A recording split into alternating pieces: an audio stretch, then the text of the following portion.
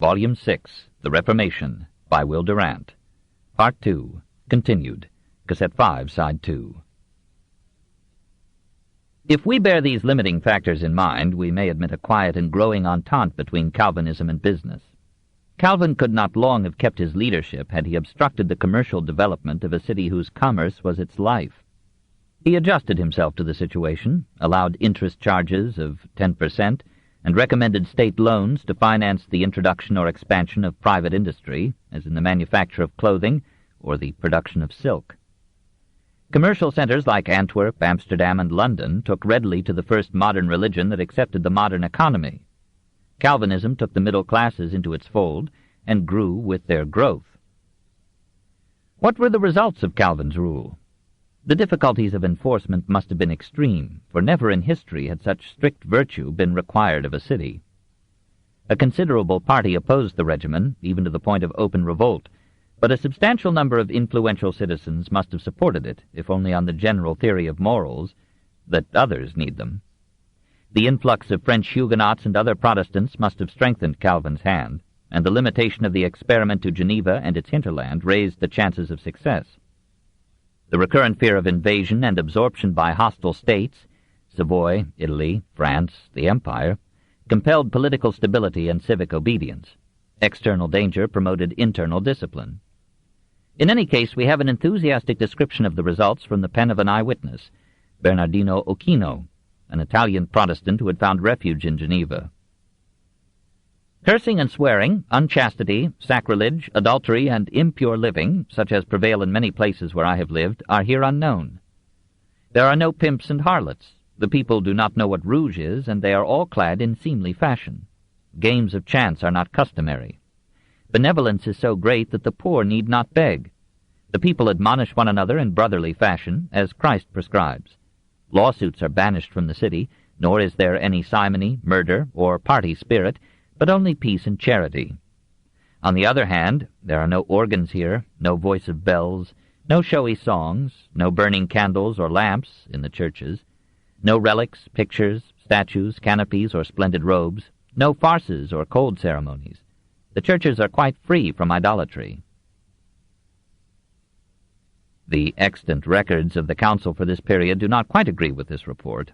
They reveal a high percentage of illegitimate children, abandoned infants, forced marriages, and sentences of death. Calvin's son-in-law and his stepdaughter were among those condemned for adultery. But then again, as late as 1610, we find Valentin Andrei, a Lutheran minister from Württemberg, praising Geneva enviously. When I was in Geneva, I observed something great, which I shall remember and desire as long as I live. There is in that city not only the perfect institute of a perfect republic, but, as a special ornament, a moral discipline which makes weekly investigations into the conduct and even the smallest transgressions of the citizens. All cursing and swearing, gambling, luxury, strife, hatred, fraud, etc., are forbidden, while greater sins are hardly heard of. What a glorious ornament of the Christian religion is such a purity of morals! We must lament with tears that it is wanting with us Germans, and almost totally neglected. If it were not for the difference of religion, I would have been chained to Geneva forever. 5. The conflicts of Calvin. Calvin's character harmonized with his theology. The oil painting in the University Library at Geneva pictures him as a severe and somber mystic, dark but bloodless complexion, scanty black beard, high forehead, penetrating, ruthless eyes. He was short and thin and physically frail, hardly fit to carry a city in his hands. But behind the weak frame burned a mind sharp, narrow, devoted, and intense, and a firm, indomitable will, perhaps a will to power. His intellect was a citadel of order, making him almost the Aquinas of Protestant theology. His memory was crowded and yet precise. He was ahead of his time in doubting astrology, abreast of it in rejecting Copernicus, a bit behind it, like Luther, in ascribing many terrestrial occurrences to the devil. His timidity concealed his courage, his shyness disguised an inner pride, his humility before God became at times a commanding arrogance before men. He was painfully sensitive to criticism and could not bear opposition with the patience of one who can conceive the possibility that he may be wrong. Racked with illness, bent with work, he often lost his temper and broke out into fits of angry eloquence. He confessed to Butzer that he found it difficult to tame the wild beast of his wrath. His virtues did not include humor, which might have softened his certainties, nor a sense of beauty, which might have spared ecclesiastical art. Yet he was no unmitigated killjoy. He bade his followers be cheerful, play harmless games like bowling or quoits, and enjoy wine in moderation. He could be a kind and tender friend, and an unforgiving enemy, capable of hard judgments and stern revenge. Those who served him feared him, but those loved him most who knew him best. Sexually, his life showed no fault. He lived simply, ate sparingly, fasted unostentatiously, slept only 6 hours a day, never took a holiday, used himself up without stint in what he thought was the service of God. He refused increases in salary, but labored to raise funds for the relief of the poor. The strength of that heretic, said Pope Pius IV, consisted in this, that money never had the slightest charm for him. If I had such servants, my dominion would extend from sea to sea. A man of such mettle must raise many enemies. He fought them with vigor and in the controversial language of the time. He described his opponents as riffraff, idiots, dogs, asses, pigs, and stinking beasts, epithets less becoming to his elegant Latinity than to Luther's gladiatorial style. But he had provocations. One day, Jérôme Bossuet, an ex-monk from France, interrupted Calvin's sermon at St. Peter's to denounce the predestinarian doctrine as an insult to God. Calvin answered him by citing Scripture. The police arrested Bossuet. The consistory charged him with heresy. The council was inclined to put him to death. But when the opinions of theologians in Zurich, Basel, and Bern were solicited, they proved disconcerting. Bern recommended caution in dealing with problems beyond human ken, a new note in the literature of the age. And Bullinger warned Calvin that many are displeased with what you say in your institutes about predestination, and draw the same conclusions as Bossuet. The council compromised on banishment in 1551. Bossuet returned to France and Catholicism. More important in result was Calvin's controversy with Joachim Westphal. This Lutheran minister of Hamburg denounced as satanic blasphemies the view of Zwingli and Calvin that Christ was only spiritually present in the Eucharist, and thought the Swiss reformers should be refuted not by the pens of theologians, but by the rods of magistrates. This in 1552. Calvin answered him in terms so severe that his fellow reformers at Zurich, Basel, and Bern refused to sign his remonstrance. He issued it nevertheless. Westphal and other Lutherans returned to the attack. Calvin branded them as apes of Luther, and argued so effectively that several regions hitherto Lutheran, Brandenburg, the Palatinate, and parts of Hesse, Bremen, Anhalt, and Baden, were won to the Swiss view and the Reformed Church. Only the silence of Melanchthon, who secretly agreed with Calvin, and the post-mortem echo of Luther's thunderbolts saved the rest of northern Germany for the Lutheran creed. Turning from these assaults on the right, Calvin faced on the left a group of radicals recently arrived in Switzerland from Counter-Reformation Italy. Caelius Secundus Curio, teaching in Lausanne and Basel, shocked Calvin by announcing that the saved, including many heathen, would far outnumber the damned. Lilius Socinus, son of a leading Italian jurist, settled in Zurich, studied Greek, Arabic, and Hebrew in order to understand the Bible better, learned too much, and lost his faith in the Trinity, predestination, original sin, and the atonement. He expressed his skepticism to Calvin, who answered as well as possible. Socinus agreed to refrain from public utterance of his doubts, but later he spoke out against the execution of Servetus, and was among the few who, in that fevered age, stood up for religious toleration. In a state where religion and government were fused in an intoxicating mixture, it was natural that Calvin's most persistent conflicts should be with the patriotes and libertins, who had once expelled him and now deplored his return. The patriots resented his French origin and supporters, abhorred his theology, nicknamed him Cain, and called their dogs Calvin. They insulted him in the streets, and probably it was they who one night fired 50 shots outside his home. The libertins preached a pantheistic creed without devils, angels, Eden, atonement, Bible, or Pope. Queen Margaret of Navarre received and supported them at her court in Iraq, and reproved Calvin for his severity with them. On June 27, 1547, Calvin found attached to his pulpit a placard reading, "Gross hypocrite, you and your companions will gain little by your pains. If you do not save yourselves by flight, nobody shall prevent your overthrow, and you will curse the hour when you left your monkery. After people have suffered long, they avenge themselves. Take care that you are not served like Monsieur Verle, who had been killed." "We will not have so many masters." Jacques Rouet, a leading libertin, was arrested on suspicion of having written the placard. No proof was adduced. It was claimed that he had some days previously uttered threats against Calvin. In his room were found papers, allegedly in his handwriting, calling Calvin a haughty and ambitious hypocrite, and ridiculing the inspiration of the Scriptures and the immortality of the soul. He was tortured twice daily for 30 days until he confessed, we do not know how truthfully, that he had affixed the placard and conspired with French agents against Calvin in Geneva. On July 26th, half dead, he was tied to a stake, his feet were nailed to it, and his head was cut off. Tension mounted until, on December 16, 1547, the Patriotes and Libertins came armed to a meeting of the Great Council and demanded an end to the power of the consistory over the citizens. At the height of a violent tumult, Calvin entered the room, faced the hostile leaders, and said, striking his breast, "If you want blood, there are still a few drops here. Strike then." Swords were drawn, but no one ventured to be the first assassin. Calvin addressed the gathering with rare moderation and finally persuaded all parties to a truce. Nevertheless, his confidence in himself was shaken. On December 17th, he wrote to VIII, "I hardly hope that the Church can be upheld much longer, at least by my ministry. Believe me, my power is broken, unless God stretch forth his hand." But the opposition divided into factions and subsided till the trial of Servetus offered another opportunity. 6. Michael Servetus, 1511 to 1553. Miguel Serveto was born at Villanova, some 60 miles north of Saragossa, son of a notary of good family. He grew up at a time when the writings of Erasmus were enjoying a transitory tolerance in Spain. He was in some measure influenced by the literature of the Jews and the Moslems.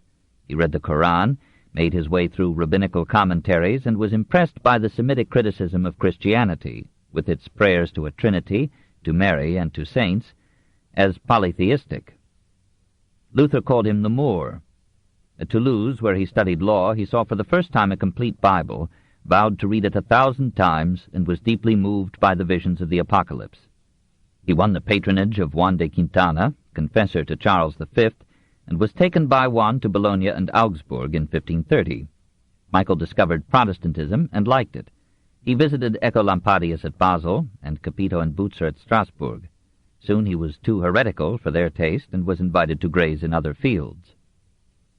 In 1531 and 1532 he published the first and second edition of his basic work, De Trinitatis Erroribus.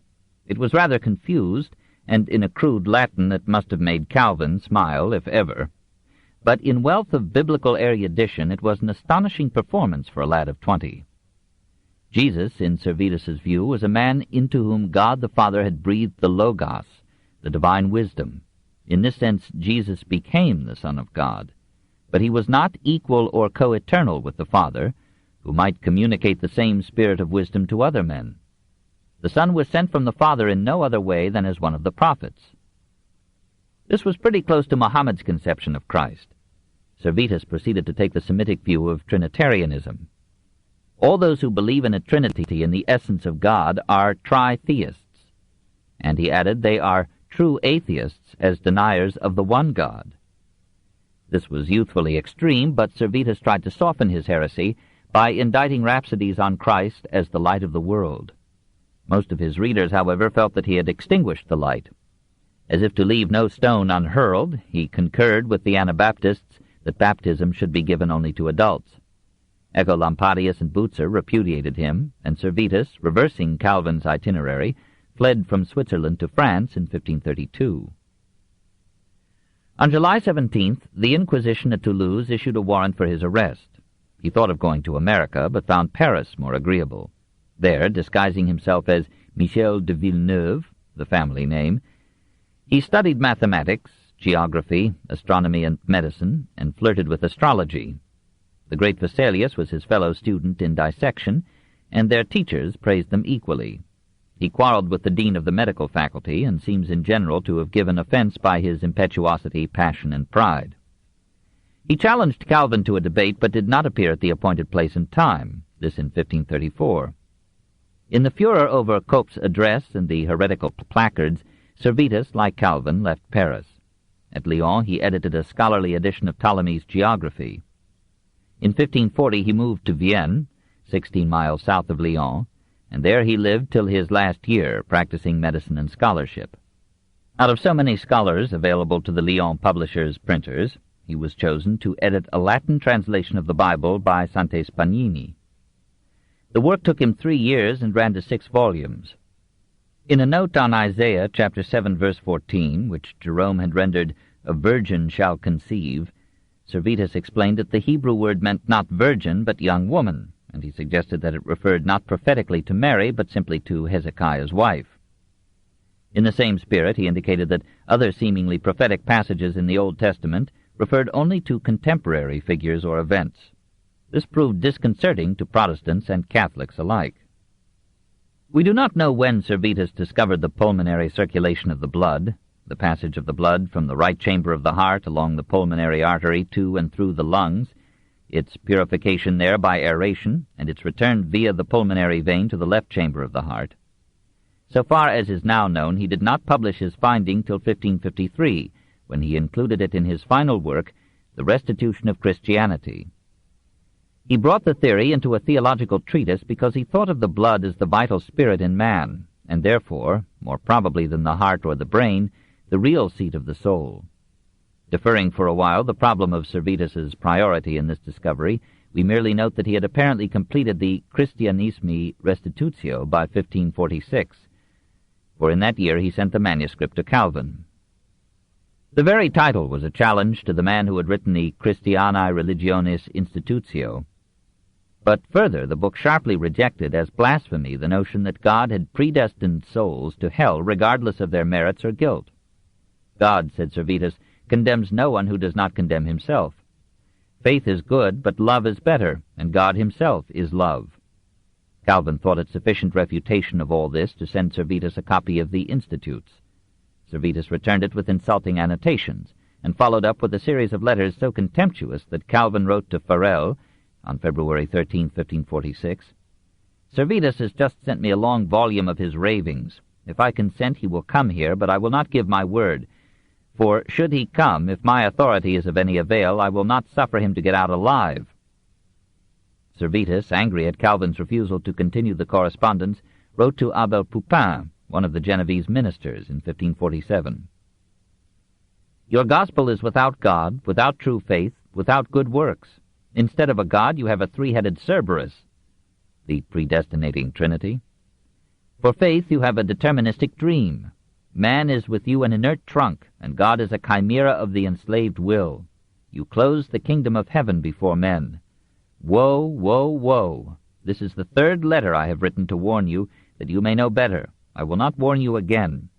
In this fight of Michael I know that I shall certainly die, but I do not falter. Christ will come. He will not tarry." Obviously, Servetus was a bit more insane than the average of his time.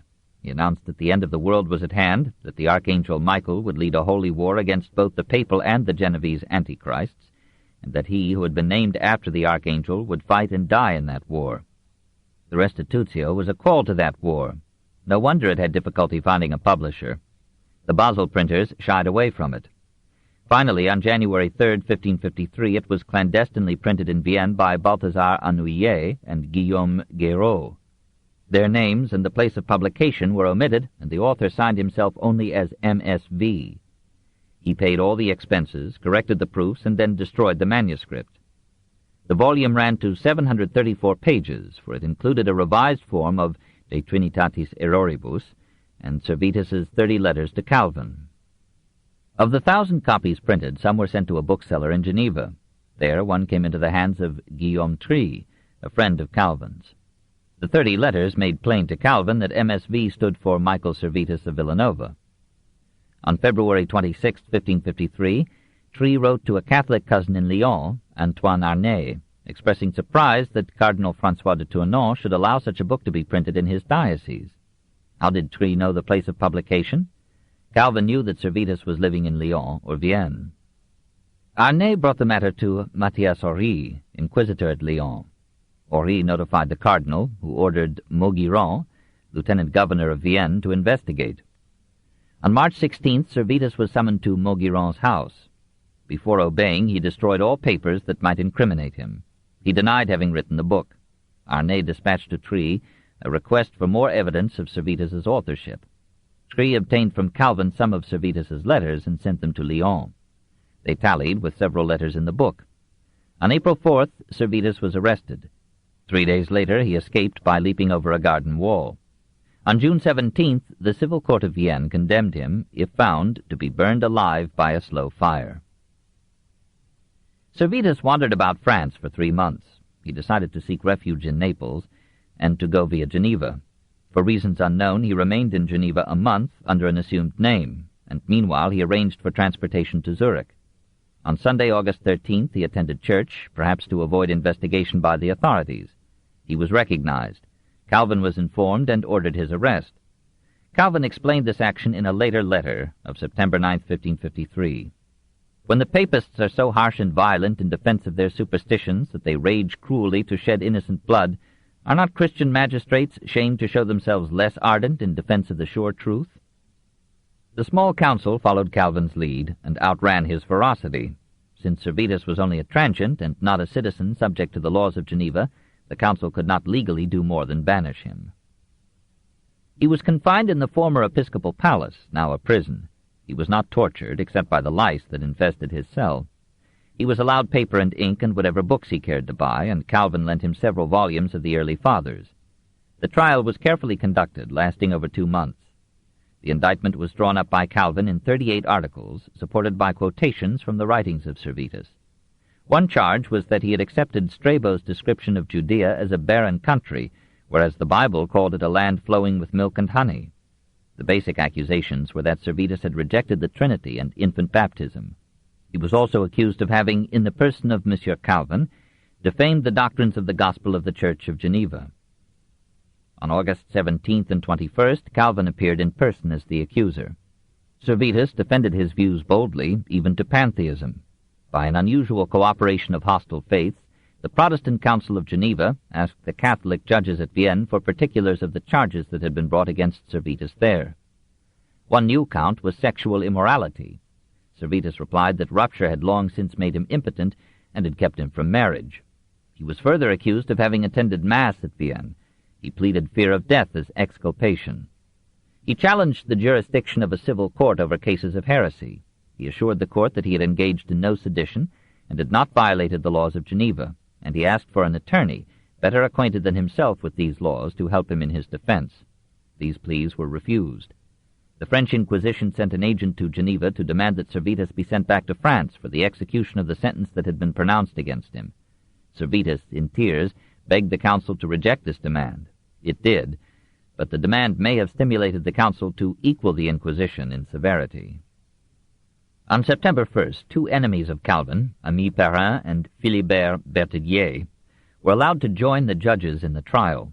They engaged Calvin in disputes to no result, but they persuaded the council to consult the other churches of Protestant Switzerland on how Servetus should be treated. On September 2nd, Calvin's leadership in the city was again challenged in the council by Patriotes and Libertins.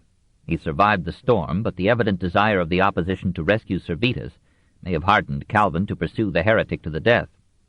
However, we should note that the chief prosecutor in the trial was Claude Rigaud, a Libertin. On September 3rd, Servetus presented to the council a written reply to the 38 charges adduced by Calvin. He met each point with keen argument and scriptural or patristic citations. He questioned Calvin's right to interfere in the trial and called him a disciple of Simon Magus, a criminal and a homicide. Calvin answered in 23 pages. These were submitted to Servetus, who returned them to the council with such marginal comments as liar, impostor, hypocrite, miserable wretch. Probably the strain of a month's imprisonment and mental torment had broken Servetus's self-control. Calvin's reports of the trial are themselves in the manner of the time. He writes of Servetus that the dirty dog wiped his snout, the perfidious scamp soils each page with impious ravings. Servetus petitioned the council to indict Calvin as a represser of the truth of Jesus Christ, to exterminate him, confiscate his goods, and with the proceeds reimburse Servetus for the losses he had sustained by Calvin's actions. The suggestion was not favorably received. On October 18th, the replies came in from the Swiss churches whose council had been asked. All advised the condemnation of Servetus, none his execution. On October 25th, Perrin made a last effort to save him by moving for a retrial before the Council of 200. He was overruled. On the 26th, the small council, with no member dissenting, passed sentence of death on 2 counts of heresy, Unitarianism and the rejection of infant baptism. When Servetus heard the sentence, says Calvin, he moaned like a madman and beat his breast and bellowed in Spanish, "Misericordia! Misericordia!" He asked to talk with Calvin. He pleaded with him for mercy. Calvin offered no more than to give him the final consolations of the true religion if he would retract his heresies. Servetus would not. He asked to be beheaded rather than burned. Calvin was inclined to support this plea, but the aged Farel, in at the death, reproved him for such tolerance, and the council voted that Servetus should be burned alive. The sentence was carried out the next morning, October 27, 1553, on the hill of Champel, just south of Geneva. On the way, Farel importuned Servetus to earn divine mercy by confessing the crime of heresy. According to Farel, the condemned man replied, "I am not guilty, I have not merited death," and he besought God to pardon his accusers. He was fastened to a stake by iron chains, and his last book was bound to his side. When the flames reached his face, he shrieked with agony. After half an hour of burning, he died. 7. An appeal for toleration. Catholics and Protestants united in approving the sentence. The Inquisition at Vienne, cheated of its living prey, burned Servetus in effigy. Melanchthon, in a letter to Calvin and Bullinger, gave thanks to the Son of God for the punishment of this blasphemous man, and called the burning a pious and memorable example to all posterity. Butzer declared from his pulpit in Strasbourg that Servetus had deserved to be disemboweled and torn to pieces. Bullinger, generally humane, agreed that civil magistrates must punish blasphemy with death. Yet even in Calvin's day some voices spoke for Servetus. A Sicilian wrote a long poem, De Injusto Serveti Incendio. David Joris of Basel, an Anabaptist, published a protest against the execution, but under a pseudonym. After his death, his authorship was discovered. His body was exhumed and publicly burned in 1566. The political opponents of Calvin naturally condemned his treatment of Servetus, and some of his friends deprecated the severity of the sentence as encouraging the Catholics of France to apply the death penalty to Huguenots. Such criticism must have been widespread, for in February 1554, Calvin issued a Defensio Orthodoxae Fidei de Sacra Trinitate contra prodigiosos errores Michaelis Serveti. If, he argued, we believe in the inspiration of the Bible, then we know the truth, and all who oppose it are enemies and blasphemers of God.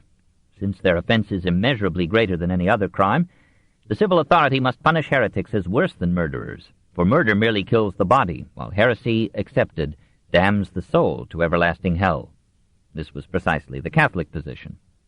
Moreover, God himself has explicitly instructed us to kill heretics, to smite with the sword any city that abandons the worship of the true faith revealed by him. Calvin quoted the ferocious decrees of Deuteronomy, chapter 13, verses 5 through 15, chapter 17, verses 2 through 5, Exodus, chapter 22, verse 20, and Leviticus, chapter 24, verse 16, and argued from them with truly burning eloquence, "Whoever shall maintain that wrong is done to heretics and blasphemers in punishing them makes himself an accomplice in their crime. There is no question here of man's authority. It is God who speaks, and it is clear what law he would have kept in the Church even to the end of the world.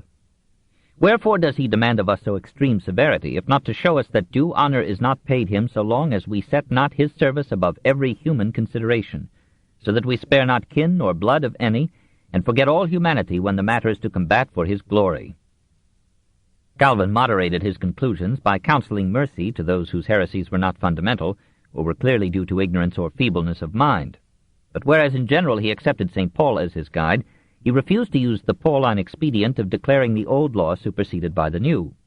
In truth, the theocracy that he had apparently established would have crumbled into disorder if differences of creed had been allowed public voice. What, meanwhile, had become of the Erasmian spirit of tolerance? Erasmus had been tolerant because he had not been certain. Luther and Melanchthon had abandoned tolerance as they progressed in certainty. Calvin, with lethal precocity, had been certain almost from his 20th year. A few humanists who had studied classic thought, and had not been frightened back into the Roman fold by distaste for the violence of theological strife, remained to suggest, diffidently, that certainty in religion and philosophy is unattainable, and that therefore theologians and philosophers should not kill. The humanist who spoke most clearly for tolerance amid the clash of certainties had been for a time one of Calvin's closest friends. Sebastian Castellio, born in the French Jura in 1515, became an adept in Latin, Greek, and Hebrew, taught Greek at Lyon, lived with Calvin in Strasbourg, was appointed by him rector of the Latin school at Geneva in 1541, and began there a translation of the entire Bible into Ciceronian Latin. While he admired Calvin as a man, he abominated the doctrine of predestination and fretted under the new discipline of body and mind. In 1544 he charged the Genevese ministers with intolerance, impurity, and drunkenness. Calvin complained to the council. Castellio was found guilty of calumny and was banished in 1544. For 9 years he lived in great poverty, supporting a large family, and working at night on his version of the Scriptures. He finished this in 1551. Then, lonesome for the placid drudgery of scholarship, he began again at Genesis, chapter 1, verse 1, and translated the Bible into French. Finally, in 1553, he obtained a professorship of Greek at the University of Basel. He sympathized with the Unitarians, longed to help Servetus, and was shocked by Calvin's defense of the execution. Under assumed names, he and Caelius Curio published in March 1554 the first modern classic on toleration, De Haereticis Ancint Persequendi, Should Heretics Be Persecuted? The main body of the work was an anthology, compiled by Curio, of Christian pleas for tolerance, from Lactantius and Jerome to Erasmus, the early Luther, and Calvin himself. Castellio contributed the argument in preface and epilogue. For hundreds of years, he pointed out, men had debated free will, predestination, heaven and hell, Christ and the Trinity, and other difficult matters. No agreement had been reached, probably none would ever be reached. But none is necessary, said Castellio. Such disputes do not make men better. All that we need is to carry the Spirit of Christ into our daily lives, to feed the poor, help the sick, and love even our enemies. It seemed to him ridiculous that all the new sects, as well as the old church, should pretend to absolute truth and make their creeds obligatory on those over whom they had physical power. As a result, a man would be orthodox in one city and become a heretic by entering another. He would have to change his religion, like his money, at each frontier. Can we imagine Christ ordering a man to be burned alive for advocating adult baptism? The Mosaic laws calling for the death of a heretic were superseded by the law of Christ, which is one of mercy, not of despotism and terror. If a man denies life after death and rejects all law, he may, said Castellio, be justly silenced by the magistrates, but he should not be killed. Moreover, he thought, persecution of beliefs is futile. Martyrdom for an idea spreads the idea far more rapidly than the martyr could have done had he been allowed to live. What a tragedy, he concluded, that those who had so lately freed themselves from the terrible Inquisition should so soon imitate its tyranny, should so soon force men back into Cimmerian darkness after so promising a dawn. Knowing Castellio's sentiments, Calvin at once recognized his hand in the De Haereticis. He delegated the task of answering it to his most brilliant disciple, Théodore de Bèche, or Bez, or Beza. Born in Vézelay, of aristocratic lineage, Théodore studied law at Orléans and Bourges, practiced it successfully in Paris, wrote Latin poetry, charmed some women by his wit, or by his prosperity, lived a gay life, married, fell dangerously ill, experienced a sickbed conversion reverse to Loyola's, adopted Protestantism, fled to Geneva, presented himself to Calvin, and was made professor of Greek at the University of Lausanne. It is remarkable that a Protestant refugee from a Huguenot persecuting France should have undertaken to defend persecution. He did it with the skill of a lawyer and the devotion of a friend. In September 1554, he issued his little book on the duty of civil magistrates to punish heretics. He pointed out again that religious toleration was impossible to one who accepted the divine inspiration of the Scriptures. But if we reject the Bible as God's word, on what shall we build the religious faith that is so clearly indispensable, considering the natural wickedness of men, to moral restraint, social order, and civilization? Nothing would then be left but chaotic doubts disintegrating Christianity.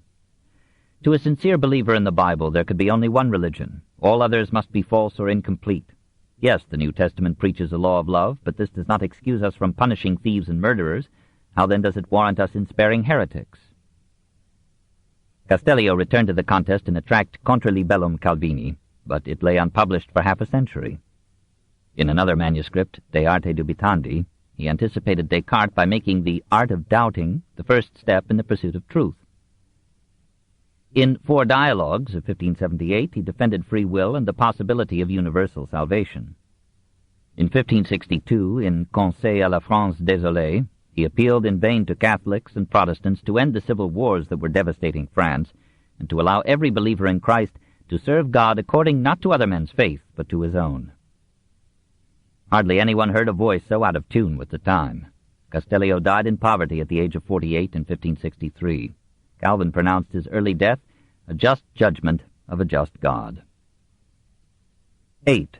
Calvin to the end, 1554 to 1564. Perhaps Calvin knew Castellio's secret leaning toward Unitarianism, belief in a God not triune, therefore a rejection of Christ's divinity, and he can be forgiven for seeing in this basic doubt the beginning of the end for Christianity. He feared this heresy all the more because he found it in Geneva itself, above all among the Protestant fugitives from Italy. These men saw no sense in replacing incredible transubstantiation with incredible predestination. Their rebellion attacked the fundamental assumption of Christianity, that Christ was the Son of God. Matteo Gribaldi, professor of jurisprudence at Padua, had a summer home near Geneva. During the trial of Servetus, he spoke openly against civil punishment for religious opinions and advocated freedom of worship for all. Hailed before the council, he was banished on suspicion of Unitarianism in 1559. He secured appointment as professor of law in the University of Tübingen. Calvin sent word there of Gribaldi's doubts. The university pressed him to sign a Trinitarian confession. Instead, he fled to Bern, where he died of the plague in 1564. Giorgio Blandrada, an Italian physician domiciled in Geneva, was summoned before the council on a charge of questioning the divinity of Christ. He fled to Poland, where he found some tolerance for his heresy. Valentino Gentile, from Calabria, openly expressed Unitarian views in Geneva, was thrown into prison, was sentenced to death in 1557, recanted, was released, went to Lyon, was arrested by the Catholic authorities, but was freed on his assurance that his chief interest lay in refuting Calvin. He joined Blandrata in Poland, returned to Switzerland, was seized by the Bernese magistrates, was convicted of perjury and heresy, and was beheaded in 1566. Amid these battles for the Lord, Calvin continued to live simply and to rule Geneva by the power of a personality armed with the delusions of his followers. His position became stronger as years gave it roots. His only weakness was physical. Headaches, asthma, dyspepsia, stone, gout, and fever racked and thinned his frame and formed his face to taut severity and gloom. A long illness in 1558 to 59 left him lame and feeble, with repeated hemorrhages of the lungs. Thereafter he had to keep to his bed most of the time, though he continued to study, direct, and preach, even when he had to be borne to the sanctuary in a chair. On April 25, 1564, he made his will, full of confidence in his election to everlasting glory.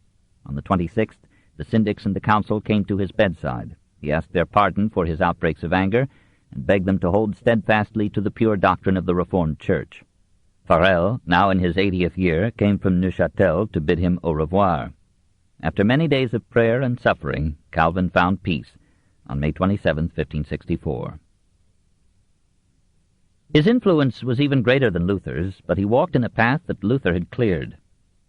Luther had protected his new church by rallying German nationalism to its support. The move was necessary, but it tied Lutheranism too narrowly to Teutonic stocks. Calvin loved France and labored to promote the Huguenot cause, but he was no nationalist.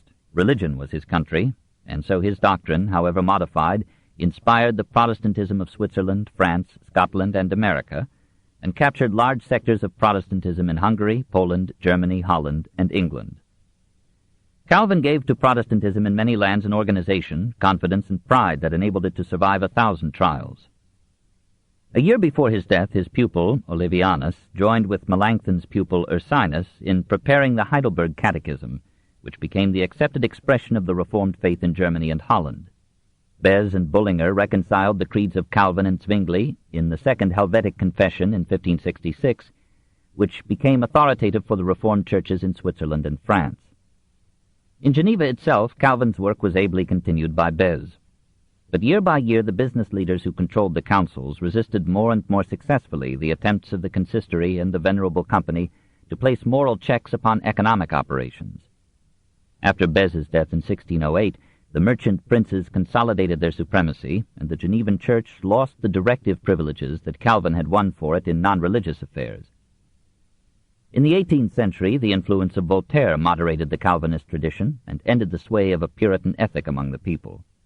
Catholicism patiently struggled to recapture a place in the city. It offered a Christianity without gloom and an ethic without severity. In 1954, the population was 42% Catholic, 47% Protestant. But the most impressive man-made structure in Geneva is the noble Reformation Monument, which, running majestically along a park wall, celebrates the victories of Protestantism and raises at its center the powerful figures of Farel, Calvin, Beze, and Knox. Meanwhile, the hard theocracy of Calvin was sprouting democratic buds. The efforts of the Calvinist leaders to give schooling to all, and their inculcation of disciplined character, helped the sturdy burghers of Holland to oust the alien dictatorship of Spain, and supported the revolt of nobles and clergy in Scotland against a fascinating but imperious queen.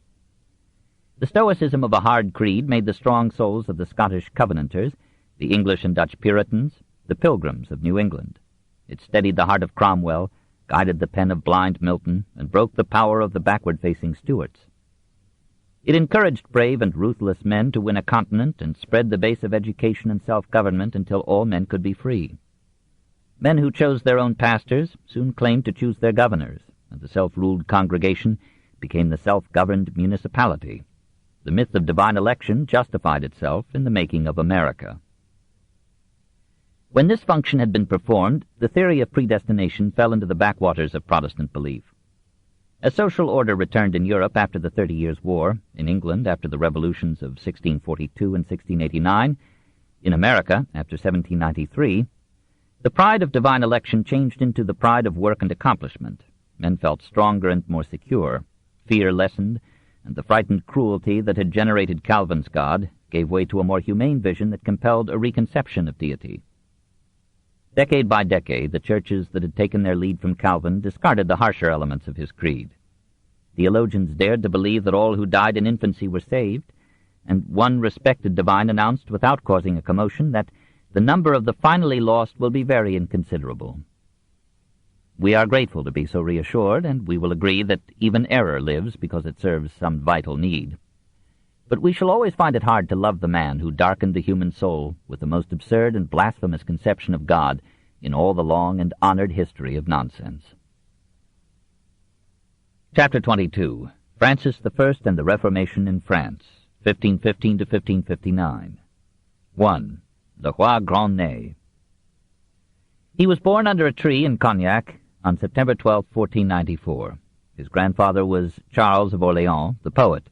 Perhaps song and the love of beauty were in his blood. His father was Charles of Valois and Orleans, Count of Angoulême, who died after many adulteries in the 3rd year of Francis's life. This book is continued on Cassette 6, Side 1. The Story of Civilization, Volume 6, The Reformation, by Will Durant. Part 2, continued, Cassette 6, Side 1. His father was Charles of Valois and Orleans, Count of Angoulême, who died after many adulteries in the 3rd year of Francis's life. His mother was Louise of Savoy, a woman of beauty, ability, and ambition, with a taste for wealth and power. Widowed at 17, she refused the hand of Henry VII of England and devoted herself, barring some liaisons, to making her son King of France. She did not mourn when Anne of Brittany, second wife of Louis XII, had a stillborn son, leaving Francis heir to the throne. Louis sadly made Francis Duke of Valois and appointed tutors to instruct him in the art of royalty. Louise and his sister, Marguerite, mothered him to idolatry and prepared him to be a ladies' king. Louise called him Mon Roi, Mon Seigneur, Mon César, fed him chivalric romances, gloried in his gallantries, and swooned at the blows he received in the jousts that he loved. He was handsome, gay, courteous, brave. He met dangers like a Roland or an Amadis. When a wild boar, escaping from its cage, sought to frolic in his princely court, it was Francis who, while others fled, faced the beast and slew it splendidly. At the age of 12, in 1506, he was betrothed to Claude of France, the 7-year-old daughter of Louis XII. She had been promised to the boy who was to become the Emperor Charles V. The engagement had been broken to avoid yoking France to Spain. This was one item in 100 irritations that urged Hapsburg and Valois into conflict from youth to death. At 14, Francis was bidden leave his mother and join Louis at Chinon. At 20, he married Claude. She was stout and dull, lame and fertile and good. She gave him children in 1515, 1516, 1518, 1520, 1522, 1523, and died in 1524. Meanwhile, he became king on January 1st, 1515. Everybody was happy, above all his mother, to whom he gave the duchies of Angoulême and Anjou, the counties of Maine and Beaufort, the barony of Amboise. But he was generous to others, too, to nobles, artists, poets, pages, mistresses. His pleasant voice, his cordiality and good temper, his vivacity and charm, his living synthesis of chivalry and the Renaissance, endeared him to his country, even to his court. France rejoiced and placed high hopes in him, as England in those years in Henry VIII, and the Empire in Charles V. The world seemed young again, so freshened with royal youth. And Francis, even more than Leo X, was resolved to enjoy his throne. What was he really, this Arthur plus Lancelot? Physically, he would have been magnificent had not his nose been more so. Irreverent contemporaries called him le Roi Grand Nez. He was 6 feet tall, broad-shouldered, agile, strong. He could run, jump, wrestle, fence with the best. He could wield a 2-handed sword or a heavy lance. His thin beard and mustache did not disguise his youth. He was 21 when crowned. His narrow eyes suggested alertness and humor, but not subtlety or depth. If his nose betokened virility, it conformed to his reputation. Brantôme, whose Dame Galante cannot be taken as history, wrote therein that King Francis loved greatly and too much. For being young and free, he embraced now one, now another with indifference, from which he took the Grand Vérole that shortened his days. The king's mother was reported to have said that he was punished where he had sinned. Perhaps history has exaggerated the variety of his amours. Whatever their number, he remained outwardly faithful first to Françoise de Foix, Comtesse de Chateaubriand, then from 1526 to his death to Anne de Pisseleu, whom he had made Duchesse d'Étampes. Gossip spread 100 romantic tales about him, that he besieged Milan not for Milan, but for a pair of unforgettable eyes that he had seen there, or that a siren in Pavia lured him to his central tragedy. In any case, we may have some sympathy for so sensitive a king. He was capable of tenderness as well as infatuation. When he proposed to divorce his son from the persistently barren Catherine de Médicis, her tears dissuaded him.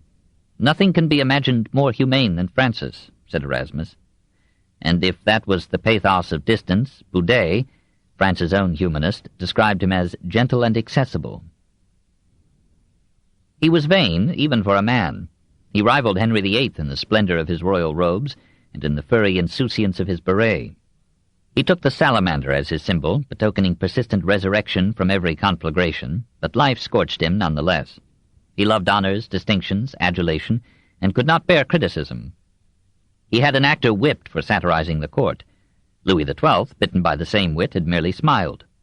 He could be ungrateful as to Anne de Montmorency, unfair as to Charles of Bourbon, cruel as to Semblancay, but by and large he was forgiving and generous. Italians marveled at his liberality. No ruler in history was kinder to artists. He loved beauty intensely and intelligently, and spent almost as readily on art as on war. He was half the purse of the French Renaissance. His intellectual ability did not equal his charm of character. He had little Latin and no Greek, but astonished many men by the variety and accuracy of his knowledge in agriculture, hunting, geography, military science, literature, and art. And he enjoyed philosophy when it did not interfere with love or war.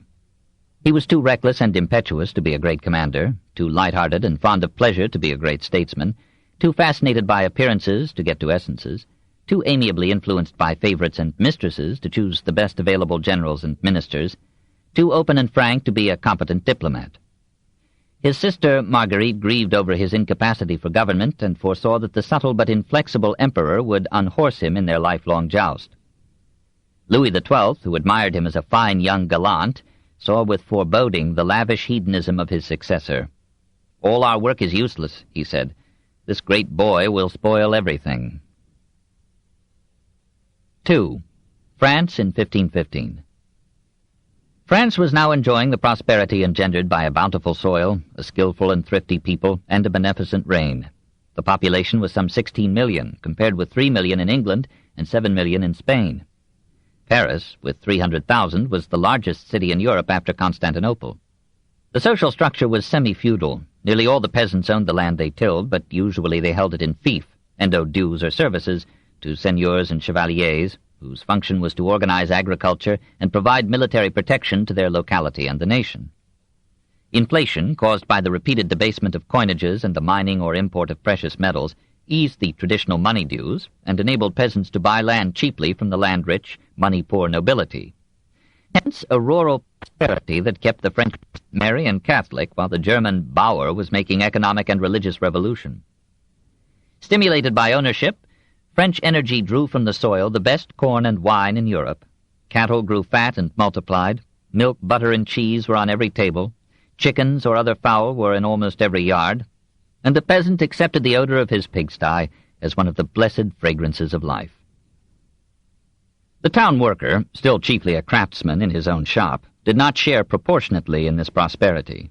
Inflation raised prices faster than wages, and protective tariffs and royal monopolies, as of salt, helped to keep the cost of living high.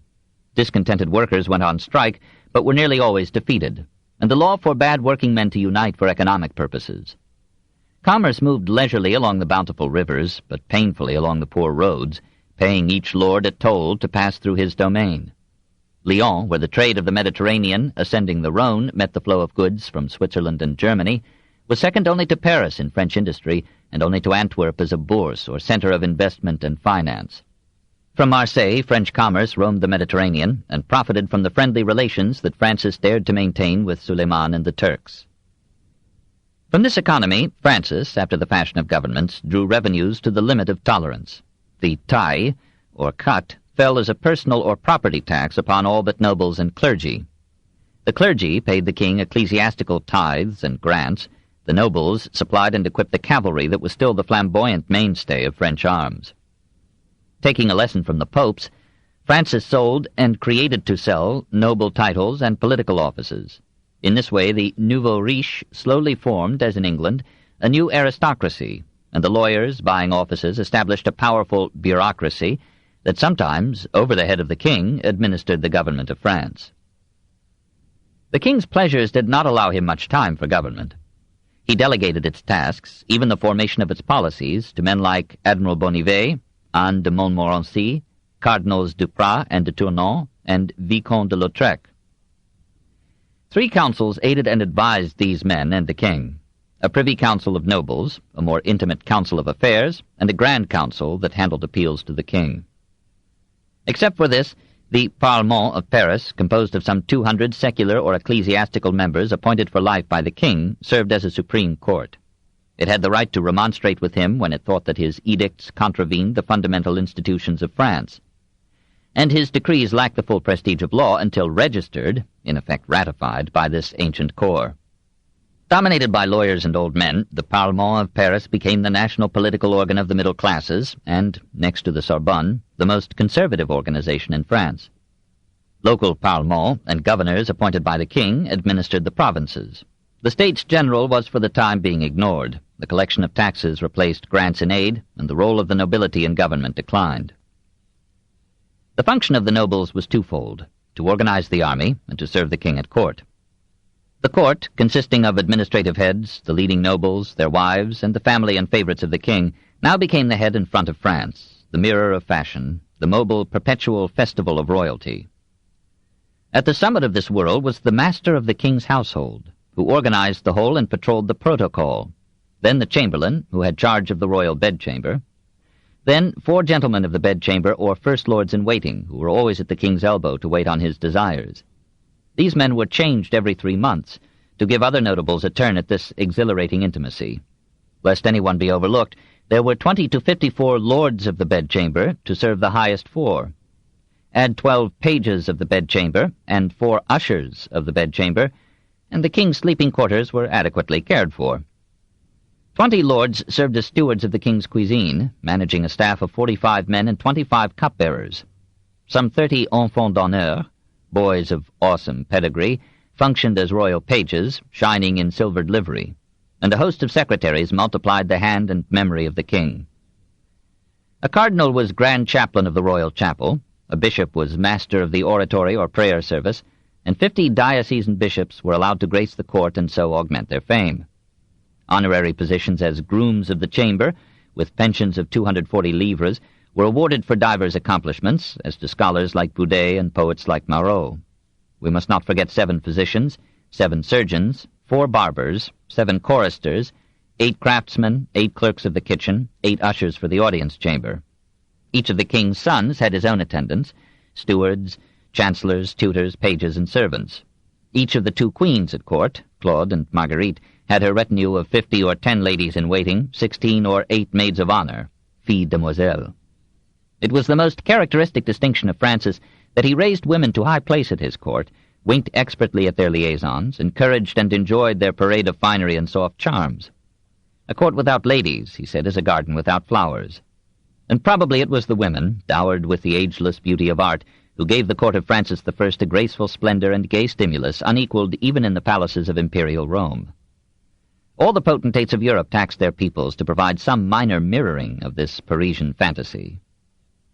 Beneath the polished surface was an immense base of servantry, 4 chefs, 6 assistant chefs, cooks specializing in soups or sauces or pastries or roasts, and a countless personnel to supply and serve the king's table, the cuisine commune of the court, and the needs and comforts of ladies and gentlemen. There were court musicians, led by the most notable singers, composers, and instrumentalists in Europe outside of Rome.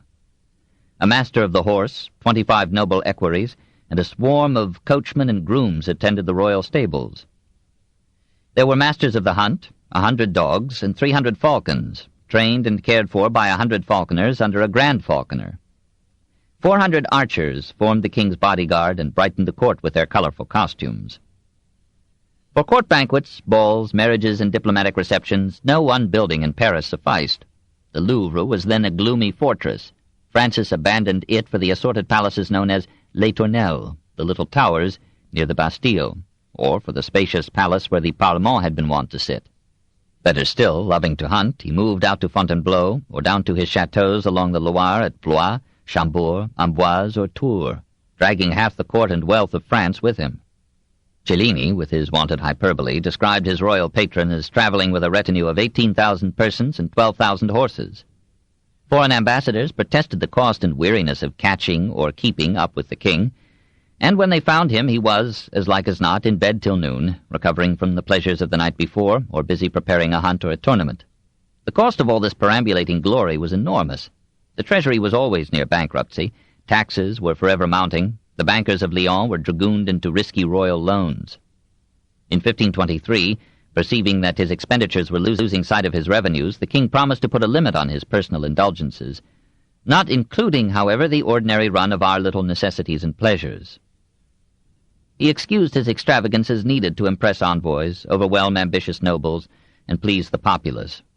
The Parisians, he thought, hungered for spectacles and admired rather than resented the splendor of their king. Now the government of France became bisexual. Francis ruled in apparent omnipotence, but he was so fond of women that he readily yielded to his mother, his sister, his mistress, even his wife. He must have loved Claude somewhat to keep her so constantly pregnant. He had married her for reasons of state. He felt entitled to appreciate other women more artistically designed. The court followed the lead of the king in making a mannerly art of adultery. The clergy adjusted themselves after making the requisite objections. The people made no objections, but gratefully imitated the easy code of the court, except one girl who, we are told, deliberately marred her beauty to deflect the royal lechery in 1524. The most influential woman at the court was the king's mother. "Address yourself to me," said Louise of Savoy to a papal legate, "and we shall go our way. If the king complains, we'll just let him talk." Very often her advice was good, and when she served as his regent, the country fared better than at his own lax hands. But her covetousness drove the Duke of Bourbon to treason, and let a French army starve in Italy. Her son forgave her everything, grateful that she had made him a god. 3. Marguerite of Navarre. Probably he loved his sister only next to his mother, and above his mistresses, whose ministrations gave him something less lasting and profound than her selfless adoration. Love was her life, love of her mother, of her brother, of her husbands, platonic love, mystical religious love. A pretty story said she was born smiling and held out her little hand to each comer. She called her mother, her brother, and herself Notre Trinité, and was content to be the smallest angel of that perfect triangle. By her birth she was Marguerite of Angoulême, Orléans, and Valois. 2 years older than Francis, she shared in bringing him up, and in their childhood games she was his mother, his mistress, and his little wife. She watched over him as fondly as if he had been some saving divinity become man. And when she found that he was also a satyr, she accepted that disposition as the right of a Greek god, though she herself seems to have taken no taint from her environment. She far outstripped Francis in studies, but she never equaled his connoisseur's appreciation of art. She learned Spanish, Italian, Latin, Greek, and some Hebrew. She surrounded herself avidly with scholars, poets, theologians, and philosophers. Nevertheless, she grew into an attractive woman, not physically beautiful, she too had the long Valois nose, but exercising a strong fascination by her charms of character and intellect. She was simpatica, agreeable, generous, kind, with a frequent dash of sprightly humor. She herself was one of the best poets of the time, and her court at Nerac or Po was the most brilliant literary center in Europe. Everyone loved her and wished to be near her. That romantic but cynical age called her La Perle des Valois, for Margarita was Latin for pearl, and a pretty legend grew that Louise of Savoy had conceived her by swallowing a pearl. Her letters to her brother are among the fairest and tenderest in literature. There must have been much good in him to draw out such devotion. Her other loves flowed or ebbed, burned or cooled. This pure passion was constant through 50 years, and always intense. The breath of that love almost clears the air of that perfumed time. Gaston de Foix, nephew of Louis XII, aroused her first romance, then went off to Italy to conquer and die at Ravenna in 1512. Guillaume de Bonnivet fell deeply in love with her, but found her heart still full of Gaston. He married one of her ladies-in-waiting to be near her. At 17 in 1509 she was wed to Charles, Duke of Alençon, also of royal pedigree. Francis had requested the marriage to cement an alliance of troublesomely rival families. But Marguerite found it hard to love the youth. Bonnivet offered her the consolations of adultery. She disfigured her face with a sharp stone to break the spell of her charm on him. Both Alençon and Bonnivet went to fight for Francis in Italy. Bonnivet died a hero at Pavia. Alençon was reported to have fled at the crisis of the battle. He returned to Lyon to find himself universally scorned. Louise of Savoy berated him as a coward. He fell ill of pleurisy. Marguerite forgave him and nursed him tenderly, but he died in 1525. After 2 years of widowhood, Marguerite, now 35, married Henri d'Albret, titular King of Navarre, a youth of 24. Kept out of his principality by the claims of Ferdinand II and Charles V to Navarre, Henri was made governor of Guyenne by Francis and established a minor court at Nerac, sometimes at Po in southwest France. He treated Marguerite as a mother, almost as a mother-in-law. He did not imitate her fidelity to the marriage vows, and she had to console herself by playing hostess and protectress to writers, philosophers, and Protestant refugees. In 1528 she bore Henri a daughter, Jeanne d'Albret, destined to fame as the mother of Henry IV. 2 years later she gave birth to a son who died in infancy. Thereafter she wore nothing but black. Francis wrote her a letter of such tender piety as we might rather have expected from her pen. Soon, however, he commanded her and Henri to surrender Jeanne to him to be brought up near the royal court. He feared that Henri would betroth her to Philip II of Spain, or that she would be reared as a Protestant.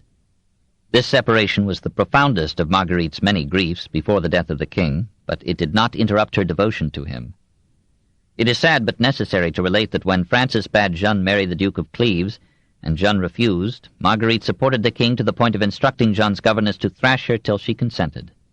Several beatings were administered, but plucky Jeanne, a girl of 12, issued a signed document to the effect that if she were forced into the marriage, she would hold it null. The wedding was arranged nevertheless on the theory that the needs of the state were the supreme law. Jeanne insisted to the last and had to be carried into the church. As soon as the ceremony was over, she fled and went to live with her parents at Po, where her extravagance in dress, retinue, and charities almost ruined them. Marguerite herself was the embodiment of charity. She walked unescorted in the streets of Po, like a simple demoiselle, allowed anyone to approach her, and heard at first hand the sorrows of her people.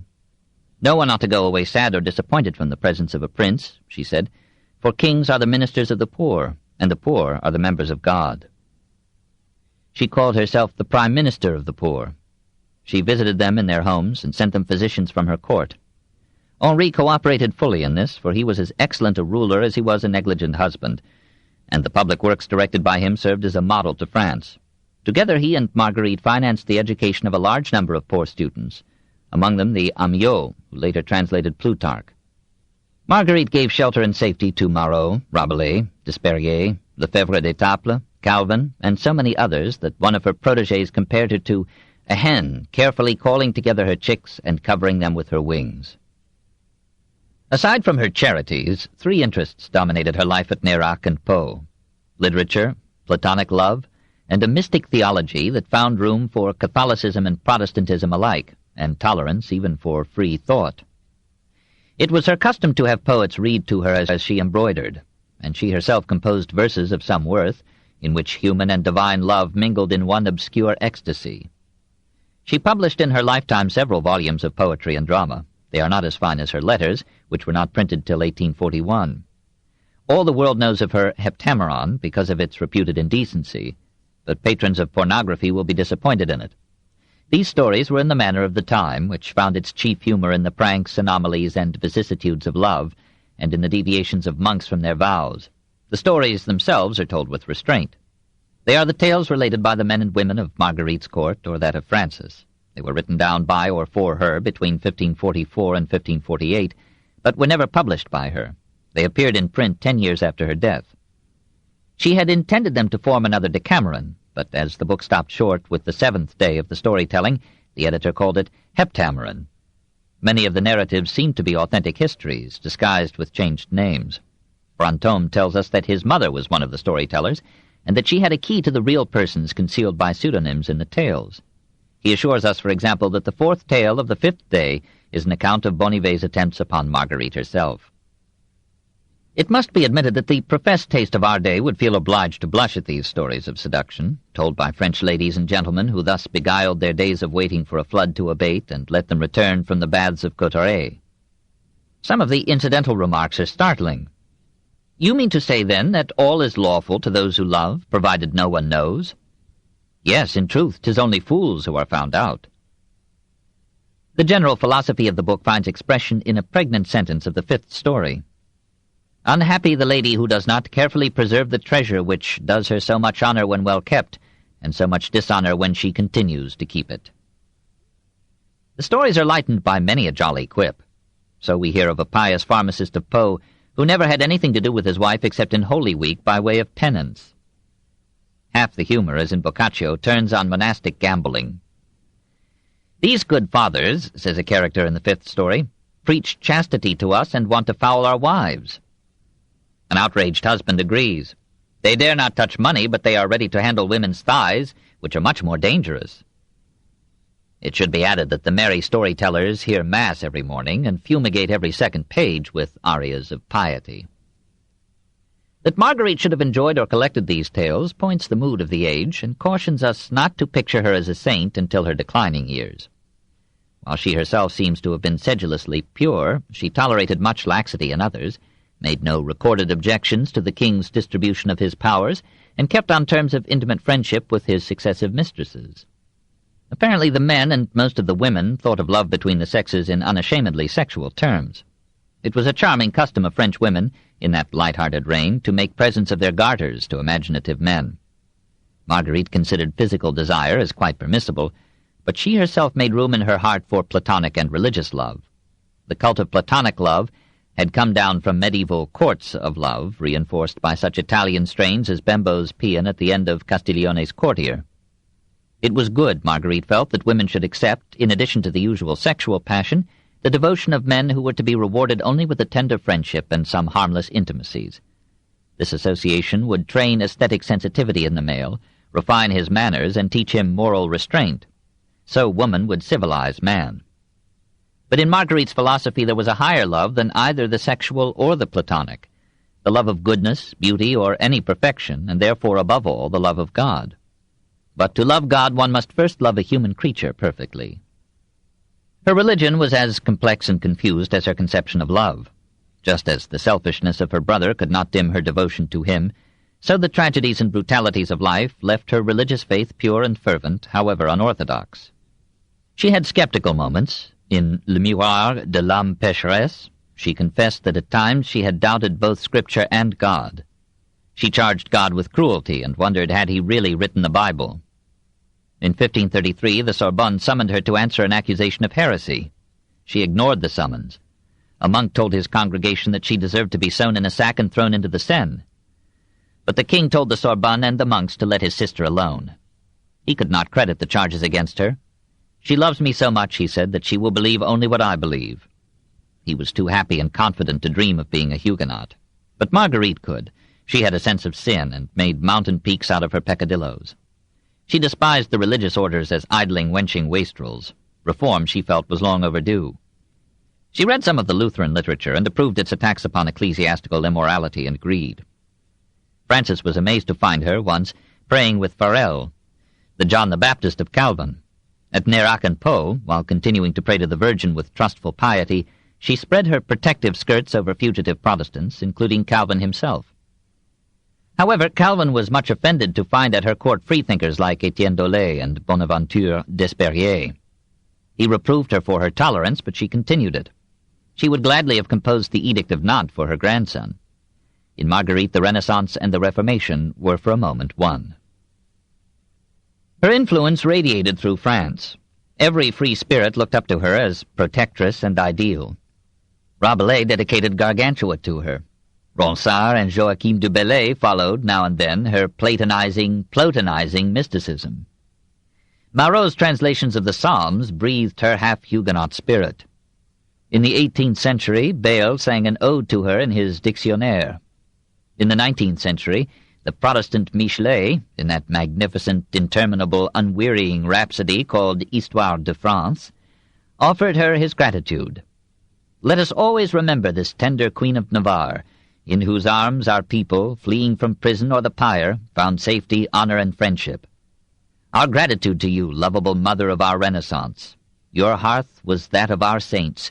Your heart was the nest of our freedom." 4. The French Protestants. No one questioned the need of religious reform. The same ecclesiastical good and evil appeared here as elsewhere. Faithful priests, devout monks, saintly nuns, here and there a bishop dedicated to religion rather than politics, and ignorant or lackadaisical priests, idle and lecherous monks, money-grubbing friars pretending poverty, weak sisters in the convents, bishops who took the earthly cash and let the celestial credit go. As education rose, faith fell, and as the clergy had most of the education, they showed in their conduct that they no longer took to heart the once terrifying eschatology of their official creed. Some bishops appropriated to themselves a luxurious multiplicity of benefices and sees. So Jean of Lorraine held, and enjoyed revenues from, the bishoprics of Metz, Toul, and Verdun, the archbishoprics of Reims, Lyon, Narbonne, Albi, Mâcon, Agen, and Nantes, and the abbeys of Gorze, Fécamp, Cluny, Marmoutier, Saint-Ouen, Saint-de-Laon, Saint-Germain, Saint-Médard of Soissons, and Saint-Mansuy of Toul. It was not enough for his needs. He complained of poverty.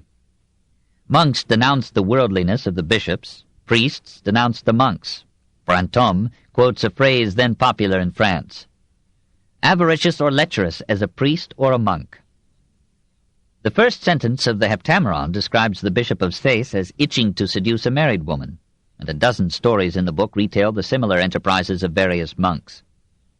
"I have such a horror of the very sight of a monk," says one character, "that I could not even confess to them, believing them to be worse than all other men."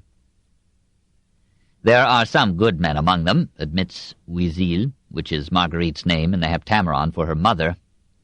But this same Louise of Savoy wrote in her journal, "In the year 1522, my son and I, by the grace of the Holy Spirit, began to know the hypocrites, white, black, grey, smoky, and of all colors, from whom God in his infinite mercy and goodness preserve and defend us.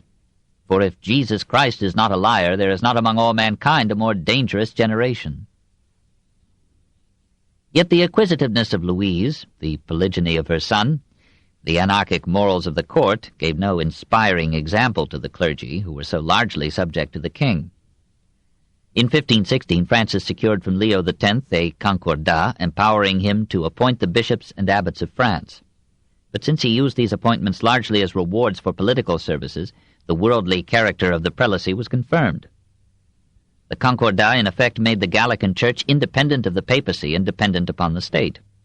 In this way Francis, a year before Luther's theses, achieved in fact, though graciously not in form, what the German princes and Henry VIII would win by war or revolution, the nationalization of Christianity. What more could French Protestants offer the French king? The first of them antedated Luther. In 1512, Jacques Lefebvre, born at Étaples in Picardy but then teaching at the University of Paris, published a Latin translation of Paul's epistles, with a commentary expounding, among other heresies, two that 10 years later would be basic with Luther, that men can be saved not by good works, but only by faith in the grace of God earned by the redeeming sacrifice of Christ, and that Christ is present in the Eucharist by his own operation and goodwill, not through any priestly transubstantiation of bread and wine. Lefebvre, like Luther, demanded a return to the gospel, and like Erasmus, he sought to restore and clarify the authentic text of the New Testament as a means of cleansing Christianity from medieval legends and sacerdotal accretions.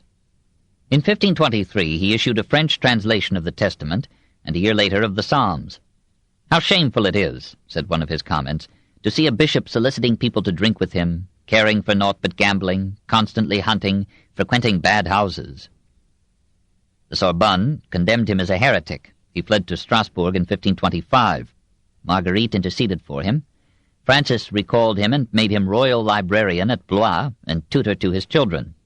In 1531, when Protestant excesses had angered the king, Lefebvre took refuge with Marguerite in southern France and lived there till his death at the age of 87 in 1537.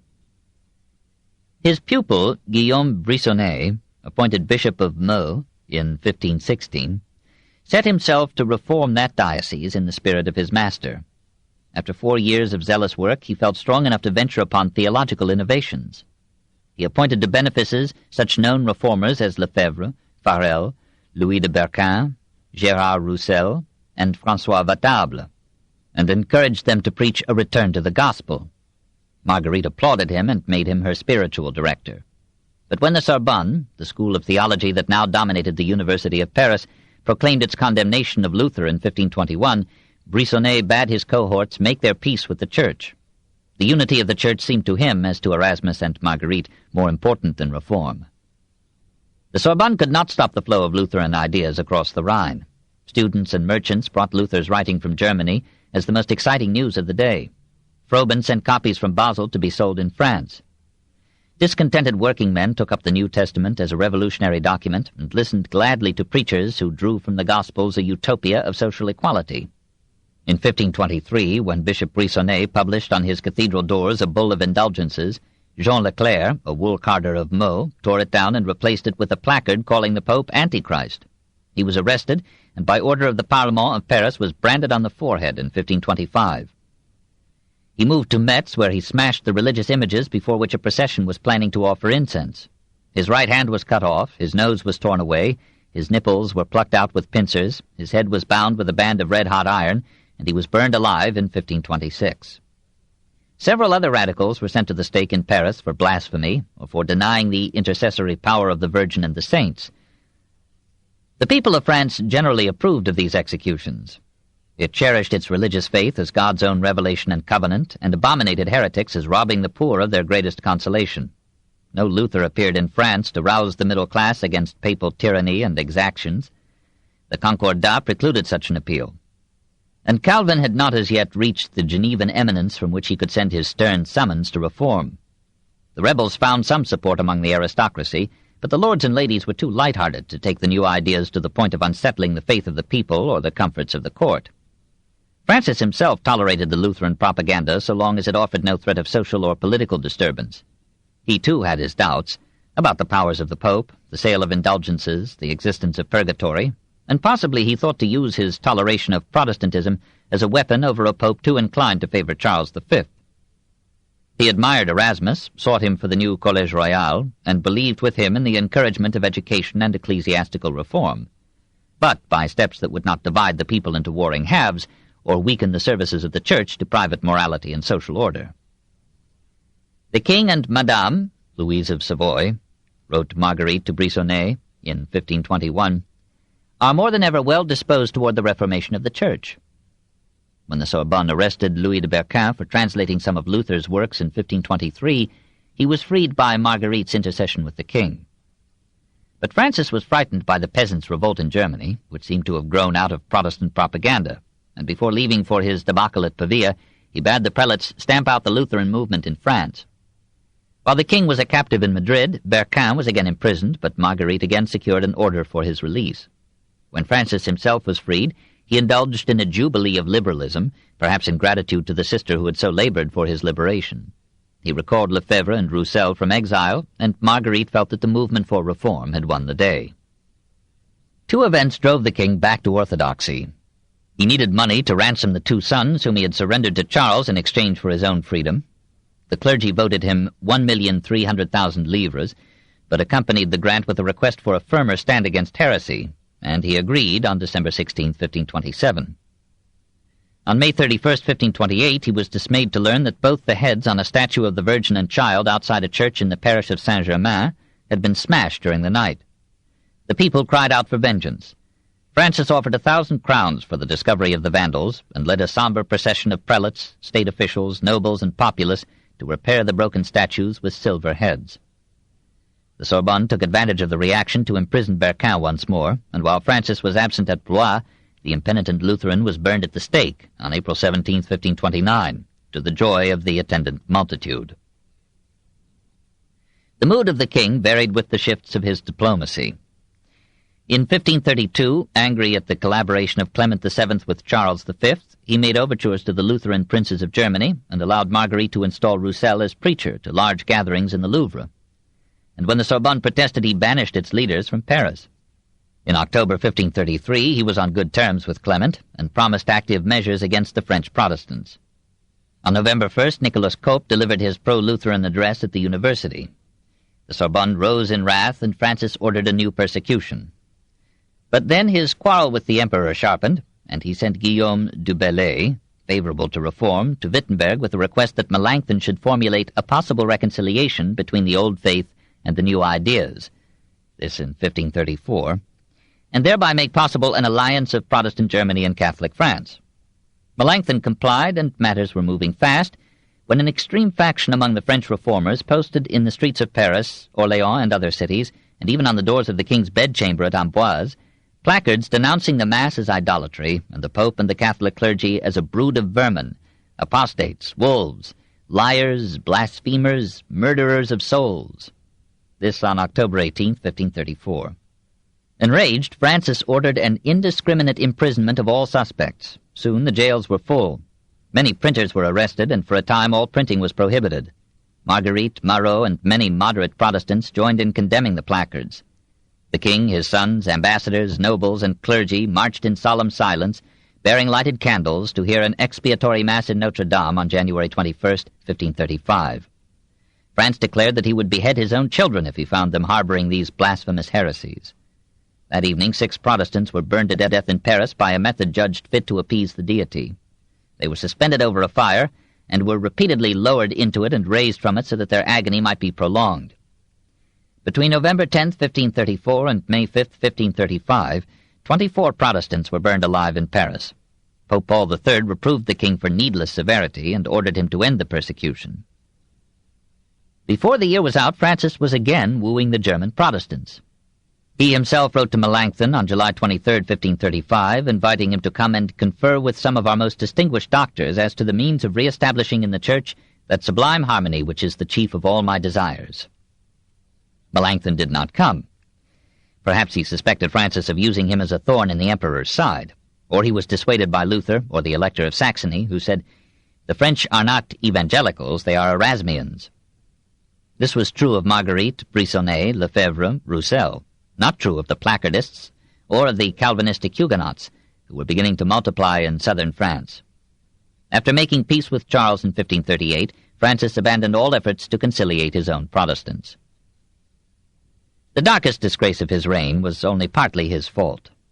The Vaudois, or Valdenses, who still cherished the semi-Protestant ideas of Peter Valdo, their 12th century founder, had been allowed under royal protection to maintain their Quaker-like existence in some 30 villages along the Durance River in Provence.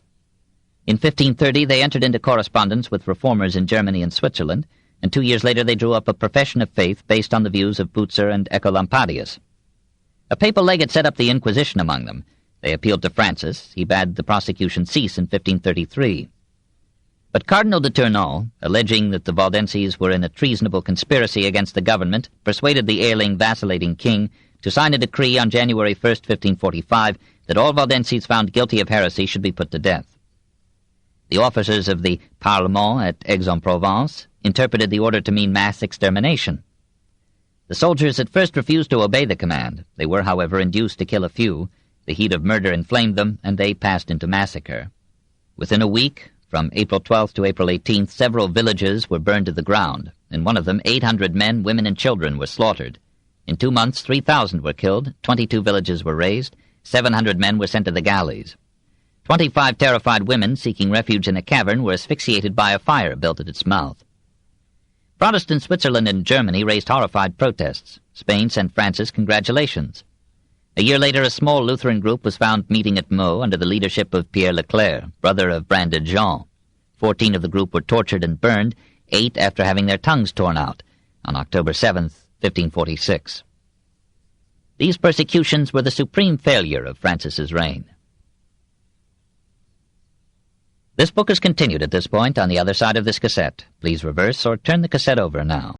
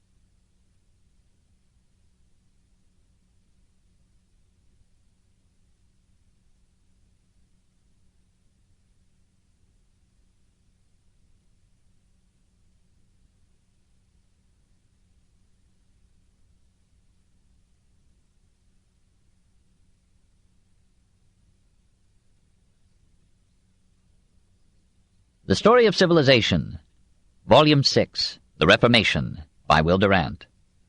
Part 2, continued. Cassette 6, Side 2. These persecutions were the supreme failure of Francis's reign. The courage of the martyrs gave dignity and splendor to their cause. Thousands of onlookers must have been impressed and disturbed who, without these spectacular executions, might never have bothered to change their inherited faith. Despite the recurrent terror, clandestine swarms of Protestants existed in 1530 in Lyon, Bordeaux, Orléans, Reims, Amiens, Poitiers, Bourges, Nîmes, La Rochelle, Châlons, Dijon, Toulouse. Huguenot legions sprang almost out of the ground. Francis, dying, must have known that he had left his son not only the encompassing hostility of England, Germany, and Switzerland, but a heritage of hate in France herself. 5. Hapsburg and Valois, 1515 to 1526. It was not to be expected that so volatile a monarch would be content to surrender all the hopes that had agitated his predecessors for adding Milan, and if possible Naples, as brilliants in the French crown. Louis XII had accepted the natural limits of France, had recognized, so to speak, the sovereignty of the Alps. Francis withdrew the recognition and challenged the right of Duke Maximilian Sforza to Milan. During several months of negotiations, he collected and equipped an immense force. On August 15th, he led it by a new and perilous path, blasting his way across rocky cliffs, over the Alps and down into Italy. At Marignano, 9 miles from Milan, the French knights and infantry met Sforza's Swiss mercenaries in 2 days, September 13th and 14th, 1515, of such killing as Italy had not known since the barbarian invasions. 10,000 men were left dead on the ground. Time and again the French seemed defeated when the king himself charged to the front and rallied his troops by the example of his daring. It was customary for a ruler victorious in battle to reward special bravery by creating new knights on the field. But before doing this, Francis, in an unprecedented but characteristic gesture, knelt before Pierre, Seigneur de Bayard, and asked to be knighted by the hand of the famous chevalier sans peur et sans reproche. Bayard protested that the king was ex officio the Knight of Knights, and needed no dubbing. But the young sovereign, still only 21, insisted. Bayard went through the traditional motions magnificently, and then put away his sword, saying, "Assuredly, my good sword, thou shalt be well guarded as a relic, and honoured above all others, for having this day conferred upon so handsome and puissant a king the order of chivalry, and never will I wear thee more except against Turks, Moors, and Saracens." Francis entered Milan as its master, sent its deposed Duke to France with a comfortable pension, took also Parma and Piacenza, and signed with Leo X, in splendid ceremonies at Bologna, a treaty and concordat that allowed both Pope and King to claim a diplomatic victory. Francis returned to France the idol of his countrymen, and almost of Europe.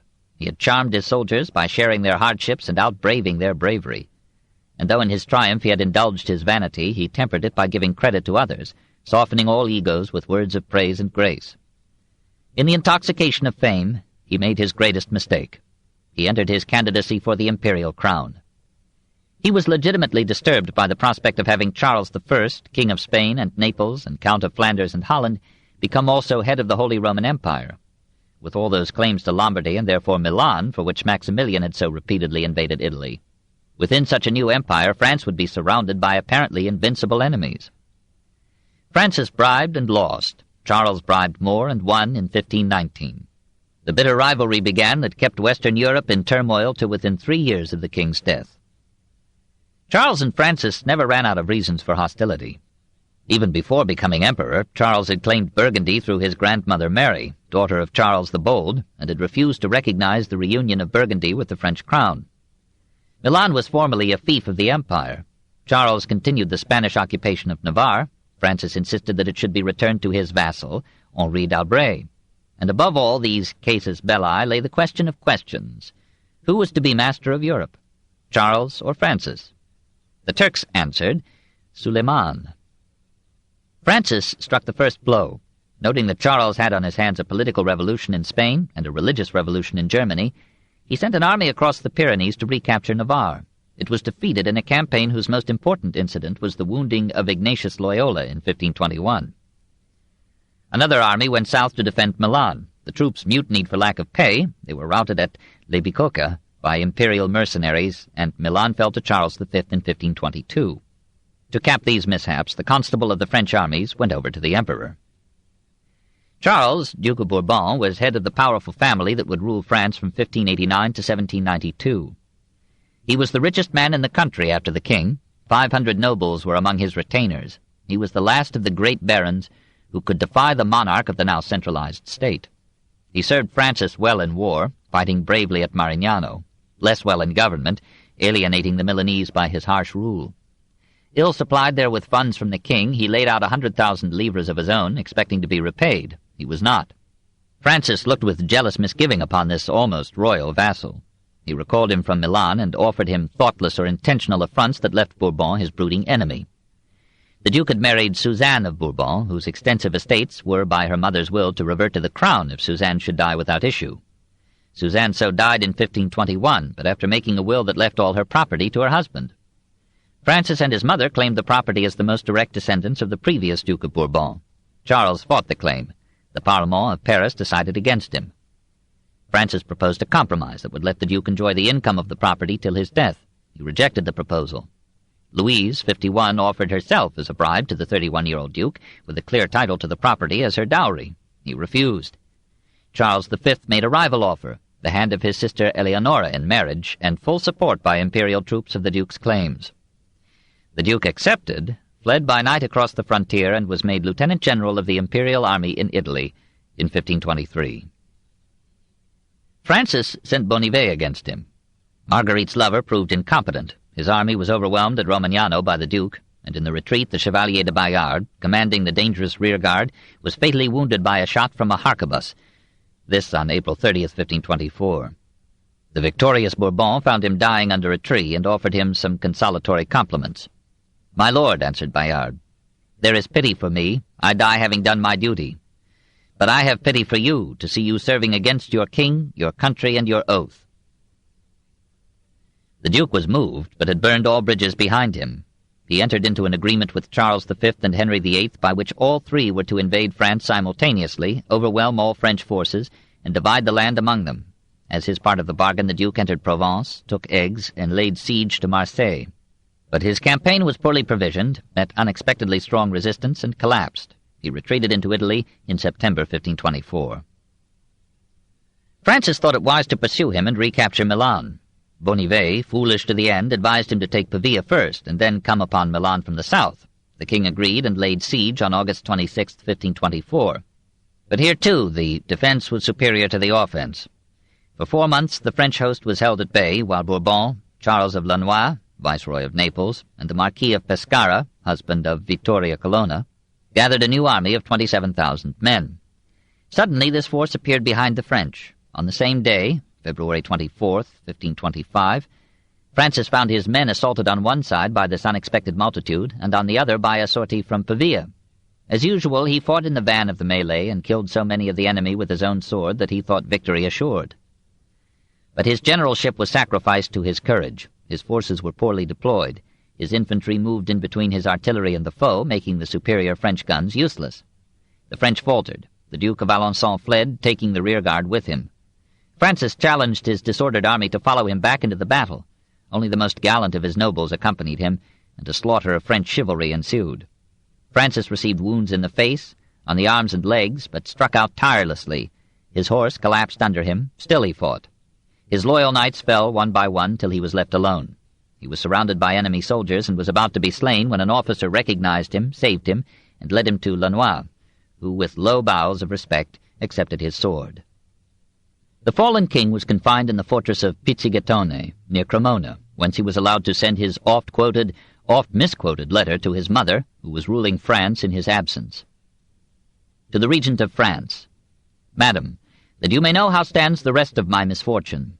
There is nothing in the world left to me but honor and my life, which is saved. And in order that in your adversity this news might bring you some little comfort, I prayed for permission to write you this letter, entreating you in the exercise of your accustomed prudence to do nothing rash, for I have hope, after all, that God will not forsake me. He sent a similar note to Marguerite, who answered both.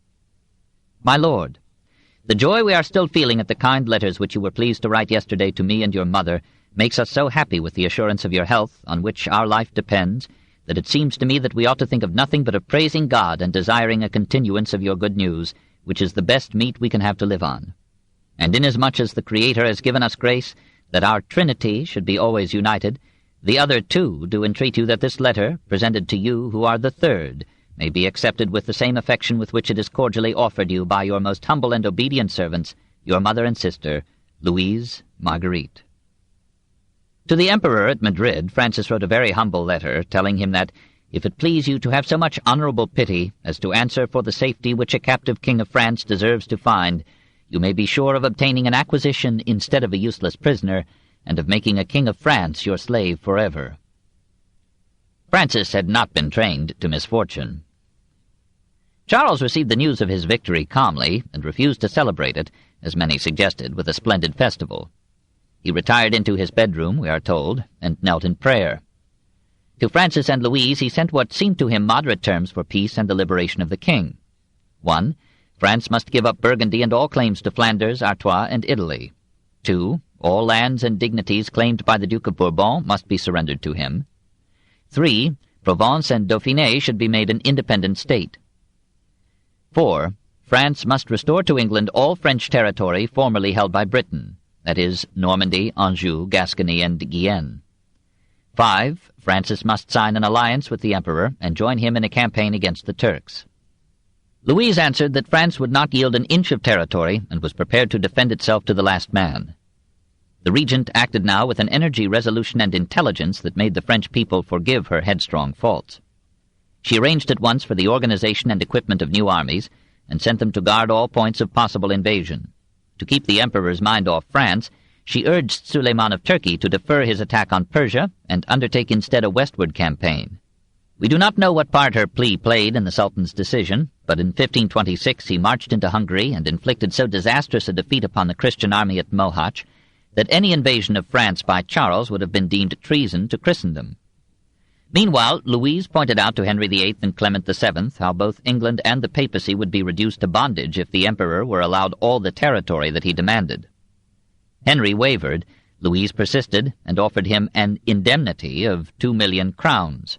He signed a defensive and offensive alliance with France on August 30th, 1525. This female diplomacy opened male eyes and shattered Charles's confidence. By agreement among Louise, Lannoy, and the emperor, the captive king was transported to Spain. When Francis reached Valencia on July 2nd, 1525, Charles sent him a courteous letter, but his treatment of his prisoner went no further toward chivalry. Francis was assigned a narrow room in an old castle in Madrid under rigorous vigilance. The sole freedom allowed him was to ride on a mule near the castle under watch of armed and mounted guards. He asked Charles for an interview. Charles put it off and allowed 2 weeks of fretting confinement to incline Francis toward paying a heavy price for liberty. Louise offered to meet the emperor and negotiate, but he thought it better to play upon his prisoner than have a woman charm him into lenience. She informed him that her daughter Marguerite, now a widow, would be happy if she could be agreeable to his imperial majesty, but he preferred Isabella of Portugal, who with a dowry of 900,000 crowns could provide him at once with bed and board. After 2 months of anxious imprisonment, Francis fell dangerously ill. The Spanish people, regretting the emperor's severity, went to their churches to pray for the French king. Charles prayed too, for a dead ruler would be worthless as a political pawn. He visited Francis briefly, promised him an early release, and sent permission to Marguerite to come and comfort her brother. Marguerite sailed from Aigues-Mortes on August 27, 1525, to Barcelona, and thence was carried by slow and tortuous litter through half the length of Spain to Madrid. She consoled herself with writing poetry and sending characteristically fervent messages to the king. "Whatever may be required of me, though it be to fling to the winds the ashes of my bones to do you service, naught will be strange or difficult or painful to me, but will be solace, ease of mind, honor." When at last she reached the bedside of her brother, she found him apparently recovering, but on September 25th he had a relapse, fell into a coma, and seemed to be dying. Marguerite and the household knelt and prayed, and a priest administered the sacrament. A tedious convalescence followed. Marguerite stayed with Francis a month, then went to Toledo to appeal to the emperor. He received her pleas coldly. He had learned of Henry's league with France and longed to punish the duplicity of his late ally and the audacity of Louise. Francis had one card left to play, though it would almost certainly mean his lifelong imprisonment. Having warned his sister to leave Spain as quickly as possible, he signed on November 1525 a formal letter of abdication in favor of his eldest son, and since this second Francis was a boy of only 8 years, he named Louise, and, in case of her death, Marguerite, as regent of France. Charles saw at once that a king without a kingdom, with nothing to surrender, would be useless. But Francis had more physical than moral courage. On January 14, 1526, he signed with Charles the Treaty of Madrid. Its terms were essentially those that the emperor had proposed to Louise. They were even more severe, for they required that the 2 oldest sons of the king should be handed over to Charles as hostages for the faithful execution of the agreement. Francis further consented to marry the emperor's sister Eleonora, Queen Dowager of Portugal, and he swore that if he should fail to carry out the terms of the treaty, he would return to Spain to resume imprisonment. However, on August 22, 1525, he had deposited with his aides a paper nullifying in advance all pacts, conventions, renunciations, quittances, revocations, derogations, and oaths that he might have to make contrary to his honor and the good of his crown. And on the eve of signing the treaty, he repeated this statement to his French negotiators, and declared that it was through force and constraint, confinement, and length of imprisonment that he was signing, and that all that was contained in it was and should remain null and of no effect. On March 17, 1526, Viceroy Lannoy delivered Francis to Marshal Lautrec on a barge in the Bidassoa River, which separates Spanish Irun from French Vendée, and in return Lannoy received Princes Francis and Henry. Their father gave them a blessing and a tear, and hurried onto French soil. There he leaped upon a horse, cried joyfully, "I am king again," and rode on to Bayonne, where Louise and Marguerite awaited him. At Bordeaux and Cognac he spent 3 months in sports to recover his health, and indulged in a little love. Had he not been a monk for a year? Louise, who had quarrelled with the Comtesse de Chateaubriand, had brought with her a pretty blonde-haired maid of honor, 18 years old, Anne Douy de Pislieu, who, as planned, struck the king's famished eye. He wooed her in haste, and soon won her as his mistress. And from that moment till death parted them, The new favorite shared with Louise and Marguerite the heart of the king. She put up patiently with his marriage to Eleonora and with his incidental liaisons.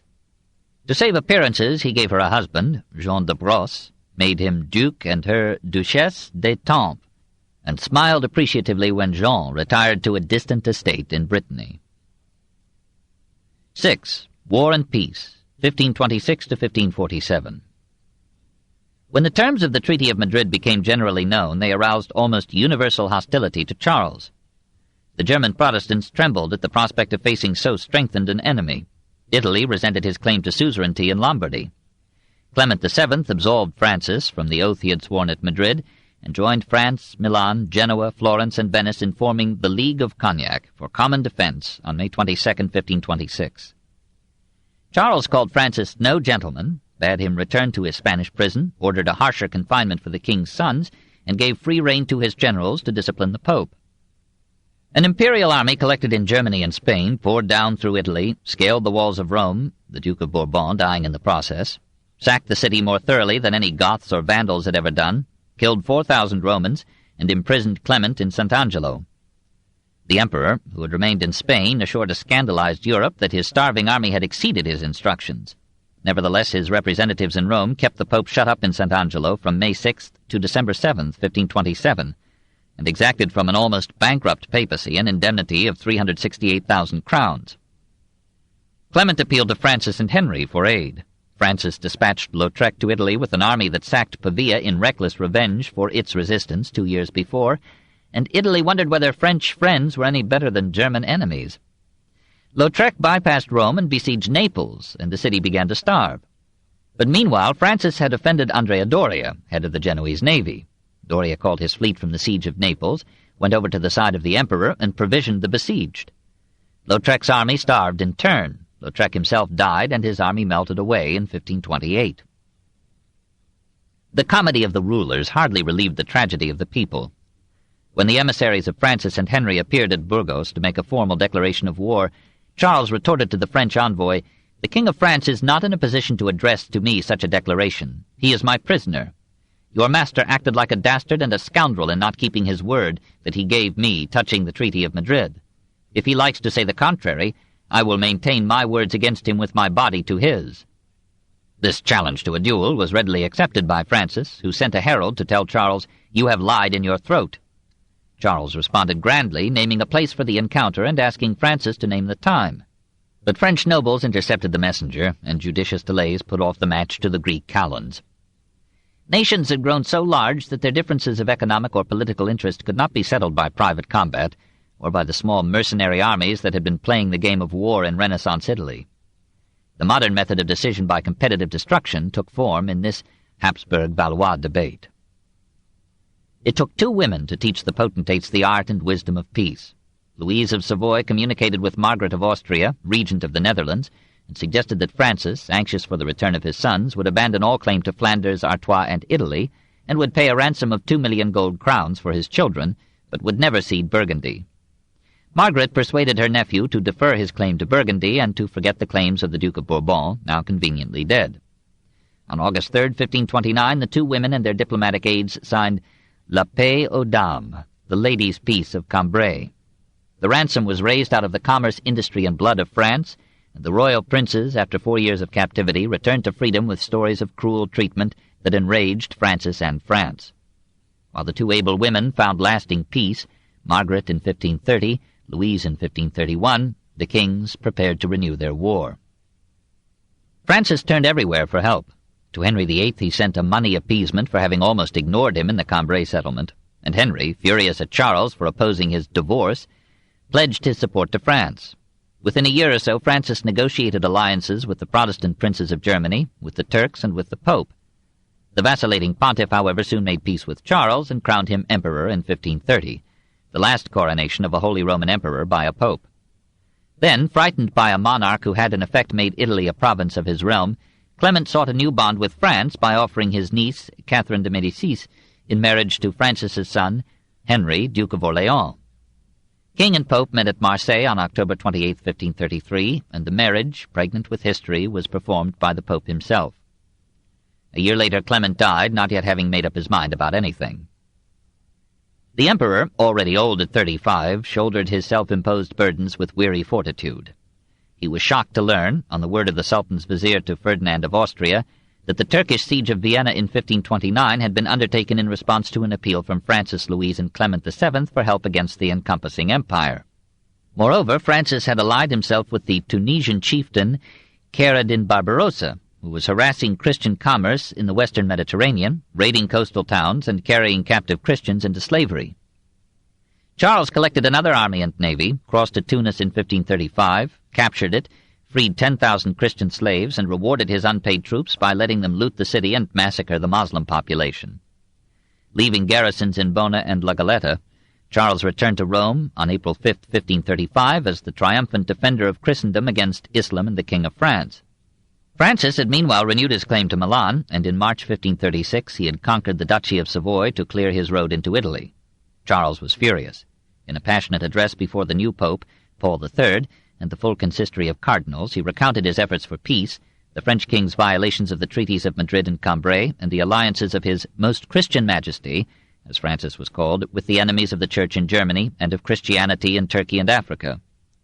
And he ended by again challenging Francis to a duel. "Let us not continue wantonly to shed the blood of our innocent subjects. Let us decide the quarrel man to man, with what arms he pleases to choose. And after that, let the united forces of Germany, Spain, and France be employed to humble the power of the Turk and to exterminate heresy out of Christendom." It was a subtle speech, for it compelled the Pope to align himself with the Emperor, but no one took seriously its proposal for a duel. Fighting by proxy was much safer. Charles invaded Provence on July 25, 1536, with 50,000 men, hoping to flank or divert the French in Savoy by moving up the Rhone. But Constable Anne de Montmorency ordered the weak French forces to burn in their retreat everything that could supply the imperial troops. Soon Charles, always lacking money and unable to feed his men, abandoned the campaign. Paul III, anxious to free Charles for an attack on the Turks or the Lutherans, persuaded the crippled Titans to meet with him in jealously separate rooms at Nice, and to sign a 10-year truce on June 17, 1538. A month later, Eleonora, wife to one, sister to the other, brought king and emperor together in a personal meeting at Aigues-Mortes. There they ceased to be royal and became human. Charles knelt to embrace the king's youngest children. Francis gave him a costly diamond set in a ring which was inscribed Dilectionis Testis et Exemplum, a witness and token of love. And Charles transferred from his own neck to the king's the collar of the Golden Fleece. They went together to hear Mass, and the townspeople, rejoicing in peace, cried, "The Emperor, the King!" When Ghent rebelled against Charles in 1539 and joined Bruges and Ypres in offering themselves to Francis, the king resisted the temptation. And when Charles in Spain found the seaways closed by rebel vessels or mal de mer, Francis granted his request for passage through France. His counselors advised the king to force the emperor, en route, to sign the cession of Milan to the Duke of Orleans, but Francis refused. "When you do a generous thing," he said, "you must do it completely and boldly." He found his court fool writing in A Fool's Diary the name of Charles V, for, said Tribouillet, "He's a bigger fool than I am if he comes through France." "And what will you say if I let him pass?" asked the king. "I will rub out his name and put yours in his place." Francis let Charles pass unhindered, and ordered every town on the way to receive the emperor with royal honors and feasts. This precarious friendship was ended when Spanish soldiers near Pavia captured French emissaries bearing new offers of alliance from Francis to SULEIMAN in July 1541. At this time Barbarossa was again raiding the coastal towns of Italy. Charles sailed from Majorca with another armada to destroy him, but storms so buffeted the fleet that it was compelled to return empty-handed to Spain. The emperor's fortunes were ebbing. His young wife, whom he had learned to love, had died in 1539, and his own health was worsening. In 1542 Francis declared war on him over Milan. The king's allies now included Sweden, Denmark, Gelderland, Cleves, Scotland, the Turks, and the Pope. Only Henry VIII supported Charles, for a price, and the Spanish Cortes refused additional subsidies for the war. A Turkish fleet combined with a French fleet to besiege Nice, which was now imperial territory, as of 1543. The siege failed, but Barbarossa and his Moslem troops were allowed to winter at Toulon, where they openly sold Christian slaves. The emperor patiently retrieved the situation. He found means of pacifying the Pope. He won Philip of Hesse to his side by winking at his bigamy. He attacked and vanquished the Duke of Cleves. He effected a junction with his English allies and faced France with so strong a force that Francis retreated and yielded him the honors of the campaign in October 1543. Again too poor to further provision his army, Charles welcomed an offer of peace and signed with Francis the Treaty of Crépy on September 18, 1544. The king withdrew his claims to Flanders, Artois, and Naples. Charles no longer demanded Burgundy. A Hapsburg princess would marry a French prince and bring him Milan as her dowry. Most of this could have been peaceably arranged in 1525. Charles was now free to overwhelm the Protestants at Mühlberg. Titian pictured him there without the arthritis, proud and triumphant, worn and weary after 1,000 vicissitudes, 100 turns of fortune's ironic wheel. As for Francis, he was finished, and France nearly so. In one sense, he had lost nothing but honor. He had preserved his country by scuttling the ideals of chivalry. Yet the Turks would have come without his call, and their coming helped Francis to check an emperor who, unresisted, might have spread the Spanish Inquisition into Flanders, Holland, Switzerland, Germany, and Italy. Francis had found France peaceful and prosperous. He left it bankrupt and on the brink of another war. A month before his death, while swearing friendship with Charles, he sent 20,000 crowns to the Protestants of Germany to support them against the emperor. He, and in slightly less degree Charles, agreed with Machiavelli that statesmen, whose task is to preserve their countries, may violate the moral code which they require from their citizens, whose task is only to preserve their lives. The French people might have forgiven him his wars, but they lost relish for the splendor of his ways and his court when they perceived the cost. He was already unpopular in 1535. He consoled himself with beauty, living and dead. In his later years he made Fontainebleau his favorite residence, rebuilt it, and rejoiced in the graceful feminine art with which the Italians were adorning it. He surrounded himself with a petite bande of young women who pleased him with their good looks and gaiety. In 1538 a disease injured his uvula, and thereafter he stammered shamefully. He tried to cure what was probably his syphilis with mercury pills recommended by Barbarossa, but they had no success. A persistent and ill-smelling abscess broke his spirit, gave a dull and plaintive look to his once keen eyes, and moved him to an uncongenial piety. He had to watch his food, for he suspected that some courtiers who expected to rise under his successor were seeking to poison him. He noted sadly that the court now pivoted around his son, who was already distributing offices and impatiently awaiting his turn at the resources of France. To his deathbed at Rambouillet, he called his sole heir and warned him not to be dominated by a woman, for Henry was already devoted to Diane de Poitiers. The king confessed his sins in hurried summary and, breathing painfully, welcomed death. Francis, Duke of Guise, at the door, whispered to those in the next room, "Le vieux galant s'en va." The old gallant is going. He went, whispering the name of Jesus. He was 53, and had reigned 32 years. France felt that it was too much, but when it had recovered from him, it forgave him everything, because he had sinned gracefully, he had loved beauty, he had been incarnate France. In that same year Henry VIII died, and 2 years later Marguerite. She had been too long away from Francis and too far to realize that death was stalking him. When word came to her in a convent at Angoulême that he was seriously ill, she almost lost her reason. "Whosoever shall come to my door," she said, "and announce to me the recovery of the king my brother, such a courier, should he be tired and worn out, muddy and dirty, I will go and kiss and embrace as if he were the sprucest prince and gentleman in France. And should he be in want of a bed, I would give him mine, and I would gladly lie on the ground for the good news he brought me." She sent couriers to Paris. They returned and lied to her. The king, they assured her, was quite well. But the furtive tears of a nun betrayed the truth. Marguerite stayed in the convent for 40 days, acting as abbess and singing the old sacred chants with the nuns. Back in Pau or Nérac, she resigned herself to austerities, to her husband's infidelities, and to her daughter's wandering willfulness. She found comfort, after all her brave half-Protestant years, in the color and incense and hypnotic music of Catholic ritual. The Calvinism that was capturing southern France chilled her and frightened her back to her childhood piety. In December 1549, while watching a comet in the skies, she caught a fever that proved strong enough to break a frame and spirit already weakened by life's inclemencies. Years before, she had written lines as if half in love with the anesthesia of death. "Lord, when will come the day, wished ardently, that I shall be by love drawn close to thee? Still then, my parting sighs, let me not weep, give the best gift of all, sweet boon of sleep." 7. Diane de Poitiers. The old gallant had had 7 children, all by Claude. The eldest son, Francis, was like his father, handsome, charming, gay. Henry, born in 1514, was quiet, shy, a bit neglected. He matched his brother only in misfortune. Their 4 years of hardship and humiliation in Spain had marked them indelibly. Francis died 6 years after liberation. Henry grew more taciturn than before, turned within himself, shunned the frolics of the court. He had companions, but they rarely saw him smile. Men said he had become Spanish in Spain. It was not his choice to marry Catherine de Médicis, nor hers to marry him. She, too, had had tribulations. Both her parents had died of syphilis within 22 days of her birth in 1519, and from that time till her marriage she was shifted from place to place, helpless and unasked. When Florence expelled its Medici rulers in 1527, it kept Caterina as a hostage for their good behavior, and when these exiles returned to besiege the city, she was threatened with death to deter them.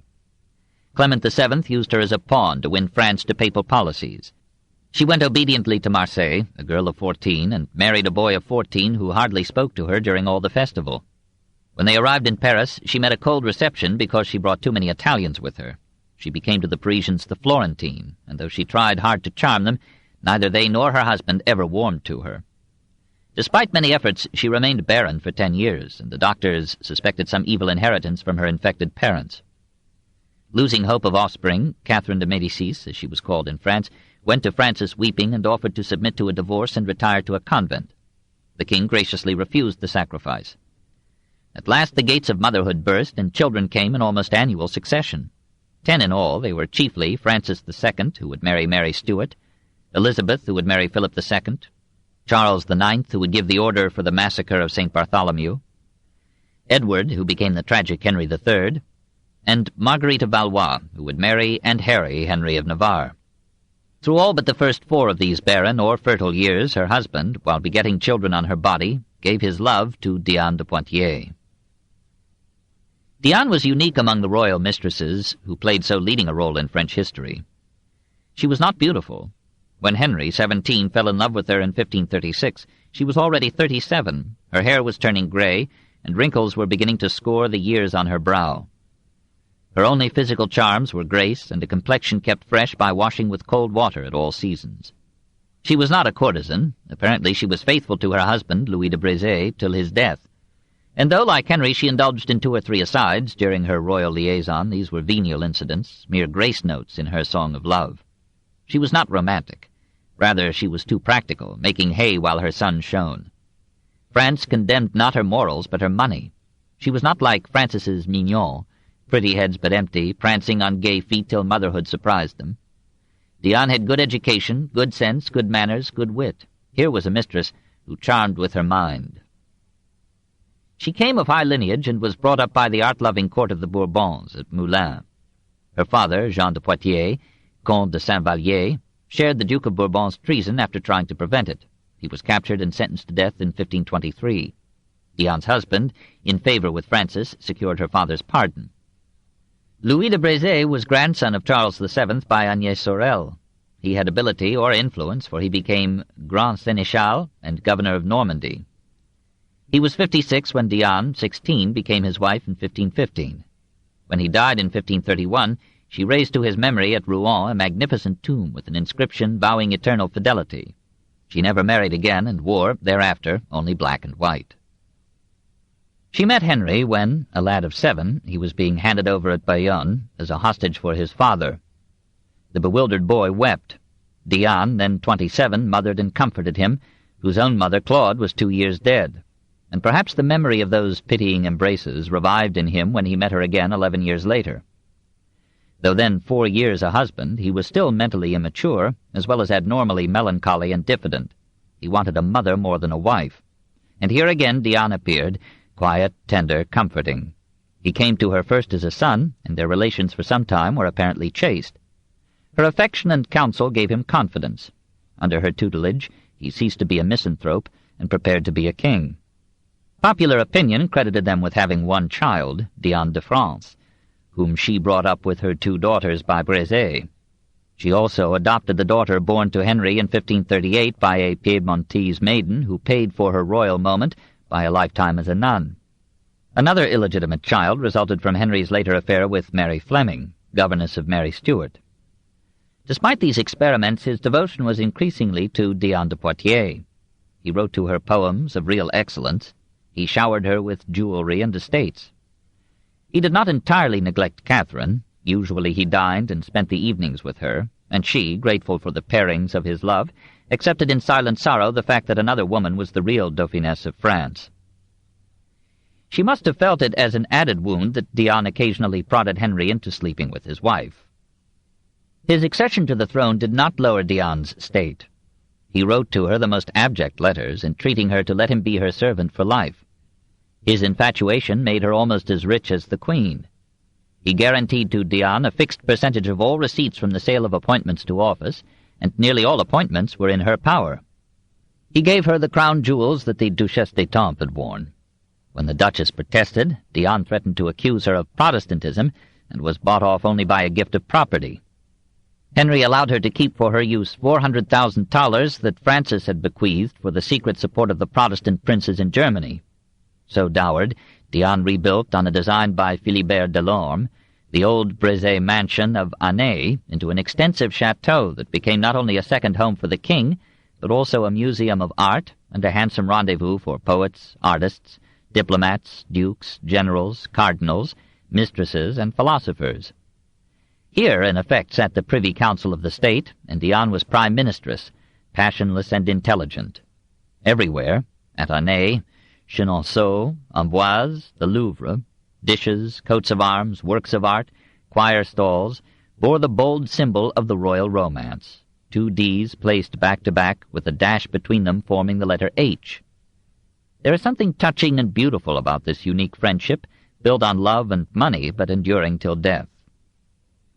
In the struggle of the Church against heresy, Diane put all her influence behind orthodoxy and suppression. She had abundant reasons for piety. Her daughter was married to a son of Francis, Duke of Guise, and Francis, with his brother Charles, Cardinal of Lorraine, both favorites at Annay, were the leaders of the Catholic party in France. As for Henry, his childhood piety had been intensified by his years in Spain. His love letters confused God and Diane as rivals for his heart. The Church was helpful. It gave him 3 million golden crowns for cancelling his father's decree restricting the power of ecclesiastical courts. Nevertheless, Protestantism was growing in France. Calvin and others were sending in missionaries whose success was alarming. Several towns, Caen, Poitiers, La Rochelle, and many in Provence, were predominantly Huguenot by 1559. A priest reckoned the French Protestants in that year at nearly a quarter of the population. Says a Catholic historian, the source of the apostasy from Rome, ecclesiastical corruption, had not been removed, nay, had only been strengthened by the concordat between Leo X and Francis I. In the middle and lower classes, Protestantism was in part a protest against a Catholic government that curbed municipal autonomy, taxed unbearably, and wasted revenues and lives in war. The nobility, shorn of its former political power by the kings, looked with envy at Lutheran princes victorious over Charles V. Perhaps a similar feudalism could be restored in France by using widespread popular resentment against abuses in church and state. Prominent nobles like Gaspard de Coligny, his younger brother François d'Andelot, Prince Louis de Condé, and his brother Antoine de Bourbon took active part in organizing the Protestant revolt. For its theology, Gallic Protestantism adopted Calvin's Institutes. Its author and language were French, and its logic appealed to the French mind.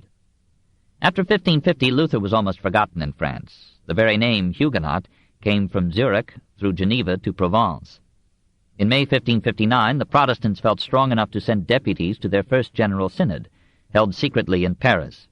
By 1561, there were 2,000 Reformed or Calvinistic churches in France. Henry II set himself to crush out the heresy. This book is continued on Cassette 7, Side 1.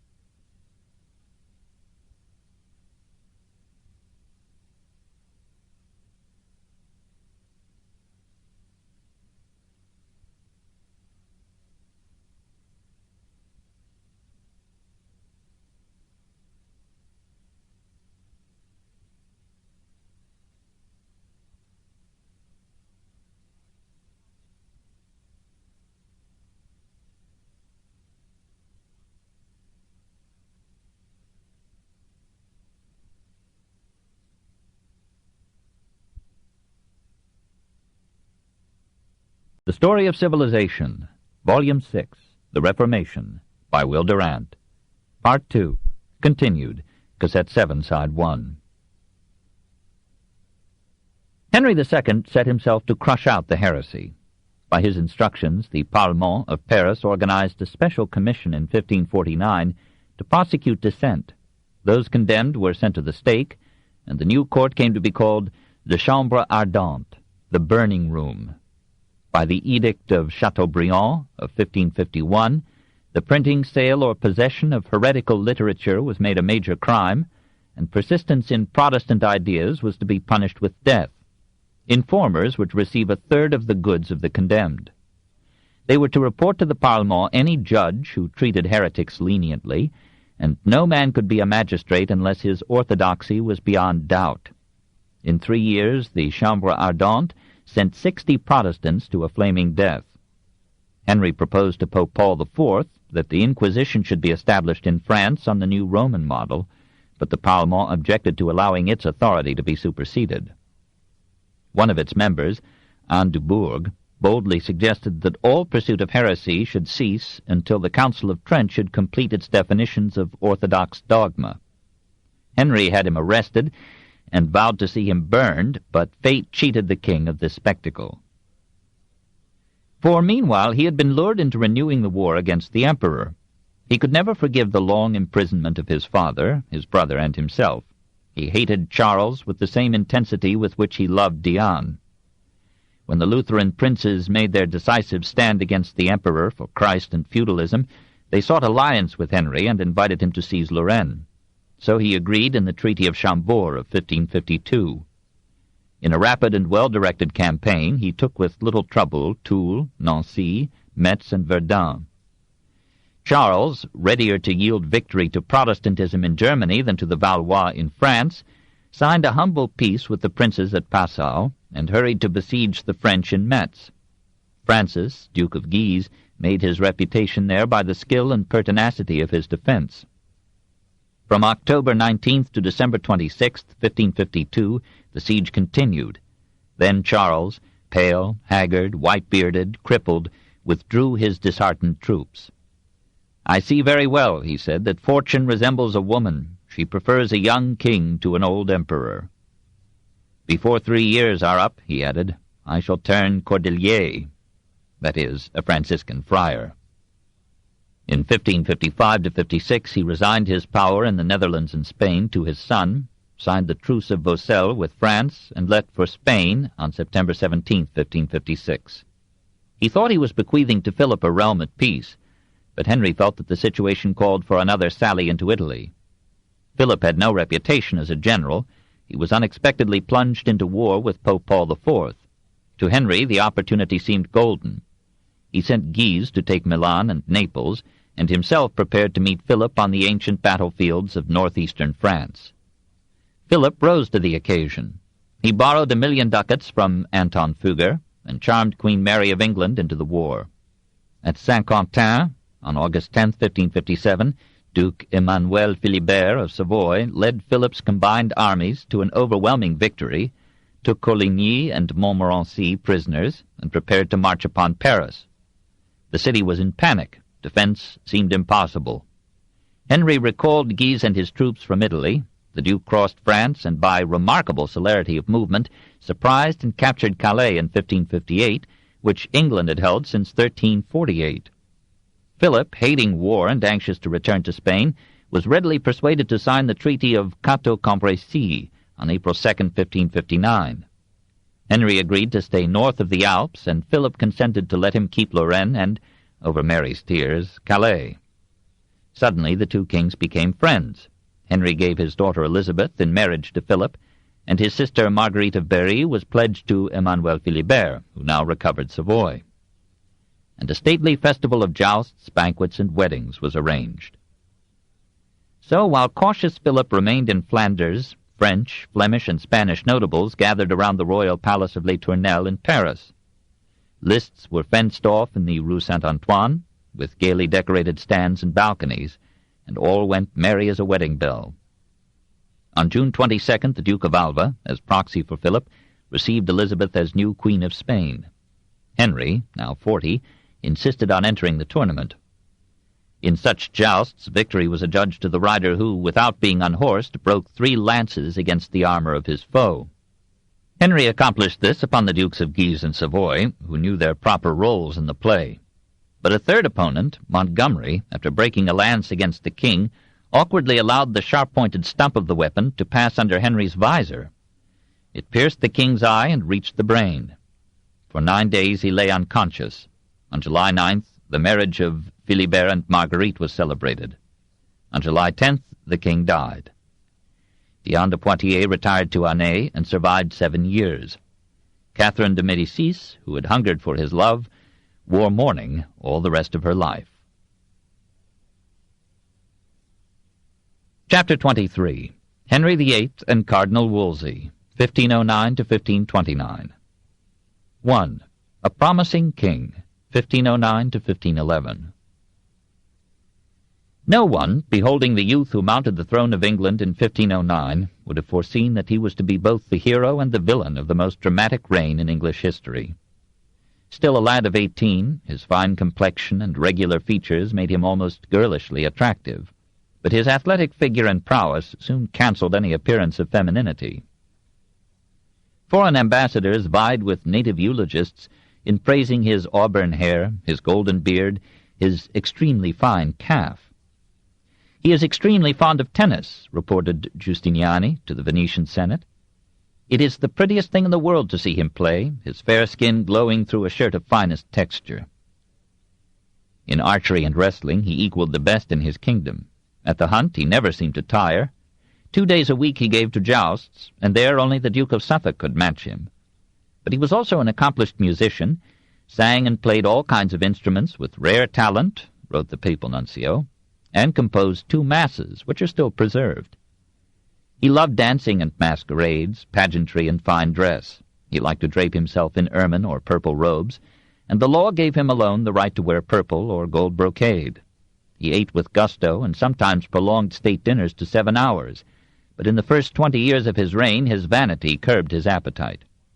Everybody liked him, and marveled at his genial ease of manners and access, his humor, tolerance, and clemency. His accession was hailed as the dawn of a golden age. The intellectual classes rejoiced too, for in those halcyon days Henry aspired to be a scholar as well as an athlete, a musician, and a king. Originally destined for an ecclesiastical career, he became something of a theologian, and could quote Scripture to any purpose. He had good taste in art, collected with discrimination, and wisely chose Holbein to immortalize his paunch. He took an active part in works of engineering, shipbuilding, fortification, and artillery. Sir Thomas More said of him that he has more learning than any English monarch ever possessed before him. No high praise. "What may we not expect," More continued, "from a king who has been nourished by philosophy and the 9 muses?" Mountjoy wrote ecstatically to Erasmus, then in Rome, "What may you not promise yourself from a prince with whose extraordinary talent and almost divine character you are well acquainted? But when you know what a hero he now shows himself, how wisely he behaves, what a lover he is of justice and goodness, what affection he bears to the learned, I venture to swear that you will need no wings to make you fly to behold this new and auspicious star.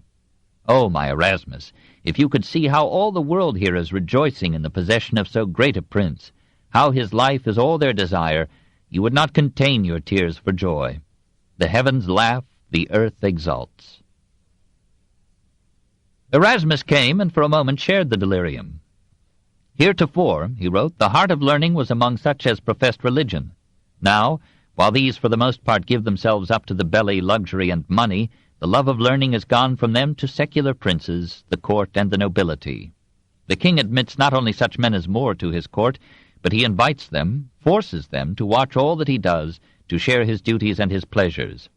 He prefers the companionship of men like More to that of silly youths or girls or the rich." More was one of the king's council, Linacre was the king's physician, Colet was the king's preacher at St. Paul's. In the year of Henry's accession, Colet, inheriting his father's fortune, used much of it to establish St. Paul's School. Some 150 boys were chosen to study there classical literature and Christian theology and ethics. Colet violated tradition by staffing the school with lay teachers. It was the first non-clerical school in Europe. The Trojans, who at Oxford inveighed against the teaching of the classics on the ground that it led to religious doubt, opposed Colet's program, but the king overruled them and gave Colet full encouragement. Though Colet was himself orthodox and a model of piety, his enemies charged him with heresy. Archbishop Warham silenced them, and Henry concurred. When Colet saw Henry bent on war with France, he publicly condemned the policy and declared, like Erasmus, that an unjust peace was to be preferred to the justest war. Even with the king sitting in the congregation, Colet denounced war as flying in the face of the precepts of Christ. Henry privately begged him not to disrupt the morale of the army, but when the king was urged to depose Colet, he answered, "Let everyone have his own doctor. This man is the doctor for me." Colet continued to take Christianity seriously. To Erasmus he wrote in 1517, in the spirit of Thomas à Kempis, "Ah, Erasmus, of books of knowledge there is no end, but there is nothing better for this short term of ours than that we should live a pure and holy life, and daily do our best to be cleansed and enlightened by the ardent love and imitation of Jesus. Wherefore it is my most earnest wish that, leaving all indirect courses, we may proceed by a short method to the truth. Farewell." In 1518 he prepared his own simple tomb, with only Johannes Coletus inscribed on it. A year later he was buried in it, and many felt that a saint had passed away. 2. Wolsey. Henry, who was to become the incarnation of Machiavelli's prince, was as yet an innocent novice in international politics. He recognized his need for guidance and sampled the men around him. More was brilliant, but only 31, and inclined to sanctity. Thomas Wolsey was a mere 3 years older, and was a priest, but his whole turn was for statesmanship, and religion was for him a part of politics. Born at Ipswich, of low extraction and despicable blood, so the proud Guicciardini described him, Thomas had covered the baccalaureate course at Oxford by the age of 15. At 23 he was bursar of Magdalen College, and showed his quality by applying adequate funds, beyond his authority, for the completion of that hall's most majestic tower. He knew how to get along. Displaying a flair for management and negotiation, he rose through a succession of chaplainships to serve Henry VII in that capacity and in diplomacy. Henry VIII, on accession, made him almoner, director of charities. Soon the priest was a member of the Privy Council, and shocked Archbishop Warham by advocating a military alliance with Spain against France.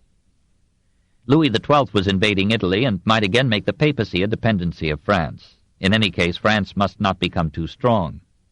Henry yielded in this matter to Wolsey and his own father-in-law, Ferdinand of Spain. He himself was at this time inclined to peace. "I content myself with my own," he told Giustiniani. "I wish to command only my own subjects, but on the other hand I do not choose that anyone shall have it in his power to command me."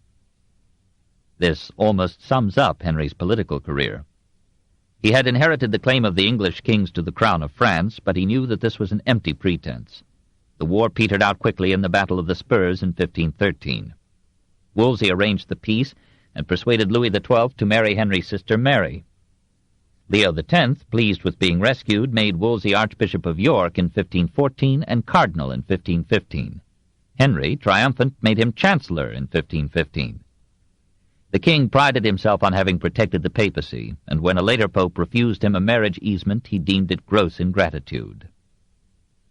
The first 5 years of Wolsey's chancellorship were among the most successful in the record of English diplomacy. His aim was to organize the peace of Europe by using England as a makeweight to preserve a balance of power between the Holy Roman Empire and France. Presumably it also entered into his purview that he would thus become the arbiter of Europe, and that peace on the continent would favor England's vital trade with the Netherlands. As a first step, he negotiated an alliance between France and England in 1518, and betrothed Henry's 2-year-old daughter Mary, later Queen, to the 7-month-old son of Francis I. Wolsey's taste for lavish entertainment revealed itself when French emissaries came to London to sign the agreements. He feted them in his Westminster Palace with a dinner, the like of which, reported Giustiniani, was never given by Cleopatra or Caligula, the whole banqueting hall being decorated with huge vases of gold and silver. But the worldly cardinal could be forgiven. He was playing for high stakes, and he won. He insisted that the alliance should be open to Emperor Maximilian I, King Charles I of Spain, and Pope Leo X. They were invited to join, they accepted, and Erasmus, More, and Colet thrilled with the hope that an era of peace had dawned for all Western Christendom. Even Wolsey's enemies congratulated him. He took the opportunity to bribe English agents in Rome to secure his appointment as papal legate a latere in Britain. The phrase meant on the side, confidential, and was the highest designation of a papal emissary. Wolsey was now supreme head of the English Church and, with strategic obeisances to Henry, ruler of England. The peace was clouded a year later by the rivalry of Francis I and Charles I for the imperial throne. Even Henry thought of flinging his beret into the ring, but he had no fouguer. The winner, as now Charles V, briefly visited England in May 1520, paid his respects to his Aunt Catherine of Aragon, Henry's queen, and offered to marry Princess Mary, already betrothed to the Dauphin, if England would promise to support Charles in any future conflict with France. So unnatural is peace. Wolsey refused, but accepted a pension of 7,000 ducats from the emperor, and drew from him a pledge to help him in becoming pope. The brilliant cardinal achieved his most spectacular triumph in the meeting of the French and English sovereigns in the Field of the Cloth of Gold in June 1520. Here, in an open space between Guines and Ardres near Calais, medieval art and chivalry displayed themselves in sunset magnificence. 4,000 English noblemen, chosen and placed by the cardinal and dressed in the silks, flounces, and lace of late medieval costume, accompanied Henry as the young red-bearded king rode on a white palfrey to meet Francis I. And not last or least came Wolsey himself, clad in crimson satin robes rivaling the splendor of the kings. An impromptu palace had been built to receive their majesties, their ladies, and their staffs. A pavilion covered with gold-threaded cloth and hung with costly tapestries shaded the conference and the feasts. A fountain ran wine, and space was cleared for a royal tournament. The political and marital alliance of the two nations was confirmed. The happy monarchs jousted, even wrestled, and Francis risked the peace of Europe by throwing the English king. With characteristic French grace, he repaired his faux pas by going, early one morning, unarmed and with a few unarmed attendants, to visit Henry in the English camp. It was a gesture of friendly trust which Henry understood. The monarchs exchanged precious gifts and solemn vows. In truth, neither could trust the other, for it is a lesson of history that men lie most when they govern states. From 17 days of festivities with Francis, Henry went to 3 days of conference with Charles at Calais in July 1520. There, king and emperor, chaperoned by Wolsey, swore eternal friendship and agreed to proceed no further with their plans to marry into the royal family of France. These separate alliances were a more precarious basis for European peace than the multilateral entente that Wolsey had arranged before Maximilian's death, but it still left England in the position of mediator and, in effect, arbiter, a position far loftier than any that could be based on English wealth or power. Henry was satisfied. To reward his chancellor, he ordered the monks of St. Albans to elect Wolsey as their abbot and dower him with their net revenue, for my Lord Cardinal has sustained many charges in this his voyage. The monks obeyed, and Wolsey's income neared his needs. He was, on a grander scale than most of us, a fluid compound of virtues and faults. He is very handsome, wrote Justiniani, extremely eloquent, of vast ability, and indefatigable. His morals were imperfect. Twice he slipped into illegitimate parentage. These were peccadilloes readily overlooked in that lusty age. But, if we may believe a bishop, the cardinal suffered from the pox. He accepted what might or might not be called bribes, large gifts of money from both Francis and Charles.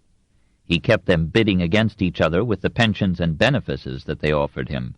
These were the courtesies of the time, and the expensive cardinal, who felt that his policies were serving all Europe, felt that all Europe should serve him. Beyond doubt, he loved money and luxury, pomp and power. A large part of his income went to maintain an establishment whose surface extravagance may have been a tool of diplomacy, designed to give foreign ambassadors an exaggerated notion of English resources.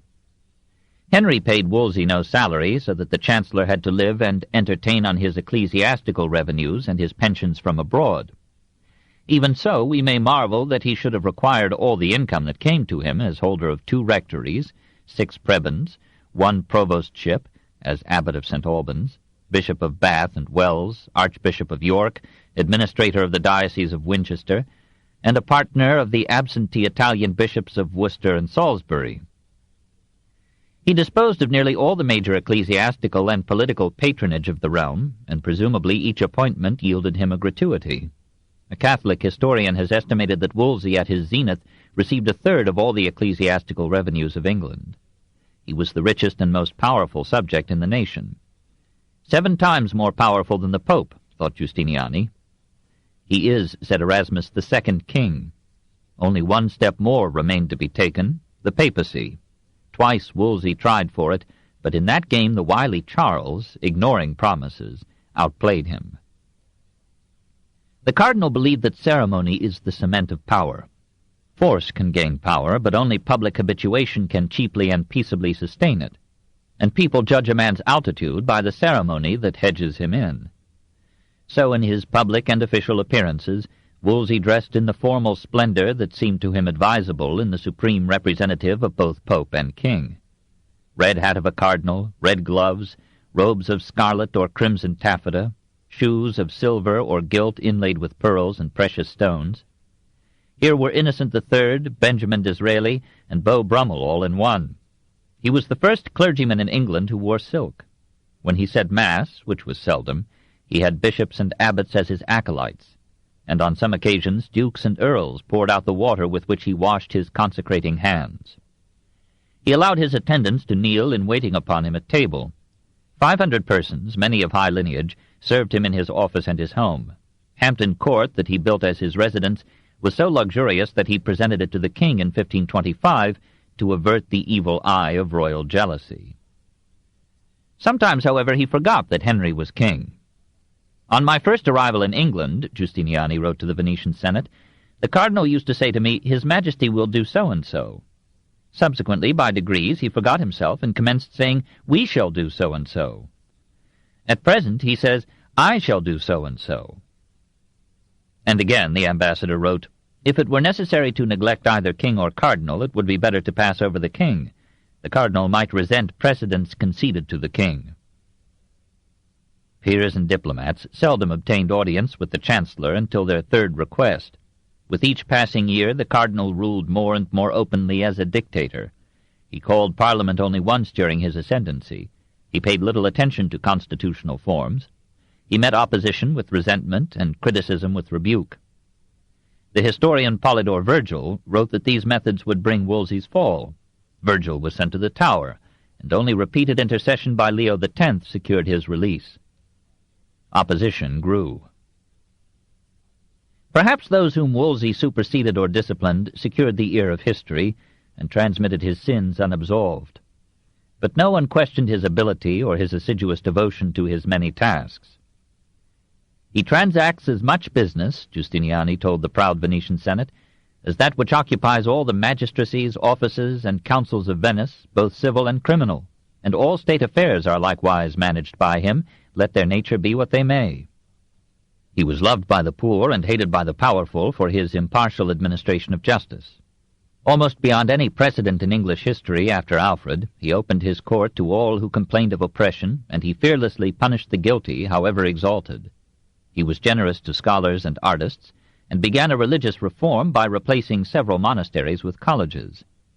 He was on the way to a stimulating improvement of English education when all the enemies he had made in the haste of his labors and the myopia of his pride conspired with a royal romance to engineer his fall. 3. Wolsey and the Church. He recognized and largely exemplified the abuses that still survived in the ecclesiastical life of England. Absentee bishops, worldly clergymen, idle monks, and priests snared into parentage. The state, which had so often called for a reform of the Church, was now part cause of the evils, for the bishops were appointed by the kings.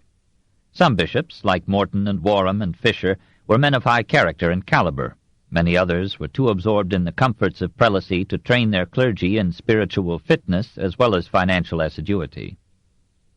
The sexual morality of the curates was probably better than in Germany, but among the 8,000 parishes of England, there were inevitably cases of sacerdotal concubinage, adultery, drunkenness, and crime, enough to make Archbishop Morton say in 1486 that the scandal of their lives imperiled the stability of their order. Richard Fox, toward 1519, informed Wolsey that the clergy in the Diocese of Winchester were so depraved by license and corruption that he despaired of any reformation in his lifetime. The parish priests, suspecting that their promotion depended on their collections, were more than ever exacting of tithes. Some took a tenth each year of the peasants' chickens, eggs, milk, cheese, and fruit, even of all wages paid to his help. And any man whose will left no legacy to the Church ran high risk of being denied Christian burial, with prospective results too horrible to contemplate. In short, the clergy, to finance their services, taxed almost as sedulously as the modern state. By 1500, the Church owned, on a conservative Catholic estimate, about a fifth of all property in England. The nobility, here as in Germany, envied this ecclesiastical wealth, and itched to recover lands and revenues alienated to God by their pious or fearful ancestors. The condition of the secular clergy in England was summed up with obvious exaggeration by Dean Colet in an address to an assembly of churchmen in 1512. "I wish that at length, mindful of your name and profession, you would consider the reformation of ecclesiastical affairs. For never was it more necessary. For the Church, the spouse of Christ, which he wished to be without spot or wrinkle, is become foul and deformed. As saith Isaiah, the faithful city is become a harlot. And as Jeremiah speaks, she hath committed fornication with many lovers, whereby she hath conceived many seeds of iniquity, and daily bringeth forth the foulest of offspring. Nothing has so disfigured the face of the Church as the secular and worldly living on the part of the clergy. What eagerness and hunger after honor and dignity are found in these days among ecclesiastical persons! What a breathless race from benefice to benefice, from a less to a greater one! As to lust of the flesh, has not this vice inundated the Church with a flood, so that nothing is more carefully sought after by the most part of priests than that which ministers to sensual pleasure? They give themselves to feasting and banqueting, devote themselves to hunting and hawking, are drowned in the delights of this world. Covetousness also has so taken possession of the hearts of all priests that nowadays we are blind to everything but that alone which seems able to bring us gain. We are troubled in these days by heretics, men mad with strange folly, but this heresy of theirs is not so pestilential and pernicious to us and the people as the vicious and depraved lives of the clergy. Reformation must begin with you." And again the angry dean cried, "O priests! O priesthood! O the abominable impiety of those miserable priests, of whom this age of ours contains a great multitude, who fear not to rush from the bosom of some foul harlot into the temple of the Church, to the altar of Christ, to the mysteries of God." The regular or monastic clergy incurred even severer censure. Archbishop Morton in 1489 charged Abbot William of St. Albans with simony, usury, embezzlement, and living publicly and continuously with harlots and mistresses within the precincts of the monastery and without. He accused the monks of a life of lasciviousness, nay, of defiling the holy places, even the very churches of God, by infamous intercourse with nuns, making a neighboring priory a public brothel. The records of episcopal visitations paint a less lurid picture. Of 42 monasteries visited between 1517 and 1530, 15 were found without serious fault, and in most of the others the offenses were against discipline rather than chastity. Some monasteries still faithfully practiced the medieval regimen of prayer, scholarship, hospitality, charity, and education of the young. Some exploited the credulity and gathered the coins of the commons by bogus relics to which they ascribed miraculous cures. Bishops complained of the stinking boots, mucky combs, rotten girdles, locks of hair, and filthy rags set forth and commended unto the ignorant people as authentic relics of holy women or men. All in all, in the estimate of the latest Catholic historian, the 600 monasteries of England in the first quarter of the 16th century showed widespread misconduct, wasteful idleness, and a costly negligence in the care of ecclesiastical property. In 1520 there were some 130 nunneries in England. Only 4 had over 30 inmates. 8 were suppressed by the bishops, in one case, said the bishop, because of the dissolute disposition and incontinence of the religious women of the house, by reason of the vicinity of Cambridge University. In 33 visitations of 21 nunneries in the Diocese of Lincoln, 16 reports were favorable, 14 noted lack of discipline or devotion, 2 told of prioresses living in adultery, and 1 found a nun pregnant by a priest. Such deviations from arduous rules were natural in the moral climate of the times, and may have been outweighed by kindly services in education and charity. The clergy were not popular. Eustace Chapuis, Catholic ambassador of Charles V to England, wrote to his master in 1529, "Nearly all the people hate the priests." Many men, fully orthodox in creed, denounced the severity of ecclesiastical taxation, the extravagance of the prelates, the wealth and idleness of the monks. When the Chancellor of the Bishop of London was accused of murdering a heretic in 1514, the bishop begged Wolsey to prevent trial by a civil jury. "For assured I am, if my Chancellor be tried by any 12 men in London, they be so maliciously set in favor of heretical pravity that they will cast and condemn my clerk, though he were as innocent as Abel." Heresy was rising again. In 1506, 45 men were charged with heresy before the Bishop of Lincoln. 43 recanted, 2 were burned. In 1510, the Bishop of London tried 40 heretics, burned 2. In 1521, he tried 45 and burned 5. The records list 342 such trials in 15 years.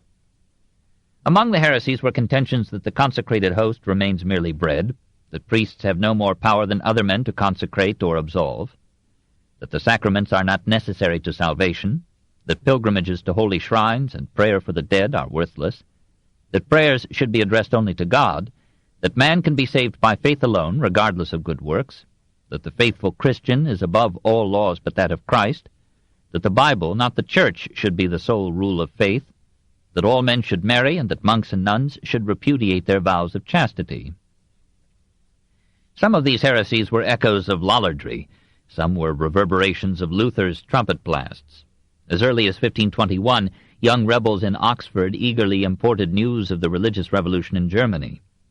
Cambridge, between 1521 and 1525, harbored a dozen future heresiarchs.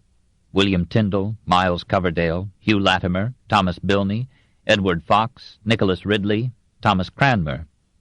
Several of them, anticipating persecution, migrated to the continent, printed anti-Catholic tracts, and sent them clandestinely into England.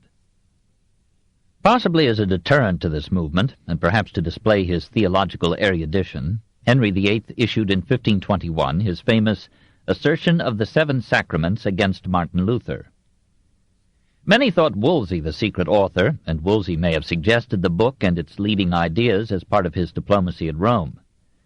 But Erasmus claimed that the king had actually thought out and composed the treatise, and opinion now inclines to that view. The book has the ring of a tyro. It hardly attempts a rational refutation, but relies on biblical quotations, church traditions, and vigorous abuse. "What serpent so venomous," wrote the future rebel against the papacy, "as he who calls the Pope's authority tyrannous?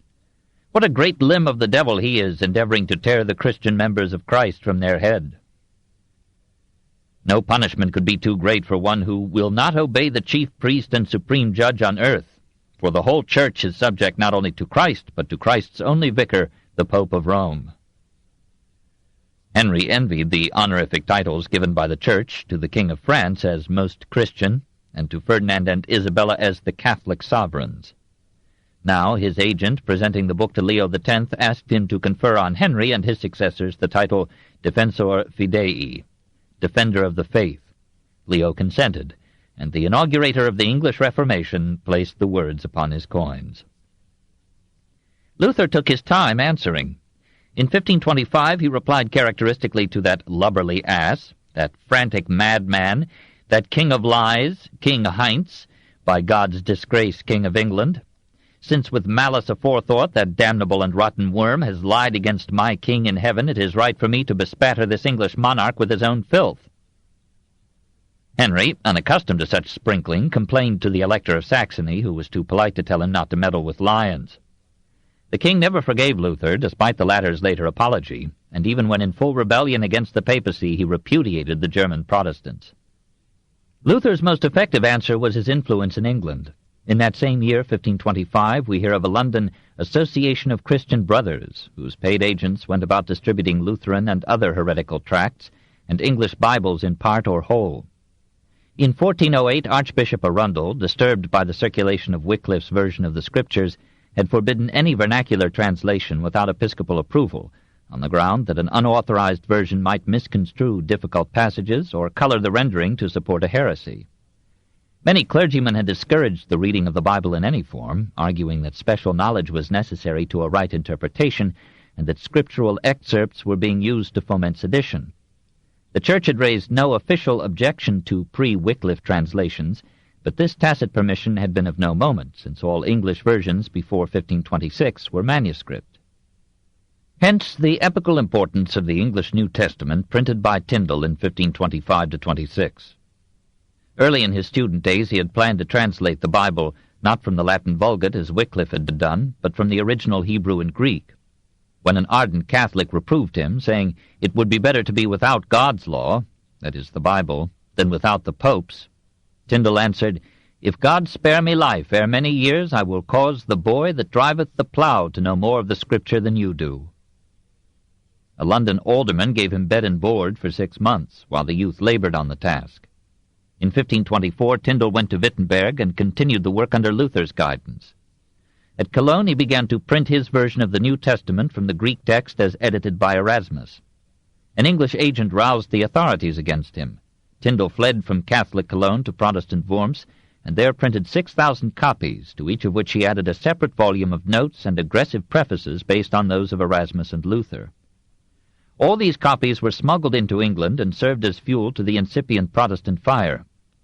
Cuthbert Tunstall, Bishop of London, alleging serious errors in the translation, prejudice in the notes, and heresies in the prefaces, tried to suppress the edition by buying all discoverable copies and publicly burning them at St. Paul's Cross.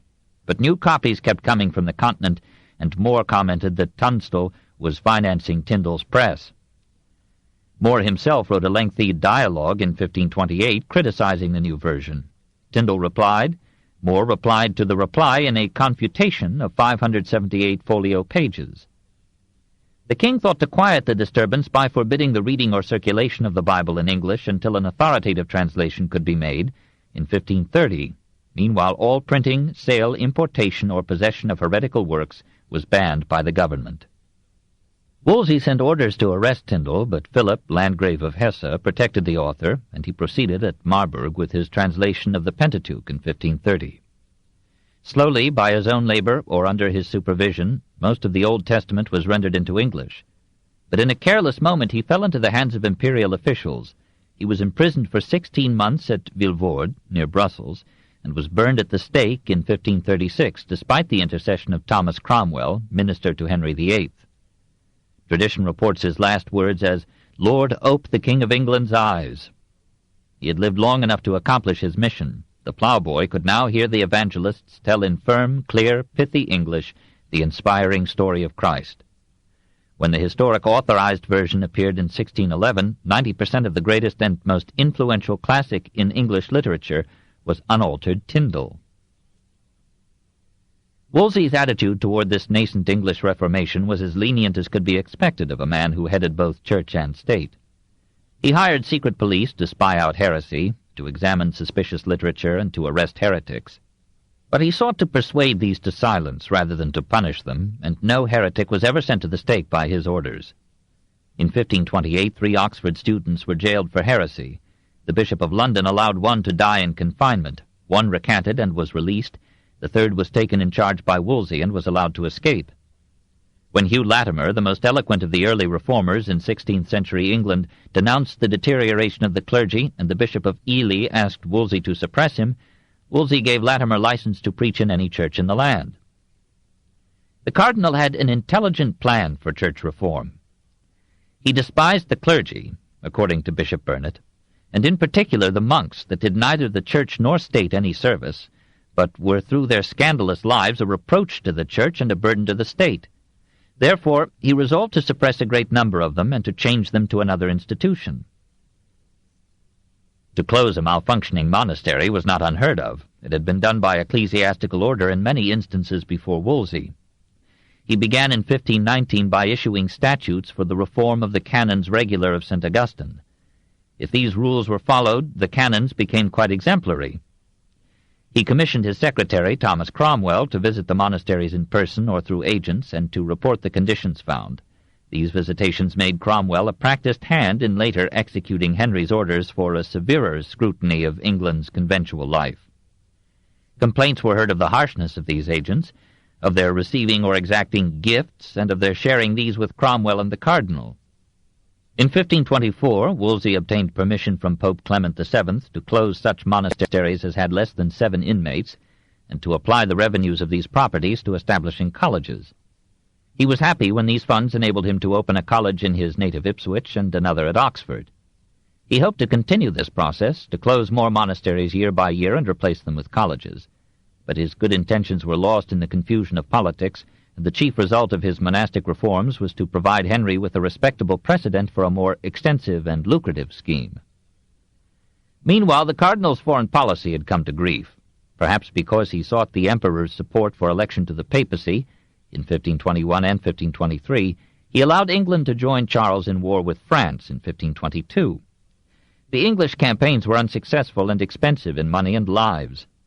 To finance fresh efforts, Wolsey summoned in 1523 the first Parliament in 7 years, and shocked it by asking an unprecedented subsidy of £800,000, a fifth of every layman's property. The Commons protested, then voted a seventh. The clergy protested, but yielded half a year's revenue from every benefice. When news came that Charles's army had overwhelmed the French at Pavia in 1525 and taken Francis prisoner, Henry and Wolsey thought it advisable to share in the impending dismemberment of France. A new invasion was planned, more money was needed. Wolsey risked the last shreds of his popularity by asking all Englishmen with over £50, or about $5,000 income, to contribute a sixth of their goods to an amicable grant for the prosecution of the war to a glorious end. Let us amicably grant that the purpose may have been to prevent Charles from swallowing all France. The demand was so widely resisted that Wolsey had to veer to a program of peace. A treaty of mutual defense was signed with France as another effort to restore the balance of power. But in 1527 imperial troops captured Rome and the Pope. Charles seemed now the invincible master of the continent. Wolsey's policy of check and balance was ruined. In January 1528, England joined France in war against Charles.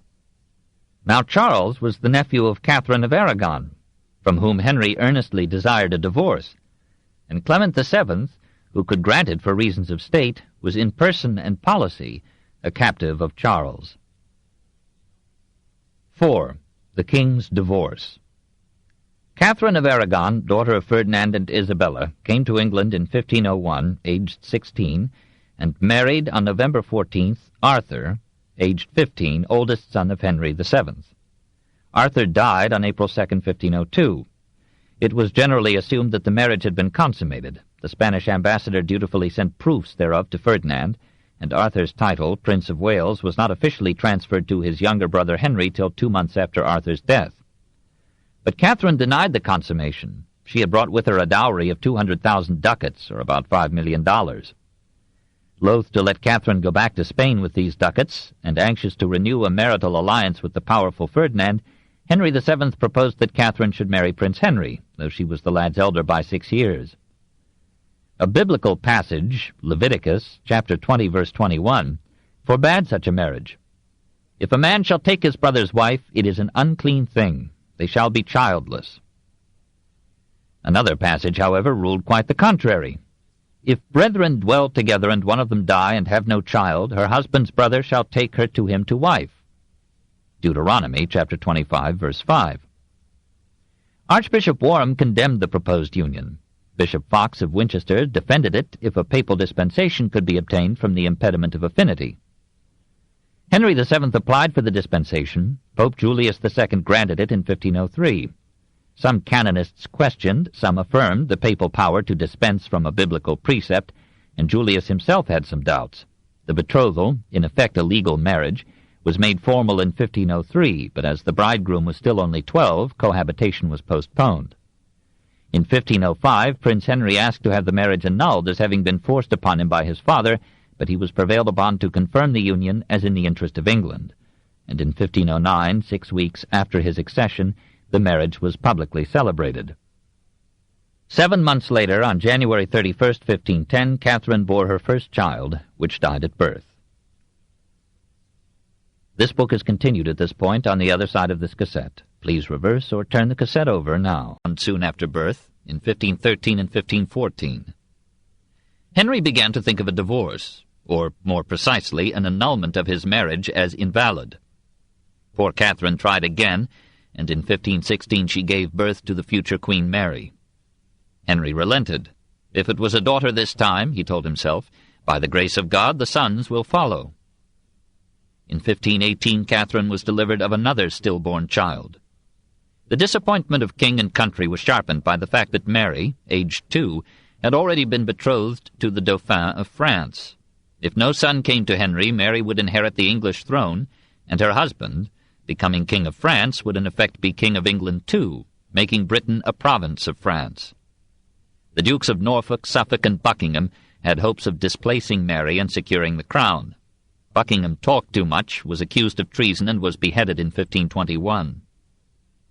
Henry expressed fear that his sonlessness was a divine punishment for having used a papal dispensation from a biblical command. He took a vow that if the Queen would bear him a son, he would lead a crusade against the Turks. But Catherine had no further pregnancies. By 1525, all hope of additional offspring by her was abandoned.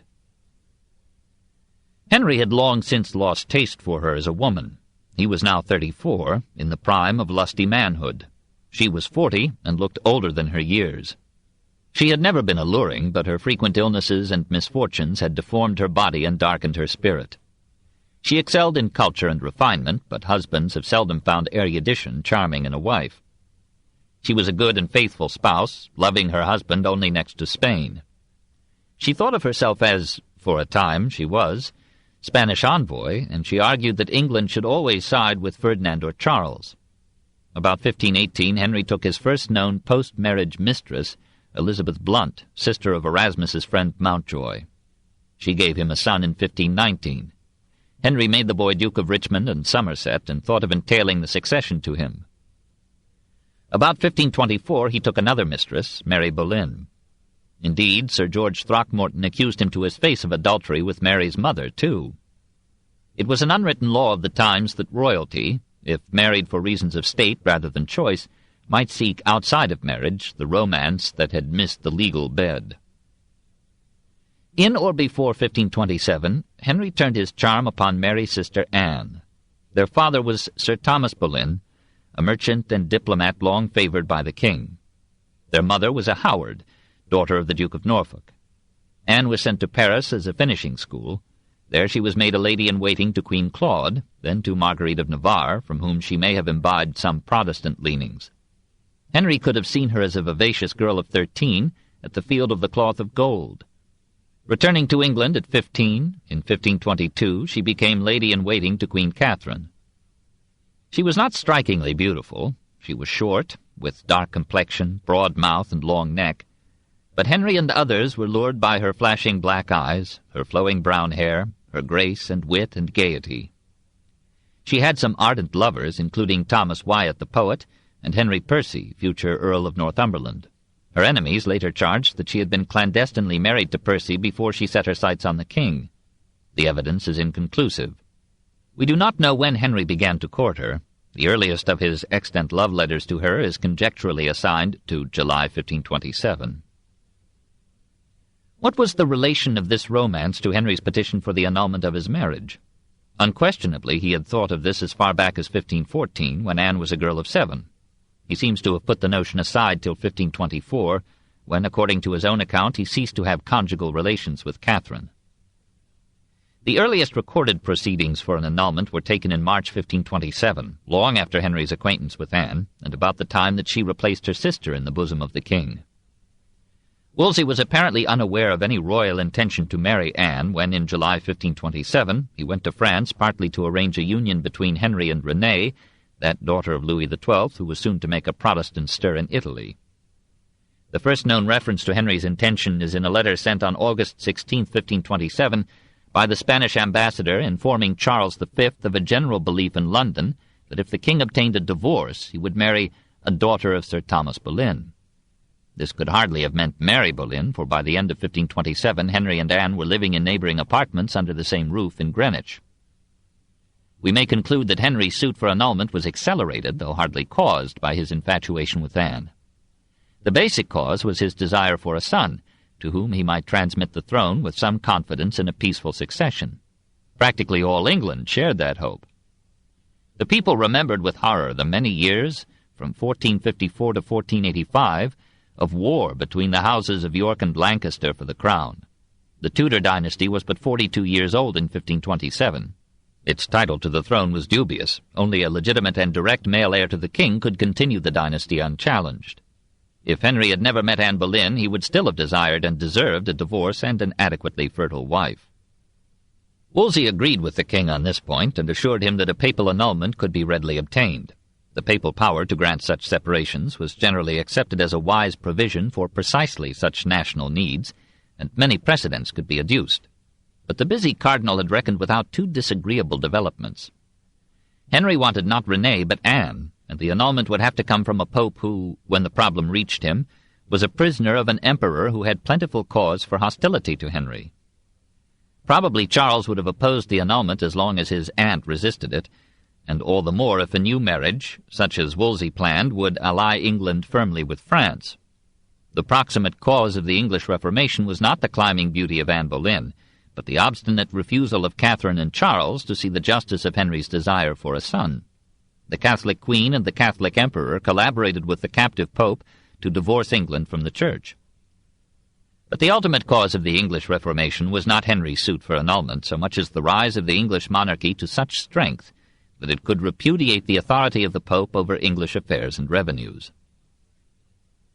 Henry affirmed that his active desire for an annulment was occasioned by Gabrielle de Gramont, who came to England in February 1527 to discuss the proposed marriage of Princess Mary with French royalty. Gramont, according to Henry, raised a question as to Mary's legitimacy on the ground that Henry's marriage with Catherine might have been invalid as violating a scriptural ban irremovable by a pope. Some have thought that Henry invented the story, but Wolsey repeated it. It was reported to the French government in 1528. It was not, so far as is known, denied by Gramont, and Gramont labored to persuade Clement that Henry's suit for annulment was just. Charles informed his ambassador in England, on July 29, 1527, that he was advising Clement to deny Henry's plea. While he was in France, Wolsey was definitely informed that Henry wished to marry not Renee but Anne. He continued to work for the annulment, but he did not hide his chagrin over Henry's choice. Bypassing his chancellor, the king, in the fall of 1527, sent his secretary, William Knight, to present two requests to the captive pope. The first was that Clement, recognizing the doubtful validity of Henry's marriage, its lack of male issue and Catherine's unwillingness to be divorced, should allow Henry to have two wives. A last-minute order from Henry deterred Knight from presenting this proposal. Henry's audacity had abated, and he must have marveled when, 3 years later, he received from Giovanni Casale, one of his agents in Rome, a letter dated September 18, 1530, saying, "A few days ago the Pope secretly proposed to me that your Majesty might be allowed 2 wives." Henry's second request was quite as strange, that the Pope should grant him a dispensation to marry a woman with whose sister the king had had sexual relations. The Pope agreed to this on condition that the marriage with Catherine should be annulled, but as to this annulment he was not yet ready to decide. Clement was not only fearful of Charles, he was reluctant to rule that a previous pope had made a serious error in validating the marriage. At the end of 1527 he received a third request, that he should appoint Wolsey and another papal legate to sit as a court in England, to hear evidence, and to pass judgment on the validity of Henry's marriage with Catherine.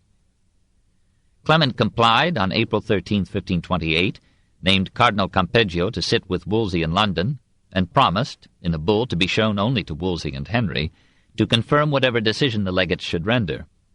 Probably the fact that Henry had joined Francis in January of 1528 in declaring war on Charles and pledging themselves to liberate the Pope affected Clement's compliance. Charles protested and sent to Clement a copy of a document which he claimed had been found in Spanish archives, and in which Julius II confirmed as valid the dispensation that Henry and Wolsey proposed to void. At his wit's end, the Pope, still a prisoner of Charles, rushed instructions to Campeggio not to pronounce sentence without express commission hence, If so great an injury be done to the emperor, all hope is lost of universal peace, and the Church cannot escape utter ruin, as it is entirely in the power of the emperor's servants. Delay as much as possible." On Campeggio's arrival in England in October 1528, he tried to secure Catherine's consent to retire to a nunnery. She agreed on condition that Henry should take monastic vows, but nothing could be further from Henry's mind than poverty, obedience, and chastity. However, he suggested that he would take these vows if the Pope would promise to release him from them on demand. Campeggio refused to transmit this proposal to the Pope. Instead, he reported in February 1529 the king's determination to marry Anne. "This passion," he wrote, "is a most extraordinary thing. He sees nothing, he thinks of nothing but his Anne. He cannot be without her for an hour. It moves me to pity to see how the king's life, the stability and downfall of the whole country hang upon this one question." Changes in the military situation turned the Pope more and more against Henry's proposal. The French army that Henry had helped to finance failed in its Italian campaign, leaving the Pope completely dependent upon the emperor. Florence expelled its ruling Medici, and Clement was as devoted to that family as Charles to the Hapsburgs. Venice took advantage of the Pope's impotence to snatch Ravenna from the Papal States. Who now could rescue the papacy except its captor? "I have quite made up my mind," said Clement on June 7, 1529, "to become an imperialist and to live and die as such." On June 29th he signed the Treaty of Barcelona, by which Charles promised to restore Florence to the Medici, Ravenna to the papacy, and liberty to Clement. But one condition was that Clement would never agree to the annulment of Catherine's marriage without Catherine's free consent. On August 5th, Francis I signed the Treaty of Cambrai, which in effect surrendered Italy and the Pope to the emperor. On May 31st, Campeggio, having delayed as long as possible, opened with Wolsey the legatine court to hear Henry's suit. Catherine, having appealed to Rome, refused to acknowledge the competence of the court. On June 21st, however, both king and queen attended. Catherine threw herself on her knees before him and made a moving plea for the continuance of their marriage. She reminded him of their many labors, her complete fidelity, her patience with his extramural sports. She took God to witness that she had been a maid when Henry married her, and she asked in what had she offended him. Henry raised her up and assured her that he wished nothing so earnestly as that their marriage had been successful. He explained that his reasons for separation were not personal, but dynastic and national, and he rejected her appeal to Rome on the ground that the emperor controlled the Pope. She withdrew in tears and refused to take further part in the proceedings. Bishop Fisher spoke in her defense, thereby earning the enmity of the king. Henry demanded a clear decision from the court. Campeggio procrastinated skillfully, and finally, on July 23, 1529, adjourned the court for the summer vacation. To make indecision more decisive, Clement revoked the case to Rome. Henry raged. Feeling that Catherine had been unreasonably obstinate, he refused to have anything more to do with her and spent his pleasure hours openly with Anne. Probably to this period belong most of the 17 love letters that Cardinal Campeggio spirited away from England, and which the Vatican Library preserves among its literary treasures. Anne, wise in the ways of men and kings, had apparently given him as yet only encouragement and titillation. Now she complained that her youth was passing, while cardinals, who could not understand the desire of a maid for a well-to-do man, dallied over Henry's right to adorn desire with a marriage tie. She blamed Wolsey for not pressing Henry's appeal with more resolution and dispatch, and the king shared her resentment. Wolsey had done his best, though his heart was not in the matter. He had sent money to Rome to bribe the cardinals, but Charles had sent money too, and an army to boot. The cardinal had even connived at the idea of bigamy, as Luther would do a few years afterward. Yet Wolsey knew that Anne and her influential relatives were maneuvering for his fall. He tried to appease her with dainty viands and costly gifts, but her hostility grew as the annulment issue dragged on. He spoke of her as the enemy that never slept, both studied and continually imagined, both sleeping and waking, his utter destruction. He foresaw that if the annulment should be granted, Anne would be queen and would ruin him, and that if it were not granted, Henry would dismiss him as a failure and would demand an account of his stewardship in painful financial detail. The king had many reasons for dissatisfaction with his chancellor. The foreign policy had collapsed, and the turn from friendship with Charles to alliance with France had proved disastrous. Hardly a man in England now had a good word to say for the once omnicompetent cardinal. The clergy hated him for his absolute rule, The monks feared more dissolution of monasteries. The commons hated him for taking their sons and money to fight feudal wars. The merchants hated him because the war with Charles obstructed their trade with Flanders. The nobles hated him for his exactions, his upstart pride, his proliferating wealth. Some nobles, reported the French ambassador on October 17, 1529, intend, when Wolsey is dead or destroyed, to get rid of the church and spoil the goods of the church and Wolsey both. Kentish clothiers suggested that the cardinal should be installed in a leaking boat and set adrift in the sea. Henry was suppler. On October 9, 1529, one of his attorneys issued a writ summoning Wolsey to answer, before the king's judges, a charge that his acts as legate had violated the statute of Praemunire of 1392, which imposed forfeiture of goods upon any Englishman who brought papal bulls into England. It made no difference that Wolsey had secured the legatine authority at the king's request, and had used it chiefly in the king's behalf. Wolsey knew that the king's judges would convict him. He sent in to Henry a humble submission, confessing his failures, but begging him to remember also his services and his loyalty. Then he left London by a barge on the Thames. At Putney he received a kindly message from the king. In abject gratitude he knelt in the mud and thanked God. Henry appropriated the rich contents of the cardinal's palace at Whitehall, but allowed him to retain the Archbishopric of York and enough personal goods to require 160 horses and 72 carts to haul them to his episcopal seat. The Duke of Norfolk succeeded Wolsey as Prime Minister. Thomas More succeeded him as Chancellor in November 1529. For almost a year the fallen cardinal served as a pious and exemplary archbishop, visiting his parishes regularly, arranging the repair of churches, and acting as a trusted court of arbitration. "Who was less loved in the north than my lord the cardinal before he was amongst them?" asked a Yorkshireman, "and who better loved after he had been there a while?" But ambition reawoke in him as the fear of death subsided. He wrote letters to Eustace Chapuis, the imperial ambassador to England. They are lost, but a report from Chapuis to Charles reads, "I have a letter from the cardinal's physician in which he tells me that his master thought the Pope should proceed to weightier censures, and should call in the secular arm," that is, excommunication, invasion, and civil war. Norfolk got wind of these exchanges, arrested Wolsey's physician, and drew from him, by means uncertain, a confession that the cardinal had advised the Pope to excommunicate the king. We do not know if the ambassador or the duke honestly reported the physician, or if the physician truthfully reported the cardinal. In any case, Henry, or the duke, ordered Wolsey's arrest. He submitted peaceably on November 4, 1530, bade farewell to his household, and set out for London. At Sheffield Park a severe dysentery confined him to bed. There the king's soldiers came with orders to conduct him to the Tower. He resumed the journey, but after 2 more days of riding he was so weak that his escort allowed him to take to bed in Leicester Abbey. To the king's officer, Sir William Kingston, he uttered the words reported by Cavendish and adapted by Shakespeare. "If I had served my God as diligently as I have done my king, he would not have given me over in my grey hairs."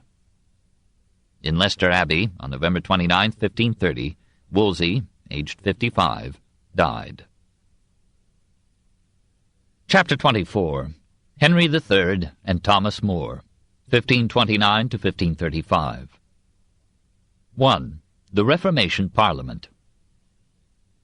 In the Parliament that assembled at Westminster on November 3, 1529, the controlling groups, the nobles in the upper house, the merchants and the commons, agreed on 3 policies: the reduction of ecclesiastical wealth and power, the maintenance of trade with Flanders, and support of the king in his campaign for a male heir. This did not carry with it approval of Anne Boleyn, who was generally condemned as an adventuress, nor did it prevent an almost universal sympathy with Catherine. The lower classes, politically impotent, were as yet unfavorable to the divorce, and the northern provinces, intensely Catholic, sided wholeheartedly with the Pope. Henry kept this opposition temporarily quiet by remaining orthodox in everything but the right of the popes to govern the English Church. On that point the national spirit, even stronger in England than in Germany, upheld the hand of the king, and the clergy, though horrified at the thought of making Henry their master, were not averse to independence from a papacy so obviously subject to a foreign power. About 1528 one Simon Fish published a 6-page pamphlet which Henry read without known protest, and many read with frank delight. It was called The Supplication of the Beggars, and asked the king to confiscate in whole or part the wealth of the English Church. In the times of your noble predecessors past, there craftily crept into your realm holy and idle beggars and vagabonds, bishops, abbots, deacons, archdeacons, suffragans, priests, monks, canons, friars, pardoners, and summoners. And who is able to number this idle, ruinous sort, which, setting all labour aside, have begged so importunately that they have gotten into their hands more than a third part of all your realm? The goodliest lordships, manors, lands, and territories are theirs. Besides this, they have the 10th part of all corn, meadow, pasture, grass, wool, colts, calves, lambs, pigs, geese, and chickens. Yea, and they look so narrowly upon their profits that the poor wives must be countable to them of every 10th egg, or else she getteth not her rights at Easter. Who is she that will set her hand to work, to get 3d. a day, and may have at least 20d. a day to sleep an hour with a friar, a monk, or a priest? The nobles and merchants might have admitted some exaggeration in the indictment, but they thought it led to a charming conclusion, the secularization of church property. These lords, wrote the French ambassador Jean de Belay, intend to impeach the church and take all its goods, which it is hardly needful for me to write in cipher, for they proclaim it openly. I expect the priests will never have the Great Seal, that is, never head the government, again, and that in this Parliament they will have terrible alarms. Wolsey had held off this attack on church property, but his fall left the clergy powerless except through the declining faith of the people, and the papal authority that might have protected them by its prestige, its interdicts, or its allies, was now the main object of royal wrath and the football of imperial politics. Custom required that legislation affecting the Church in England should be passed, or require confirmation by the convocation of the clergy under the Archbishops of Canterbury and York. Could this assembly assuage the anger of the king and check the anti-clericalism of Parliament? The battle was opened by the Commons. It drew up an address to the king, professing doctrinal orthodoxy, but strongly criticizing the clergy. This famous act of accusation charged that convocation made laws without the consent of king or Parliament, seriously limiting the liberty of laymen and subjecting them to heavy censures or fines; that the clergy exacted payment for the administration of the sacraments; that the bishops gave benefices to certain young folks, calling them their nephews, and despite the youth or ignorance of such appointees; that the episcopal courts greedily exploited their right to levy fees and fines; that these courts arrested persons and imprisoned them without stating the charges against them; that they indicted and severely punished laymen upon suspicion of the slightest heresy; and the document concluded by begging the king for the reformation of these ills. Henry, who may have been privy to the composition of this address, submitted its main points to the convocation and asked for an answer. The bishops admitted some abuses, which they attributed to occasional individuals. They affirmed the justice of their courts, and they looked to the pious king, who had so nobly rebuked Luther, to aid them in suppressing heresy. Then, grievously mistaking the royal temper, they added warlike words. "Forasmuch as we repute and take our authority of making the laws to be grounded upon the Scriptures of God and the determination of Holy Church, we may not submit the execution of our charges and duty, certainly prescribed to us by God, to your Highness's assent. With all humility we therefore beseech your grace to maintain and defend such laws and ordinances as we, by the authority of God, shall for his honor make, to the edification of virtue and the maintaining of Christ's faith." The issue was joined. Henry did not meet it at once. His first interest was to get Parliament's approval for a strange request, that he be excused from repaying the loans that had been made to him by his subjects. The Commons protested and consented. 3 other bills were introduced, which aimed to check the authority of the clergy over the probate of wills, their exaction of death taxes, and their holding of plural benefices. These bills were passed by the Commons. They were passionately opposed by the bishops and abbots sitting in the upper house. They were amended, but in essence they were made law. Parliament adjourned on December 17th. During the summer of 1530 the king received some costly encouragement. Thomas Cranmer, a doctor of divinity at Cambridge, suggested to Henry that the major universities of Europe should be polled on the question whether a pope could permit a man to marry his brother's widow. A merry game of rival bribery ensued. Henry's agents scattered money to induce negative judgments. Charles's agents used money or threats to secure affirmative replies. The Italian answers were divided. The Lutheran universities refused any comfort to the defender of the faith, but the University of Paris, under pressure by Francis, gave the answer so doubly dear to the king. Oxford and Cambridge, after receiving stern letters from the government, approved Henry's right to have his marriage annulled. So strengthened, he issued through his Attorney General in December 1530 a notice that the government intended to prosecute, as violators of the Praemunire statute, all clergymen who had recognized Wolsey's legatine power. When Parliament and Convocation reassembled on January 16, 1531, the king's agents happily announced to the clergy that the prosecution would be withdrawn if they would confess their guilt and pay a fine of £118,000, or about $11,800,000. They protested that they had never wanted Wolsey to have such power, and had recognized him as legate only because the king had done so in the trial of his suit before Wolsey and Campeggio. They were quite right, of course, but Henry sorely needed money. They mournfully agreed to raise the sum from their congregations. Feeling his oats, the king now demanded that the clergy should acknowledge him as the protector and only supreme head of the church and clergy of England. That is, that they should end their allegiance to the Pope. They offered a dozen compromises, tried a dozen ambiguous phrases. Henry was merciless and insisted on yes or no. Finally, on February 10, 1531, Archbishop Warham, now 81, reluctantly proposed the king's formula with a saving clause, "so far as the law of Christ permits." The Convocation remained silent. The silence was taken as consent. The formula became law. Mollified, the king now allowed the bishops to prosecute heretics. Parliament and Convocation adjourned again on March 30, 1531.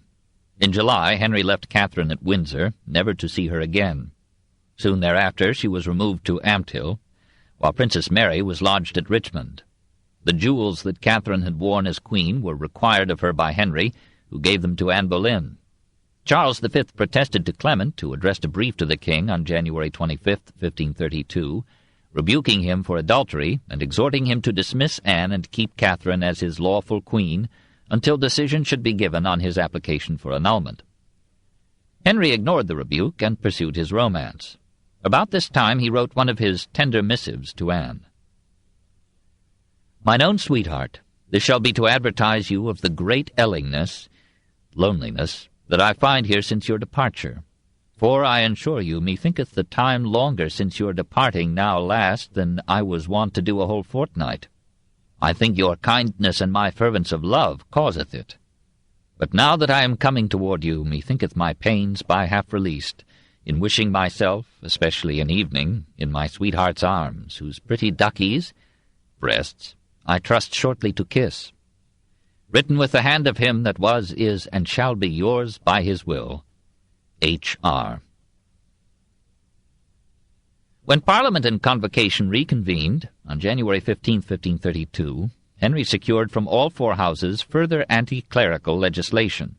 The clerics under the degree of subdeacon, when charged with felony, should be tried by civil courts, that fees and fines in ecclesiastical courts should be reduced, that ecclesiastical death dues and probate fees should be lowered or abolished, that the annats, the first year's revenues of a newly appointed prelate, should no longer be paid to the Pope, and that the transfer of English funds to Rome for dispensations, indulgences, and other papal services should cease.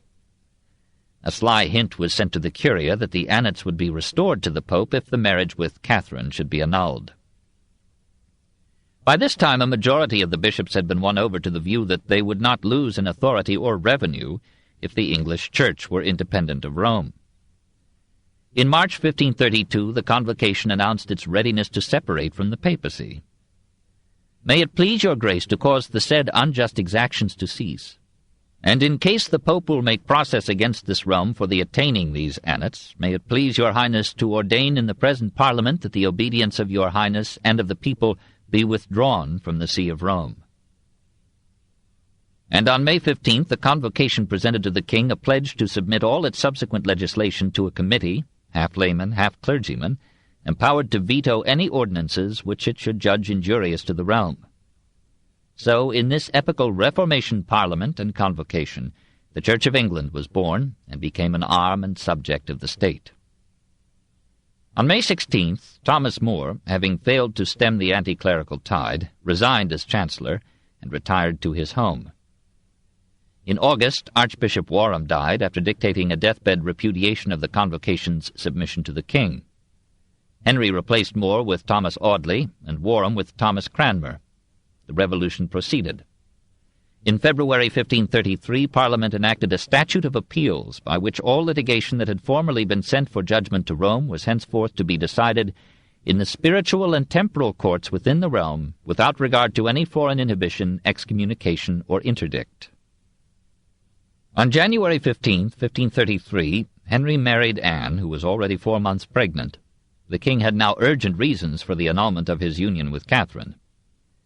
Having made without result another appeal to the Pope, he secured from Convocation an approval of his divorce in April 1533. On May 23, Cranmer, as Archbishop of Canterbury, declared the marriage with Catherine unlawful and void, and on May 28 he pronounced Anne to be Henry's lawful wife. 3 days later, Anne, in brocade and jewels, rode to her coronation as Queen of England in a stately pageant designed by tradition and Hans Holbein the Younger. Amid the exaltation, she noticed the disapproving silence of the crowd, and she may have wondered how long her uneasy head would wear the crown. Pope Clement pronounced the new marriage null, and its future offspring illegitimate, and excommunicated the king on July 11, 1533. On September 7th, Elizabeth was born.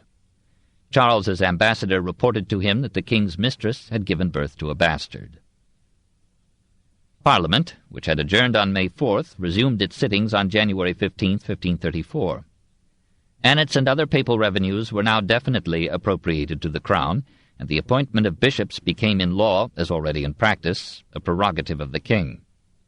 Indictments for heresy were removed from clerical to civil jurisdiction. In 1533, Elizabeth Barton, a nun of Kent, announced that she had received orders from God to condemn the king's remarriage, and had been allowed to see the place that was being prepared for Henry in hell.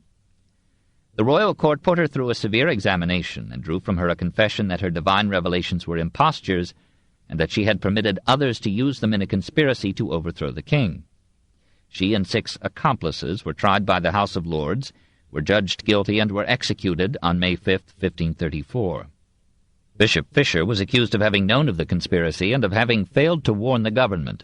It was also charged that he and Catherine had been privy to a plan, conceived by Chapuis and discouraged by Charles, for an invasion of England to coincide with an insurrection of Catherine's supporters.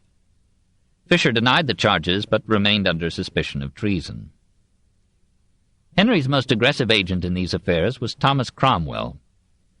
Born in 1485, the son of a Putney blacksmith, he grew up in poverty and hardship, and wandered for years, as practically a vagabond, through France and Italy.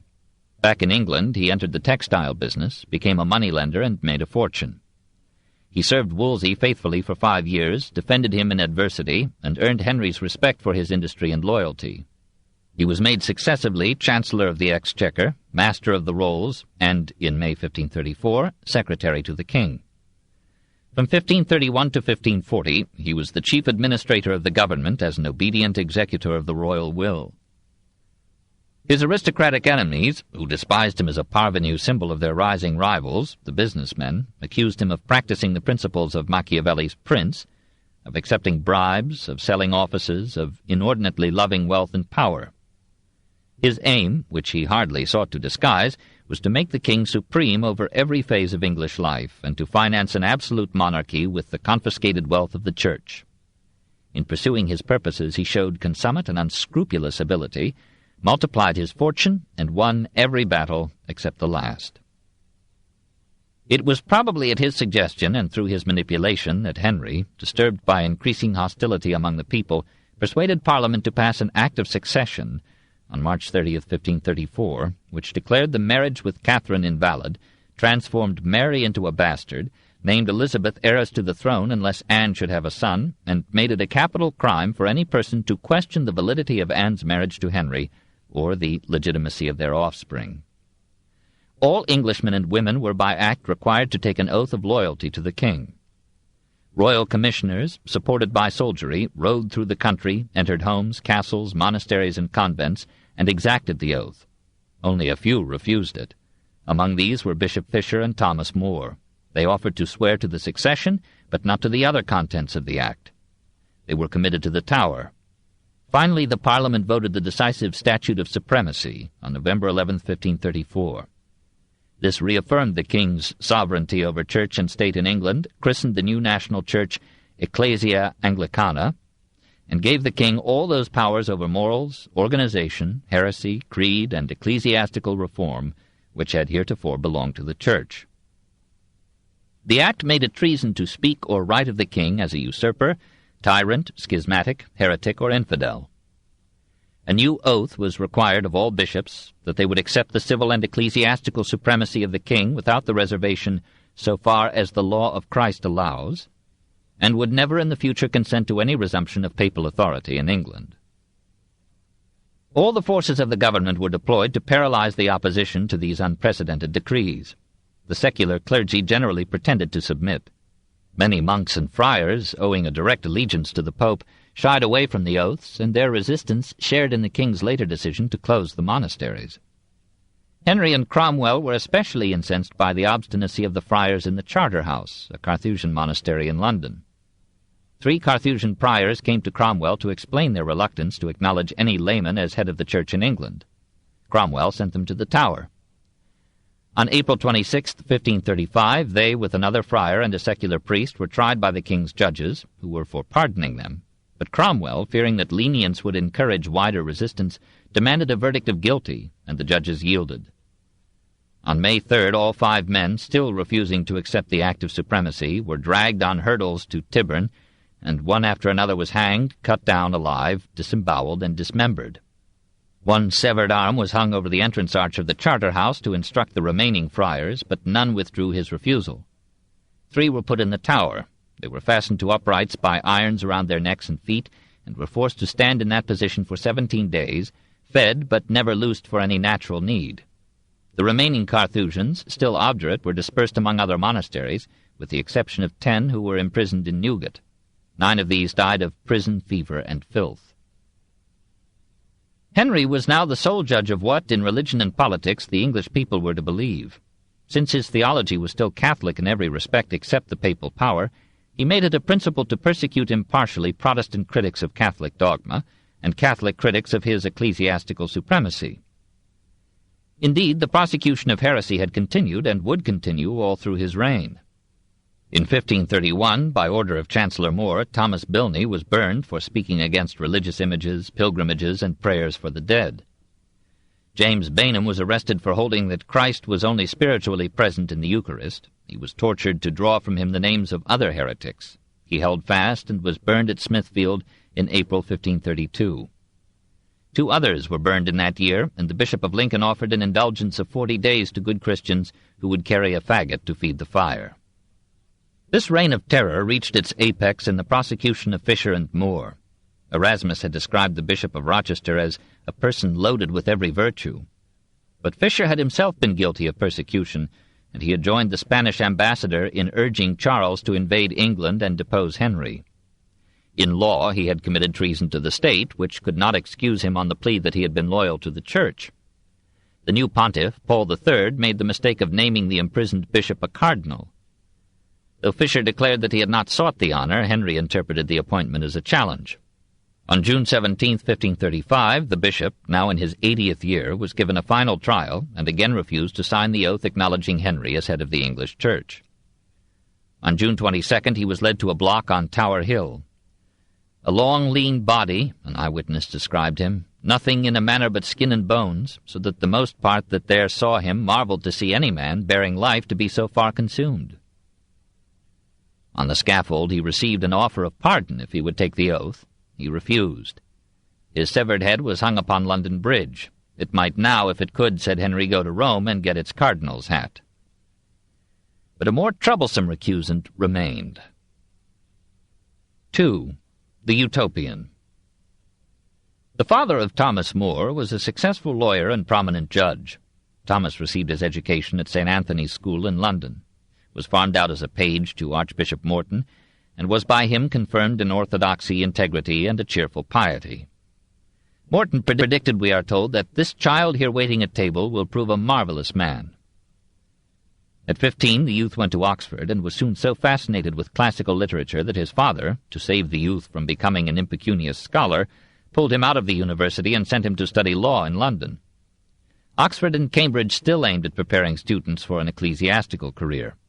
New Inn and Lincoln's Inn trained the men who were now taking over from the clergy the government of England. Only 8 members of the House of Commons in the Reform Parliament of 1529 to 37 had received a university education, while a rising proportion were lawyers and businessmen.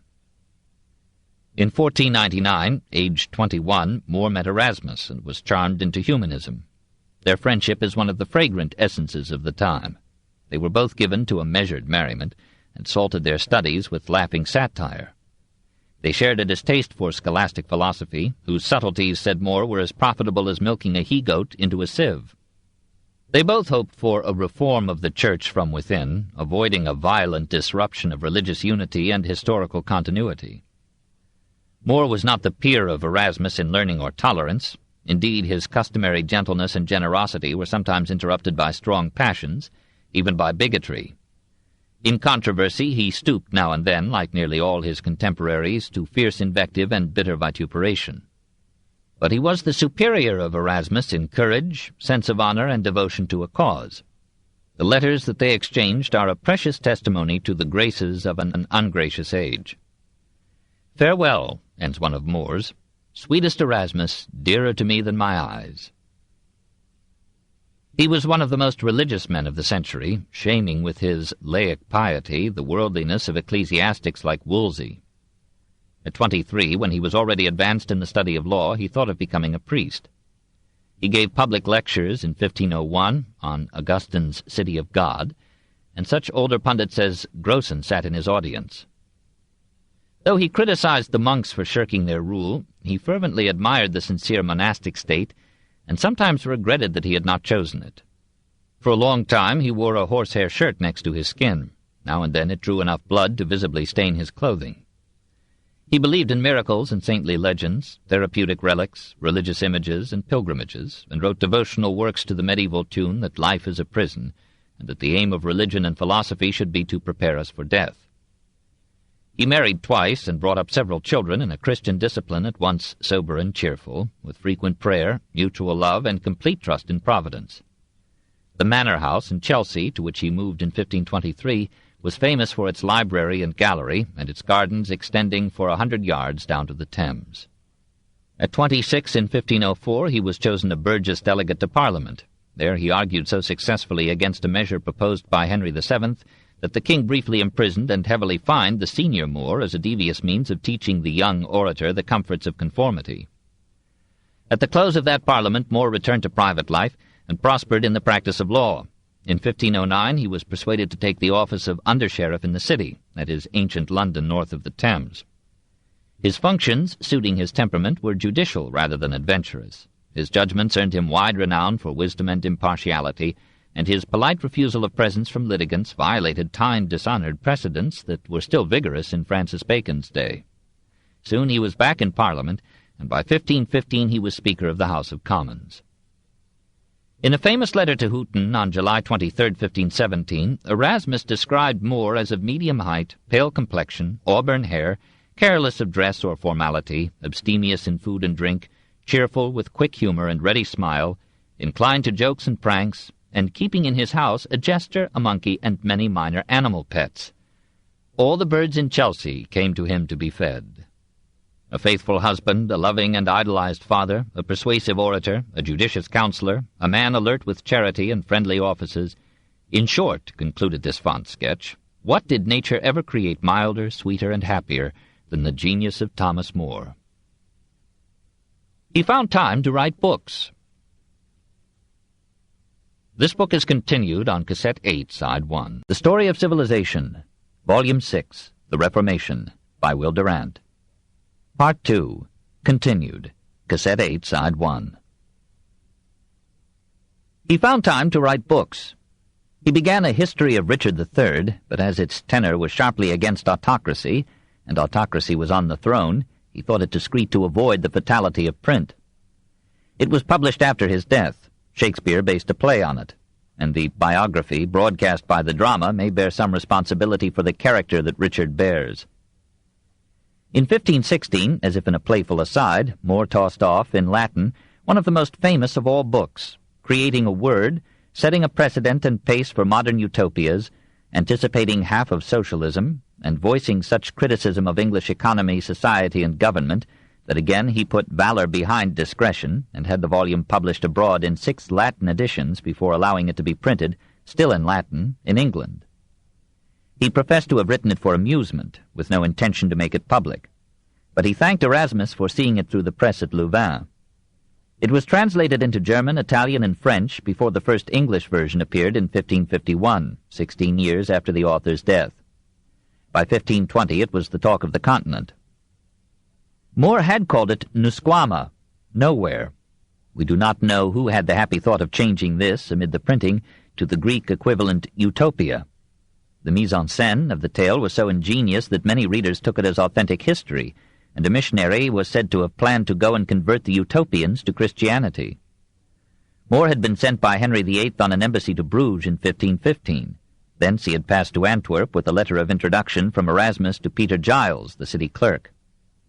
The prelude pretended that Giles had introduced More to a bearded, weather-worn Portuguese mariner, Raphael Hythloday, Greek for skilled in nonsense, who had sailed with Amerigo Vespucci in 1504, had made his way round the globe, 6 years before Magellan's voyage, and had visited in the New World a happy island whose inhabitants had solved most of the problems plaguing Europe at that time.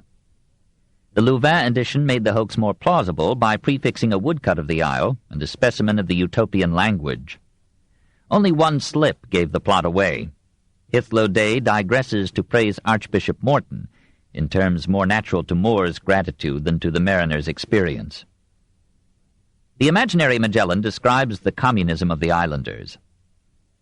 Among the Utopians, all things being common, every man hath abundance of everything. I compare with them so many nations, where every man calleth that which he hath gotten his own proper and private goods. I hold well with Plato that all men should have and enjoy equal portions of wealth and commodities. For where every man, under certain titles and pretenses, draweth and plucketh to himself as much as he can, so that a few divide among themselves all the whole riches, there to the residue is left lack and poverty. In Utopia, each man takes his product to the common store and receives from it according to his needs. None asks more than enough, for security from want forestalls greed. Meals are eaten in common, but if a man wishes, he may eat at home. There is no money in Utopia, no buying cheap and selling dear. The evils of cheating, stealing, and quarreling over property are unknown. Gold is used not as currency, but to make useful things like chamber pots. No famines or lean years come, for the communal storehouses maintain a reserve against emergencies. Every family engages in both agriculture and industry, men and women alike. In order to ensure adequate production, 6 hours of work per day are required of each adult, and choice of occupation is limited by collective needs. The Utopians are free in the sense of freedom from hunger and fear, but they are not free to live on the labor of others. There are laws in Utopia, but they are simple and few. Therefore, every man is expected to plead his own case, and no lawyers are allowed. Those who violate the laws are condemned for a time to serve the community as bondmen. They do the more disagreeable tasks, but after finishing their term they are restored to full equality with their fellow men. Those who repeatedly and seriously offend are put to death. The supply of bondmen is raised by ransoming prisoners condemned to death in other lands. The unit of society in Utopia is the patriarchal family. The wives be ministers to their husbands, the children to their parents. Monogamy is the only form of sexual union permitted. Before marriage, the betrothed are advised to view each other naked so that physical defects may be revealed in time, and if they are serious, the contract may be annulled. The wife, after marriage, goes to live with her husband in his father's household. Divorce is allowed for adultery and by free mutual consent, conditional on the consent of the communal council. Annually, every 30 families choose a phylarch to govern them. Every 10 phylarchs choose a chief phylarch to administer a district of 300 households. The 200 phylarchs serve as a national council, which elects for life the prince or king. A basic obligation of the phylarchs is to preserve the health of the community by providing clean water, public sanitation, medical and hospital care. For health is the chief of all earthly boons. The rulers organize education for children and for adults. They stress vocational training, support science, and discourage astrology, fortune-telling, and superstition. They may make war on other peoples if they judge that the good of the community so requires. They count this the most just cause of war, when any people holdeth a piece of ground void and vacant to no good nor profitable use, keeping other from the use or possession of it, who by the law of nature ought thereby to be nourished and relieved. Was this a defense of the colonization of America? But the Utopians do not glorify war. They hate it as plainly brutal, and contrary to the sentiment of nearly every other nation, they regard nothing more inglorious than glory derived from war. Religion in Utopia is almost, not quite, free. Tolerance is given to any creed except atheism and the denial of human immortality. The Utopian may, if he wishes, worship the sun or the moon. But those who use violence of action or speech against any recognized religion are arrested and punished, for the laws seek to prevent religious strife. Deniers of immortality are not punished, but they are excluded from office and are forbidden to voice their views to any but priests and men of gravity. Otherwise, it should be lawful for every man to favor and follow what religion he would, and might do his best to bring other to his opinion, so that he did it peaceably and soberly, without haste and contentious rebuking and inveighing against other. So in Utopia there are various religions, but the most and wisest part believe that there is a certain godly power unknown, everlasting, incomprehensible, inexplicable, far above the reach and capacity of man's wit, dispersed through the world. Monasticism is permitted, provided the monks will busy themselves with works of charity and communal utility, such as repairing roads and bridges, cleaning ditches, cutting timber, and acting as servants, even as bondmen. And they may marry if they so desire. There are priests, but they too marry. The state keeps as religious feasts the first and last of every month and year, but in the religious exercises of these holy days no image of any god is seen in the church, and no prayers be used but such as every man may boldly pronounce without the offending of any sect. On each of these holy days wives and children prostrate themselves before their husbands or parents and ask forgiveness for any offense committed or any duty omitted. And no one is to come to church until he has made peace with his enemy. It is a Christian touch, but More's youthful humanism appears in his partial acceptance of the Greek view of suicide. If a man suffers from a painful and incurable disease, he is permitted and encouraged to end his life. In other cases, More believes, suicide is cowardice, and the corpse is to be cast unburied into some stinking marsh. We do not know how much of this represented More's considered conclusions, how much was Erasmus, how much was half-playful imagination. However, the young statesman carefully dissociated himself from the socialism of his utopians. I am of opinion, he represents himself as saying to Hythloday, that men shall never live wealthily where all things are in common. For how can there be abundance of goods, where the regard of his own gains driveth not to work, but the hope that he hath in other men's travails maketh him slothful? It is not possible for all things to be well unless all men were good, which I think will not be yet these good many years. Yet some sympathy with radical yearnings must have inspired so extensive a picture of the communist ideal. Other pages of the Utopia criticize with angry severity the exploitation of the poor by the rich. Enclosures of one's common lands by English lords are condemned with such detail and spirit as seem unlikely in a foreigner. Says Hythloday to More, "The unreasonable covetousness of a few hath turned to the utter undoing of your island. Suffer not these rich men to buy up all, to engross and forestall, and with their monopoly to keep the market alone as pleases them. When I consider and weigh in my mind all these commonwealths which now anywhere flourish, I can perceive nothing, so God help me, but a certain conspiracy of rich men promoting their own commodities under the name and title of the Commonwealth. They invent and devise all means and crafts, how to hire and abuse the labor of the poor for as little money as may be. These devices be then made laws."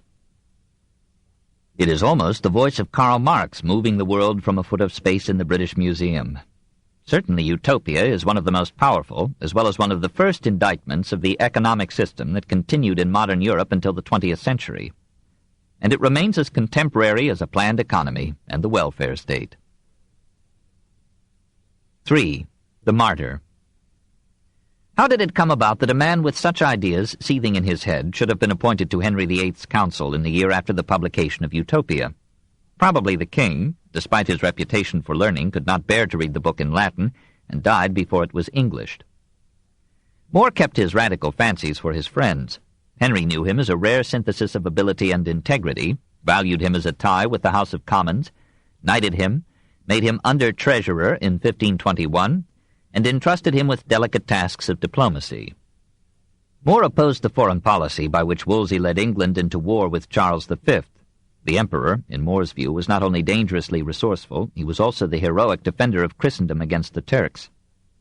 When Wolsey fell, More so far forgot his manners as to review in Parliament the faults and errors that had caused the fall. As leader of the opposition, he was the logical successor of the cardinal, and for 31 months he served as Chancellor of England. But the real successor to Wolsey was the king. Henry had discovered his own power and capacity, and was resolved, he said, to free himself from an unfriendly and obstructive papacy, and to legitimate his union with the woman whom he loved, and who could give him an heir to the throne. More found himself no guide of policy, but a servant of aims that ran counter to his deepest loyalties. He consoled himself by writing books against Protestant theology and prosecuting Protestant leaders. In a dialogue concerning heresies in 1528, and in later works, he agreed with Ferdinand II, Calvin, and the Lutheran princes on the necessity of religious unity for national strength and peace. He feared the division of England into a dozen or 100 religious sects. He who had defended Erasmus's Latin translation of the New Testament protested against Tyndale's English version as distorting the text to prove Lutheran points. Translations of the Bible, he felt, should not be turned into weapons for tavern philosophers. In any case, he held, the Church was too precious a vehicle of discipline, consolation, and inspiration to be torn to pieces by the hasty reasoning of vain disputants. From this mood he passed to the burning of Protestants at the stake. The charge that in his own house he had a man flogged for heresy is disputed. More's account of the offender seems far removed from theology. If he spied any woman kneeling in prayer, and if her head hung anything low in her meditations, then he would steal behind her and would labor to lift up all her clothes and cast them quite over her head. It may be that in the 3 death sentences pronounced in his diocese during his chancellorship, he was obeying the law that required the state to serve as the secular arm of ecclesiastical courts. But there is no doubt that he approved of the burnings. He admitted no inconsistency between his conduct and the large toleration of religious differences in his Utopia, for even there he had refused toleration to atheists, deniers of immortality, and those heretics who resorted to violence or vituperation. Yet he himself was guilty of vituperation in arguing against the English Protestants. The time came when More thought Henry the most dangerous heretic of all. He refused to approve the marriage with Anne Boleyn, and he saw in the anti-clerical legislation of 1529-32 a ruinous assault upon a church that, to his mind, stood as an indispensable base of social order. When he retired from office to the privacy of his Chelsea home in 1532, he was still in his prime at 54, but he suspected that he had not much longer to live. He tried to prepare his family for tragedy by talking, so reports his son-in-law William Roper, of the lives of holy martyrs, and of their marvelous patience, and of their passions, sufferings, and deaths, that they suffered rather than they would offend God, and what an happy and blessed thing it was for the love of God to suffer loss of goods, imprisonment, loss of lands, and life also. He would further say unto them that upon his faith, if he might perceive his children would encourage him to die in a good cause, it should so comfort him that for the very joy thereof it would make him merrily to run to death. His expectations were fulfilled. Early in 1534 he was indicted on a charge of having been privy to the conspiracy connected with the nun of Kent. He admitted having met her and having believed her to be inspired, but he denied any knowledge of conspiracy. Cromwell recommended, Henry granted, forgiveness. But on April 17th, More was committed to the Tower for refusing to take oath to the Act of Succession, which, as presented to him, involved a repudiation of papal supremacy over the Church in England. His favorite daughter, Margaret, wrote to him begging him to take the oath. He replied that her plea gave him more pain than his imprisonment. His second wife visited him in the Tower, and, according to Roper, berated him for obstinacy. "What the good year, Mr. More, I marvel that you, that have always been hitherunto taken for a wise man, will now so play the fool to lie here in this close filthy prison, and be content to be shut up among mice and rats, when you might be abroad at your liberty, and with the favour and goodwill of the king and his council, if you would but do as all the bishops and best learned of this realm have done. And seeing you have at Chelsea a right fair house, your library, your books, your gallery, your garden, your orchards, and all other necessaries so handsomely about you, where you might in the company of me, your wife, your children, and your household, be merry, I muse what a God's name you mean here still thus fondly to tarry. Other efforts were made to move him, but he smilingly resisted them all. On July 1st, 1535, he was given a final trial. He defended himself well, but he was pronounced guilty of treason. While he was returning from Westminster to the Tower, his daughter Margaret twice broke through the guard, embraced him, and received his last blessing. On the day before his execution, he sent his hair shirt to Margaret, with the message that tomorrow were a day very meet to go to God. Farewell, my dear child. Pray for me, and I shall pray for you and all your friends, that we may merrily meet in heaven. When he mounted the scaffold on July 7th and found it so weak that it threatened to collapse, he said to an attendant, I pray you, Mr. Lieutenant, see me safe up, and for my coming down let me shift for myself. The executioner asked his forgiveness. More embraced him. Henry had given directions that only a few words should be allowed the prisoner. More begged the spectators to pray for him, and to bear witness that he suffered death in and for the faith of the Holy Catholic Church. He then asked them to pray for the king, that God might send him good counsel, and he protested that he died being the king's good servant, but God's first. He repeated the 51st Psalm. Then he laid his head upon the block, carefully arranging his long grey beard that it should take no harm. Pity that should be cut, he said, that hath not committed treason. His head was affixed to London Bridge. A wave of terror passed through an England that now realized the resolute mercilessness of the king, and a shudder of horror ran through Europe. Erasmus felt that he himself had died, for we had but one soul between us. He said that he had now no further wish to live, and a year later he too was dead. Charles V, apprised of the event, told the English ambassador, If I had been master of such a servant, of whose doing I myself have had these many years no small experience, I would rather have lost the best city in my dominions than lose such a worthy counselor. Pope Paul III formulated a bull of excommunication, outlawing Henry from the fellowship of Christendom, interdicting all religious services from England, forbidding all trade with it, absolving all British subjects from their oaths of allegiance to the king, and commanding them and all Christian princes to depose him forthwith. As neither Charles nor Francis would consent to such measures, the Pope withheld issuance of the bull till 1538. When he did promulgate it, Charles and Francis forbade its publication in their realms, unwilling to sanction papal claims to power over kings. The failure of the bull signalized again the decline of papal authority and the rise of the sovereign national state. Dean Swift thought More the man of the greatest virtue, perhaps using this word in its old sense of courage, this kingdom ever produced. On the 400th anniversary of their execution, the Church of Rome enrolled Thomas More and John Fisher among her saints. 4. A Tale of Three Queens. Within some 30 months of More's death, Henry lost 3 of his 6 queens. Catherine of Aragon wasted away in her northern retreat, still claiming to be Henry's only lawfully wedded wife and England's rightful queen. Her faithful maids continued to give her that title. In 1535 she was removed to Kimbolton Castle, near Huntingdon, and there she confined herself to one room, leaving it only to hear Mass. She received visitors and used them very obligingly. Mary, now 19, was kept at Hatfield, only 20 miles away, but mother and daughter were not allowed to see each other and were forbidden to communicate. They did nevertheless, and Catherine's letters are among the most touching in all literature. Henry offered them better quarters if they would acknowledge his new queen. They would not. Anne Boleyn had her aunt made governess to Mary and bade her keep the bastard in place by a box on the ears now and then.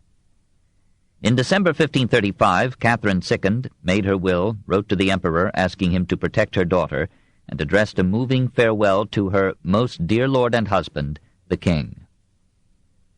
The hour of my death now approaching, I cannot choose but, out of the love I bear you, advise you of your soul's health, which you ought to prefer above all considerations of the world or flesh whatsoever, for which yet you have cast me into many calamities and yourself into many troubles. But I forgive you all, and pray God to do likewise. For the rest I commend unto you Mary, our daughter, beseeching you to be a good father to her. Lastly I make this vow, that my eyes desire you above all things. Farewell. Henry wept on receiving the letter, and when Catherine died on January 7th, 1536, aged 50, he ordered the court to go into mourning. Anne refused. Anne could not know that within 5 months she too would be dead, but she knew that she had already lost the king. Her hot temper, her imperious tantrums, her importunate demands wearied Henry, who contrasted her railing tongue with Catherine's gentleness. On the day of Catherine's burial, Anne was delivered of a dead child, and Henry, who still yearned for a son, began to think of another divorce, or as he would put it, an annulment. His second marriage, he was quoted as saying, had been induced by witchcraft, and was therefore void. From October 1535, he began to pay special attention to one of Anne's maids, Jane Seymour. When Anne reproached him, he bade her bear with him patiently, as her betters had done. Perhaps following ancient tactics, he accused her of infidelity. It seems incredible that even a flighty woman should have risked her throne for a moment's dalliance, but the king appears to have sincerely believed in her guilt. He referred the rumors of her amours to his council. It investigated, and reported to the king that she had committed adultery with 5 members of the court: Sir William Brereton, Sir Henry Norris, Sir Francis Weston, Mark Smeaton, and her brother, Lord Rochford. The 5 men were sent to the Tower, and on May 2nd, 1536, Anne followed them. Henry wrote to her holding out hopes of forgiveness or lenience if she would be honest with him. She replied that she had nothing to confess. Her attendants in prison alleged that she had admitted receiving proposals of love from Norris and Weston, but that she claimed to have repulsed them. On May 11th, the Grand Jury of Middlesex, having been asked to make local inquiries into offences allegedly committed by the Queen in that county, reported that it found her guilty of adultery with all 5 of the accused men, and gave specific names and dates. On May 12th, 4 of the men were tried at Westminster by a jury including Anne's father, the Earl of Wiltshire. Smeaton confessed himself guilty as charged. The others pleaded not guilty. All 4 were convicted. On May 15th, Anne and her brother were tried by a panel of 26 peers under the presidency of the Duke of Norfolk, her uncle but political enemy. Sister and brother affirmed their innocence, but each member of the panel announced himself convinced of their guilt, and they were sentenced to be burned or beheaded as shall please the king. On May 17th, Smeaton was hanged.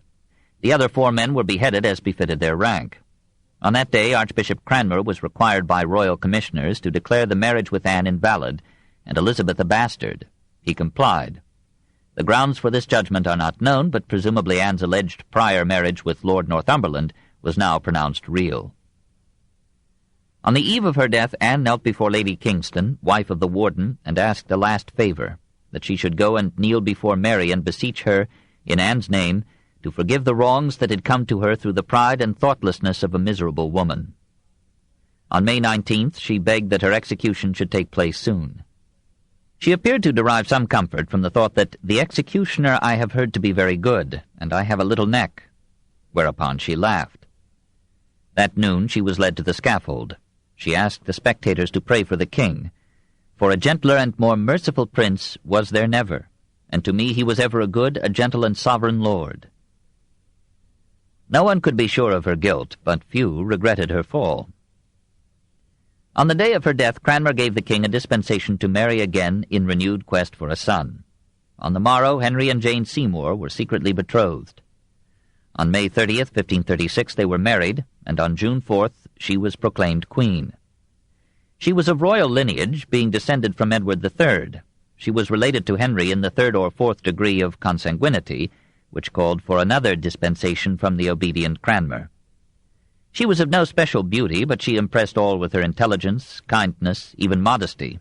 Cardinal Pole, Henry's most thoroughgoing enemy, described her as full of goodness.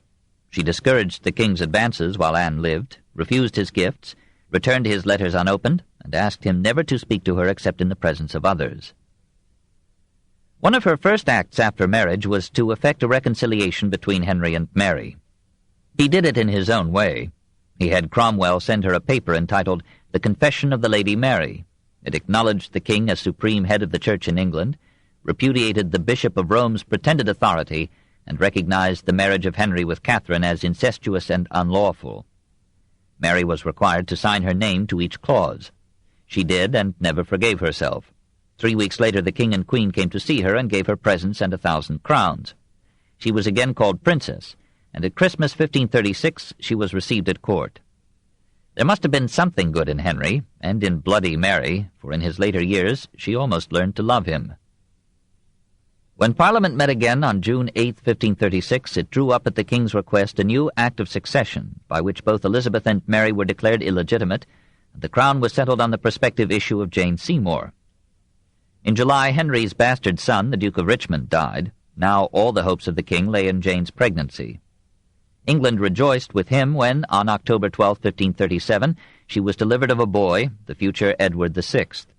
But poor Jane, to whom the King was now as deeply attached as his self-centered spirit allowed, died 12 days after her son's birth. Henry was for some time a broken man. Though he married thrice again, he asked at his death to be buried beside the woman who had given her life in bearing his son. What were the reactions of the English people to the events of this world-shaking reign? It is difficult to say. The testimony is prejudiced, ambiguous, and sparse. Chapuis reported in 1533 that, in the opinion of many Englishmen, the last King Richard was never so much hated by his people as this king. Generally, the people sympathized with Henry's desire for a son, condemned his severity to Catherine and Mary, shed no tears over Anne, but were deeply shocked by the execution of Fisher and More. The nation was still overwhelmingly Catholic, and the clergy, now that the government had appropriated the annats, were hoping for reconciliation with Rome. But hardly any man dared raise his voice in criticism of the king. Criticism he received, and from an Englishman, but one with the channel between him and the king's practiced arm. Reginald Pole was the son of Margaret Plantagenet, Countess of Salisbury, herself the niece of Edward IV and Richard III.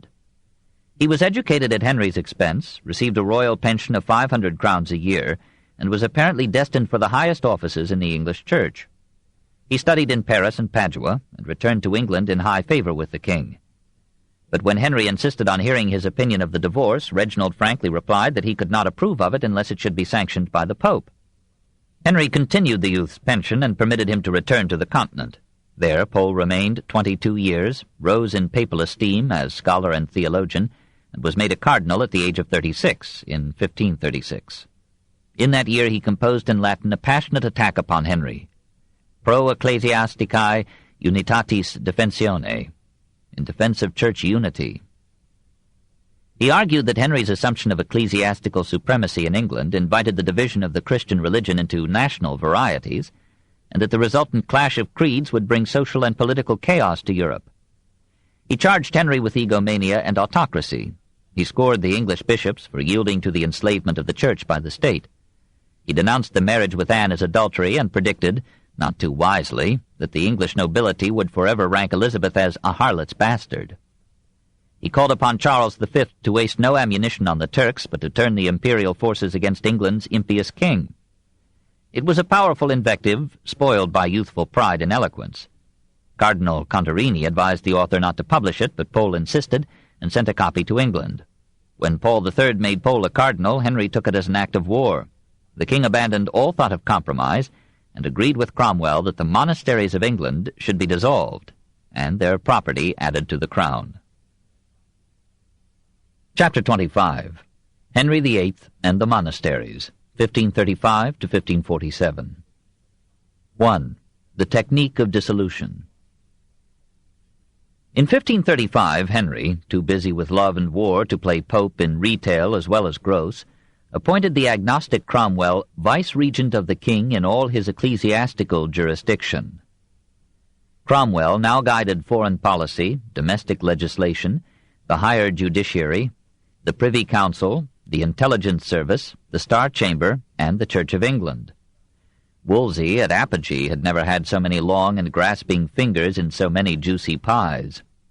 He kept an eye, too, on all printing and publication. He persuaded the king to forbid the printing, sale, or importation of books except after approval by agents of the crown, and he had anti-papal literature published at the government's expense. Cromwell's innumerable spies kept him informed on all movements or expressions of opposition to Henry or himself. A remark of pity for Fisher or More, a jest about the king, could bring a secret trial and long imprisonment, and to predict the date of the king's death was to incur one's own. In special cases, to make conclusions certain, Cromwell acted as prosecutor, jury, and judge. Nearly everyone in England feared and hated him. His chief difficulty was that Henry, though omnipotent, was bankrupt. The king was anxious to enlarge the navy, to increase or improve his harbors and ports.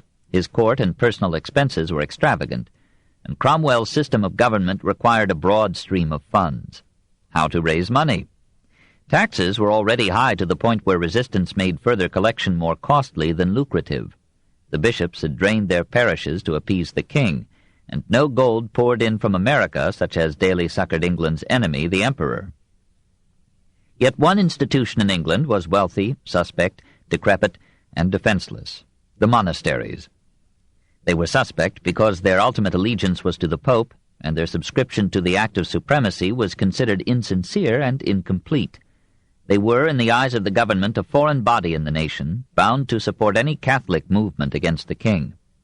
They were decrepit because they had in many cases ceased to perform their traditional functions of education, hospitality, and charity. They were defenseless because the bishops resented their exemption from episcopal control, because the nobility, impoverished by civil war, coveted their wealth, because the business classes looked upon monks and friars as idling wasters of natural resources, and because a large section of the commonalty, including many good Catholics, no longer believed in the efficacy of the relics that the monks displayed, or in the masses that the monks, if paid, offered for the dead. And there were excellent precedents for closing monasteries. Zwingli had done it in Zurich, the Lutheran princes in Germany, Wolsey in England. Parliament had already in 1533 voted authority to the government to visit the monasteries and compel their reform.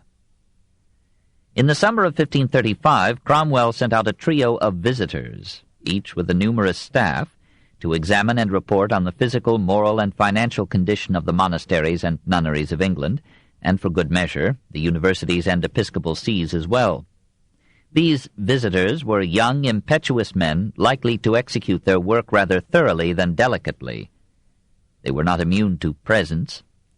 The object of their mission was to get up a case for the crown, and they probably used every means in their power to induce the monks and the nuns to incriminate themselves. It was not difficult to find, among the 600 monasteries of England, an impressive number that showed sexual, sometimes homosexual, deviations, loose discipline, acquisitive exploitation of false relics, sale of sacred vessels or jewelry to add to monastic wealth and comforts, neglect of ritual, hospitality, or charity. But the reports usually failed to state the proportion of offending to meritorious monks, and to discriminate clearly between gossip and evidence. To the Parliament that met on February 4, 1536, Cromwell submitted a black book, now lost, revealing the faults of the monasteries and recommending, with strategic moderation, that monasteries and convents having an income of £200, or about $20,000 or less per year, should be closed. The Parliament, whose members had been largely chosen by Cromwell's aides, consented. A court of augmentations was appointed by the king to receive for the royal treasury the property and revenues of these 376 lesser monasteries. 2,000 monks were released to other houses or to the world, in the latter case with a small sum or pension to tide them over till they found work. Of the 130 nunneries, only 18 had an income over £200, but only half were now closed. The drama of dissolution was interrupted by a triple rebellion in the north. Just as Christianity had been born in the cities and had reached the villagers, or pagani, last, so in Switzerland, Germany, and England the Reformation rose in the towns and was long resisted in the countryside. Protestantism in England and Scotland decreased as distance from London or Edinburgh increased. It reached Wales and northern England tardily, and found scant welcome in Ireland.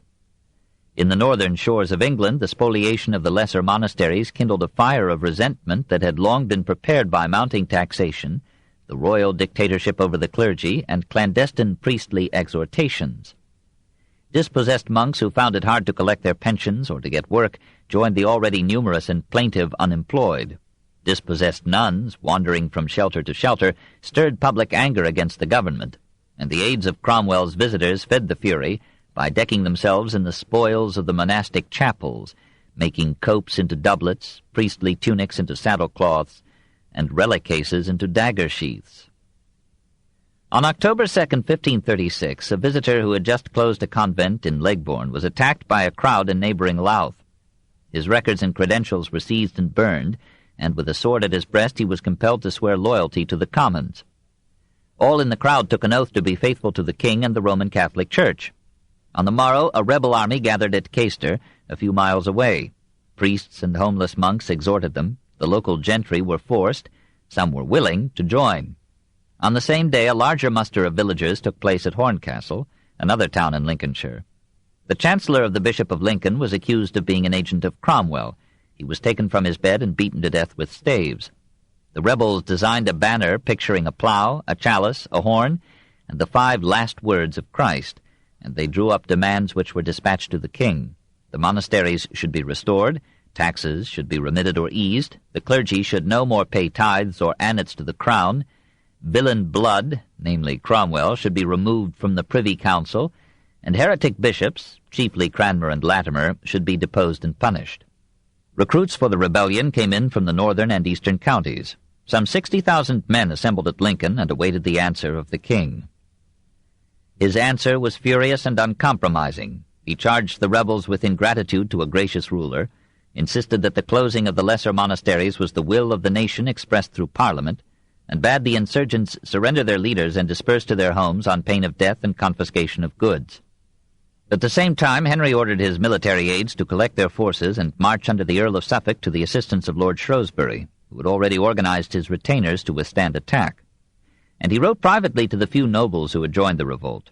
These, now perceiving that the king could not be awed, and that the poorly armed insurgents would soon be overwhelmed, persuaded so many of them to return to their villages that the rebel army, over the protests of the priests, rapidly melted away. Louth gave up 15 leaders, 100 more were captured, and a royal pardon was declared for the rest. The captives were taken to London in the Tower.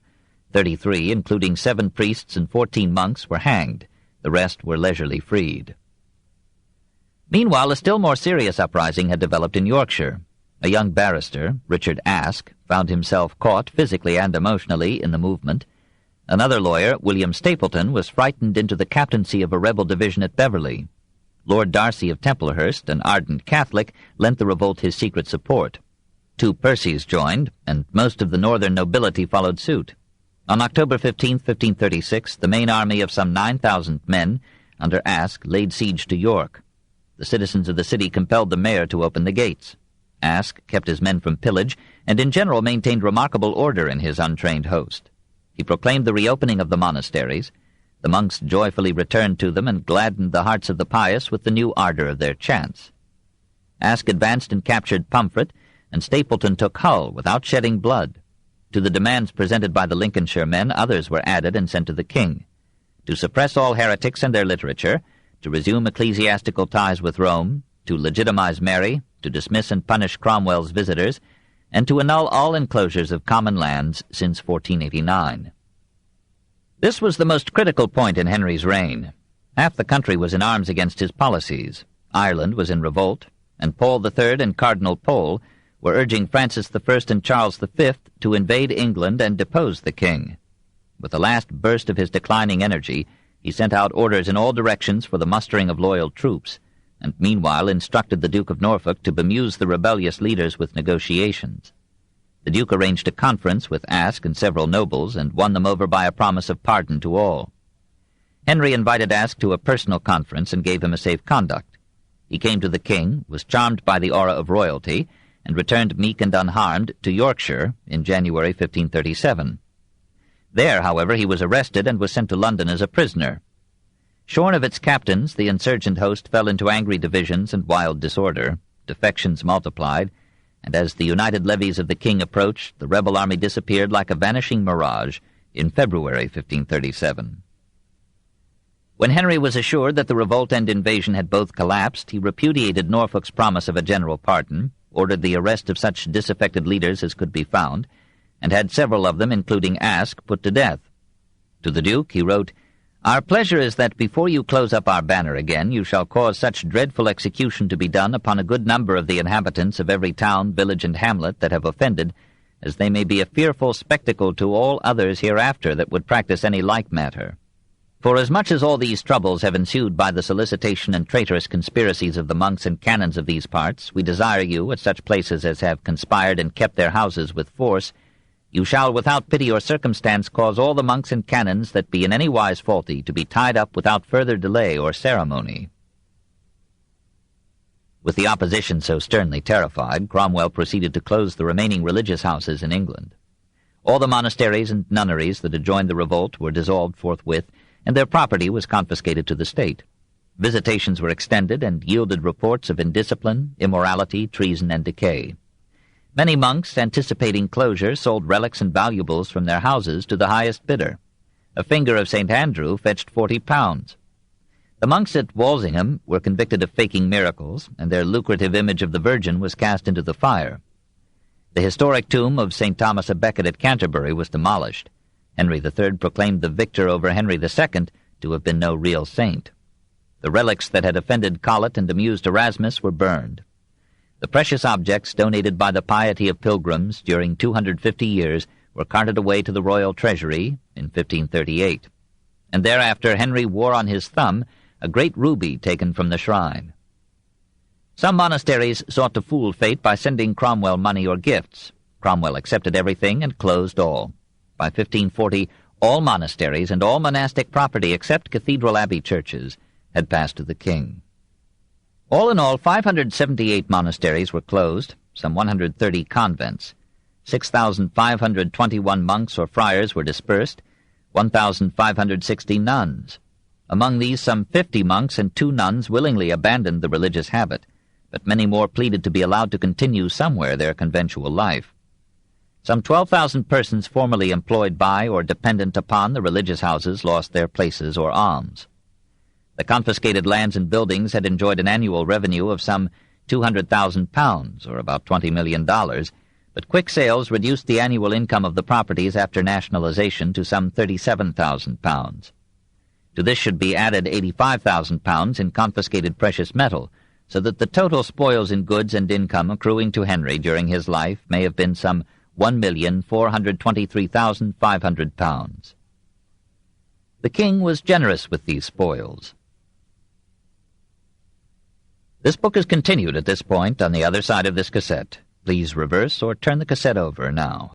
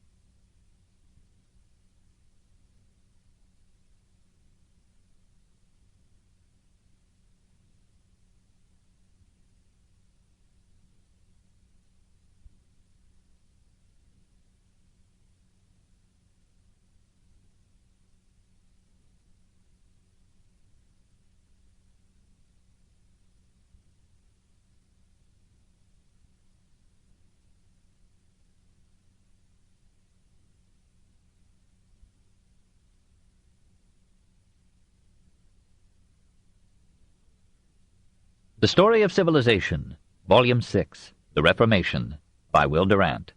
Part 2, continued, Cassette 8, Side 2. The king was generous with these spoils. Some of the properties he gave, most of them he sold at bargain prices, to minor nobles or major burgesses, merchants or lawyers, who had supported or administered his policies.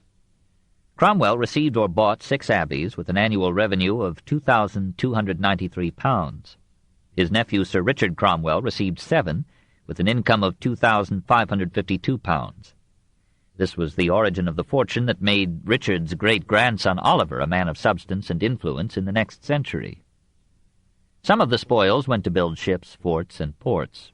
Some helped to finance war. Some went into the royal palaces at Westminster, Chelsea, and Hampton Court. Some the king lost at dice. 6 monasteries were returned to the Anglican Church as episcopal sees, and a small sum was assigned to continue the most urgent of the charities formerly provided by the monks and nuns. The new aristocracy created by Henry's gifts and sales became a powerful support to the Tudor throne and a bulwark of economic interest against any Catholic restoration. The old feudal aristocracy had decimated itself. The new one, rooted in commerce and industry, changed the nature of the English nobility from static conservatism to dynamic enterprise, and poured fresh blood and energy into the upper classes of England. This, and the spoils, may have been one source of the Elizabethan exuberance. The effects of the dissolution were complex and interminable. The liberated monks may have shared modestly or not in the increase of England's population from about 2,500,000 in 1485 to some 4 million in 1547. A temporary increase in the unemployed helped to depress the earnings of the lower classes for a generation, and the new landlords proved more grasping than the old. Politically, the effect was to augment still further the power of the monarchy. The Church lost the last stronghold of resistance. Morally, the results were a growth of crime, pauperism, and beggary, and a diminished provision of charity. Over 100 monastic hospitals were closed. A few were rehabilitated by municipal authorities. The sums that fearful or reverent souls had bequeathed to priests as insurance against infernal or purgatorial fire were confiscated in expectation that no harm would come to the dead. 2,374 chantries, with their endowments for masses, were appropriated by the king. The severest effects were in education. The convents had provided schools for girls, the monasteries and the chantry priests had maintained schools and 90 colleges for boys. All these institutions were dissolved. Having stated the facts as impartially as unconscious prejudice allowed, the historian may be permitted to add a confessedly hypothetical comment. Henry's greed and Cromwell's ruthlessness merely advanced by a generation an inevitable lessening in the number and influence of English monasteries. These had once done admirable work in education, charity, and hospital care, but the secularization of such functions was proceeding throughout Western Europe, even where Catholicism prevailed. The decline in religious fervor and other worldliness was rapidly narrowing the flow of novices into conventual establishments, and many of these were reduced to so small a number as seemed out of proportion to the splendor of their buildings and the income of their lands. It is a pity that the situation was met by the brusque haste of Cromwell, rather than by Wolsey's humane and sounder plan of transforming more and more monasteries into colleges. Henry's procedure here, as in his quest for a son, was worse than his aim. It was good that an end should be put in some measure to the exploitation of simple piety by pious fraud. Our chief regrets go to the nuns, who for the most part labored dutifully in prayer, schooling, and benevolence. And even one who cannot share their trustful faith must be grateful that their like again minister with lifelong devotion to the needs of the sick and the poor. 2. The Obstinate Irish, 1300 to 1558. The English kings justified their domination of Ireland on the ground that a hostile continental power might at any moment use that verdant island for a flank attack upon England, and this consideration, seconding the love of power, became more active when Protestant England failed to win Ireland from the Roman Church.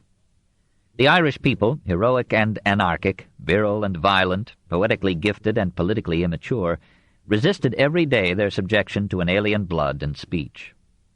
The evils of the English occupation mounted. Under Edward II, many Anglo-Irish landowners returned to England to live there in ease on Irish rents. And though the English Parliament repeatedly denounced this practice, absentee landlordism rose through 3 centuries to be a leading spur to Irish revolts. Englishmen who remained in Ireland tended to marry Irish girls and were gradually absorbed into Irish blood and ways. Anxious to dam this racial drain, the Irish Parliament, dominated by English residence and influence, passed the famous Statute of Kilkenny in 1366, which, along with some wise and generous provisions, forbade intermarriage, fosterage, or other intimate relations between the English and the Irish in Ireland, and any use by the English of Irish speech, customs, or dress on pain of imprisonment and forfeiture of property. No Irishman was henceforth to be received into any English religious organization, and no Irish bards or storytellers were to enter English homes. These prohibitions failed. The roses in Irish cheeks outshone the majesty of the law, and racial fusion went on in that narrow march, border, or pale where alone the English in Ireland dared to dwell. During the Wars of the Roses, Ireland might have expelled the English had the Irish chiefs united, but they preferred fraternal strife, sometimes encouraged thereto by English gold. Henry VII re-established English authority in the Pale, and his Lord Deputy, Sir Edward Poynings, pushed through the Irish Parliament the humiliating Poynings Law of 1494, that in future no Irish Parliament should be convened until all bills to be presented to it had been approved by the King and Privy Council of England. So emasculated, the English government in Ireland became the most incompetent, ruthless, and corrupt in Christendom. Its favourite device was to appoint one of the 60 Irish chieftains as deputy to the viceroy, and commission him to buy or subdue the rest. Gerald, 8th Earl of Kildare, so appointed, made some progress in this direction, and mitigated the inter-tribal lawlessness that helped English exactions to keep Ireland weak and poor. On his death in 1513, his son Gerald Fitzgerald was named to succeed him as deputy. This 9th Earl of Kildare had a career typical of the Irish lords. Accused of conspiring with the Earl of Desmond to let a French force land in Ireland, he was summoned to England and committed to the Tower. On his promise faithfully to aid the English cause, Henry VIII released him and reappointed him deputy. Soon he was charged with maladministration. He was again brought to England and again sent to the Tower, where he died within the year. This in 1534. His devoted son, Silken Thomas Fitzgerald, at once declared war on the English. He fought bravely and recklessly for 14 months, was overcome, and was hanged in 1537. By this time Henry VIII had completed his divorce from the Roman Church. With characteristic audacity, he bade the English Parliament acknowledge him head of the Church in Ireland as well as in England. It did. An oath accepting his ecclesiastical supremacy was required of all governmental officials in Ireland, and all church tithes were henceforth to be paid to the king. Reformers entered the churches in the Pale and demolished religious relics and images. All monasteries, but a remote few, were closed. Their property was taken by the government. Their monks were dismissed with pensions if they made no fuss. Some of the spoils were distributed among the Irish chieftains. So oiled, most of them accepted titles of nobility from the English king, acknowledged his religious supremacy, and abjured the Pope in 1539. The clan system was abolished, and Ireland was declared a kingdom, with Henry as king, in 1541. Henry was victorious but mortal. He died within 5 years of his triumph. Catholicism in Ireland survived. The chieftains took their apostasy as a passing incident in politics. They continued to be Catholics, as Henry did, except for ignoring the Pope, and the priests whose ministrations they supported and received remained quietly orthodox.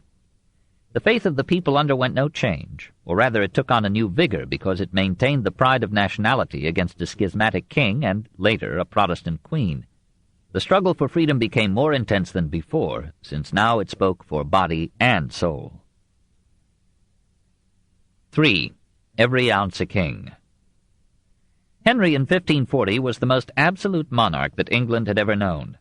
The old Norman nobility, whose ancestors had checked even William the Conqueror, were now timidly obedient and almost forgot the Magna Charta of their prerogatives. The new nobility, enriched by commerce and endowed by the king, served as a barrier to aristocratic or religious revolts.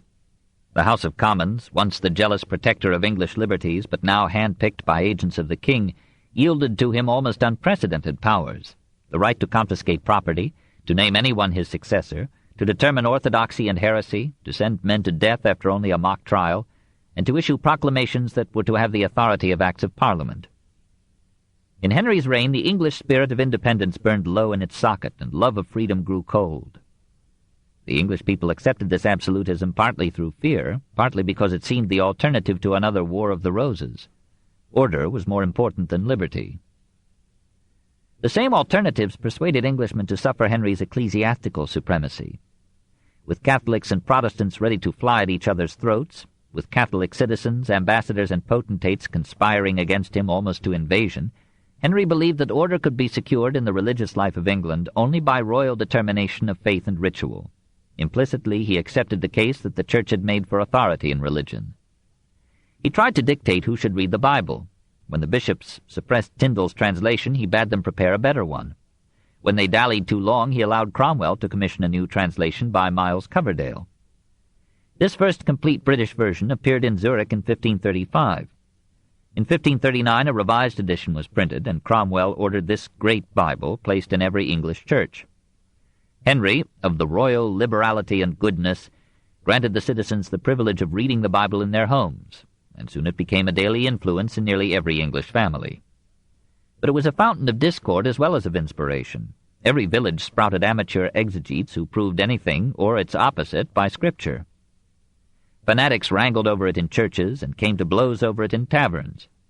Some ambitious men gave their wives writs of divorce, or kept 2 wives at once, on the plea that this was sound biblical practice. The king regretted the liberty of reading that he had allowed, and reverted to the Catholic stand. In 1543, he induced Parliament to rule that only nobles and property owners might legally possess the Bible, and only priests might preach on it or discuss it publicly. It was difficult for the people, even for the king, to know the king's mind. Catholics continued to go to the stake or the block for denying his ecclesiastical supremacy, Protestants for questioning Catholic theology. Friar Forrest of the observant Franciscans at Greenwich, who refused to disown the Pope, was suspended in chains over a fire and was slowly roasted to death on May 31, 1537. John Lambert, a Protestant, was arrested for denying the real presence of Christ in the Eucharist. He was tried by Henry himself, was by Henry condemned to die, and was burned at Smithfield on November 16, 1538. Under the growing influence of Stephen Gardiner, Bishop of Winchester, Henry veered more and more toward orthodoxy. In 1539, King, Parliament, and Convocation, by the Act of the 6 Articles, proclaimed the Roman Catholic position on the real presence, clerical celibacy, monastic vows, masses for the dead, the necessity of auricular confession to a priest, and the sufficiency of communion in one kind. Whoever, by spoken or written word, denied the real presence should suffer death by burning, without opportunity to abjure, confess, and be absolved. Whoever denied any of the other articles should for the first offense forfeit his property, for the second his life. All marriages hitherto contracted by priests were declared void, and for a priest thereafter to retain his wife was to be a felony. The people, still orthodox, generally approved these articles, but Cromwell did his best to moderate them in practice, and in 1540 the king, tacking again, ordered prosecution under the Act to cease. Nevertheless, Bishops Latimer and Shaxton, who disapproved of the articles, were deposed and jailed. On July 30th, 1540, 3 Protestants and 3 Catholic priests suffered death at Smithfield in unwilling unison. The Protestants for questioning some Catholic doctrines, the Catholics for rejecting the ecclesiastical sovereignty of the king. Henry was as forceful in administration as in theology. Though he maintained an extravagant court and spent much time in eating, he toiled heavily in the tasks of government. He chose competent aides as ruthless as himself. He reorganized the army, equipped it with new weapons, and studied the latest fashions in tactics and strategy. He built the first permanent Royal Navy, which cleared the coasts and channel of pirates and prepared for the naval victories of Elizabeth. But he taxed his people to the limit of tolerance, repeatedly debased the currency, confiscated private property on flimsy pretexts, demanded contributions, repudiated his debts, borrowed from the Fuggers, and promoted the English economy in the hope that it would yield him added revenue. Agriculture was in depression. Serfdom was still widespread. Enclosures for sheep pasturage continued, and the new landlords, unhindered by feudal traditions, doubled or quadrupled the rents of their tenants on the ground of rising prices and refused to renew expiring leases. Thousands of dispossessed tenants made their way to London and clamored at the doors of the courts of law for redress which they could not obtain. Catholic Moore drew a pitiful picture of the beggared peasantry, and Protestant Latimer denounced the rent-raiser step-lords, and, like Luther, idealized a Catholic past when men were full of pity and compassion. Parliament laid ferocious penalties upon vagabondage and beggary. By an act of 1530-31, any able-bodied mendicant, whether man or woman, was to be tied to the end of a cart naked and be beaten with whips throughout the town till his body be bloody. For a second offense, an ear was to be cut off. For a third, another ear. In 1536, however, the third offense incurred death. Gradually, the displaced peasants found work in the cities, and poor relief mildly mitigated pauperism. In the end, the productivity of the land was raised by large-scale farming, but the inability of the government to ease the transition was a criminal and heartless failure of statesmanship. The same government protected industry with tariffs, and manufacturers profited from the cheap labor made available by the migrations of peasants to the towns. Capitalistic methods reorganized the textile industry and raised a new class of wealthy men to stand beside the merchants in support of the king. Cloth now replaced wool as England's chief export. Most exports were of necessaries produced by the lower classes. Most imports were of luxuries available only to the rich. Commerce and industry were benefited by a law of 1536 legalizing interest rates of 10%, and the rapid rise of prices favored enterprise while it penalized workers, peasants, and old-style feudal lords. Rents rose 1,000% between 1500 and 1576. Food prices rose 250 to 300%. Wages rose 150%. Such poverty reigneth now, wrote Thomas Starkey about 1537, that in no case may stand with a very true and flourishing commonweal. Guild members found some relief in the insurance, and mutual aid provided them against poverty and fire, but in 1545 Henry confiscated the property of the guilds. 4. The Dragon retires. What sort of a man was this ogre of a king? Holbein the Younger, coming to England about 1536, painted portraits of Henry and Jane Seymour.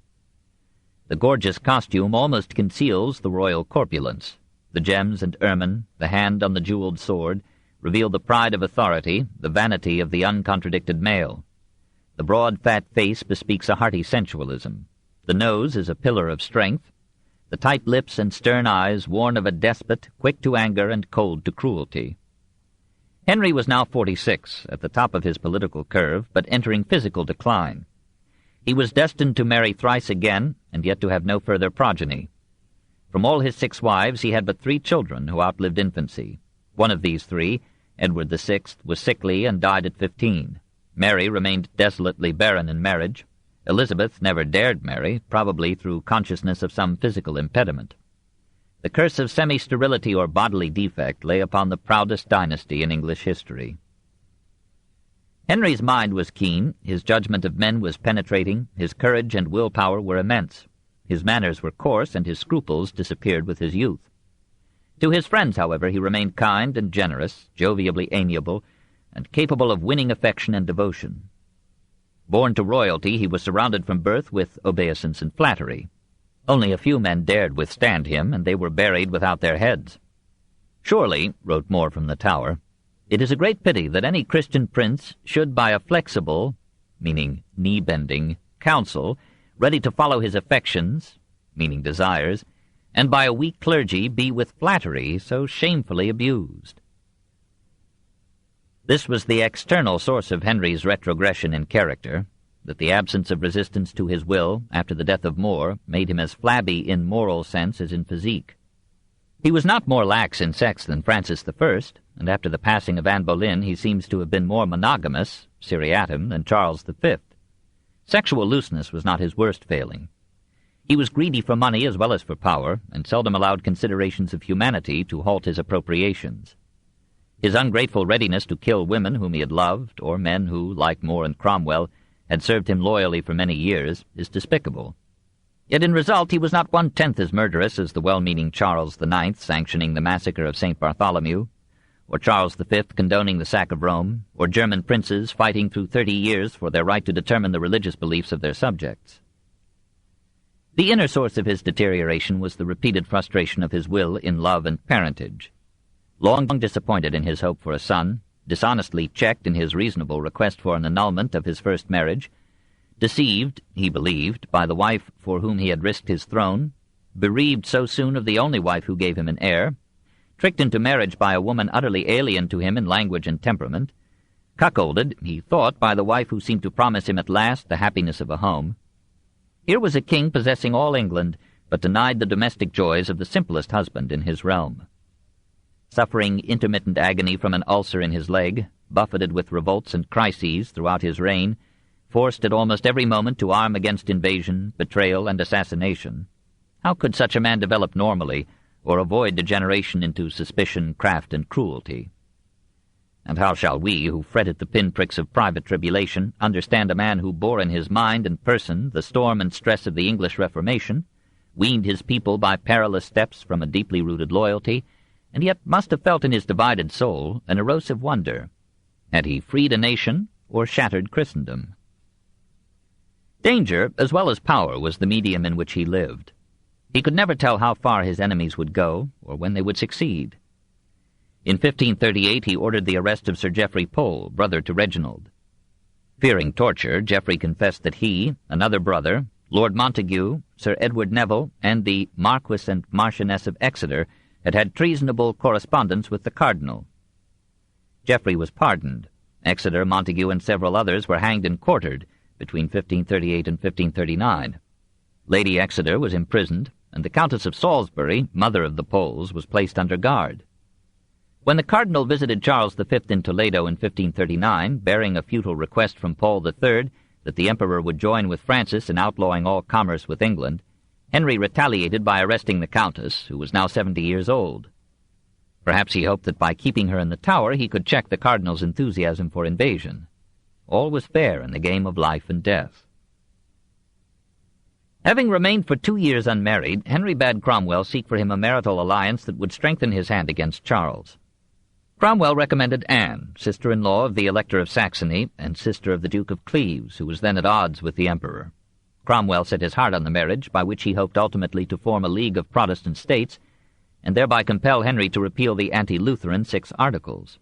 Henry dispatched Holbein to paint a likeness of the lady. Possibly Cromwell added some instructions to the artist. The picture came, and Henry judged the princess bearable.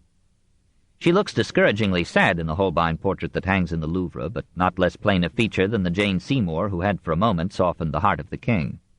When Anne came in body and Henry laid eyes on her on January 1st, 1540, love died at first sight. He shut his eyes, married her, and prayed again for a son to strengthen the Tudor succession now that Prince Edward was revealing his physical frailty. But he never forgave Cromwell. 4 months later, alleging malfeasance and corruption, he ordered the arrest of his most profitable minister. Hardly anyone objected. Cromwell was the most unpopular subject in England, for his origin, his methods, his venality, his wealth. In the Tower he was required to sign statements impugning the validity of the new marriage. Henry announced that he had not given his inward consent to the union, and had never consummated it. Anne, confessing that she was still a maid, agreed to an annulment in return for a comfortable pension. Loath to face her brother, she chose a lonely life in England, and it was small comfort to her that when she died in 1557 she was buried in Westminster Abbey. Cromwell was beheaded on July 28, 1540. On the same day Henry married Catherine Howard, 20 years old, of a strictly Catholic house. The Catholic party was gaining. The king ceased to flirt with continental Protestants and made his peace with the Emperor. Feeling himself at least safe in that quarter, he turned his fancy northward in the hope of annexing Scotland and thereby rounding out the geographical boundaries and security of Britain. He was distracted by another rebellion in the north of England. Before leaving to suppress it and to discourage conspiracy at his back, he ordered all the political prisoners in the Tower, including the Countess of Salisbury, to be put to death, this in 1541. The rebellion collapsed, and Henry, distraught with cares, returned to Hampton Court to seek solace from his new queen. The second Catherine was the fairest of his mates. More dependent than before on wifely ministrations, the king learned almost to love her, and he gave thanks to God for the good life he was leading and hoped to lead under her supervision. But on the day after this Te Deum, November 2nd, 1541, Archbishop Cranmer handed him documents indicating that Catherine had had premarital relations with 3 successive suitors.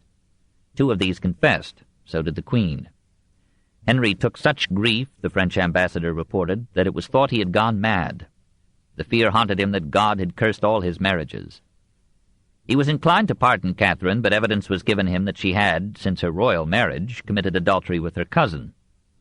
She admitted having received her cousin in her private apartment late at night, but only in the presence of Lady Rochford. She denied any misdeed then or at any time since her marriage, and Lady Rochford testified to the truth of these statements so far as her own knowledge went. But the royal court pronounced the Queen guilty, and on February 13th, 1542, she was beheaded on the same spot where Anne Boleyn's head had fallen 6 years before. Her paramours were sentenced to life imprisonment. The king was now a broken man. His ulcer baffled the medical science of his time, and syphilis, never quite cured, was spreading its ravages through his frame. Losing the zest of life, he'd allowed himself to become an unwieldy mass of flesh, his cheeks overlapping his jaws, his narrow eyes half lost in the convolutions of his face. He could not walk from one room to another without support. Realizing that he had not many years to live, he issued in 1543 a new decree fixing the succession to his throne, first on Edward, then on Mary, then on Elizabeth. He went no further, for next in line was Mary Stuart of Scotland. In a final effort to beget a healthy son, and after repeated urging from his council, he married a sixth wife on July 12, 1543. Catherine Parr had survived two previous husbands, but the king no longer insisted on virgins. She was a woman of culture and tact. She nursed her royal invalid patiently, reconciled him with his long-neglected daughter Elizabeth, and tried to soften his theology and his persecuting zeal. Theological bonfires continued to the end of the reign. 26 persons were burned for heresy in its final 8 years. In 1543, spies reported to Bishop Gardiner that Henry Filmer had said, "If God is really present in the consecrated host, then in my lifetime I've eaten 20 gods." That Robert Testwood, at the elevation of the host, had jocularly warned the priest not to let God fall, and that Anthony Pearson had called any priest a thief who preached anything but the Word of God, that is, the Scriptures. All these men, by the Anglican bishop's orders, were burned in a meadow before the royal palace at Windsor. The king was disturbed to find that the evidence given by a witness in these cases was perjury. The culprit was sent to the Tower. In 1546, Gardiner condemned 4 more to the stake for denying the real presence. One was a young woman, Anne Askew, who kept to her heresy through 5 hours of questioning. "That which you call your God," she said at her trial, "is a piece of bread. For proof thereof, let it lie in a box 3 months, and it will be mouldy." She was tortured till nearly dead to elicit from her the names of other heretics. She remained silent in her agony and went to her death, she said, "as merry as one that is bound toward heaven." The king was not active in these persecutions, but the victims appealed to him without result. In 1543, he fell into war with Scotland and his beloved brother, Francis I, and soon found himself allied with his old enemy, Charles V. To finance his campaigns, he demanded new loans from his subjects, repudiated payment on the loans of 1542, and confiscated the endowments of the universities. He was carried to the war in person and supervised the siege and capture of Boulogne. His armies invaded Scotland and wrecked the abbeys of Melrose and Dryburgh, and 5 other monasteries, but were routed at Ancre-Moor in 1545. A profitable accord was signed with France in 1546, and the king could die in peace. He was now so weak that noble families openly contended as to which should have the regency for young Edward. A poet, the Earl of Surrey, was so confident that his father, the Duke of York, would be regent that he adopted a coat of arms suitable only to an heir apparent to the throne. Henry arrested both. They confessed their guilt. The poet was beheaded on January 9, 1547, and the Duke was scheduled for execution soon after the 27th. But on the 28th the king died. He was 55 years old, but he had lived a dozen lives in one. He left a large sum to pay for masses for the repose of his soul. The 37 years of his reign transformed England more deeply than perhaps he imagined or desired. He thought to replace the Pope while leaving unchanged the old faith that had habituated the people to moral restraints and obedience to law. But his successful defiance of the papacy, his swift dispersal of monks and relics, his repeated humiliation of the clergy, his appropriation of church property, and his secularization of the government so weakened ecclesiastical prestige and authority as to invite the theological changes that followed in the reigns of Edward and Elizabeth. The English Reformation was less doctrinal than the German, but one outstanding result was the same, the victory of the state over the church. The people escaped from an infallible pope into the arms of an absolute king. In a material sense they had not benefited. They paid church tithes as before, but the net surplus went to the government. Many peasants now tilled their tenancies for step-lords more ruthless than the abbots whom Carlyle was to idealize in past and present.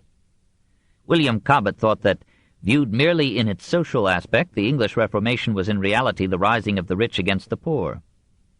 Records of prices and wages indicate that the agricultural and town workers were better off at Henry's accession than at his death. The moral aspects of the reign were bad. The king gave the nation a demoralizing example in his sexual indulgence, his callous passing in a few days from the execution of one wife to the bed of the next, his calm cruelty, fiscal dishonesty, and material greed. The upper classes disordered the court and government with corrupt intrigues. The gentry emulated Henry in grasping at the wealth of the church. The industrialists mulcted their workers and were mulcted by the king. The decay of charity did not complete the picture, for there remained the debasing subserviency of a terrified people to a selfish autocrat. Only the courage of the Protestant and Catholic martyrs redeemed the scene, and Fisher and More, the noblest of them, had persecuted in their turn. In a large perspective, even those bitter years bore some good fruit. The Reformation had to be. We must repeatedly remind ourselves of this while we record the deviltry of the century that gave it birth. The break with the past was violent and painful, but only a brutal blow could shake its grip on the minds of men.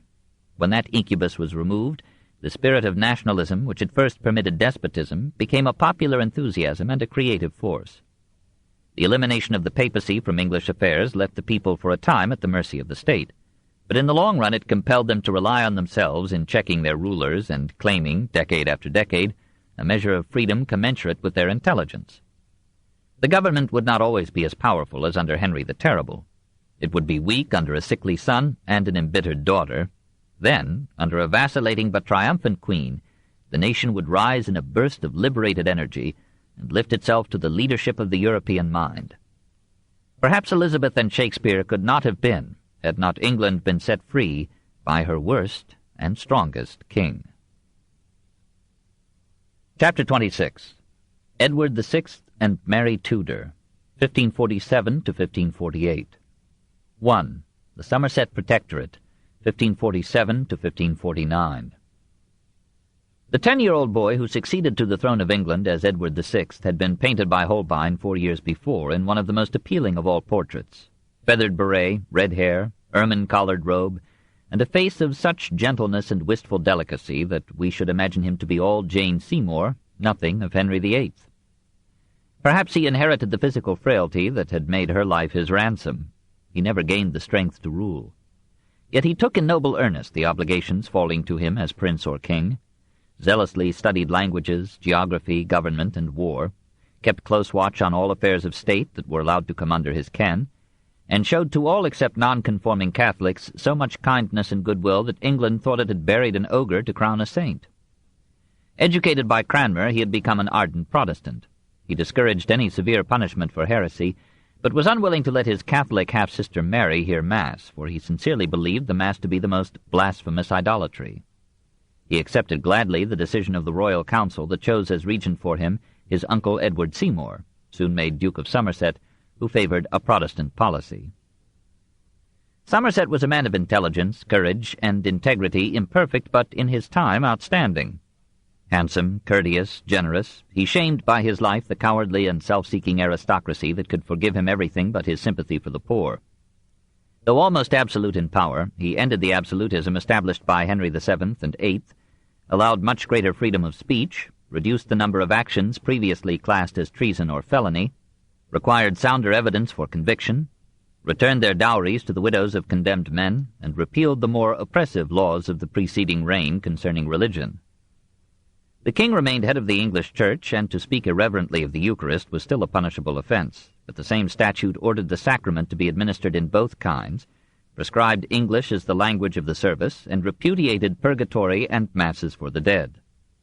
English Protestants who had fled from England returned with the pollen of Luther, Zwingli, and Calvin on them, and foreign reformers, scenting the new freedom, brought their diverse gospels to the troubled isle.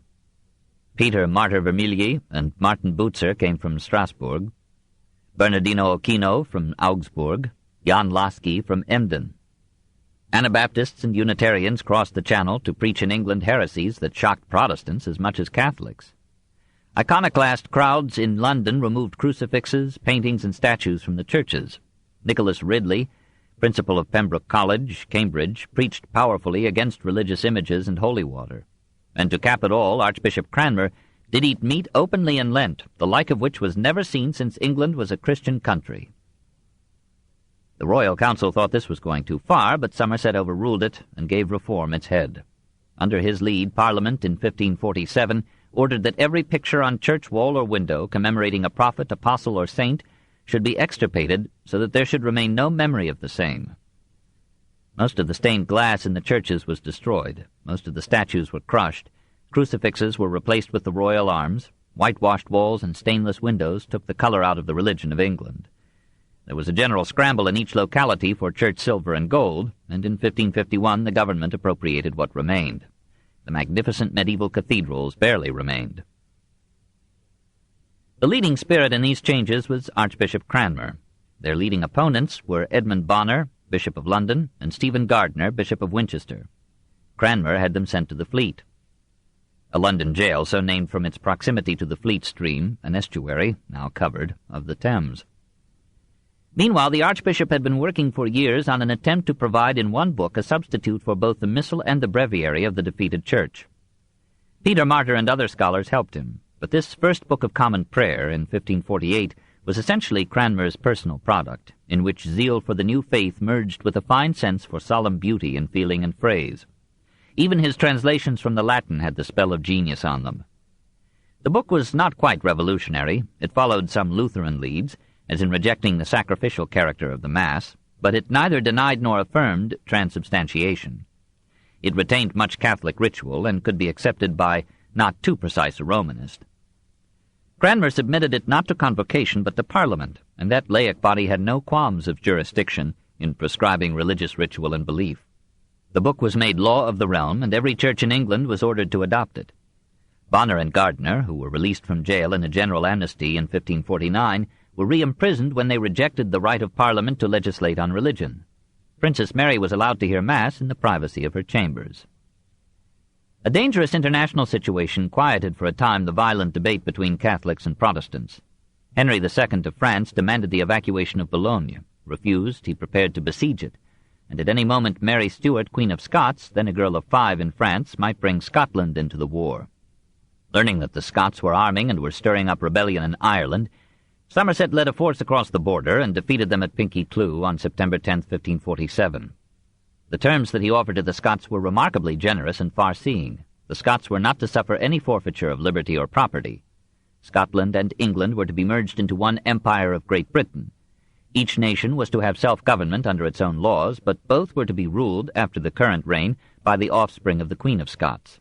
This was precisely the union effected in 1603, except that it would have facilitated a restoration of Catholicism in England and its continuance in Scotland. The Catholics of Scotland rejected the plan for fear that English Protestantism would infect their own land. Besides, Scottish nobles were receiving pensions from the French government and thought a lever in the hand worth £2 in the bush.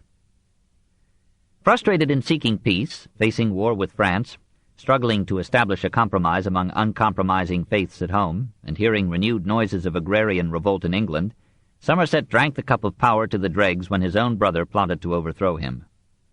Thomas Seymour was not content to be Lord High Admiral and member of the Privy Council. He would be king. He wooed Princess Mary, then Princess Elizabeth, but in vain. He received money stolen from the mint and spoils from the pirates whom he allowed in the Channel, and so financed he gathered secret stores of arms and ammunition. His conspiracy was discovered. He was accused by the Earls of Warwick and Southampton. He was almost unanimously condemned by both Houses of Parliament, and on March 20th, 1549, he was put to death. Somerset tried to protect him, but failed, and the protector's prestige fell with his brother's head. Somerset's ruin was completed by Kett's Rebellion. That uprising illustrated the apparent anomaly that whereas in Germany the peasant revolt was Protestant, in England it was Catholic. In each case religion was a front for economic discontent, and in England the front was Catholic because the government was now Protestant. In the experience of the agricultural poor, wrote the Protestant Froude, an increase of personal suffering was the chief result of the Reformation. It is to the credit of Protestant divines in this reign, Cranmer, Latimer, Lever, Crowley, that they condemned the sharpened exploitation of the peasantry, and Somerset with hot indignation denounced the merciless exactions of new landowners sprung from the dunghill of city wealth. Parliament could think of no wiser remedies than to pass ferocious laws against beggary and instruct the churches to take up weekly a collection for the poor. Somerset sent out a commission to get the facts about enclosures and high rents. It met with subtle or open resistance from the landlords. Tenants were terrified into concealing their wrongs, and the modest recommendations of the commission were rejected by the Parliament, in which the agricultural districts were represented by landowning gentry. Somerset opened a private court in his own house to hear the complaints of the poor. More and more nobles, led by John Dudley, Earl of Warwick, joined in a movement to depose him. But now the peasants, furious with accumulated wrongs and frustrated suits for redress, burst into revolt from one end of England to the other. Somersetshire rose first, then Wilts and Gloucestershire, Dorset and Hampshire, Berks and Oxford and Buckingham, in the west Cornwall and Devon, in the east Norfolk and Kent. At Norwich, a minor landlord, Robert Kett, organized the rebels, seized the municipal government, and set up a peasant commune that for a month ruled the town and its hinterland. On Mousehold Hill, north of the city, Kett encamped 16,000 men, and there, under an oak tree, he sat daily in judgment upon offending landlords arrested by the peasants. He was not bloodthirsty. Those whom he condemned were imprisoned and fed. But of property rights and titled deeds he made small account. He bade his men scour the surrounding country, force entry into the manor houses, confiscate all weapons, and corral for the commune all cattle and provisions wherever found. Sheep, chief rivals of the peasants for the use of the soil, were rounded up to the number of 20,000 and were incontinently consumed, along with infinite beeves, swans, hinds, ducks, venison, and pigs. Amid this feasting, Kett nevertheless maintained remarkable order, even allowing preachers to exhort the men to abandon the revolt. Somerset felt much sympathy with the rebels, but agreed with Warwick that they must be dispersed lest the whole economic structure of English life should be overturned. Warwick was sent against them with an army recently raised to fight in France. He offered the rebels a general pardon if they would return to their homes. Kett favored acceptance, but hotter heads were for judgment by battle, and Kett yielded to them. On August 17, 1549, the issue was decided. Warwick's superior tactics won. 3,500 of the rebels were cut down, but when the remnant surrendered, Warwick contented himself with 9 hangings, and sent Kett and a brother to prison in London. News of the defeat took the heart out of the other rebel groups. One after another laid down its arms on promise of amnesty. Somerset used his influence to have most of the leaders released, and the Kett brothers for a while survived. The Protector was accused of having encouraged the revolt by his outspoken sympathy with the poor. This book is continued on Cassette 9, Side 1.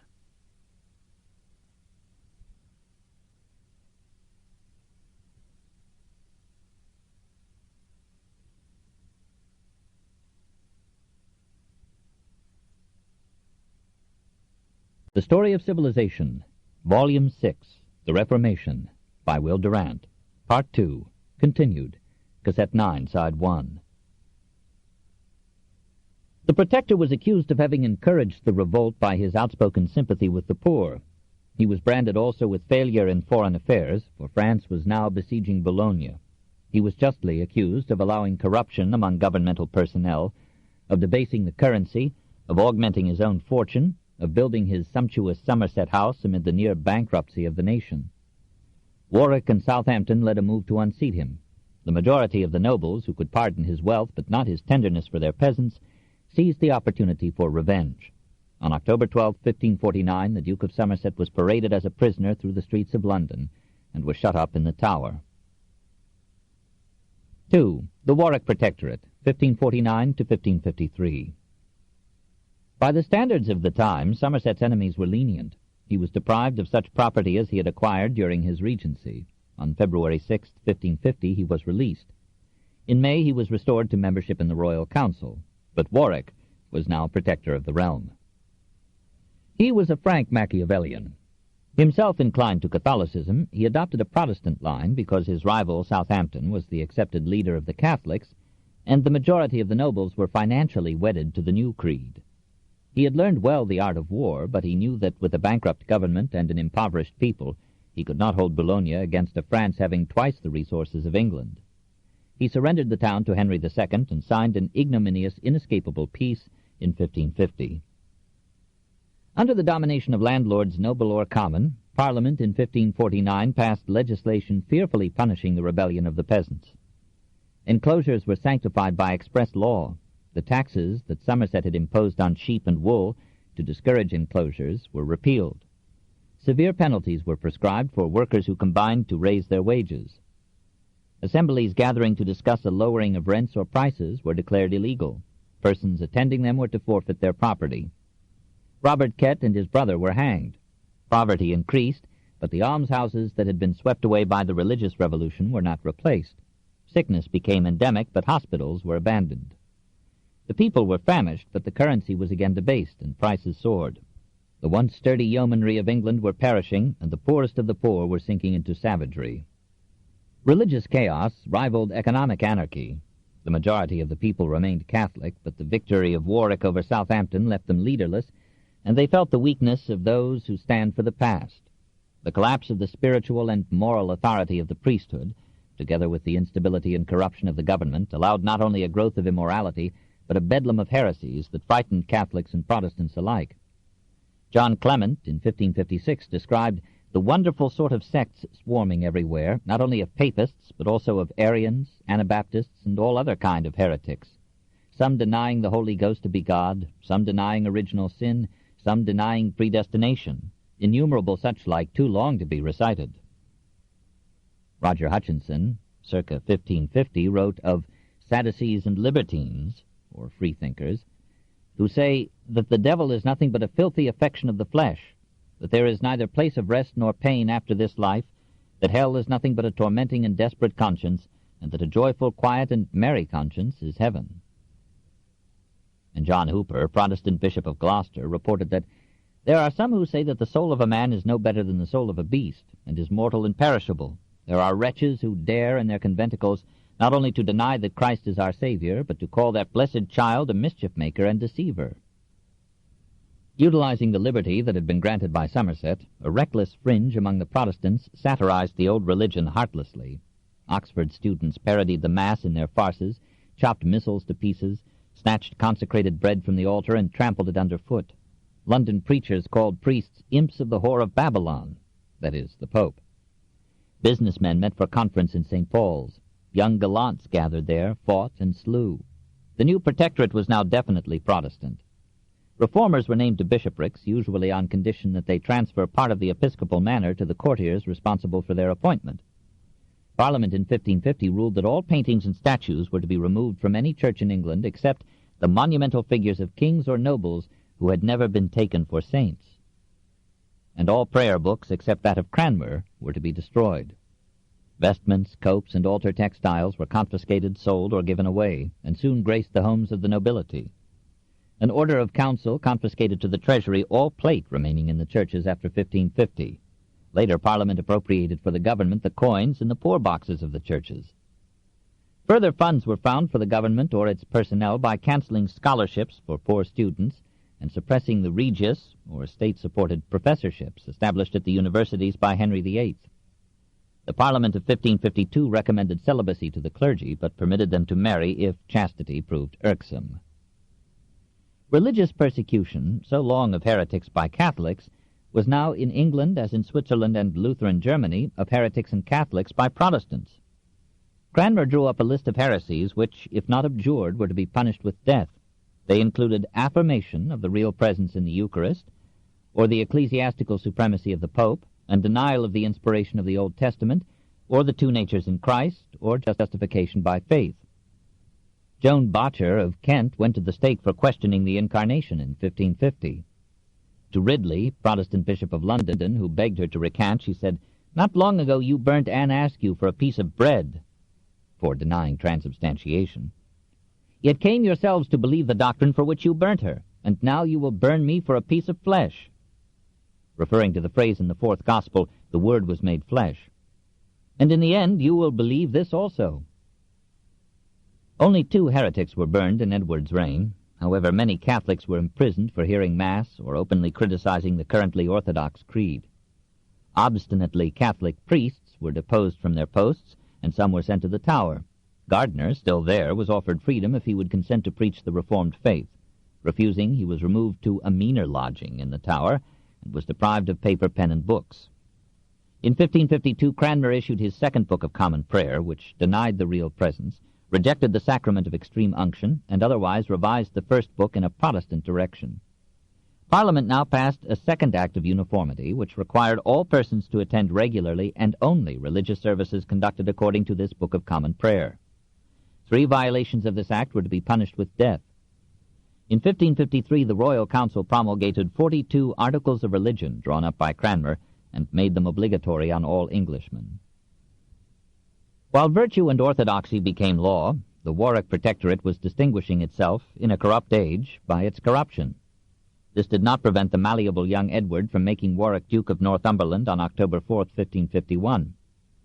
A few days later the Duke atoned for an act of political decency, the release of Somerset, by charging his predecessor with an attempt to re-establish himself in power. Somerset was arrested, tried, and convicted, chiefly on evidence given by Sir Thomas Palmer. An order of the king was forged to call for Somerset's execution, and on January 22, 1552, he met his death with courage and dignity. Northumberland, when he in turn faced execution, confessed that through his means Somerset had been falsely accused, and Palmer, before his death, confessed that the evidence he had sworn to had been invented by Northumberland. Rarely in English history had an administration been so unpopular. Protestant clergymen, who had praised the new protector in gratitude for his support, turned against him as his crimes increased. King Edward was sinking toward death. Mary Tudor, by an act of Parliament, had been named heiress to the throne if Edward remained childless, and Mary, made queen, would soon revenge herself on those who had led England from the old faith. Northumberland felt that his life was in jeopardy. His one comfort was that his agents had formed Edward to his obedience. He induced the dying king to settle the crown upon Lady Jane Grey, daughter of the Duke of Suffolk and granddaughter of Henry VIII's sister. Moreover, Jane had recently married Northumberland's son. Edward had not, like his father, received parliamentary authority to name his successor. Nearly all England took Princess Mary's accession as inevitable and just, and Jane protested that she did not want to be queen. She was a woman of unusual education. She wrote Greek, studied Hebrew, and corresponded with Bullinger in Latin as good as his own. She was no saint. She could be sharply critical of Catholics and laughed at transubstantiation, but she was far more sinned against than sinning. At first she took her father-in-law's scheme as a jest. When her mother-in-law insisted, Jane resisted. Finally, her husband commanded her to accept the throne, and she, not choosing, she said, to be disobedient to her husband, obeyed. Northumberland now prepared to arrest Mary's leading supporters and to lodge the princess herself in the Tower, where she might be taught resignation. Early in July, the king neared his end. He coughed and spat blood, his legs swelled painfully, eruptions broke out over his body, his hair fell out, then his nails. No one could say what this strange disease was. Many suspected that Northumberland had poisoned him. At last, after long suffering, Edward died on July 6, 1553, still but 15, too young to share the guilt of his reign. The next morning, Northumberland rode out toward Hunsdon to seize the princess. But Mary, warned, escaped to Catholic friends in Suffolk, and Northumberland returned to London without his prey. By promises, threats, or bribes, he persuaded the Privy Council to join him in proclaiming Jane Grey queen. She fainted. Recovering, she still protested that she was unfit for the perilous honor forced upon her. Her relatives pleaded with her, arguing that their lives depended upon her acceptance. On July 9th, she reluctantly acknowledged herself to be Queen of England. But on July 10th, news reached London that Mary had proclaimed herself queen, that the northern nobles were flocking to her support, and that their forces were marching upon the capital. Northumberland hurriedly gathered what troops he could and led them out to the issue of battle. At Bury, his soldiers told him that they would not take another step against their lawful sovereign. Crowning his crimes, Northumberland sent his brother with gold and jewels and the promise of Calais and Guienne to bribe Henry II of France to invade England. The Privy Council got wind of the mission, intercepted it, and announced allegiance to Mary. The Duke of Suffolk went to Jane's room and informed her that her 10-day reign was over. She welcomed the news and asked innocently might she now go home. But the council, which had sworn to serve her, ordered her confined in the Tower. There, soon, Northumberland too was a prisoner, praying for pardon but expecting death.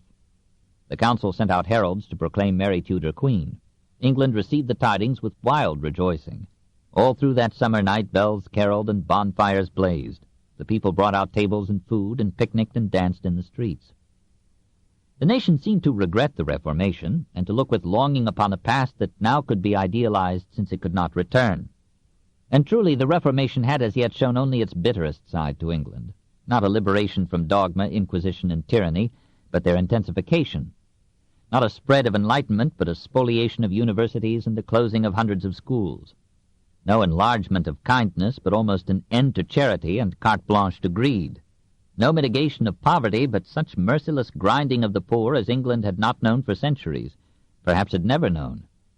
Almost any change would be welcome that would eliminate Northumberland and his crew. And poor Princess Mary, who had won the secret love of England by her patience in 22 years of humiliation, surely this chastened woman would make a gentle queen. 3. The Gentle Queen, 1553 to 1554. To understand her, we should have had to live with her the tragic youth during which she had hardly ever tasted happiness. She was scarcely 2 in 1518 when her father took to mistresses and neglected her grieving mother, 8 when he asked for an annulment of his marriage, 15 when her parents parted and mother and daughter went into a separate exile. Even when the mother was dying, the daughter was forbidden to go to her. After the birth of Elizabeth in 1533, Mary was declared a bastard and was shorn of her title of princess. The imperial ambassador feared that Anne Boleyn would seek the death of her daughter's rival for the throne. When Elizabeth was moved to Hatfield, Mary was compelled to go and serve her there and to live in the worst room of the house. Her servants were taken from her and were replaced by others, subject to Miss Shelton of Hatfield, who, reminding her that she was a bastard, said, "If I were in the king's place, I would kick you out of the king's house for your disobedience," and told her that Henry had expressed his intention to have her beheaded. All that first winter at Hatfield, in 1534, Mary was ill, her nerves shattered with contumely and fear, her body and soul not unwillingly near death. Then the king relented and spared her some casual affection, and for the remainder of the reign her position eased. But as the price of this hard graciousness, she was required to sign an acknowledgment of Henry's ecclesiastical supremacy, her mother's incestuous marriage, and her own illegitimate birth. Her nervous system was permanently affected by these experiences. She was subject to a heart complaint, and she remained in frail health till the end of her life. Her courage returned when, under the Somerset Protectorate, Parliament declared her heiress apparent to the throne. Since her Catholic faith, bred into her childhood with Spanish fervor, and strengthened by her mother's living and dying exhortations, had been a precious support in her griefs, she refused to abandon it when she hovered on the edge of power. And when the King's Council bade her cease hearing Mass in her rooms in 1549, she would not obey. Somerset connived at her resistance, but Somerset fell, her brother the King approved the order, and 3 of her servants, for ignoring it, were sent to the Tower in 1551.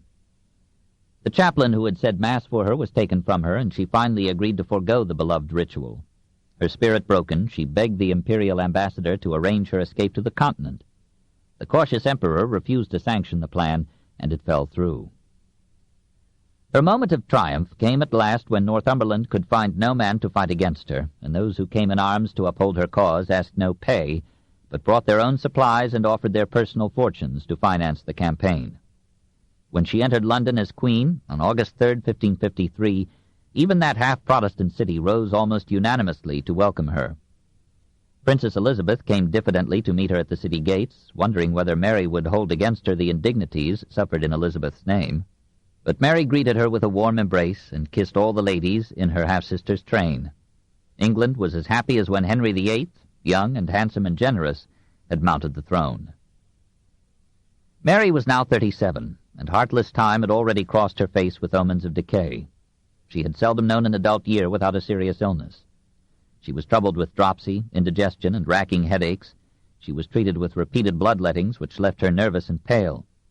Her recurrent amenorrhea plunged her at times into hysterical grief with fear that she would never bear a child. Now her body was thin and frail, her forehead was wrinkled, her reddish hair was streaked with gray, her eyes were so weak that she could read only with the page held close to her face. Her features were plain, almost masculine. Her voice was as deep as a man's. Life had given her all the frailties, none of the charms of womanhood. She had some womanly accomplishments. She knitted patiently, embroidered skillfully, and played the lute, to which she added a knowledge of Spanish, Latin, Italian, and French.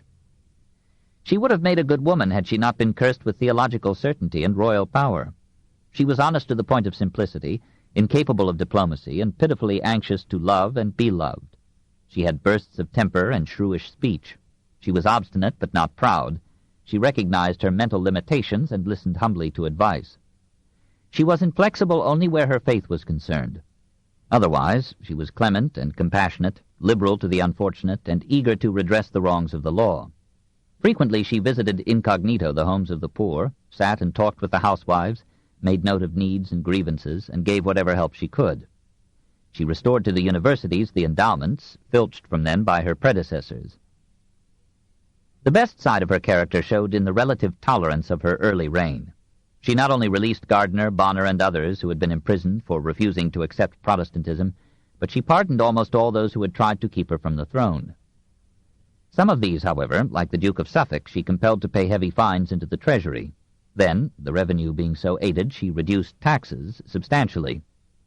Peter Martyr and other alien Protestants were allowed safe conducts to leave the country. The Queen's Council gave a hasty trial to Northumberland and 6 others who had conspired to arrest Mary and crown Jane Grey. All 7 were condemned to die. Mary wished to pardon even Northumberland, but Simon Renard, now imperial ambassador, dissuaded her. All the unforgiven 3 made a last-minute profession of the Roman Catholic faith.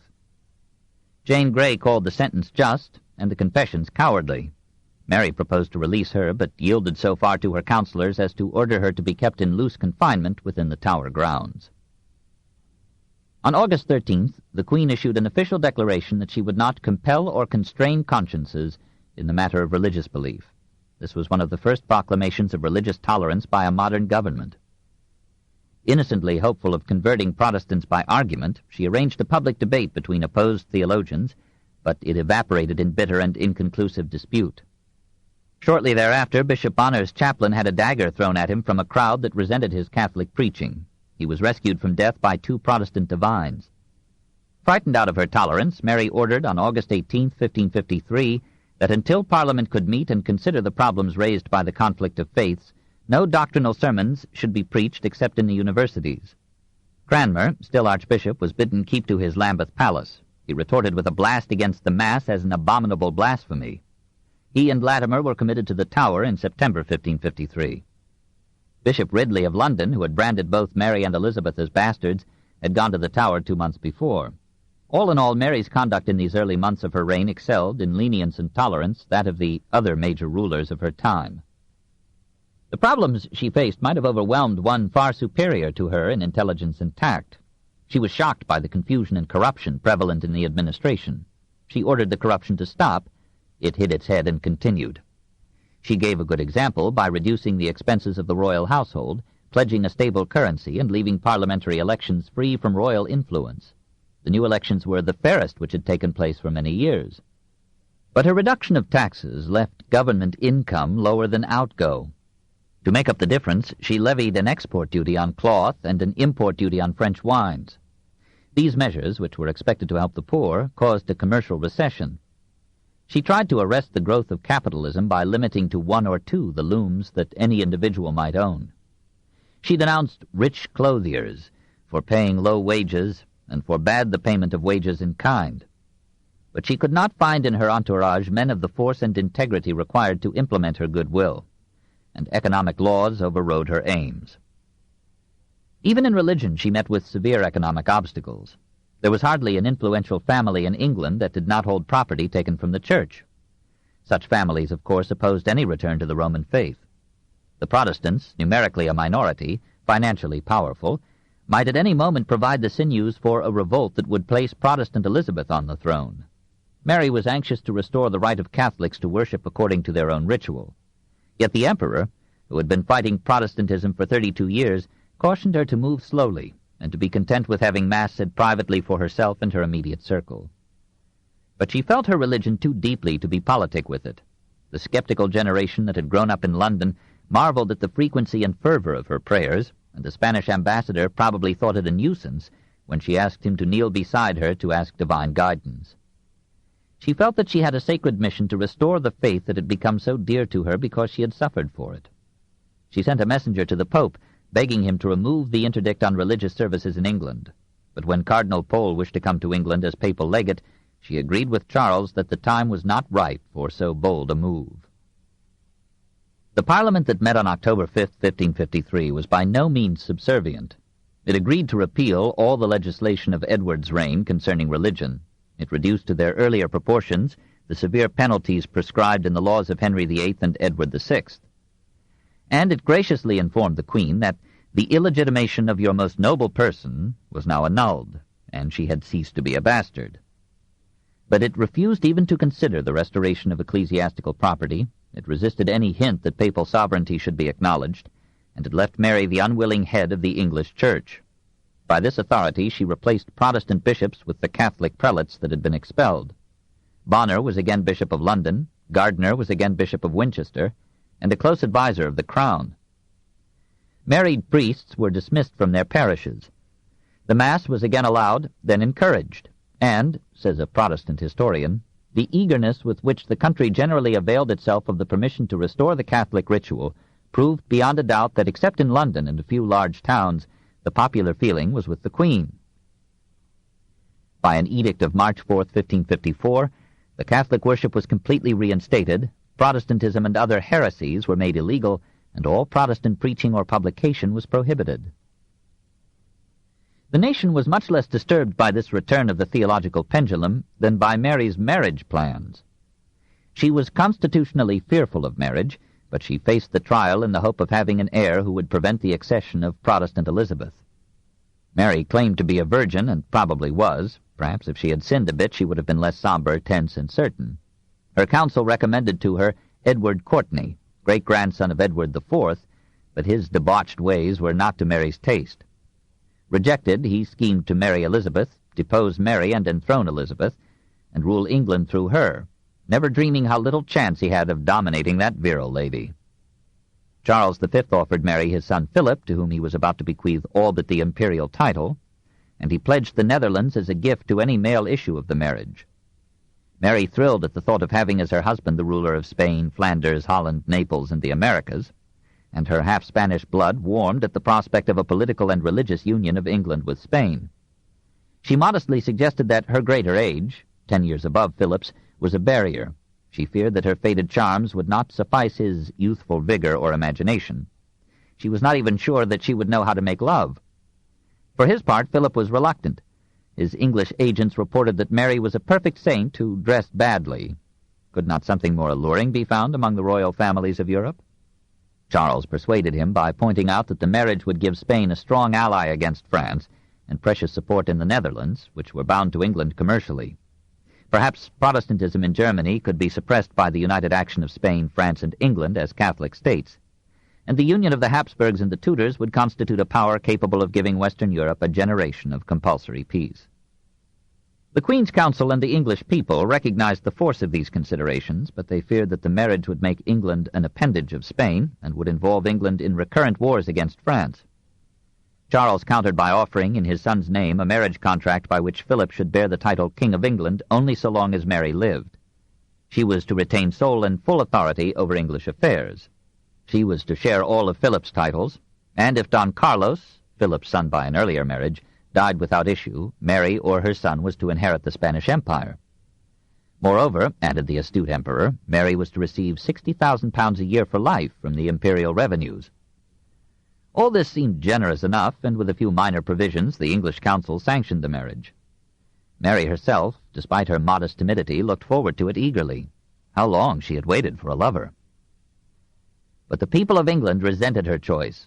The Protestant minority, which was bearing up under suppression in the hope that Elizabeth would soon succeed a fragile and barren Mary, feared for its life if the power of Spain should stand beside Mary in enforcing the Catholic restoration. Nobles rich in ecclesiastical property shivered at the thought of disgorging. Even Catholic Englishmen objected to putting upon the throne a dour foreigner who would doubtless use England for his own alien purposes. Protests were voiced everywhere in the land. The city of Plymouth, in panic, asked the King of France to take it under his protection. 4 nobles laid plans for an uprising to begin on March 18, 1554. The Duke of Suffolk, pardoned father of Jane Grey, was to raise Warwickshire. Sir James Croft was to lead his Welsh tenants. Sir Peter Carew would rouse Devonshire, and Sir Thomas Wyatt the Younger would lead the revolt in Kent. The elder Wyatt, the poet, had secured a mass of church lands, which his son was loath to surrender. The conspirators made the mistake of confiding their plans to Courtenay, whose task was to secure Elizabeth's cooperation. Bishop Gardiner, who had kept watch on Courtenay as a rejected and perhaps vengeful suitor for Mary's hand, had him arrested, and Courtenay, presumably under torture, betrayed the plot. The conspirators, preferring to die in battle rather than on the block, rose hurriedly to arms, and revolt flared up in 4 counties at once in February of 1554. Wyatt led an army of 7,000 men toward London and sent out an appeal to all citizens to prevent England from becoming an appanage of Spain. The Protestant part of the London populace set in motion a plan to open the gates to Wyatt. The Queen's Council hesitated to commit itself and raised not one soldier in her defense. Mary herself could not understand why the country that had so welcomed her accession should refuse her the happiness and fulfillment that she had dreamed of through so many years of misery. If now she had not taken matters into her own hands with unwonted resolution, her reign and her life would have soon ended. But she went in person to the Guildhall and faced an excited assemblage that was debating which side to take. She told it that she was quite ready to abandon the Spanish marriage if the Commons so wished, and indeed to abstain from marriage while I live. But meanwhile she would not let that issue be made a Spanish cloak for a political revolution. I cannot tell, she said, how naturally the mother loveth her child, for I was never the mother of any. But certainly if a queen may as naturally and earnestly love her subjects as the mother doth her child, then assure yourselves that I, being your lady and mistress, do as earnestly and tenderly love and favor you. Her words and spirit were warmly applauded, and the Assembly pledged her its support. Agents of the government were able, almost in a day, to muster 25,000 armed men. Suffolk was arrested, Croft and Carew fled into hiding. Wyatt, so abandoned, led his small force to battle in the streets of London, and made his way almost to the Queen's palace at Whitehall. Mary's guards begged her to flee. She would not. Finally, Wyatt's men were overcome. He yielded in exhaustion of body and soul and was taken to the Tower. Mary breathed safely again, but she was never more the gentle Queen. 4. Bloody Mary, 1554 to 1558. Her advisers had often condemned her policy of pardon. The Emperor and his ambassador had censured her for allowing life, even liberty, to persons who had conspired against her and would be free to do so again. How, she was asked, could Philip trust himself in a land where his enemies were left unhindered to plot his assassination? Bishop Gardiner argued that mercy to the nation required that traitors should be put to death. The Queen, in a panic of fright, veered to the views of her counselors. She ordered the execution of Lady Jane Grey, who had never wanted to be queen, and of Jane's husband, who had so wanted to be king. Jane, still but 17, went to her death stoically, without protest or tears, on February 12, 1554. Suffolk, her father, was beheaded, and 100 lesser rebels were hanged. Some conspirators were spared for a while in the hope of eliciting useful confessions. Wyatt at first incriminated Elizabeth as privy to the plan, but on the scaffold on April 11, 1554, he exonerated her of all cognizance. Courtenay, after a year's imprisonment, was let off with banishment. Charles advised Mary to put Courtenay and Elizabeth to death as perpetual threats to her life. Mary sent for Elizabeth, kept her in the palace of St. James for a month, then for 2 months imprisoned her in the Tower. Renard urged her immediate execution, but Mary objected that Elizabeth's complicity had not been proved. During these fateful months, Elizabeth's life hung in the balance, and this terror helped to form her character to suspicion and insecurity, and was echoed in the severity of her later reign, when she had the same worry about Mary Stuart that Mary Tudor now had about Elizabeth. On May 11th, the future queen was moved to Woodstock, where she lived in loose confinement, but under watch.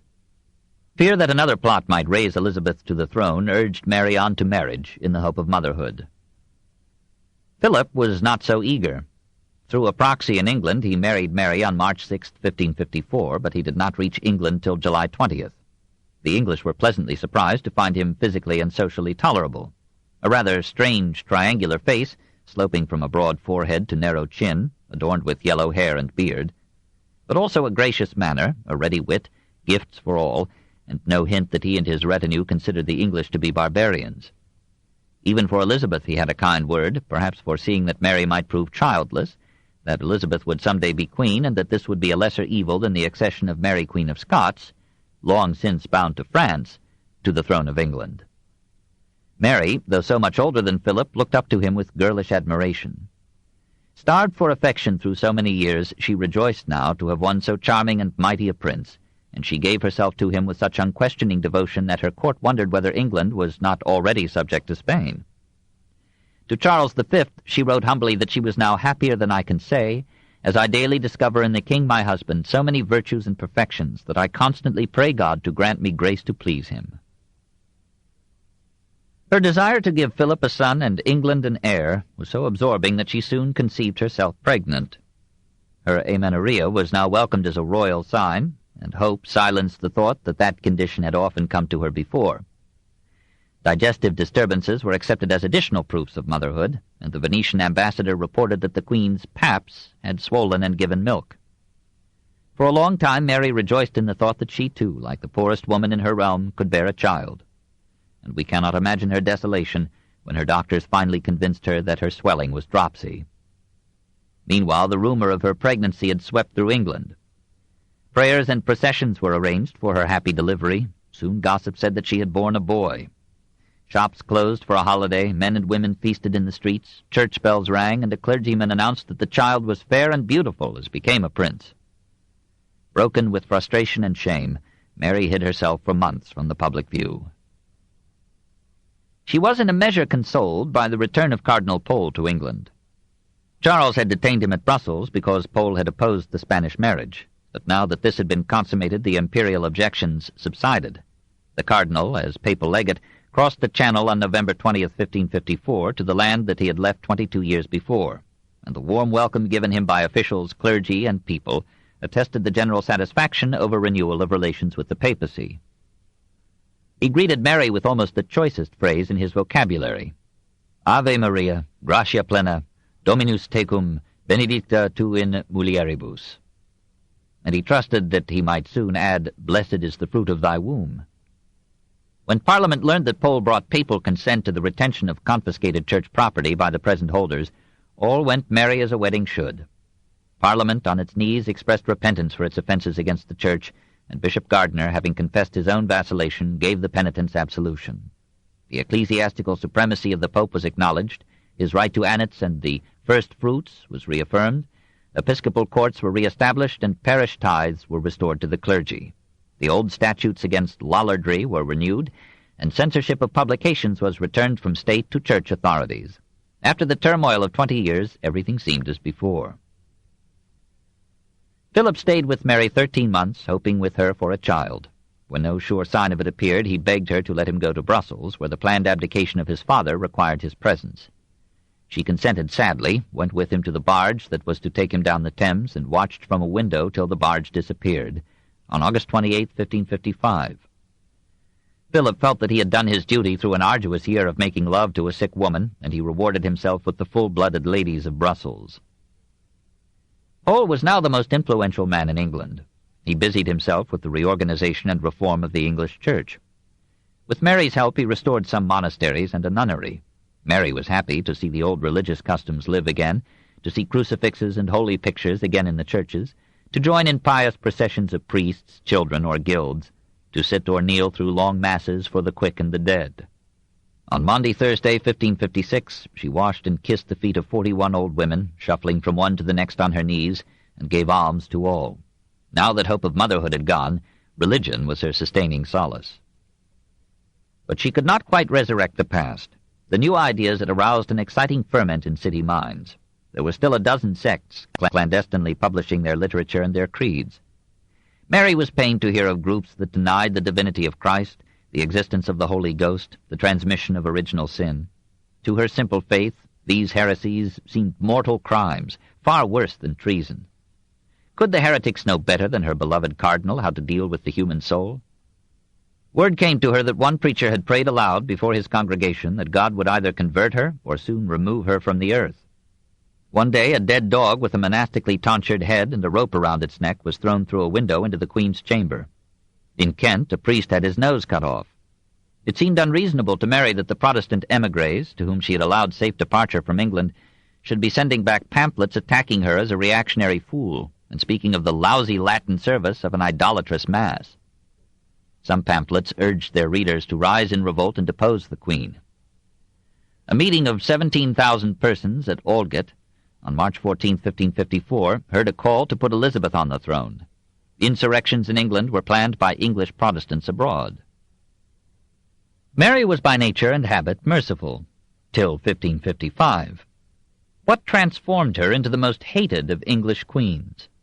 Partly the provocation of attacks that showed no respect for her person, her faith, or her feelings, Partly the fear that heresy was a cover for political revolt, partly the sufferings and disappointments that had embittered her spirit and darkened her judgment, partly the firm belief of her most trusted advisers, Philip, Gardiner, Pole, that religious unity was indispensable to national solidarity and survival.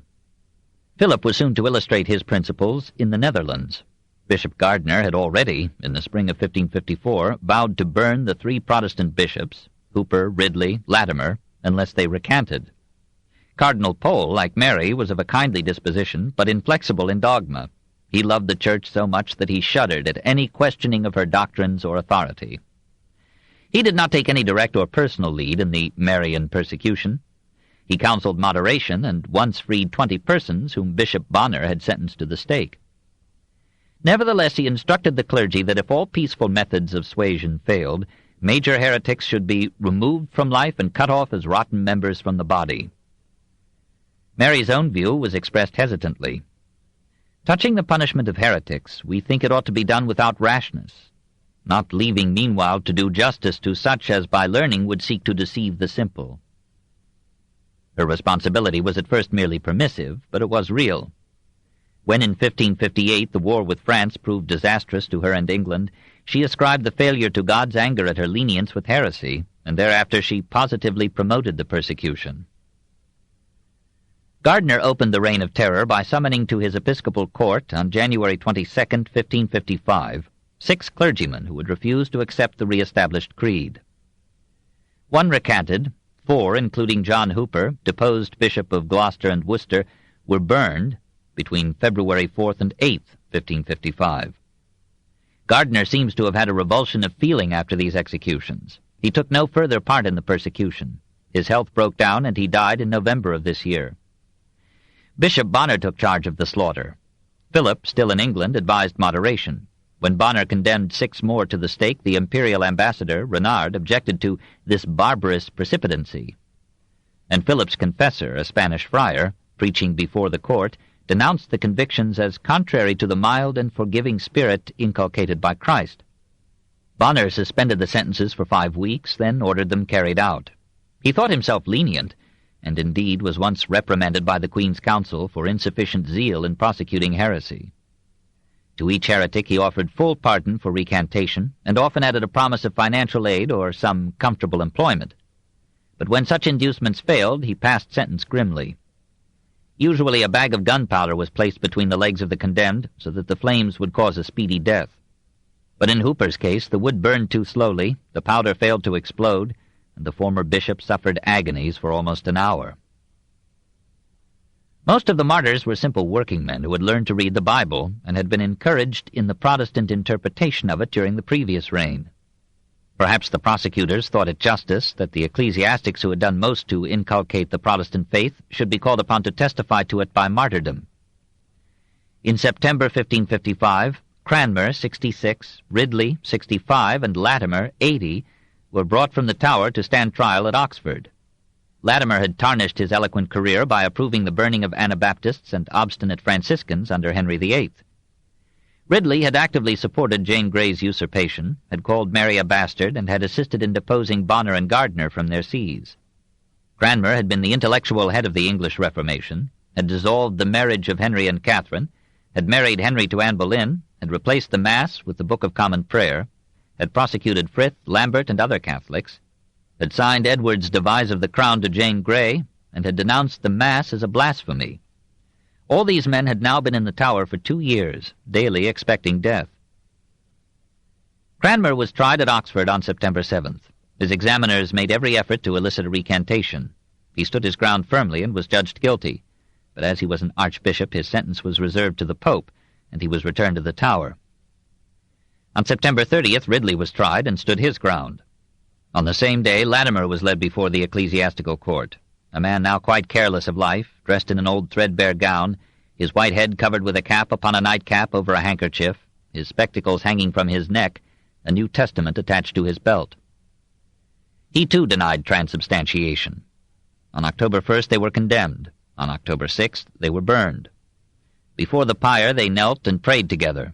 They were bound with chains to an iron post. A bag of powder was hung around each man's neck. The faggots were lit. "Be of good cheer, Master Ridley," said Latimer. "Play the man. We shall this day light such a candle by God's grace in England as I trust shall never be put out." On December 4th, Pope Paul IV confirmed the sentence against Cranmer. For a time, the first Protestant Archbishop of Canterbury gave way to forgivable fear. No man who could write such sensitive English as the Book of Common Prayer could face these ordeals without exceptional suffering of body and mind. Moved perhaps by Pole's fervent appeal, Cranmer repeatedly renounced and abhorred and detested all manner of heresies and errors of Luther and Zwingli, and professed belief in the 7 sacraments, in transubstantiation, purgatory, and all other teachings of the Roman Church.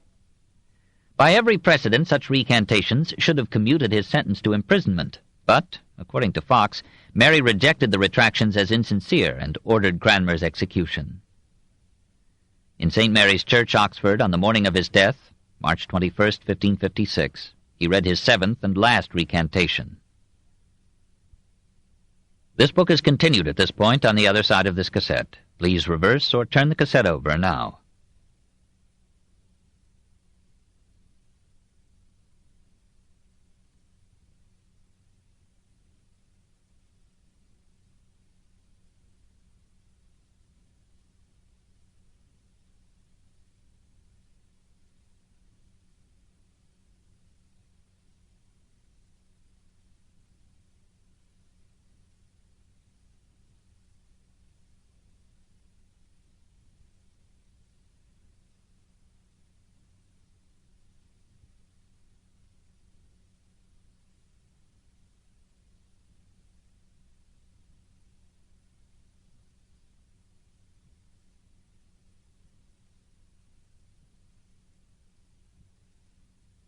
The Story of Civilization, Volume 6, The Reformation, by Will Durant, Part 2, continued, Cassette 9, Side 2.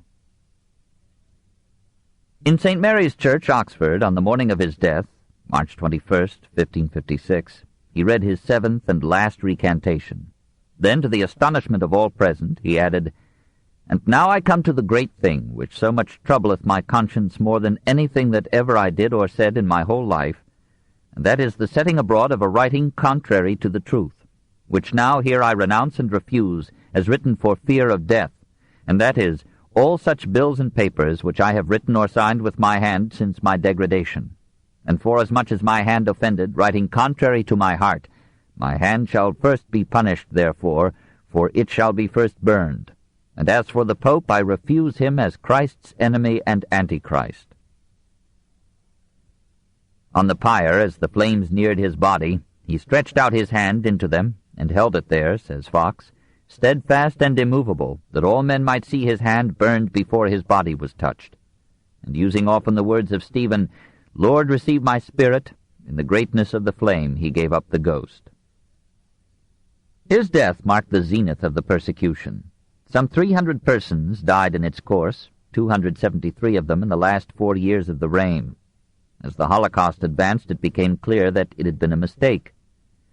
Protestantism drew strength from its martyrs as early Christianity had done, and many Catholics were disturbed in their faith and shamed in their queen by the sufferings and fortitude of the victims. Bishop Bonner, though he did not enjoy the work, came to be called Bloody Bonner because his diocese saw most of the executions. One woman called him the common cutthroat and general slaughter-slave to all the bishops in England. Hundreds of English Protestants found refuge in Catholic France, and labored there to bring the sorry reign to an end. Henry II, while persecuting French Protestants, encouraged English plots against Catholic Mary, whose marriage with the King of Spain left France surrounded by hostile powers. In April 1556, British agents discovered a conspiracy, led by Sir Henry Dudley, to depose Mary and enthrone Elizabeth. Several arrests were made, including 2 members of Elizabeth's household. One confession implicated Elizabeth herself and the French king. The movement was suppressed, but it left Mary in constant fear of assassination.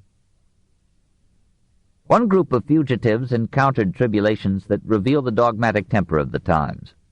Jan Laski, a Polish Calvinist, had come to London in 1548 and had founded there the first Presbyterian church in England. A month after Mary's accession, Laski and part of his congregation left London in 2 Danish vessels.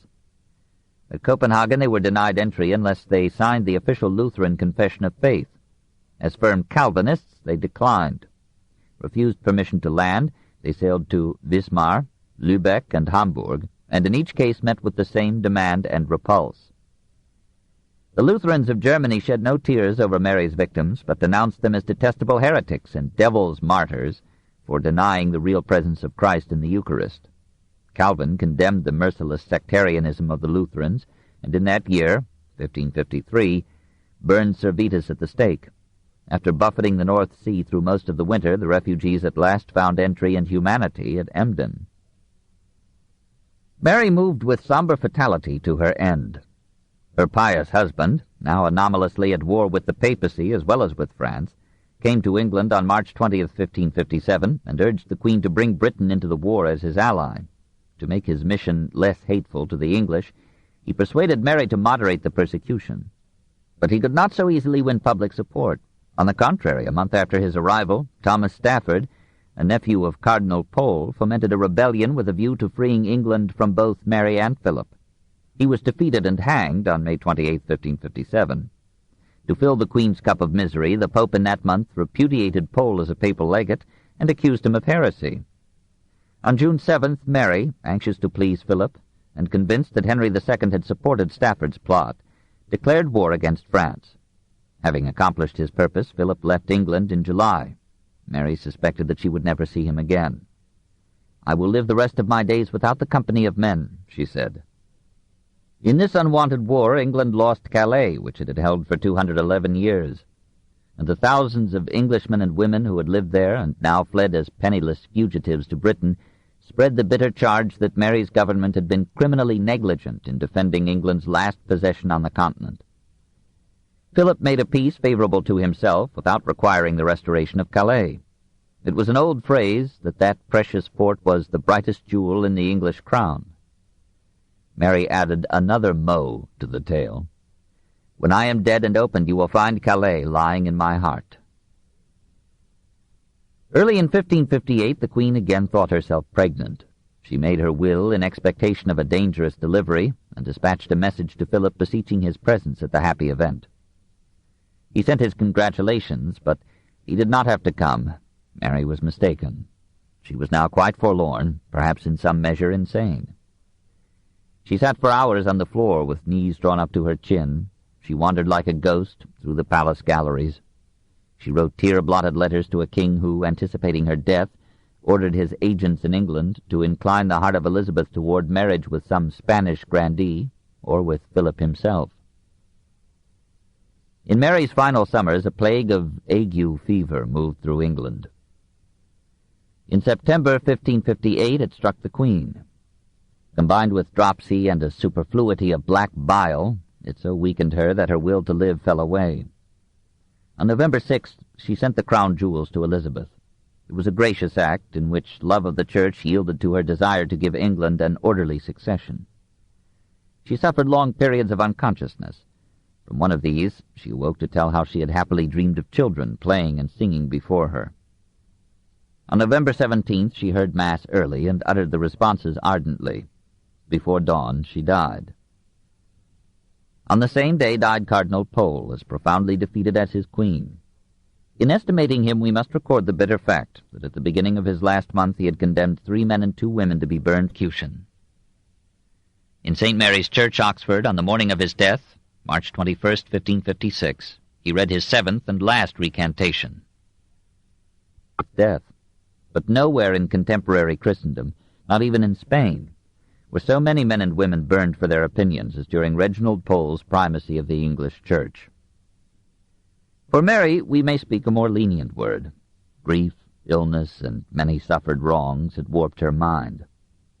Her clemency passed into cruelty only after conspiracies had sought to deprive her of her crown on her head. She listened too trustingly to ecclesiastics who, having themselves been persecuted, sought revenge. Till the end, she thought she was fulfilling by murder her obligations to the faith which she loved as the vital medium of her life. She does not quite deserve the name of Bloody Mary, unless we are to spread that adjective over all her time. It simplifies pitilessly a character in which there had been much to love. It is her strange distinction that she carried on the work of her father in alienating England from Rome. She showed to an England still Catholic the worst side of the church she served. When she died, England was readier than before to accept the new faith that she had labored to destroy. Chapter 27. From Robert Bruce to John Knox, 1300 to 1561. 1. The Indomitable Scots. The warm and genial South generates civilization. The cold and hardy North repeatedly conquers the lax and lazy South and absorbs and transforms civilization. The extreme North, Scotland, Norway, Sweden, Finland, fights the almost Arctic elements to provide some welcome to civilization and to contribute to it in the face of 1,000 obstacles. In Scotland, the sterile, roadless highlands encouraged feudalism and discouraged culture, while the green and fertile lowlands invited invasion after invasion by Englishmen who could not understand why Scotland should not receive their overflow and their kings. The Scots, anciently Celtic, medievally mingled with Irish, Norse, Angles, Saxons, and Normans, had by 1500 merged into a people narrow as their peninsula in feelings and ideas, deep as their mists in superstition and mythology, proud as their promontories, rough as their terrain, impetuous as their torrents, at once ferocious and tender, cruel and brave, and always invincible. Poverty seemed rooted in geography, and manners in poverty. So parsimony grew out of the grudging soil. The peasants were too burdened with toil to have time for letters, and the nobles who kept them in bondage prided themselves on illiteracy, finding no use for the alphabet in their feuds or wars. The mountains and clans divided the sparse population into passionate jealousies that gave no quarter in war, no security in peace. The nobles, having nearly all the military power in their private bands, dominated the Parliament and the kings. The Douglases alone had 5,000 retainers, and revenues rivaling the crowns. Before 1500, industry was primitive and domestic, commerce was precarious, cities were few and small. All Scotland had then some 600,000 inhabitants, half of Glasgow's number today. Glasgow was a minor fishing town. Perth was, till 1452, the capital. Edinburgh had 16,000 souls. The individual, local, and national spirit of independence expressed itself in village and township institutions of self-government within the framework of feudalism and monarchy. The burghers, the enfranchised citizens of the towns, were allowed representatives in the Parliament or Assembly of Estates, but they had to sit not in their own commons, as in England, but amid the feudal landowners, and their voice and vote were lost in the noble majority. Unable to buttress their power against the nobles by an alliance, as in France with rich merchants and populous cities, the kings sought support in the affluence and influence of the Church. The nobles, always at odds with the kings, learned to hate the Church and love her property, and joined in the universal cry that national wealth was being siphoned to Rome. In Scotland it was the nobles, not, as in England, the kings and merchants, who made the Reformation, that is, freed secular from ecclesiastical power. Through its hold on the piety of the people, the Scottish Church achieved opulence amid dulling poverty and transmundane hopes. A papal envoy toward the end of the 15th century reported to the Pope that ecclesiastical income in Scotland equaled all other income combined. The preachers and the burghers almost monopolized literacy.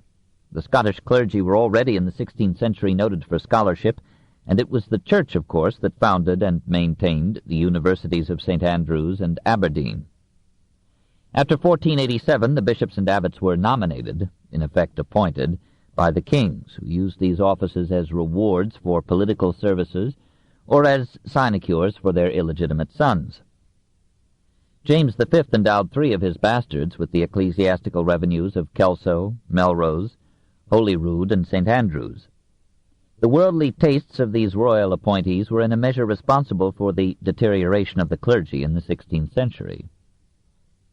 But the general laxity of morals and discipline that marked the Church in the later Middle Ages was evident in Scotland long before the royal nomination of the prelacy. The corruption of the Church, bad everywhere throughout Europe in the 15th century, writes the strongly Catholic Hilaire Belloc, had in Scotland reached a degree hardly known elsewhere. Hence, in part, the indifference with which the common people though orthodox in creed, would look upon the replacement of Catholic with Protestant clergymen. In 1425, King James I complained of monastic dissoluteness and sloth.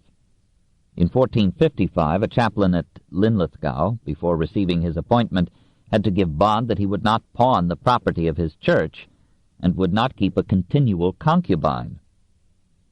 Cardinal Beaton had 8 bastards and slept with Marion Ogilvy on the night before he went to meet his Maker.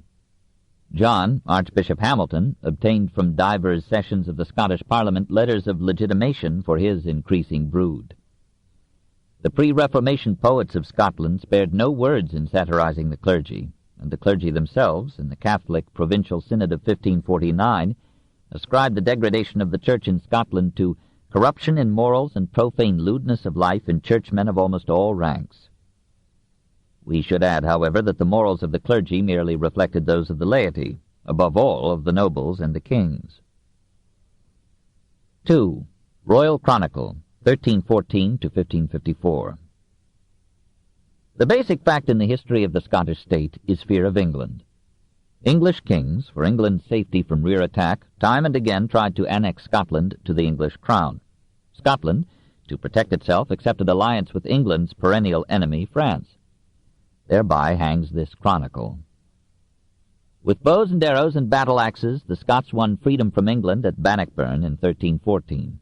Robert Bruce, having there led them to victory, ruled them till his death by leprosy in 1329. His son David II, like Scottish kings from time beyond memory, was crowned on the sacred Stone of Destiny in the Abbey of Scone. When Edward III of England began the 100 Years' War with France, he thought it wise first to secure his northern front. He defeated the Scots at Halidon Hill and set up Edward Balliol as his puppet on the Scottish throne, this in 1333. David II regained the crown only by paying the English a ransom of 100,000 marks, or about $6.5 million. As he left no direct heir at his death in 1371, the kingdom passed to his nephew Robert Stuart, with whom the fateful Stuart dynasty began. The War of Britain's two halves against the whole was soon resumed. The French sent an army to Scotland. Scots and French ravaged the border counties of England, took Durham, and put to death all its inhabitants, men, women, children, nuns, monks, priests. Playing the next move in this royal chess, the English invaded Scotland, burned Perth and Dundee, and destroyed Melrose Abbey in 1385. Robert III carried on, but when the English captured his son James in 1406, he died of grief. England kept the boy king in genteel imprisonment until the Scots signed the Perpetual Peace in 1423, renouncing all further cooperation with France. James had picked up, in captivity, considerable education and an English bride. In honor of this milk-white dove, he composed in the Scots tongue the King's Quair, that is, book, an allegorical poem of surprising merit for a king. Indeed, James was remarkable in a dozen ways. He was one of the best wrestlers, runners, riders, archers, spearmen, craftsmen, and musicians in Scotland, and he was a competent and beneficent ruler. He imposed penalties upon dishonest commerce and negligent husbandry, built hospitals, required taverns to close at 9, turned the energies of youth from football to martial exercises, and demanded a reform of ecclesiastical discipline and monastic life. When his active reign began in 1424, he pledged himself to put down chaos and crime in Scotland, and to end the private wars of the nobles and their feudal despotism. "If God gives me but a dog's life, I will make the key keep the castle and the bracken keep the cow," that is, end robbery of homes and cattle, through all Scotland. A Highland thief robbed a woman of 2 cows. She vowed that she would ne'er wear shoon till she had walked to the king to denounce the weakness of the law. "You lie," said the thief. "I will have you shod," and he nailed horseshoes to her naked feet. She found her way to the king nevertheless. He had the robber hunted down, had him led about Perth with a canvas picture of the crime, and saw to it that the brute was safely hanged. Meanwhile he quarreled opportunely with obstructive barons, brought a few to the scaffold, confiscated excess holdings, taxed the lords as well as the burgesses, and gave the government the funds it needed to replace many tyrannies with one.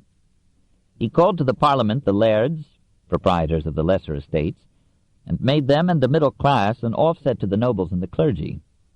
In 1437 a band of nobles killed him. The sons of the nobles whom he had cut down in life or property continued against James II their struggle against the centralizing monarchy. While the new king was still a lad of 7, his ministers invited the young Earl of Douglas and a younger brother to be the king's guests. They came, were given a mock trial, and were beheaded in 1440.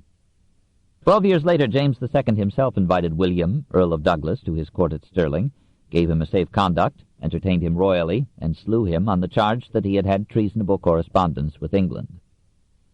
The king captured all English strongholds in Scotland but one, and was blown to bits by the accidental explosion of his own cannon.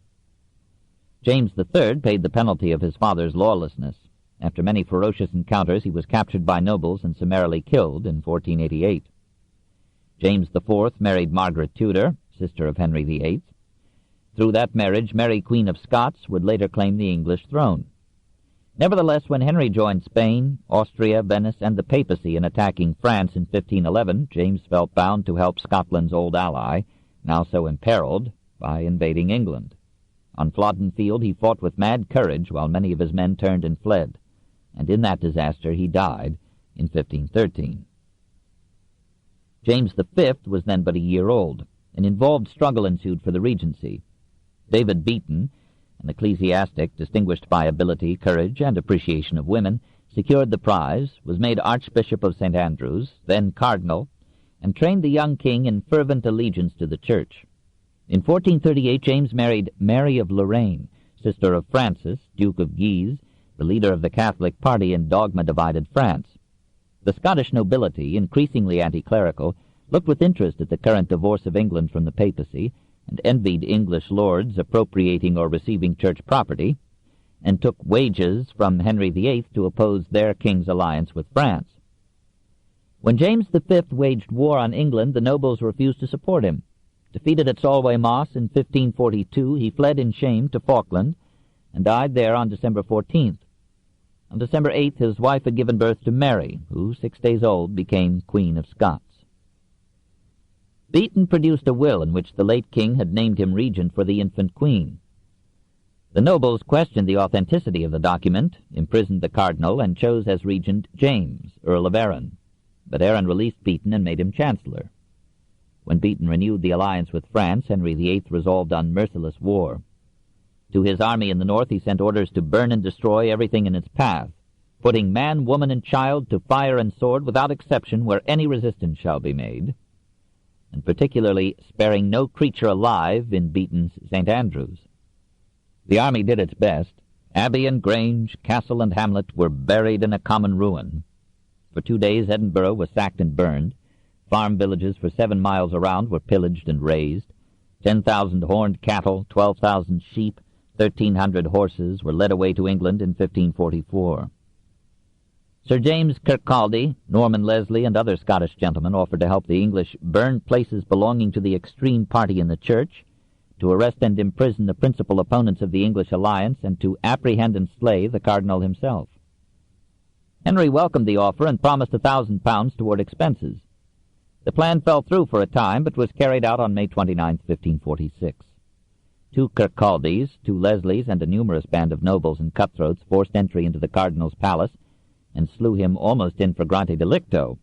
For, said Knox, he had been busy at his accounts with Mistress Ogilvy that night. Now, because the weather was hot, Knox added, it was thought best to keep him from stinking, to give him great salt enough, a cope of lead to await what exequies his brethren the bishops could prepare for him. These things we write merrily. The assassins retired to the castle of St. Andrews on the coast and awaited aid from England by sea. Arran resumed charge of the government. To assure French help, he promised the infant Queen Mary Stuart to the French Dauphin, and to prevent her seizure by the English, she was clandestinely sent to France on August 13, 1548. The accession of Mary Tudor in England ended for a time the danger of further English invasions. Catholicism now ruled on both sides of the border. French influences prevailed upon Arran to resign the regency in 1554 to Mary of Lorraine, mother of the absent queen. She was a woman of intelligence, patience, and courage, who yielded only to the overwhelming spirit of the age. Dowered with the culture of the French Renaissance, she smiled tolerantly at the rival religious dogmas that raged around her. She ordered the release of several imprisoned Protestants and allowed such freedom of preaching and worship to heretics that many English Protestants, fleeing from Mary Tudor, found refuge and were allowed to form congregations under Mary of Lorraine. She was the most humane and civilized ruler that Scotland had known for centuries. 3. John Knox, 1505 to 1559. The propaganda of reform was already 100 years old in Scotland. In 1433, Paul Crower was accused of importing the doctrines of Wycliffe and Huss. He was convicted by the Church and burned by the state. In 1494, 30 Lollards of Kyle were summoned before the Bishop of Glasgow on charges of repudiating religious relics and images, auricular confession, priestly ordination and powers, transubstantiation, purgatory, indulgences, masses for the dead, clerical celibacy, and papal authority. It was almost a summary of the Reformation 23 years before Luther's theses. Apparently, the accused men recanted. Soon after 1523, the writings of Luther entered Scotland. A Scots translation of Wycliffe's New Testament circulated in manuscript, and a cry arose for a Christianity based exclusively on the Bible. Patrick Hamilton went to Paris and Louvain, studied Erasmus and Greek philosophy, went on to Wittenberg, returned to Scotland swelling with the new dogmas, preached justification by faith, was invited by James, uncle of David, Beaton, then Archbishop of St. Andrews, to come and explain himself, came, stood his ground, and was burned in 1528. 2 other professors, as the early Scottish reformers called themselves, were burned in 1534. 4 men were hanged and 1 woman was drowned in 1544. According to the not always reliable Knox, she went to her death with a sucking babe at her breast. These murders had been too scattered in time and place to arouse any powerful public reaction, but the hanging of George Wishart touched the souls of many and was the first effective event of the Scottish Reformation. About 1543, Wishart translated the first Helvetic Confession. Unfortunately, this Protestant declaration ordered secular powers to punish heretics. From that time, the Swiss forms of Protestantism, at first humanely Zwinglian, then rigorously Calvinist, more and more displaced Lutheranism in the Scottish movement. Wishart preached in Montrose and Dundee, bravely tended the sick in a plague, and expounded the new faith in Edinburgh at a time when David Beaton was holding a convocation of Scottish clergy there. The cardinal had him arrested and tried for heresy. He was convicted, strangled, and burned in 1546. Among his converts was one of the most powerful and influential figures in history. John Knox was born between 1505 and 1515 near Haddington. His peasant parents destined him for the priesthood. He studied at Glasgow, was ordained circa 1532, and became known for his learning in both civil and canon law. His autobiography, History of the Reformation of Religion Within the Realm of Scotland, says nothing of his youth, but suddenly introduces him in 1546 as the ardent disciple and fearless bodyguard of George Wishart, bearing a heavy 2-handed sword. After Wishart's arrest, Knox wandered from one hiding place to another. Then at Easter of 1547, in the castle of St. Andrews, he joined the band that had killed Cardinal Beaton. Feeling a need for religion, the hunted men asked Knox to be their preacher. He protested his unfitness and consented, and they soon agreed that they had never heard such fiery preaching before. He called the Roman Church the synagogue of Satan and identified her with the awful beast described in the Apocalypse. He adopted the Lutheran doctrine that man is saved only by faith that the blood of Jesus Christ purges us from all sins. In July, a French fleet sailed up and bombarded the castle. For 4 weeks, the besieged held out. Finally, they were overpowered, and for 19 months Knox and the others labored as galley slaves. We have few details of their treatment except that they were importuned to hear Mass, and Knox tells us stoutly refused. Perhaps those bitter days and the cut of the overseer's lash shared in sharpening Knox's spirit to hatred and his tongue and pen to violence.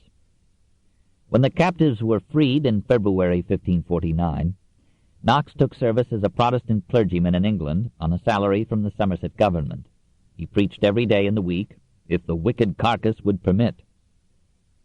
We of today, who do not often enjoy sermons, can but faintly imagine the hunger that the 16th century felt for them. The parish priests had left the preaching to the bishops, who had left it to the friars, who were occasional. In Protestantism, the preachers became journals of news and opinion.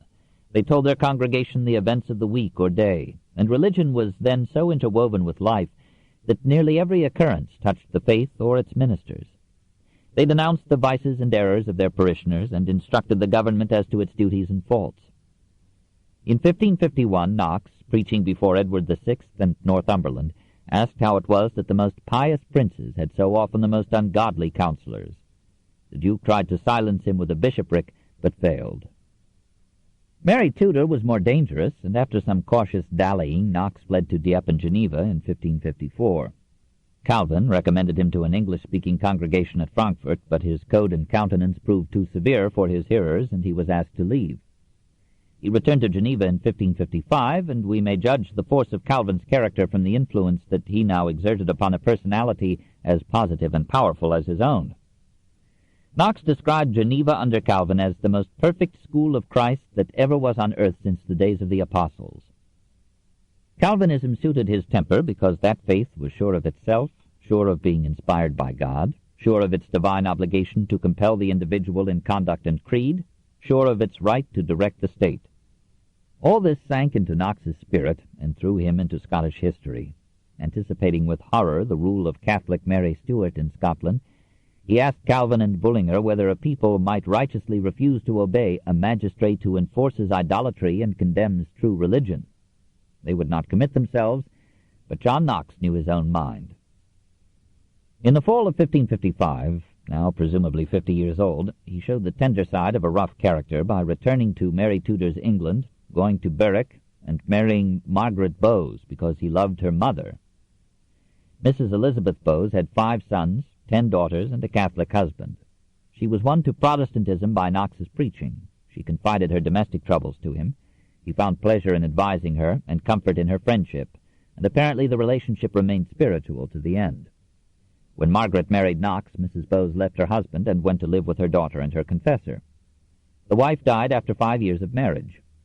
Knox married again, but Mrs. Bowes remained with him.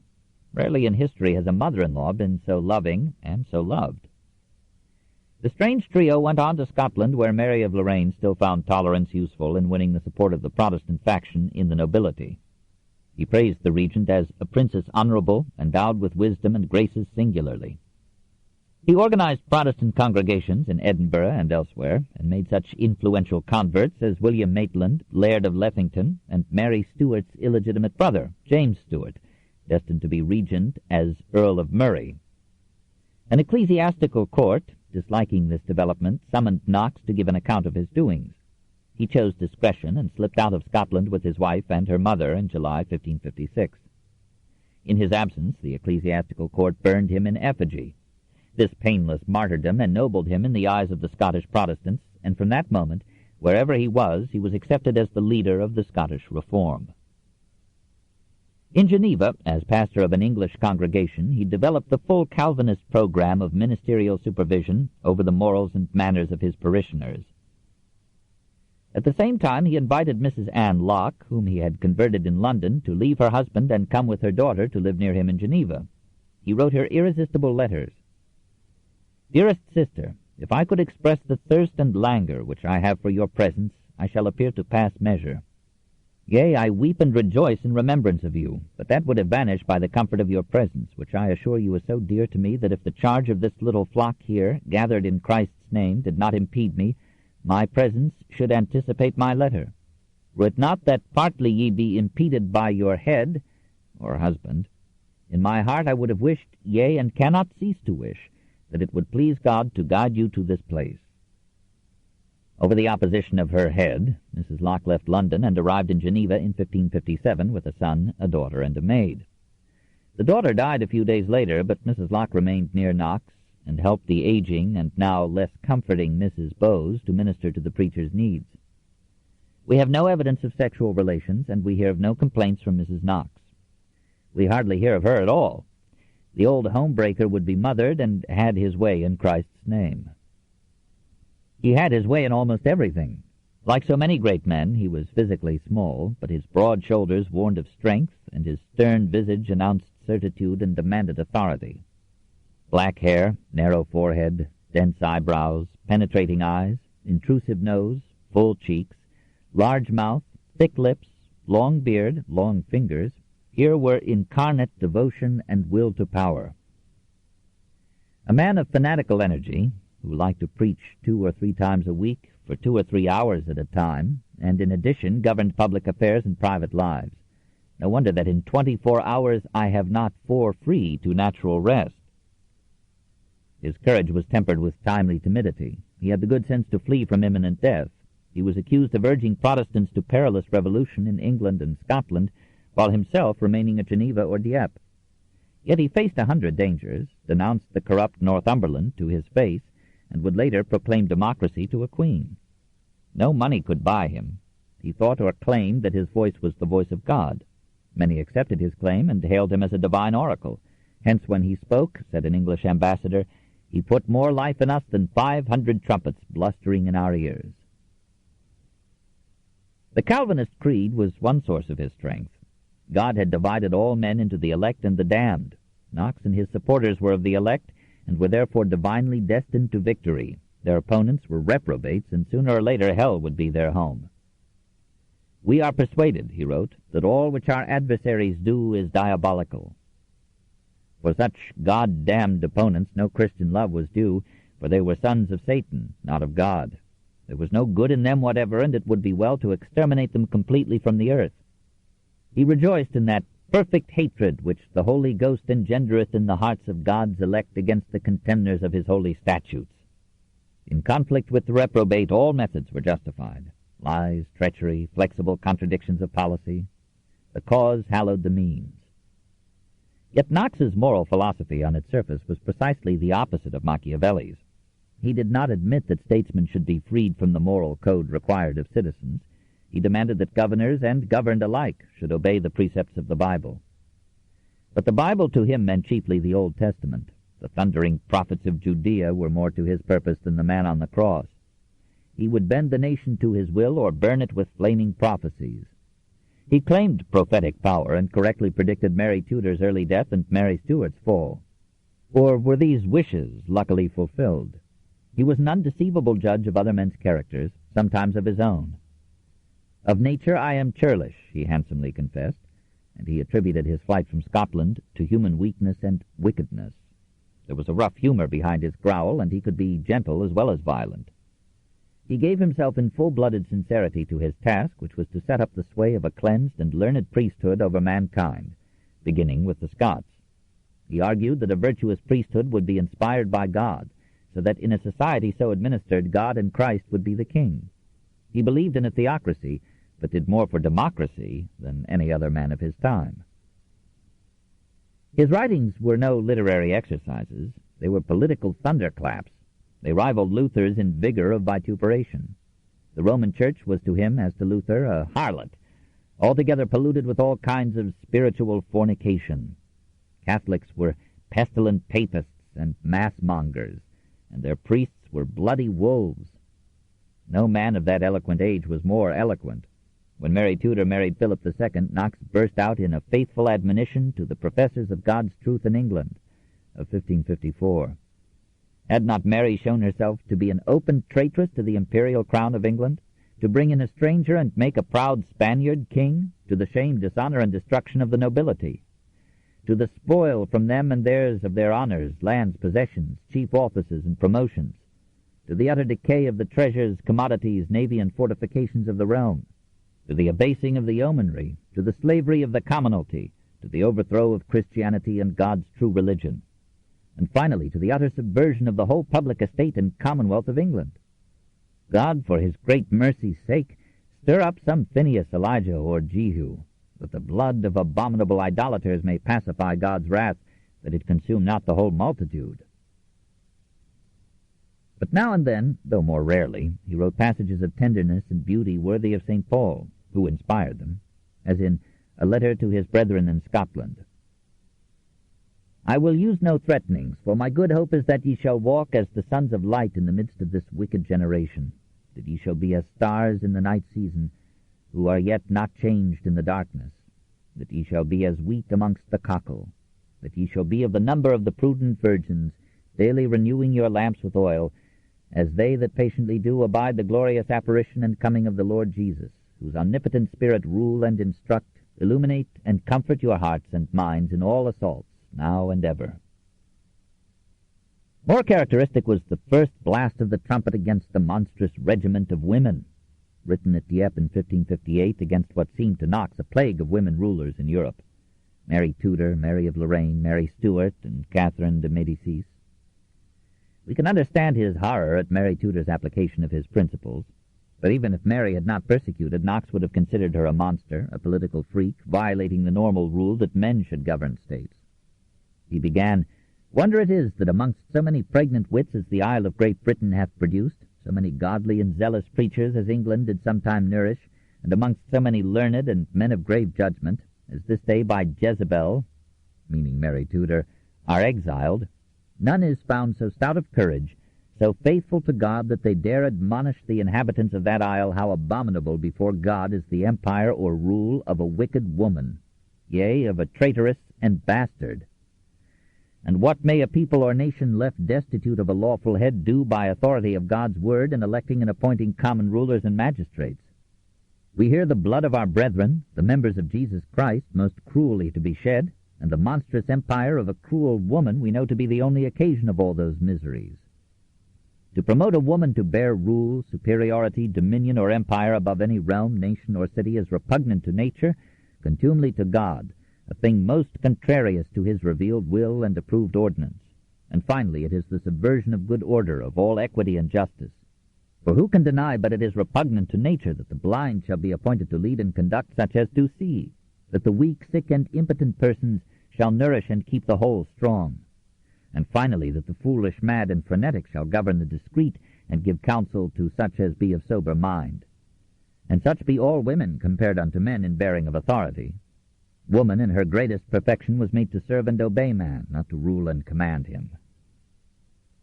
For this Knox quoted indisputable scriptural authority, but when he passed to history and sought for examples of states ruined by women rulers, he was evidently perplexed to find their record much better than that of the kings. Nevertheless, he concluded with confident damnation, "Cursed Jezebel of England, with the pestilent and detestable generation of papists, make no little bragging and boast that they have triumphed not only against Wyatt, but also against all such as have enterprised anything against them. I fear not to say that the day of vengeance, which shall apprehend that horrible monster Jezebel of England, is already appointed in the council of the Eternal. Let all men be advertised, for the trumpet has once blown." Knox took the manuscript of his blast to Geneva, had it printed secretly and without his name, and sent copies to England. Mary banned the book as an incitation to rebellion and made its possession a capital crime. Knox returned to the attack in an appellation to the nobility and estates of Scotland in July 1558. "None provoking the people to idolatry ought to be exempted from the punishment of death. The same ought to be done wheresoever Christ Jesus and his evangel is so received that the magistrates and people have solemnly avowed and promised to defend the same, as under King Edward of late days was done in England. In such place, I say, it is not only lawful to punish to death such as labor to subvert the true religion, but the magistrates and people are bound to do so unless they will provoke the wrath of God against themselves.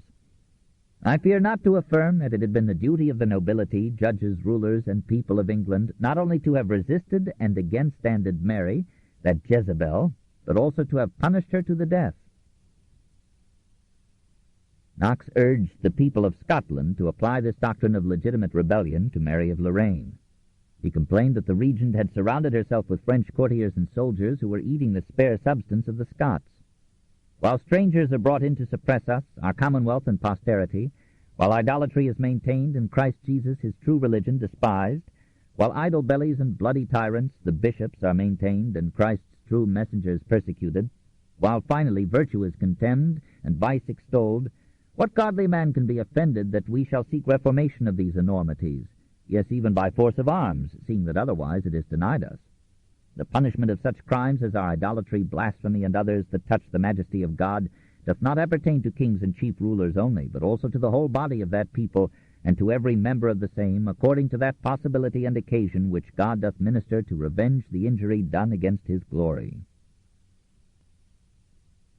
There is a strange mixture of revolution and reaction in Knox's appeals. This book is continued on Cassette 10, Side 1.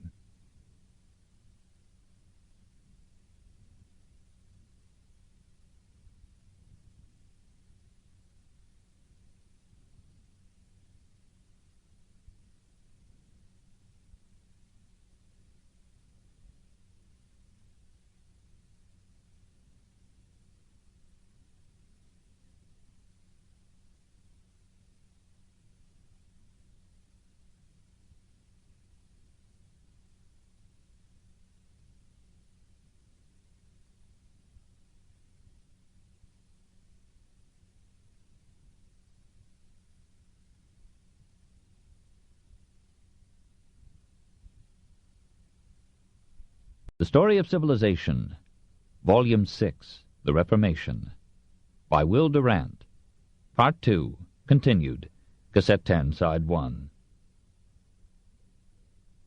There is a strange mixture of revolution and reaction in Knox's appeals. Many thinkers, including French Huguenots like Othman and Jesuits like Mariana, were to agree with him on the occasional justification of tyrannicide. Yet his conviction that those who were sure of their theology should suppress, if necessary kill their opponents, harked back to the darkest practices of the Inquisition. Knox took the 13th chapter of Deuteronomy as still in force and interpreted it literally. Every heretic was to be put to death, and cities predominantly heretical were to be smitten with the sword and utterly destroyed, even to the cattle therein, and every house in them should be burned down. Knox confesses that at times these merciless commandments appalled him. To the carnal man this may appear a rigorous and severe judgment, yea, it may rather seem to be pronounced in rage than in wisdom. For what city was ever yet in which were not to be found many innocent persons, as infants, children, and some simple and ignorant souls who neither did nor could consent to impiety? And yet we find no exception, but all are appointed to the cruel death. But in such cases God wills that all creatures stoop, cover their faces, and desist from reasoning when commandment is given to execute his judgments.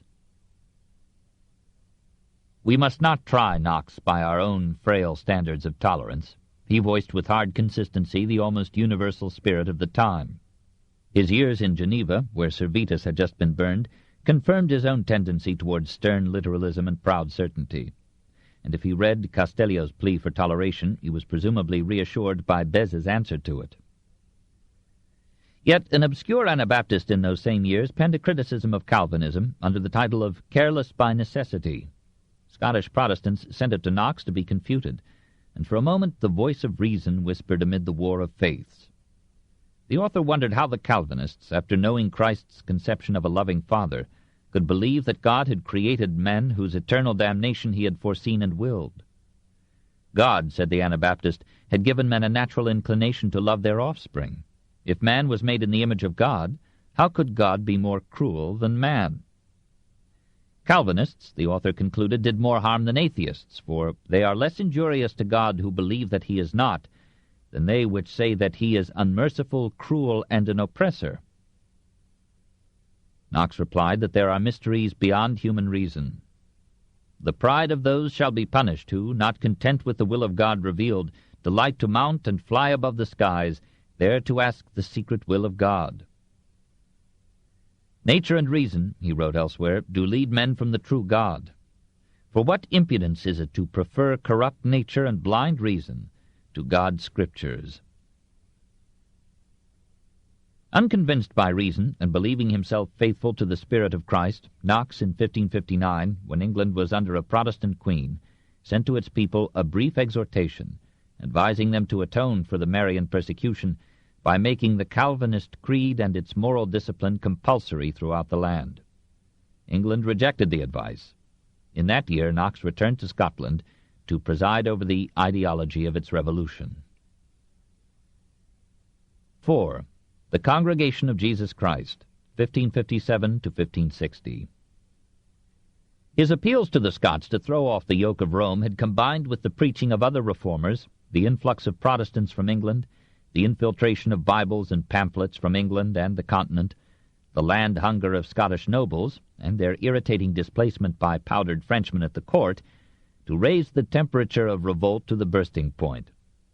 The populace of Edinburgh, firmly Catholic in 1543, bore most directly and resentfully the influx of supercilious Gauls during the regency of Mary of Lorraine. Everything was done to make life miserable for the intruders. Feeling rose on both sides, and as the clergy supported the French, the spirit of nationalism took on anti-Catholic overtones. Religious processions, in which effigies of the Virgin and the saints were carried and apparently worshipped, and relics were reverently displayed and kissed, aroused increasing ridicule and doubt. In September 1557, a group of enthusiastic skeptics seized the image of St. Giles in the mother kirk of that name in Edinburgh, doused it in a pond, and later burned it to ashes.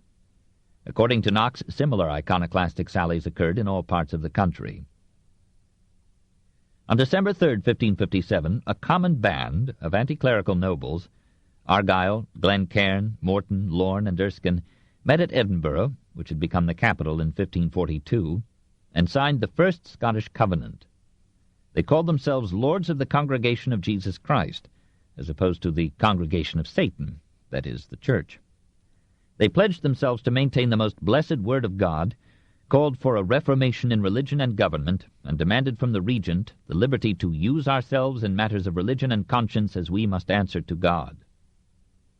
They resolved to establish Reformed churches throughout Scotland, and announced that the Book of Common Prayer, prescribed for England under Edward VI, was to be adopted by all their congregations. The Catholic bishops protested against this bold schism, and urged Archbishop Hamilton to suppress it. Reluctantly, he ordered the burning, on April 28, 1558, of Walter Milne, an aged priest who had unfrocked himself, married, and taken to preaching the Reformed faith among the poor. The people had high respect for the old man.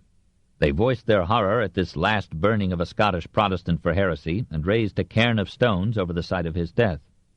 When another preacher was summoned to trial, his defenders took up arms, forced their way into the Regent's presence, and warned her that they would allow no further persecution of religious belief. The Lords of the Congregation notified the Regent in November 1558 that unless liberty of worship were granted, they would not be responsible if it shall chance that abuses be violently reformed.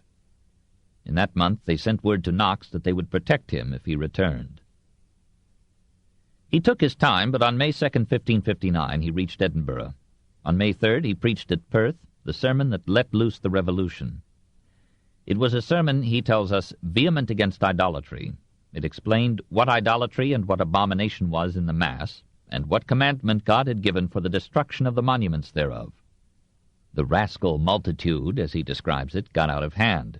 When a priest in a neighboring church tried to celebrate Mass, a youth cried out, "This is intolerable, that when God by his word hath plainly damned idolatry, we shall stand to see it used in despite."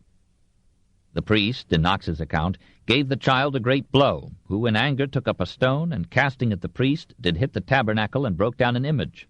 And immediately the whole multitude that were about cast stones, and put hands to the said tabernacle, and to all other monuments of idolatry. The crowd poured into 3 monasteries, pillaged them, smashed the images, but allowed the friars to carry away whatever their shoulders could bear. Within 2 days these 3 great places were so destroyed that the walls only did remain. The Regent was between fires. Her brother, the Cardinal of Lorraine, advised her to imitate Mary Tudor and cut down the leading Protestants, while in and around Perth the victorious rebels were threatening to kill any priest who dared to say Mass. And on May 22nd, the Lords of the Congregation, now backed by their armed retainers, sent her an ominous ultimatum. To the Queen's Grace Regent, all humble duty and obedience premised, as heretofore with jeopardy of our lives, and yet with willing hearts, we have served the authority of Scotland and your Grace, so now with most dolorous minds we are constrained, by unjust tyranny proposed against us, to declare unto your Grace, that except this cruelty be stayed by your wisdom, we will be compelled to take the sword of just defense against all that shall pursue us for the matter of religion. This cruel, unjust, and most tyrannical murder intended against towns and multitudes was, and is, the only cause of our revolt against our accustomed obedience, which, in God's presence, we faithfully promise to our sovereign mistress, Mary Queen of Scots, to her husband, and unto your Grace Regent, provided that our consciences may live in that peace and liberty which Christ Jesus hath purchased unto us by his blood. Your Grace's obedient subjects in all things not repugnant to God, the faithful congregation of Jesus Christ in Scotland. At the same time, the congregation dispatched an appeal to the nobles to support the revolt, and another public letter warned the generation of Antichrist, the pestilent prelates and their shavelings, that if ye proceed in this your malicious cruelty, ye shall be treated, wheresoever ye shall be apprehended, as murderers and open enemies of God. Contract of peace shall never be made until ye desist from your open idolatry and cruel persecution of God's children. Regent Mary entered Perth with what troops she could muster, but the friends of the congregation gathered in armed array, and Mary, perceiving that she could not overcome them, signed a truce on May 29, 1559. Knox retired to St. Andrews and, over archiepiscopal prohibitions, preached in the parish church against idolatry between June 11th and June 14th. Moved by his fervor, his hearers removed all monuments of idolatry from the churches of the city and burned these images before the eyes of the Catholic clergy. The archbishop fled to Perth, but the forces of the congregation, claiming that Mary had violated the truce by using French funds to pay her Scottish troops, attacked and captured that citadel on June 25th. On the 28th, they sacked and burned the Abbey of Scone. If we may believe the sometimes imaginative Knox, a poor aged matron, watching the conflagration, said, "Now I see and understand that God's judgments are just. Since my remembrance, this place has been nothing else but a den of whoremongers. It is incredible how many wives have been adulterated and virgins deflowered by the filthy beasts that have been fostered in this den, but especially by that wicked man, the bishop." Mary of Lorraine, now so seriously ill that she momentarily expected death, fled to Leith and tried to delay the victorious Protestants with negotiations until aid might come from France. The congregation outplayed her by winning support from Elizabeth of England. Knox wrote the Queen a letter assuring her that she had not been included in his trumpet blast against female sovereigns. William Cecil, Elizabeth's first minister, advised her to help the Scottish Revolution as a move toward bringing Scotland into political dependence upon England. This, he felt, was a legitimate protection against Mary Stuart, who, on becoming Queen of France in 1559, had claimed also the throne of England on the ground that Elizabeth was a bastard usurper. Soon an English fleet in the Firth of Forth blocked any landing of French aid for the regent, and an English army joined the congregation's forces in attacking Leith. Mary of Lorraine retired to the castle of Edinburgh and, having kissed her retinue one by one, died on June 10, 1560. She was a good woman cast for the wrong part in an inescapable tragedy. Her last defenders, blockaded and starving, surrendered. On July 6, 1560, the representatives of the congregation, of Mary Stuart, France, and England, signed the Treaty of Edinburgh, whose articles were to enter deeply into the later conflict between Mary and Elizabeth. All foreign troops except 120 French were to leave Scotland. Mary Stuart and Francis II relinquished claim to the English crown. Mary was acknowledged Queen of Scotland, but she was never to make war or peace without the consent of the estates. These were to name 5 of the 12 men in her privy council. No foreigner or clergyman was to hold high office, and a general amnesty was to be declared, with exceptions to be specified by the estates. It was a humiliating peace for the absent queen, and a remarkable and almost bloodless triumph for the congregation. The Parliament that met on August 1, 1560, accepted, with only 8 dissenting votes, a confession of faith drawn up by Knox and his aides and softened in some clauses by Maitland of Lethington. As still the official creed of the Presbyterian Church of Scotland, some major articles should be commemorated. 1. We confess and acknowledge one only God in 3 persons. 2. We confess and acknowledge this our God to have created man, to wit, our first father Adam, of whom also God formed the woman in his own image, so that in the whole nature of man could be noted no imperfection, from which honor and perfection man and woman did both fall, the woman being deceived by the serpent, and the man obeying to the voice of the woman. 3. By which transgression, commonly called original sin, was the image of God utterly defiled in man, and he and his posterity of nature became enemies to God, slaves to Satan, and servants to sin. In same kill that death everlasting has had and shall have power and dominion over all that has not been, are not, or shall not be regenerate from above, which regeneration is wrought by the Holy Ghost, working in the hearts of the elect of God an assured faith in the promise of God, by which faith they apprehend Christ Jesus. 8. That same eternal God and Father of mere mercy elected us in Christ Jesus before the foundation of the world. 16. We most earnestly believe that from the beginning there has been, now is, and to the end of the world shall be, a church, that is to say, a company and multitude of men chosen by God, who rightly worship and embrace him by true faith in Christ Jesus, out of which church there is neither life nor eternal felicity. And therefore we utterly abhor the blasphemy of those that affirm that men which live according to equity and justice shall be saved, what religion soever they have professed. 21. We acknowledge 2 chief sacraments only, baptism and the supper, not that we imagine any transubstantiation of bread into God's natural body, but by the operation of the Holy Ghost we believe that the faithful, in the right use of the Lord's table, so do eat the body and drink the blood of the Lord Jesus. 24. We confess and acknowledge empires, kingdoms, dominions, and cities to be ordained by God. To kings, princes, and magistrates chiefly and most principally the conservation and purgation of the religion appertains, so that not only are they appointed for civil policy, but also for maintenance of the true religion, and for suppressing of idolatry and superstition whatsoever.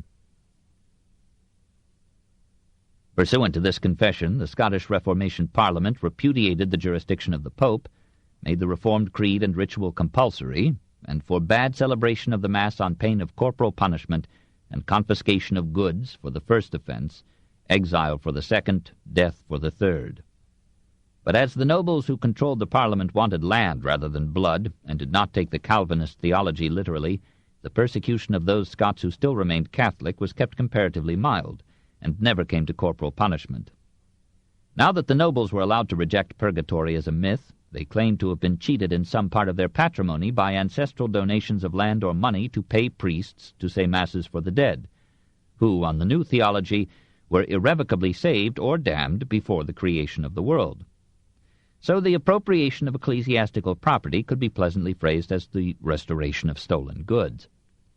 Most of the Scottish monasteries were closed, and their wealth was taken by the nobles. At first no provision was made by the government for the Calvinist ministers. These had been used as ideological aids in the Revolution, but the nobles had now lost interest in theology.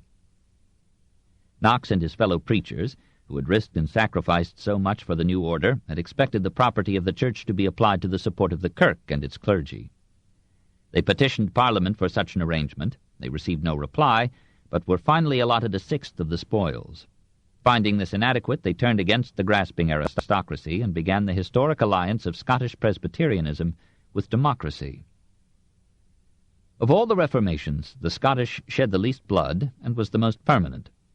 The Catholics suffered silently, their bishops fled, most parish priests accepted the change as no worse than episcopal exactions and visitations. Rural districts lost their wayside crosses, ancient shrines of pilgrimage were deserted, the saints no longer provided easeful holy days. Many spirits must have mourned and idealized the past. Many must have waited hopefully for the coming of their young queen from France. Much had been lost that had been gay and beautiful, much that had been brutal and merciless and insincere.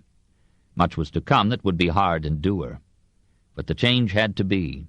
When the recriminations died down and men adjusted themselves to the new order, it would be a boon that some likeness of faith joined with converging lines of royalty to end the bitter wars between Scots and Englishmen. Soon the weaker nation would give the stronger land a king, and Britain would be won.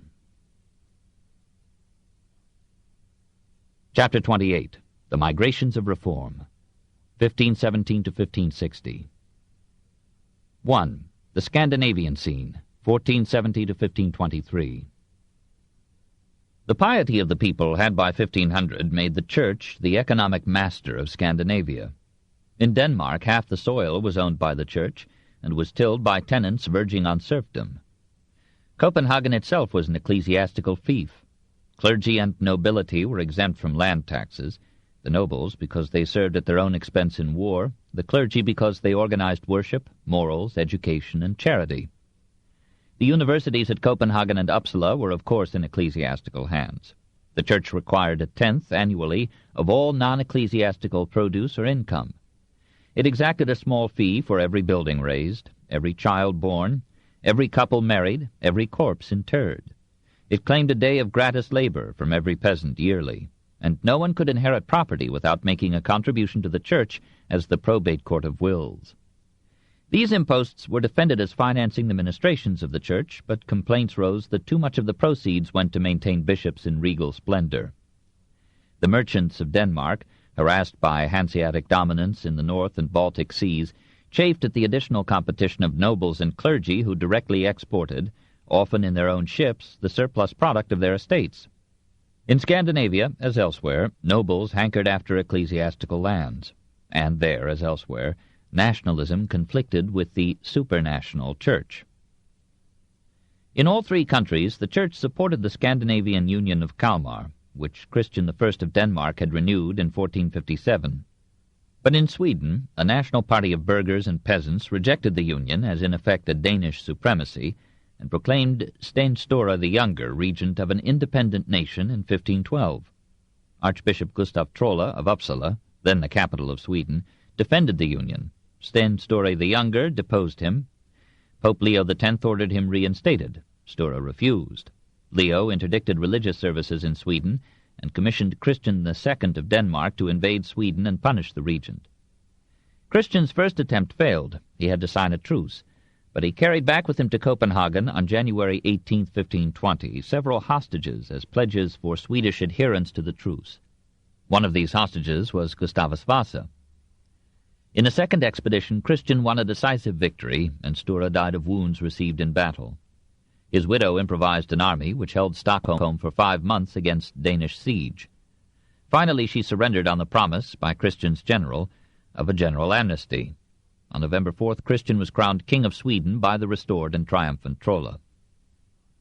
On November 7th, the leading Swedes who had supported Stura were summoned to the presence of the king in the citadel of Stockholm. A representative of Trolle accused them of major crimes in having deposed the archbishop and having destroyed his castle, and he called upon the king to revenge these wrongs. Despite the amnesty, 70 leading Swedes were condemned to death. On November 8th, they were beheaded in the Grand Square. On November 9th, several others were arrested and executed. Some spectators who expressed sympathy were added to the slaughter, and the property of the dead was confiscated to the king. All Sweden cried out with horror. The Union of Kalmar, men said, was drowned in this Stockholm bath of blood, and the Church suffered severely in public esteem for having initiated the massacre. Christian had thought to make his rule secure by destroying the brains of the national party. In reality, he had cleared a way to the throne for the young hostage who was to make Sweden free. His name was Gustavus Eriksson, but posterity called him also Vasa, from the bundle, Swedish Vasa, or Latin fascis, of sticks that appeared in his family's coat of arms. At 13, he was sent to study at Uppsala. At 20, he was called to the court of Stura the Younger, who had married a half-sister of Gustavus's mother, and there he received further instruction from the prime minister, Bishop Hemmingad. In 1519, he escaped from surveillance in Denmark, made his way to Lübeck, persuaded its senate, always hostile to Denmark, to lend him money and a ship, and regained his native shores on May 31st, 1520. For months he wandered in disguise or hid in obscure villages. In November, news reached him that nearly 100 Swedish patriots, including his father, had been slaughtered in Stockholm. He mounted the swiftest horse he could find and rode north to his own province of Dalecarlia, resolved to organize there, from the hardy yeomanry, the beginnings of an army that might free Sweden from the Danes. His life was now an epic worthy of Homeric song. Traveling icy roads, he sought rest at the home of a former schoolmate. This friend gave him every hospitality, then went off to notify the pro-Danish police that the escaped hostage could now be caught. But the wife warned Gustavus to flee. Riding onward 20 miles, he found asylum with a priest, who hid him for a week. Moving 30 miles farther, he tried to rouse the town of Rättvik to revolt, but its people had not yet heard and would not believe the story of the bath of blood. Vasa rode over frozen meadows 25 miles north to Mora, and again pleaded for a revolutionary uprising, but the peasants listened in skeptical apathy. Friendless and for a moment hopeless, Gustavus turned his horse to the west, resigned to seek asylum in Norway. Before he reached the frontier, a messenger from Mora overtook him and begged him to come back, pledging that now he would be heard with a spirit as hot as his own. The peasants had at last heard of the horror in Stockholm. Moreover, it was rumored that the king was planning to journey through Sweden and had ordered gallows to be set up in every major town. New taxes were to be imposed upon a people already struggling for life against the greed of masters and the tyranny of the elements. When Gustavus spoke again to the citizens of Mora, they gave him a bodyguard of 16 Highlanders, and vowed to arm themselves, discipline themselves, and follow wherever he led them against the Danes. They knew no weapons yet but bows and arrows and axes. Vasa taught them to make javelins and pikes with iron heads. He trained them with all the ardor of a youth inspired by love of country and power. So inspired, they captured Västerås, then Uppsala. Once more Archbishop Trolle fled. Patiently, resolutely, the growing army won province after province from the Danish garrisons. Christian II could not come to lead his forces in person, for in his own country he was confronted by civil strife, but his navy repeatedly raided Swedish shores. Gustavus dispatched emissaries to Lubeck to ask for ships of war. For a large promised sum, the merchant city equipped 10 vessels, which diverted the energies of the Danish fleet. On June 7, 1523, the victorious revolutionaries, in a new Riksråd, named their leader King Gustavus I. On June 20th, Stockholm surrendered to him, and thereafter Vasa made it his capital. Meanwhile, Christian II had been deposed in Denmark, and Frederick I, his successor, renounced all Danish claims to sovereignty over Sweden. The Union of Kalmar, which existed from 1397 to 1523, came to an end. The Vasa dynasty began. 2. The Swedish Reformation. Gustavus was still a youth of 27. He was not as tall as we expect men of the north to be, but he had a Viking's vigor of body, his round face was ruddy with health, and his long yellow beard gave him a dignity befitting his royalty rather than his age. His morals were excellent for a king, and even the church that he was soon to reject could not impugn his piety. He devoted himself to the tasks of government with an impatient energy that sometimes slipped into violence or tyranny, but the condition of Sweden at his accession almost justified his temper and autocracy. In the chaos of war, thousands of peasants had left their farms unsown, miners had abandoned their pits, the cities were devastated with conflict, the currency was debased, the national treasury was bankrupt, the executive brains of the country had been spilled out in the bath. The surviving feudal barons considered Gustavus an upstart and looked down their noses at his assumption of power. Conspiracies were formed to depose him. He put them down with a strong arm. Finland, which had been part of Sweden, was still in Danish hands, and Søren Norby, the Danish admiral, held the strategic island of Gotland. Lübeck clamored for the repayment of its loans. The first need of a government is money paid or promised to the armed forces that protect it, then to the officials that administer it. But in Vasa's Sweden, taxes cost almost as much to collect as they brought in, for those who alone could pay them were strong enough to resist. Gustavus stooped to the desperate expediency of again debasing the coinage, but the bad coins soon fell to their actual value, and the state's finances were worse than before. Only one group in Sweden was still rich, the clergy. Gustavus turned to them for aid, thinking it just that the wealth of the church should alleviate the poverty of the people and the government. In 1523 he wrote to Bishop Hans Brask of Linkoping for a donation of 5,000 guilders to the state. The bishop protested and yielded. To the churches and monasteries of Sweden, Vasa sent an urgent request that all money and precious metal not indispensable to the continuance of their services should be remitted to the government as a loan, and he published a list of the amounts he expected from each source. The response was not what he had hoped for, and he began to wonder whether it would not be wise to do as the Lutheran princes of Germany were doing, confiscate the wealth of the church to the needs of the state. He had not forgotten that most of the higher clergy had opposed the revolution and had buttressed the rule of Christian II in Sweden. In 1519, Olaus Petri, son of a Swedish ironmaster, returned from several years of study in Wittenberg. As deacon of the cathedral school at Strängnäs, he permitted himself some heresies, that purgatory was a myth, that prayers should be addressed, and confession should be made only to God, and that the preaching of the gospel was better than the ritual of the Mass. The writings of Luther began to circulate in Sweden. Brask importuned Vasa to forbid their sale. The king replied that Luther's teachings have not been found by impartial judges to be false. Perhaps he thought it politic to keep a heretic in reserve as a bargaining point with the church. Matters grew livelier when Pope Adrian VI refused to confirm his own legate, Johannes Magnus, as Archbishop of Uppsala, and proposed to restore Gustav Trolle, enemy of the revolution. Vasa sent to the Curia a letter that would then, in 1523, have shocked, and would later have delighted, Henry VIII. If our most holy father has any care for the peace of our country, we shall be pleased to have him confirm the election of his legate, and we shall comply with the Pope's wishes as to a reformation of the Church and religion.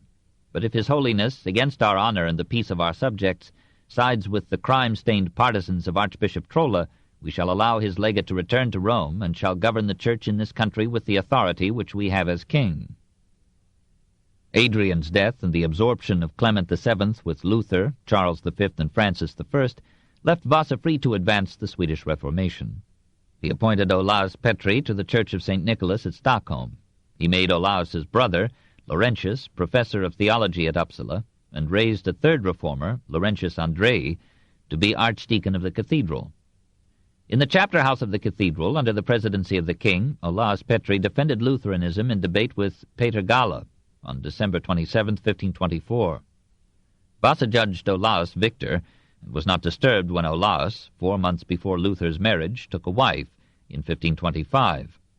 Bishop Brask, however, was shocked by this violation of clerical celibacy and demanded that the king should place Petri under the ban. Gustavus replied that Olaus should be punished if he had done wrong. But it would seem surprising if that should be the effect of marriage, a ceremony not forbidden by God, and yet for debauchery and other sins that are forbidden, one should not fall under the ban. Instead of outlawing Petri, he commissioned him and his brother to translate the Bible into Swedish. As in many other countries, the vernacular version helped to form the national language and to transform the national religion. Gustavus, like most rulers, considered any measure moral that strengthened his country or his throne. He saw to it that bishops pliable to his plans should be promoted to Swedish sees. He found irresistible reasons for appropriating, gradatim, monastic lands. And as he shared the spoils with the nobles, he explained that he was merely returning to laymen what their ancestors had been wheedled into giving to the Church. Pope Clement VII complained that Swedish priests married, gave communion in bread and wine, neglected the sacrament of extreme unction, and altered the ritual of the Mass, and he appealed to the king to remain faithful to the Church. But Gustavus had gone too far to come back. Orthodoxy would have ruined his treasury. At the Diet of Vesteris in 1527, he openly declared for the Reformation. It was an historic meeting in both its constitution and its results. 4 bishops, 4 canons, 15 members of the Riksråd, 129 nobles, 32 burgesses, 14 deputies of the minors, 104 representatives of the peasantry. This was one of the broadest-based national assemblies of the 16th century. The king's chancellor laid a revolutionary proposal before the Diet. The state, he said, was so impoverished that it could not function for the good of the people. The Swedish Church was so rich that it could transfer much of its wealth to the government and yet have enough left to fulfill all its tasks. Bishop Brask, fighting to the last for his own ideals and realty, declared that the Pope had commanded the clergy to defend their property. The Diet voted in favor of obeying the Pope. Gustavus, staking everything on one throw, announced that if this was the sentiment of the Diet and the nation, he would resign and leave Sweden. For 3 days the assembly debated. The burghers and the deputies of the peasants came over to the side of the king. The nobles had good cause for moving in the same direction. Finally, the Diet, convinced that Vasa was more valuable to Sweden than any pope, agreed to the royal wishes.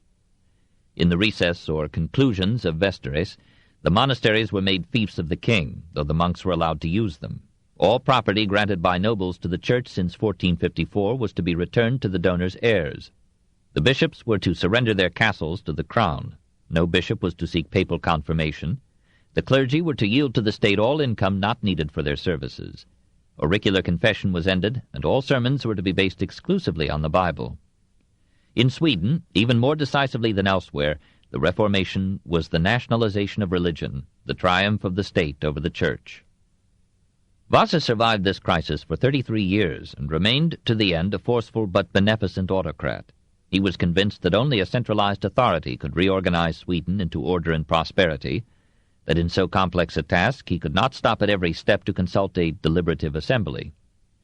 Under his encouragement and regulation, the mines of the north poured their iron into the sinews of Sweden. Industry expanded. Commercial treaties with England, France, Denmark, and Russia found markets for Swedish goods, brought into Sweden the products of a dozen lands, and gave new refinement and confidence to a civilization that before him had been arrested in rural and illiterate simplicity. Sweden flourished now as never before. Gustavus engaged in several wars, suppressed 4 rebellions, and took in succession 3 wives. The first bore him the future Eric XIV. The second gave him 5 sons and 5 daughters. The third, who was 16 when he, 56, married her, outlived him by 60 years. He induced the Riksråd to accept his sons as heirs to the throne and to establish hereditary succession in the male line as a rule for Swedish royalty. Sweden forgave his dictatorship because it understood that order is the parent, not the child, of liberty. When he died on September 29, 1560, after a reign of 37 years, he was buried in Uppsala Cathedral with fond and lavish ceremony. He had not given his people the personal freedom for which they seemed so peculiarly fitted, but he had given them collective freedom from foreign domination in religion or government, and he had created the conditions under which his nation could mature in economy, literature, and art. He was the father of modern Sweden. 3. The Danish Reformation. Christian II of Denmark, who ruled from 1513 to 1523, was as colorful a character as the Gustavus Vasa who defeated him in Sweden. Forced by the barons to sign humiliating capitulations as the price of his election, he surrounded himself with middle-class advisers, ignored the Rigsråd of high-born magnates, and took as his chief counselor the mother of his beautiful Dutch mistress. This privy council must have had some ability and spirit, for Christian's domestic policy was as constructive as his foreign adventures were futile. He labored assiduously in administration, reformed the government of the cities, revised the laws, put down piracy, improved the roads, began a public postal system, abolished the worst evils of serfdom, ended the death penalty for witchcraft, organized poor relief, opened schools for the poor, made education compulsory, and developed the University of Copenhagen into a light and haven of learning. He incurred the enmity of Lübeck by restricting the power of the Hanse. He encouraged and protected Danish trade, and he put an end to the barbarous custom by which maritime villagers had been privileged to plunder all ships wrecked on their shores. In 1517, Leo X sent Giovanni Arcimboldo to Denmark to offer indulgences. Paul Helgason, a Carmelite monk, denounced what seemed to him the sale of these indulgences, and in this he anticipated Luther's theses. Legate and king quarreled over the division of the proceeds. Arcimboldo decamped to Lübeck with a part, Christian confiscated the rest. Finding excellent reasons for Protestantism in the real abuses and available wealth of the Church, Christian brought Helgason to a post in the University of Copenhagen, where for a time this eloquent Danish Erasmus led the movement for reform. When Helgason turned cautious, Christian asked Elector Frederick the Wise of Saxony to send him Luther himself, or at least some theologian of Luther's school. Karlstadt came, but did not stay long. Christian issued some reform legislation. No one was to be ordained without having studied sufficiently to expound the gospel in Danish. The clergy could not legally own property or receive bequests unless they married. Bishops were bidden to moderate their luxury. Ecclesiastical courts lost jurisdiction where property was involved. And a Supreme Court appointed by the king was to have final authority over ecclesiastical as well as civil affairs. However, when the Diet of Worms placed Luther under the imperial ban, Christian suspended his reforms, and Helgason advised reconciliation with the Church. While these domestic policies were exciting his people, Christian lost the reins by his failures in foreign affairs. His cruelty in Sweden turned many Danes against him. Lübeck declared war on him for his attacks upon Hanseatic shipping. Nobles and clergy, alienated by high taxation and hostile legislation, ignored his summons to a national assembly and proclaimed his uncle, Duke Frederick of Schleswig-Holstein, as the new king of Denmark. Christian fled to Flanders with his queen, the Protestant sister of Charles V. He made his peace with the Church, hoping to get a kingdom for a mass. He was captured in a futile attempt to regain his throne, and for 27 years he lived in the dungeons of Sonderborg, with no companion but a half-wit Norwegian dwarf. The paths of glory led him with leisurely ignominy to the grave in 1559. Frederick I found no happiness under his challenged crown. Nobles and clergy had accepted him on many conditions, one of which was that he would never allow a heretic to preach in Denmark. Helgason, while continuing to criticize the shortcomings of the Church, now turned most of his passionate polemics against the Protestants, urging that gradual reform was better than turbulent revolution. But he could not stem the tide. Frederick's son, Duke Christian, was already a Lutheran, and the king's daughter, with his consent, had married Albrecht of Brandenburg, the Lutheran ex-head of the Teutonic Knights. In 1526, Frederick veered with the wind and appointed as his chaplain Hans Tausen, who had studied under Luther. Tausen left his monastery, married, and openly advocated Lutheran ideas. Frederick found it convenient to order that episcopal confirmation fees should be paid to him, not to the Pope. Lutheran preachers took courage and multiplied. The bishops asked for their expulsion. Frederick answered that he had no lordship over men's souls, and was resolved to leave faith free, a most unusual proceeding. In 1524, a Danish translation of the New Testament appeared. In 1529, a much better version was published by Christian Pedersen, which immensely advanced the Protestant development. The people, eager to end tithe payments to the clergy, readily accepted the new theology. By 1530, the Lutherans dominated Copenhagen and Viborg. In that year, at the Diet of Copenhagen, a public debate was held between Catholic and Protestant leaders. Both king and people gave the victory to the Protestants, and the confession of faith presented there by Hans Tausen remained for a decade the official creed of the Danish Lutherans. Frederick's death in 1533 ushered in the final act of the Danish Reformation. The merchant princes of Denmark joined with their old enemies in Lubeck in an attempt to restore Christian II. Count Christopher of Oldenburg led the Lubeck forces and gave his name to the Count's War. Copenhagen fell to him, and Lubeck dreamed of ruling all Denmark. But the burghers and peasants rallied to the standard of Frederick's son Christian. Their army defeated Oldenburg and captured Copenhagen after a year's siege in July 1536. All bishops were arrested and were released only on promising to abide by the Protestant regime. The National Assembly, in October 1536, formally established the Lutheran State Church, with Christian III as its supreme head. All episcopal and monastic properties were confiscated to the king, and the bishops lost all voice in the government. Norway and Iceland accepted Christian III and his legislation, and the triumph of Lutheranism in Scandinavia was complete by 1554. 4. Protestantism in Eastern Europe. Poland had her golden age under Sigismund I, from 1506 to 1548, and his son Sigismund II, from 1548 to 1572. Both were men of culture and spirit, discerning patrons of literature and art, and both gave to religious thought and worship a freedom which, though imperfect, made most other nations of Europe seem medieval by comparison.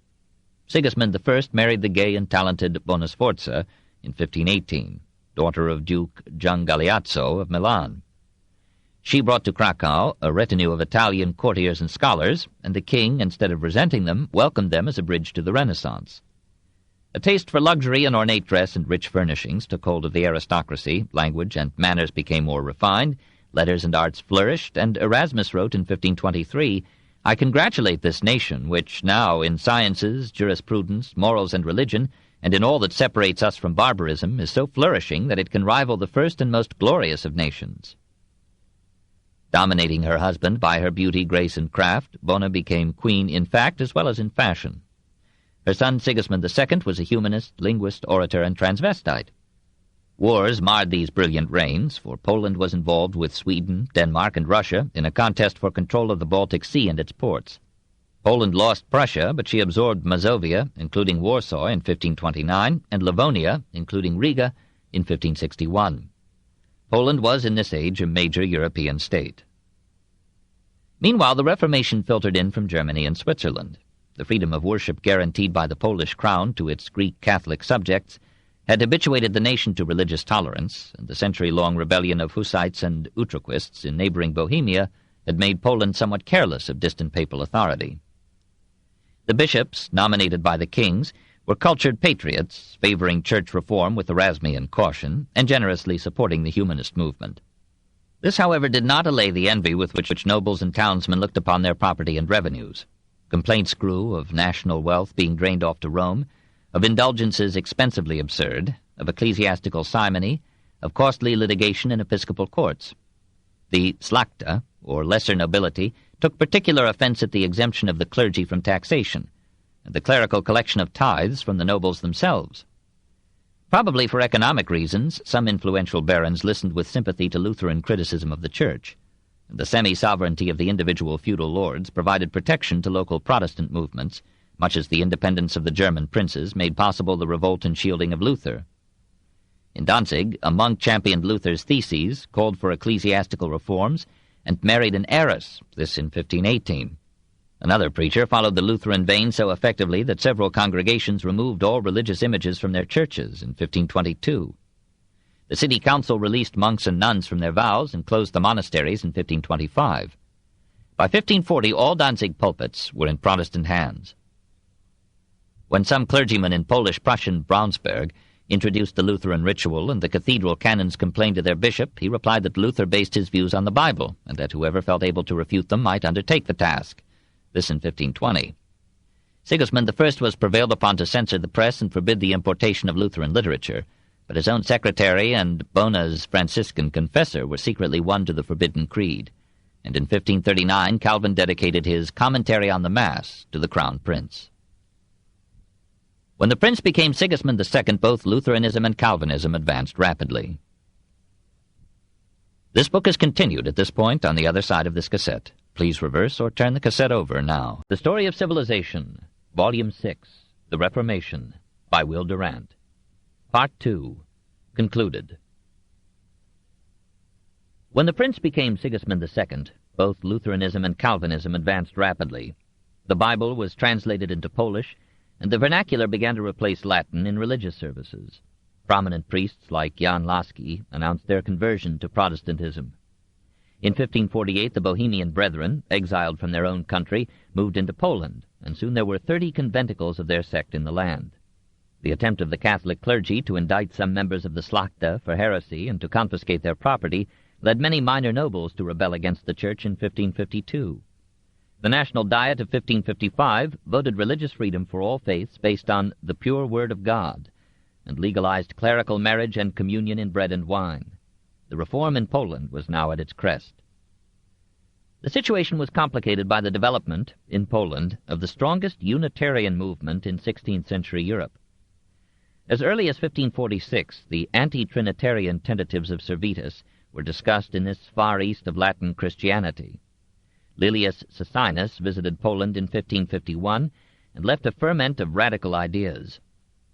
Giorgio Blandrada continued the campaign, and in 1561 the new group issued its Confession of Faith.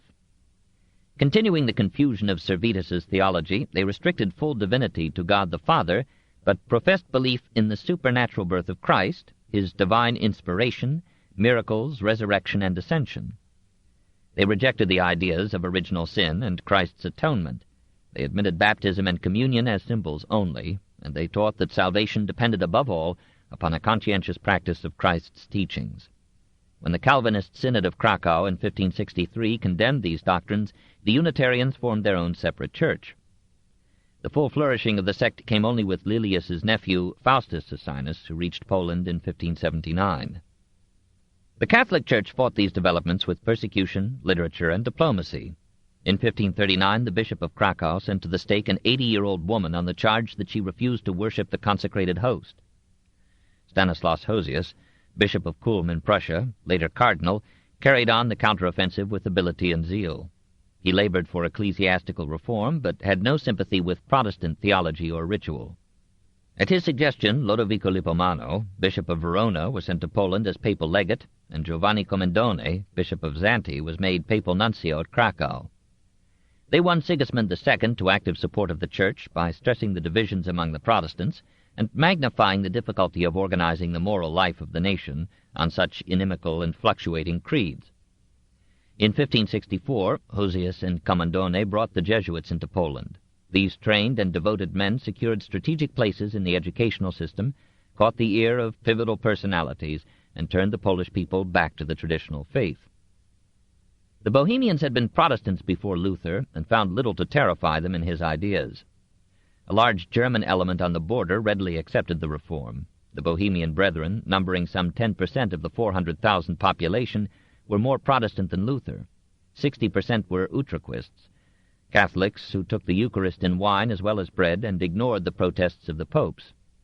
By 1560, Bohemia was two-thirds Protestant, but in 1561 Ferdinand introduced the Jesuits, and the tide turned back to the Orthodox Catholic creed. The Reformation came to Hungary through German immigrants bearing the news of Luther, that one could defy the Church and the Empire and yet live. Hungarian peasants oppressed by a church-supported feudalism viewed with some favor a Protestantism that might end ecclesiastical tithes and dues. Feudal barons looked with grasping eyes upon vast church properties whose products competed with their own. Town laborers, infected with utopia, saw in the Church the chief obstacle to their dream and indulged in image-breaking ecstasies. The Church cooperated by persuading the government to make Protestantism a capital crime. In western Hungary, King Ferdinand labored for a compromise and wished to allow clerical marriage and communion in both forms. In eastern Hungary, Protestantism spread freely under a Turkish rule scornfully indifferent to varieties of Christian belief. By 1550 it seemed that all Hungary would become Protestant. But Calvinism began then to compete with Lutheranism in Hungary. The Magyars, constitutionally anti-German, supported the Swiss style of reform. And by 1558 the Calvinists were numerous enough to hold an impressive synod at Czenger. The rival focuses of reform tore the movement in two. Many officials or converts, seeking social stability or mental peace, returned to Catholicism, and in the 17th century the Jesuits, led by the son of a Calvinist, restored Hungary to the Catholic fold. 5. Charles V and the Netherlands. In the Flanders of Charles's maturity, a thriving commerce was more than making up for sporadic industrial decline.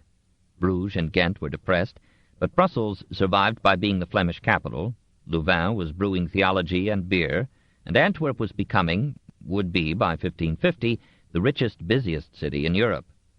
To that hectic port on the broad and navigable Scheldt, international trade and finance were drawn by low import and export dues, by the political connection with Spain, and by a bourse dedicated, its inscription said, ad usum mercatorum quiusque gentis ac linguae, to the use of merchants of every land and tongue. Business enterprise was here free from the guild restrictions and municipal protectionism that had kept medieval industry happily unprogressive. Here Italian bankers opened agencies, English merchant adventurers established a depot, the Fuggers centered their commercial activities, the Hanse built its lordly House of the Easterlings in 1564. The harbor saw 500 ships enter or leave on any day, and 5,000 traders trafficked on the exchange. A bill on Antwerp was now the commonest form of international currency. In this period, Antwerp gradually replaced Lisbon as the chief European port for the spice trade. Cargoes sailing into Lisbon were bought afloat by Flemish agents there and were sailed directly to Antwerp for distribution through northern Europe. "I was sad at the sight of Antwerp," wrote a Venetian ambassador, "for I saw Venice surpassed." He was witnessing the historic transfer of commercial hegemony from the Mediterranean to the North Atlantic.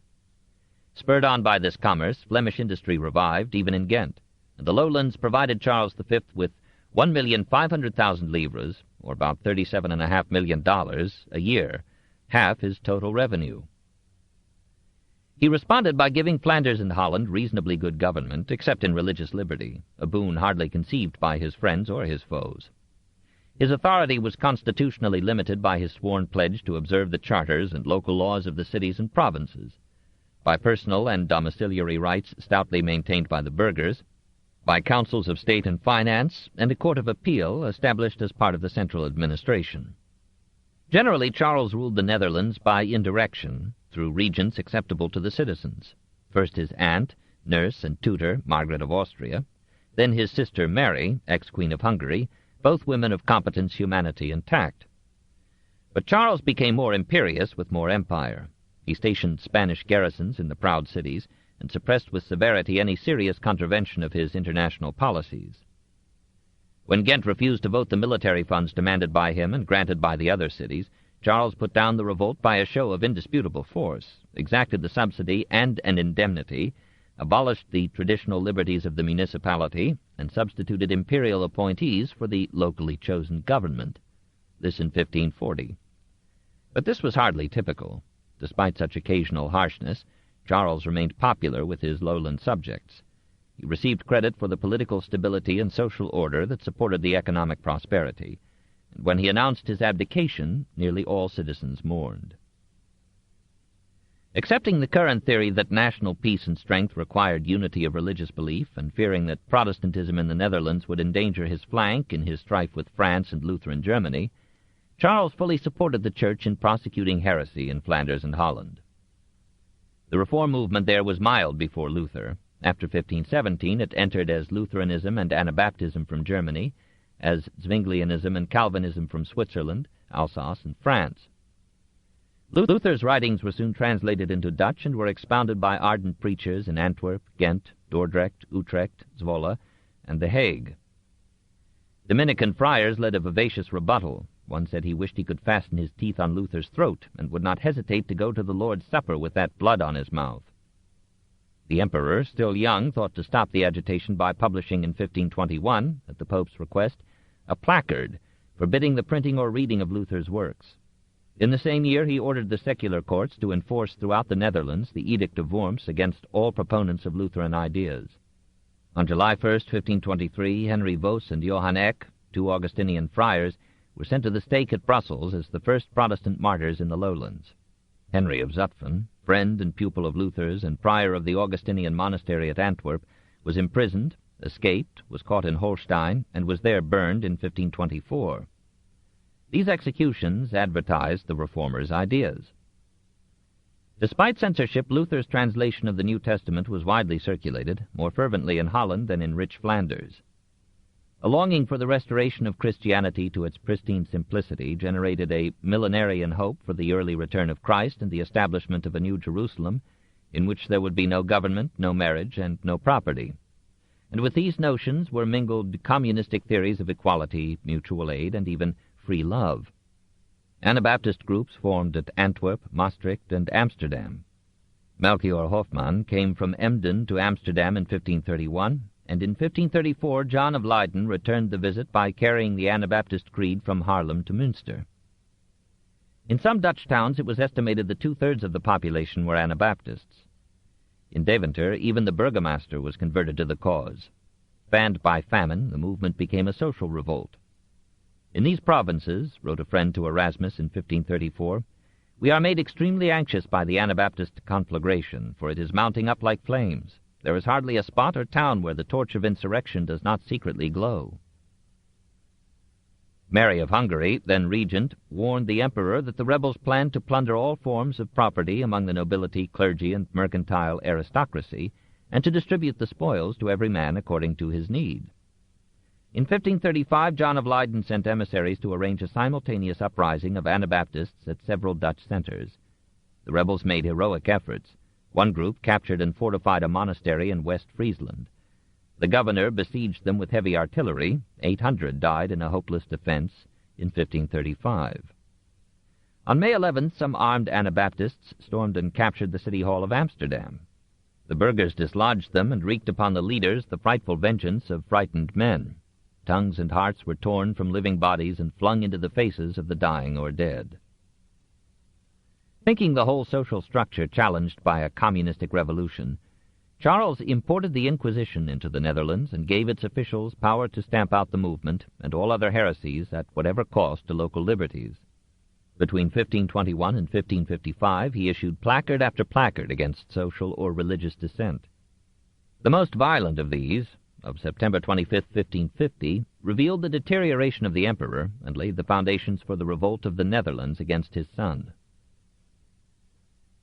"No one shall print, write, copy, keep, conceal, sell, buy, or give, in churches, streets, or other places, any book or writing made by Martin Luther, John Ecolampadius, Ulrich Zwingli, Martin Bucer, John Calvin, or other heretics reprobated by the Holy Church, nor break or otherwise injure the images of the Holy Virgin or canonized saints, nor hold conventicles, or illegal gatherings, or be present at any such in which the adherents of the above-mentioned heretics teach, baptize, and form conspiracies against the Holy Church and the general welfare. We forbid all lay persons to converse or dispute concerning the Holy Scriptures, openly or secretly, or to read, teach, or expound the Scriptures, unless they have duly studied theology or have been approved by some renowned university, or to entertain any of the opinions of the above-mentioned heretics, on pain of being punished as follows: the men to be beheaded with the sword, and the women to be buried alive if they do not persist in their errors. If they persist in them, they are to be executed with fire. All their property in both cases to be confiscated to the crown. We forbid all persons to lodge, entertain, furnish with food, fire, or clothing, or otherwise to favor anyone holden or notoriously suspected of being a heretic, and anyone failing to denounce any such we ordain shall be liable to the above-mentioned punishments. All who know of any person tainted with heresy are required to denounce and give them up. The informer, in case of conviction, shall be entitled to 1/2 the property of the accused. To the end that the judges and officers may have no reason, under pretext that the penalties are too great and heavy and only devised to terrify delinquents, to punish them less severely than they deserve, we ordain that the culprits really be punished by the penalties above declared. We forbid all judges to alter or moderate the penalties in any manner. We forbid anyone of whatever condition to ask of us, or of anyone having authority to grant pardon to or to present any petition in favor of such heretics, exiles, or fugitives, on penalty of being declared forever incapable of civil or military office, and of being arbitrarily punished. In addition, any person entering the Low Countries was required to sign a pledge of loyalty to the full Orthodox creed. Through these desperate edicts, the Netherlands were made a major battleground between the old and the new forms of Christianity. The Venetian ambassador at Charles's court estimated in 1546 that 30,000 persons, nearly all Anabaptists, perished in this prolonged imperial pogrom. A less excited estimate reduced the victims to 1,000. So far as the Dutch Anabaptists were concerned, the Caroline Inquisition succeeded. A remnant survived in Holland by adopting non-resistance. Some fled to England, where they became active supporters of Protestantism under Edward VI and Elizabeth. The communistic movement in the Netherlands collapsed, frightened by prosecution and stifled by prosperity. But as the Anabaptist wave subsided, a stream of hunted Huguenots poured into the lowlands from France, bringing the gospel of Calvin. The stern and theocratic fervor of the new heresy appealed to those who inherited the traditions of the mystics and the brethren of the common life. And the Calvinist acceptance of work as a dignity instead of a curse, of wealth as a blessing instead of a crime, of republican institutions as more responsive than monarchy to the political ambitions of the business class, contained ingredients diversely welcome to many elements in the population. By 1555 there were Calvinist congregations in Ypres, Tournai, Valenciennes, Bruges, Ghent, and Antwerp, and the movement was spreading into Holland. It was with Calvinism, not Lutheranism or Anabaptism, that Charles's son would be locked through a bitter generation in the conflict that would break the Netherlands in two, liberate Holland from Spanish domination, and make her one of the major homes and havens of the modern mind. In 1555, Charles V put aside all dreams except that of dying in sanctity. He relinquished his hope of either suppressing Protestantism in Germany and the Netherlands or reconciling it with Catholicism at the Council of Trent. He abandoned his aspiration to lead Protestants and Catholics, Germans and French, in a magnificent march against Suleiman, Constantinople, and the Turkish threat to Christendom. His excesses in eating, drinking, and sex, his exhausting campaigns, the burdens of an office that bore the brunt of revolutionary change, had ruined his body, dulled his statesmanship, and broken his will. Suffering from ulcers at 33, old at 35, afflicted at 45 with gout, asthma, indigestion, and stammering, he was now half his waking time in pain, and found it hard to sleep. Often his difficulty in breathing kept him sitting upright all the night through.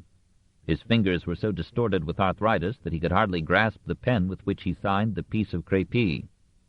When Coligny presented a letter from Henry II, Charles could hardly open it. "What think you of me, Sir Admiral?" he asked. "Am I not a fine knight to charge and break a lance, I who can only open a letter after so much trouble?" Perhaps his occasional cruelty and something of the savagery with which he attacked Protestantism in the Netherlands came from the exhaustion of his patience by his pains. He ordered the amputation of the feet of captured German mercenaries who had fought for France, though his son, the future inexorable Philip II, begged mercy for them.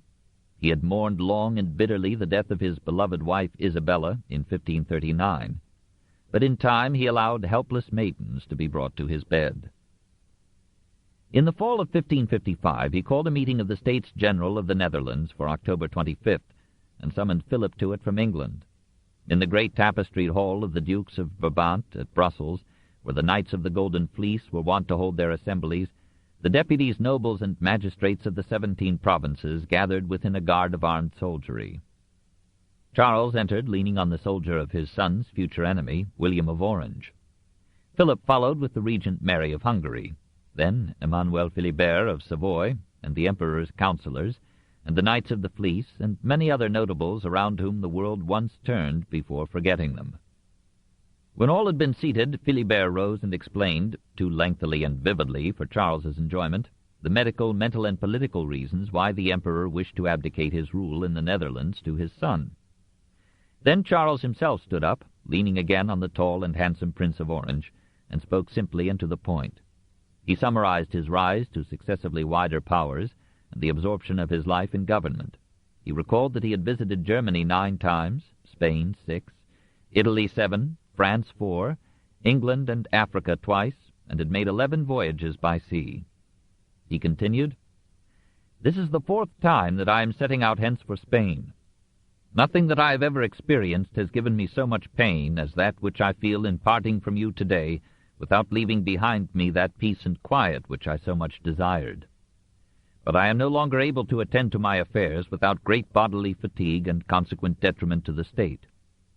The cares which so great a responsibility involves, the extreme dejection which it causes, my health already ruined, all these leave me no longer the vigor necessary for governing. In my present state I should have to render a serious account to God and man if I did not lay aside authority. My son, King Philip, is of an age sufficiently advanced to be able to govern you, and he will be, I hope, a good prince to all my beloved subjects.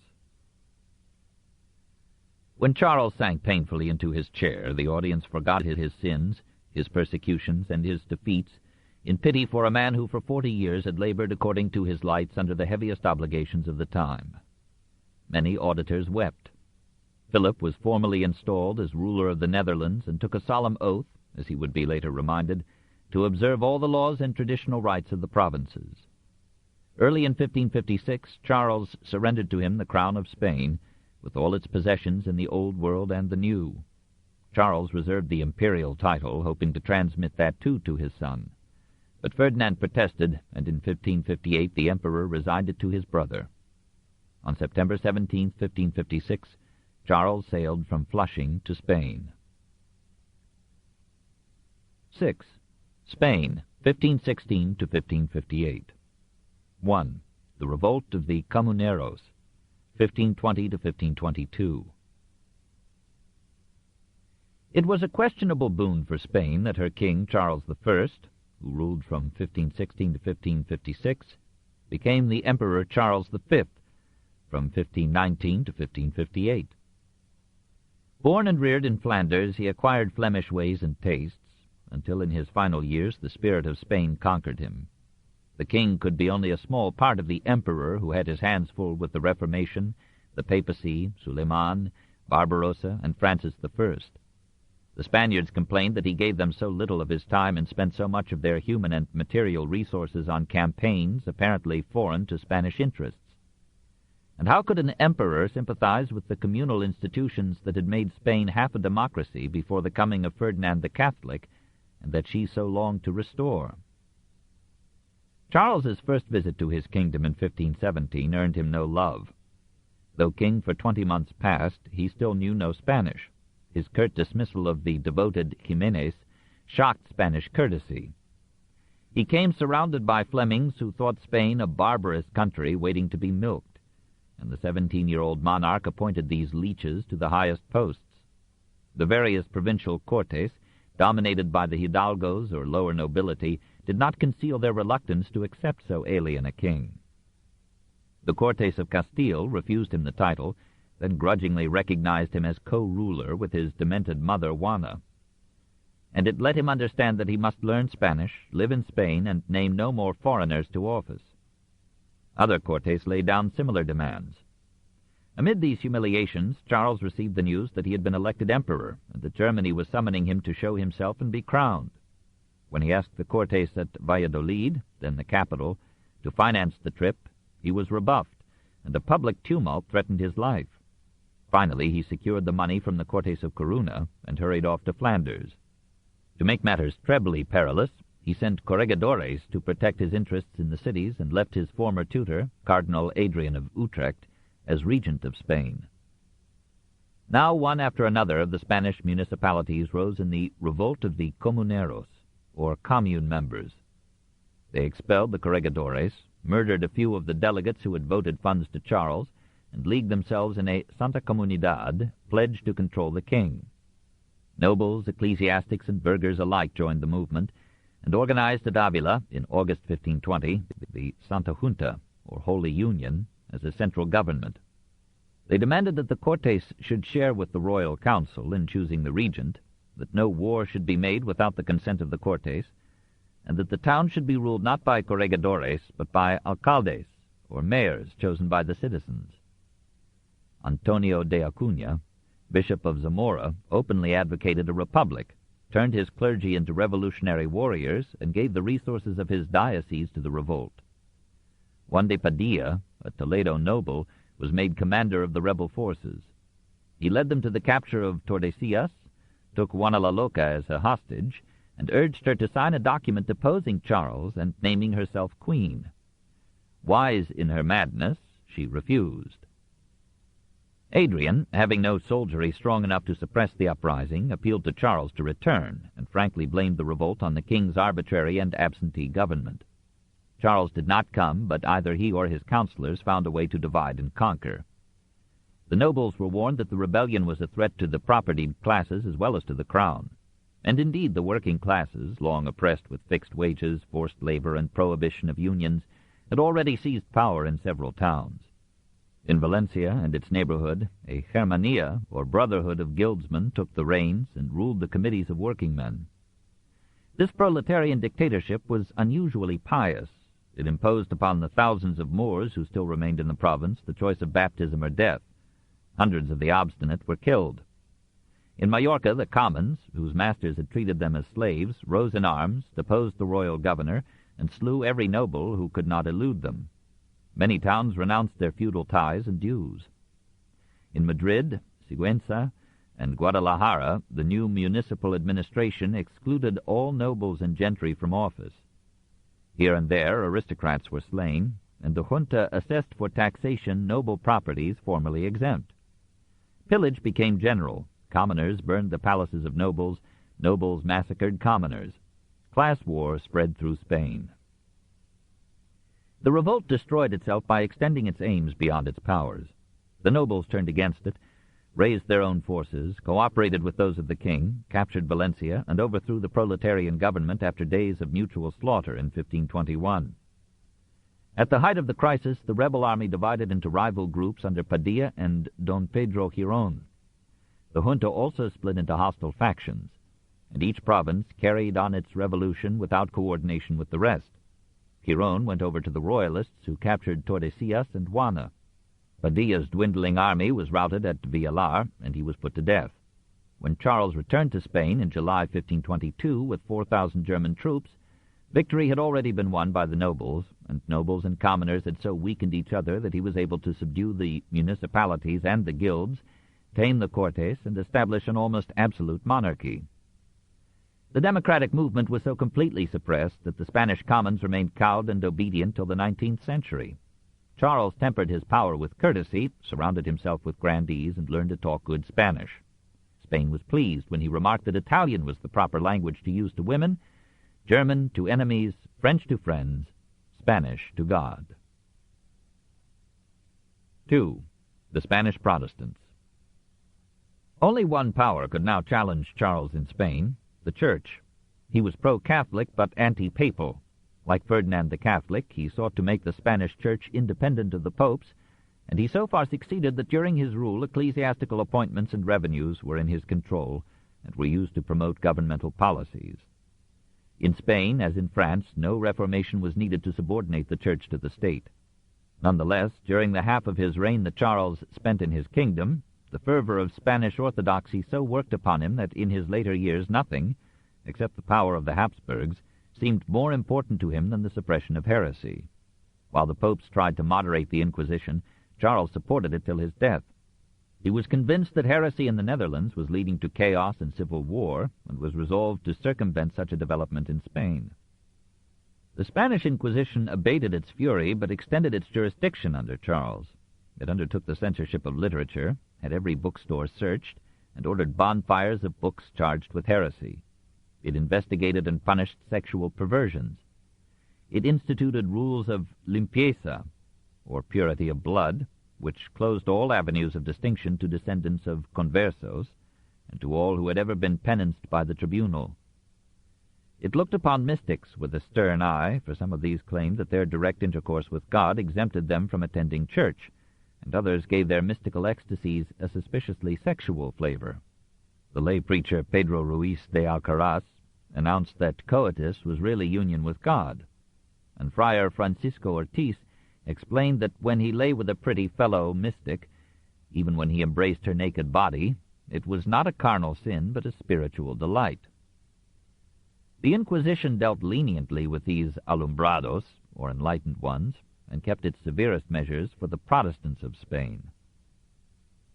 As in northern Europe, an Erasmian skirmish preceded the Protestant battle. A few liberal churchmen applauded the humanists' strictures on the faults of the clergy, but Jimenez and others had already reformed the more palpable abuses before the coming of Charles. Perhaps Lutheranism had seeped into Spain with Germans and Flemings in the royal entourage. A German was condemned by the Inquisition at Valencia in 1524 for avowing Lutheran sympathies. A Flemish painter was sentenced to life imprisonment in 1528 for questioning purgatory and indulgences. Francisco de San Roman, the first known Spanish Lutheran, was burned at the stake in 1542, while fervent onlookers pierced him with their swords. Juan Diaz of Cuenca imbibed Calvinism at Geneva. His brother Alfonso rushed up from Italy to reconvert him to orthodoxy. Failing, Alfonso had him killed in 1546. At Seville, a learned canon of the cathedral, Juan Gil, or Egidio, was imprisoned for a year for preaching against image worship, prayer to the saints, and the efficacy of good works in earning salvation. After his death, his bones were exhumed and burned. His fellow canon, Constantino Ponce de la Fuente, continued his propaganda and died in the dungeons of the Inquisition. 14 of Constantino's followers were burned, including 4 friars and 3 women. A large number were sentenced to diverse penalties, and the house in which they had met was razed to the ground. Another semi-Protestant group developed in Valladolid, and here influential nobles and high ecclesiastics were involved. They were betrayed to the Inquisition. Nearly all were arrested and condemned. Some, trying to leave Spain, were caught and brought back. Charles V, then in retirement at Yuste, recommended that no mercy be shown them, that the repentant should be beheaded and the unrepentant burned. On Trinity Sunday, May 21, 1559, 14 of the condemned were executed before a cheering crowd. All but one recanted and were let off with beheading. Antonio de Eresuelo, impenitent, was burned alive. His 23-year-old wife, Leonor de Cisneros, repentant, was allowed life imprisonment. After 10 years of confinement, she retracted her recantation, proclaimed her heresy, and asked to be burned alive like her husband. Her request was granted. 26 more of the accused were displayed in an auto da fe on October 8, 1559, before a crowd of 200,000, presided over by Philip II. 2 victims were burned alive, 10 were strangled. The most famous prey of the Inquisition in this period was Bartolomé de Carranza, Archbishop of Toledo and Primate of Spain. As a Dominican friar, he was active for many years in hounding heretics. Charles appointed him envoy to the Council of Trent and sent him to England to attend the marriage of Philip and Queen Mary. When he was elected archbishop in 1557, only his own vote kept the choice from being unanimous. But some of the Protestants arrested at Valladolid testified that Carranza had secretly sympathized with their views. He was found to have corresponded with the Spanish-Italian reformer Juan de Valdés, and the influential theologian Melchior Cano accused him of upholding the Lutheran doctrine of justification by faith. He was arrested only 2 years after his elevation to the highest ecclesiastical dignity in Spain. We may judge from this the power of the Spanish Inquisition. For 17 years he was kept in one prison or another, while his life and writings were subjected to scrutiny at Toledo and Rome. Gregory XIII proclaimed him vehemently suspected of heresy, ordered him to abjure 16 propositions, and suspended him for 5 years from the exercise of his office. Carranza accepted the sentence humbly and tried to perform the penances assigned to him, but within 5 weeks, exhausted by imprisonment and humiliation, he died. This in 1576. With him ended all danger of Protestantism in Spain. Between 1551 and 1600, there were some 200 executions there for Protestant heresies, that is, 4 per year. The temper of the people, formed by centuries of hatred for Moors and Jews, had congealed into an unshakable orthodoxy. Catholicism and patriotism had merged, and the Inquisition found it a simple matter to stamp out in a generation or 2 the passing Spanish adventure with independent thought. 3. The Emperor passes, 1556 to 1558. On September 28, 1556, Charles V made his final entry into Spain. At Burgos he dismissed with rewards most of those who had attended him and took leave of his sisters, Mary of Hungary and Eleonora, widow of Francis I. They wished to share his monastic retreat, but the rules forbade it, and they took up their residence not too far from this brother whom they alone now seemed to love. After suffering many ceremonies en route, he reached the village of Wandia, in the valley of Plasencia, some 120 miles west of Madrid. There he tarried several months, while workmen completed and furnished the accommodations that he had ordered in the monastery of Yuste, or St. Justus, 6 miles away. When he made the last stage of his journey on February 3, 1557, it was not to a monastic cell, but to a mansion spacious enough to house the more intimate of his 50 servitors.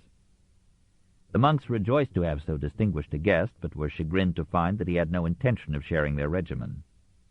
He ate and drank as abundantly as before, that is, excessively. Sardine omelets, Estremadura sausages, eel pies, pickled partridges, fat capons, and rivers of wine and beer disappeared into the imperial paunch, and his physicians were obliged to prescribe large quantities of senna and rhubarb to carry off the surplusage. Instead of reciting rosaries, litanies, and psalms, Charles read or dictated dispatches from or to his son, and offered him advice on every aspect of war, theology, and government. In his final year he became a merciless bigot. He recommended ferocious penalties to cut out the root of heresy, and he regretted that he had allowed Luther to escape him at Worms. He ordered that 100 lashes should be laid upon any woman who should approach within 2 bowshots of the monastery walls. He revised his will to provide that 30,000 masses should be said for the repose of his soul. We should not judge him from those senile days. Some taint of insanity may have come down to him with his mother's blood. In August 1558, his gout developed into a burning fever. This returned intermittently and with rising intensity. For a month he was racked with all the pains of death before he was allowed to die on September 21, 1558. In 1574, Philip had the remains removed to the Escorial, where they lie under a stately monument. Charles V was the most impressive failure of his age, and even his virtues were sometimes unfortunate for mankind. He gave peace to Italy, but only after a decade of devastation, and by subjecting it and the papacy to Spain. And the Italian Renaissance withered under that somber mastery. He defeated and captured Francis, but he lost at Madrid a royal opportunity to make with him a treaty that could have saved all faces and 100,000 lives. He helped to turn back SULEIMAN at Vienna and checked Barbarossa in the Mediterranean. He strengthened the Hapsburgs but weakened the empire. He lost Lorraine and surrendered Burgundy. The princes of Germany frustrated his attempt to centralize authority there, and from his time the Holy Roman Empire was a decaying tissue, waiting for Napoleon to pronounce it dead. He failed in his efforts to crush Protestantism in Germany, and his method of repressing it in the Netherlands left a tragic legacy to his son. He had found the German cities flourishing and free. He left them ailing under a reactionary feudalism. When he came to Germany, it was alive with ideas and energy beyond any other nation in Europe.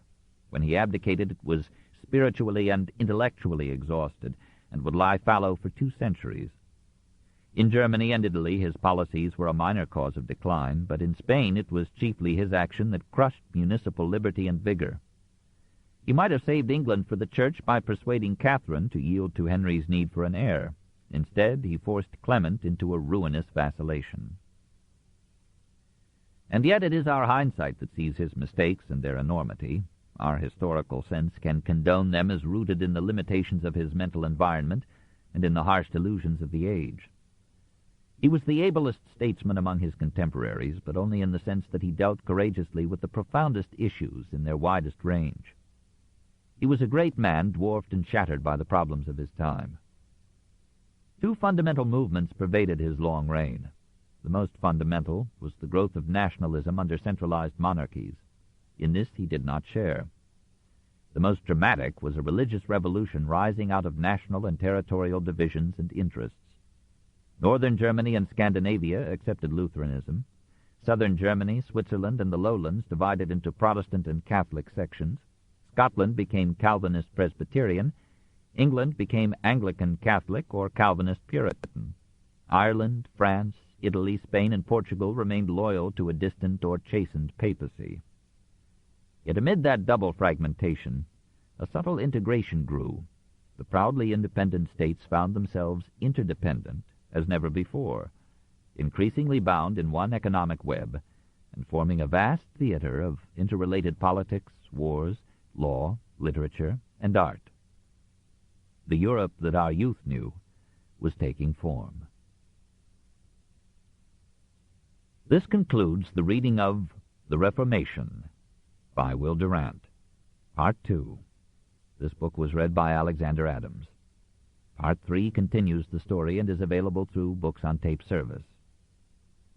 Additional titles by Will Durant in the Books on Tape library include Our Oriental Heritage and Caesar and Christ. For additional information about them or for help with topics of related interest, please call our customer service department or check our catalog index to find review material. If you have enjoyed these tapes, you may want to consider buying this audiobook and donating it to your local library so that others in your community can enjoy it too. The donation will qualify as a tax write-off. Books on Tape produces many new unabridged audiobook titles each month. To find out more about them or to arrange a library donation or to speed your next title to you without delay, call our customer service department. Will you please wind or rewind this tape as appropriate so the book will be in order for the next person to enjoy? Thank you. The Story of Civilization, Volume 6, The Reformation, by Will Durant, Part 3. Copyright 1957 by Will Durant. Copyright renewed 1985 by Ethel B. Durant. This recording of the full-length reading of The Reformation was published by arrangement with Monica Ariel Mile, Trustee Ethel B. Durant Trust, Monica Ariel Mile and William James Durant Easton, and was produced in 1997 by Books on Tape Incorporated, which holds the copyright thereto. Neither this recording nor any part thereof may be reproduced or used for any purpose without prior written authority from Books on Tape Incorporated. This book is read by Alexander Adams. The Reformation by Will Durant, Part 3. This part consists of chapters 29 through 39. Book 3. The Strangers in the Gate, 1300 to 1566. Chapter 29. The Unification of Russia, 1300 to 1584. 1. The People. In 1300, Russia did not exist. The north belonged for the most part to three self-governed city-states, Novgorod, Vyatka, Pskov. The western and southern provinces were dependencies of Lithuania.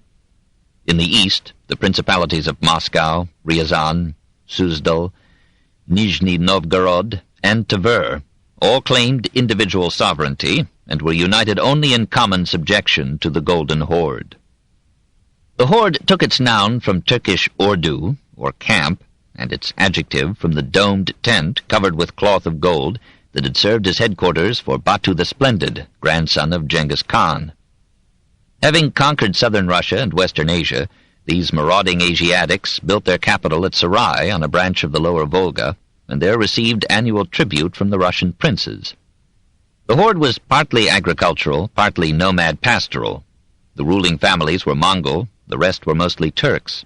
The name Tatar came to the horde from the Tata tribes of the Gobi, who in the 9th century had started the Mongol avalanche toward the west. The chief results from the long subjection of Russia to the horde were social: the autocracy of the Moscow dukes, the servile loyalty of the people to their princes, the low status of woman, the military, financial, and judicial organization of the Muscovite government on Tatar lines. The Tatar domination deferred for 2 centuries the attempt of Russia to become a European Occidental state. The Russian people faced the most arduous conditions with silent stoicism, except that amid their tribulations they found the courage to sing. Their enemies called them coarse, cruel, dishonest, cunning, and violent. Doubtless toil and trouble and a trying climate toughened them, but their patience, good humor, friendliness, and hospitality redeemed them, so much so that they were inclined to believe themselves more humano, the salt of the earth. They were beaten into civilization by barbarous laws and frightful penalties. So, we are told, a wife who murdered her husband was buried alive up to the neck, sorcerers were burned alive in an iron cage, and counterfeiters had liquid metal poured down their throats. Like any people fighting cold, the Russians drank alcohol abundantly, sometimes to drunken stupor. Even their food was seasoned to warm them. They enjoyed hot baths, and bathed more frequently than most Europeans. Religion bade women hide their tempting forms and hair, and branded them as Satan's chosen instrument. Yet they were equal with men before the law, and often joined in public pastimes or the dance, which was forbidden as a sin. The Russian Church preached a strict morality and prohibited conjugal relations during Lent. Presumably, the severity of the code was a counterpoise to the tendency of the people to indulge excessively in almost the only pleasure left to them. Marriages were arranged by the parents and came early. Girls of 12, boys of 14 were considered nubile. Wedding ceremonies were complex, with ancient symbolism and festivities. Through all these, the bride was required to keep a modest silence. Her revenge was deferred. On the morrow, she was expected to show to her husband's mother the evidence that he had married a virgin. Usually, the women of the household remained in an upper apartment or terem, away from the men. And the authority of the father was as absolute in the family as that of the Tsar in the state. Piety subliminated poverty into a preparation for paradise. Every house of any size had a room decorated with icons as a place of frequent prayer. A proper visitor, before saluting his hosts, saluted the icons first. Good women carried rosaries wherever they went. Prayers were decided as magic incantations. So, said the Domostroi, a famous manual of the 16th century, a certain prayer repeated 600 times a day for 3 years would cause the incarnation, in the repetitioner, of the Father, the Son, and the Holy Ghost. But there were many beautiful features in this superstitious religion. On Easter morning, people greeted one another with the joyful words, "Christ is risen." In this hope, death was in some measure eased. Facing it, a decent man would pay his debts, relieve his debtors, free one or more of his bondmen, leave alms to the poor and the church, and breathe his last in confident expectation of eternal life. The Russian Church stimulated this piety with architecture, murals, icons, powerful sermons, hypnotic ceremonies, and massive choral song that seemed to rise from the most mystical depths of the soul or the stomach. The Church was a vital organ of the state, and her services in teaching letters and morality, disciplining character, and buttressing social order were lavishly rewarded. Monasteries were numerous and immense. The Troitsa Sergeyevskaya Lavra, the monastery of the Trinity founded by St. Sergius in 1335, had amassed by 1600 such extensive lands that over 100,000 peasants were needed for their cultivation. In return, the monasteries distributed charity on a Russian scale. Some fed 400 people daily. In a famine year, the monastery at Volokolamsk fed 7,000 in one day. Monks took a vow of chastity, but priests were obliged to marry. These papas were mostly illiterate, but that was not held against them by the people. The metropolitans of Moscow were in many cases the ablest as well as the most learned men of their generation, risking their silver to preserve the state and guiding the princes toward national unity. St. Alexis was the virtual ruler of Russia during his tenure of the Muscovite See from 1354 to 1370. With all her faults, which may have been dictated by her tasks, the Russian Church in this formative age served as the supreme civilizing agent among a people brutalized by the hardships of life and the predatory nature of man. In 1448, the Russian Church, repudiating the merger of Greek with Roman Christianity at the Council of Florence, declared her independence of the Byzantine Patriarch. And when 5 years later Constantinople fell to the Turks, Moscow became the metropolis of the Orthodox faith. "Know now," wrote a fervent monk to a Grand Prince of Moscow about 1505, "that the sovereignty of all Christendom has been united in thine own. For the 2 Romes have fallen, but the 3rd doth endure. A 4th there shall never be, for thy Christian empire shall last forever." The Church was almost the sole patron of letters and the arts, and therefore their dictator. The best literature was unwritten. The songs of the people, passing from mouth to mouth, from generation to generation, celebrated their loves, weddings, sorrows, seasons, holy days, or deaths. And there were popular days of cherished saints, ancient heroes, and legendary exploits, like those of Sadko, the merchant of Novgorod. Blind men or cripples went from village to village singing such songs and lays and sacred chants. Written literature was nearly all monastic and served religion. It was the monks who now brought icon painting to a finished art. Upon a small panel of wood, sometimes covered with cloth, they applied a glutinous coat. On this they drew their design. Within this, they laid their colors in tempera.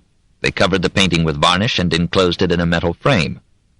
The subjects were determined by ecclesiastical authority. The figures and features were derived from Byzantine models and went back in continuous evolution through the mosaics of Constantinople to the paintings of Hellenistic Alexandria.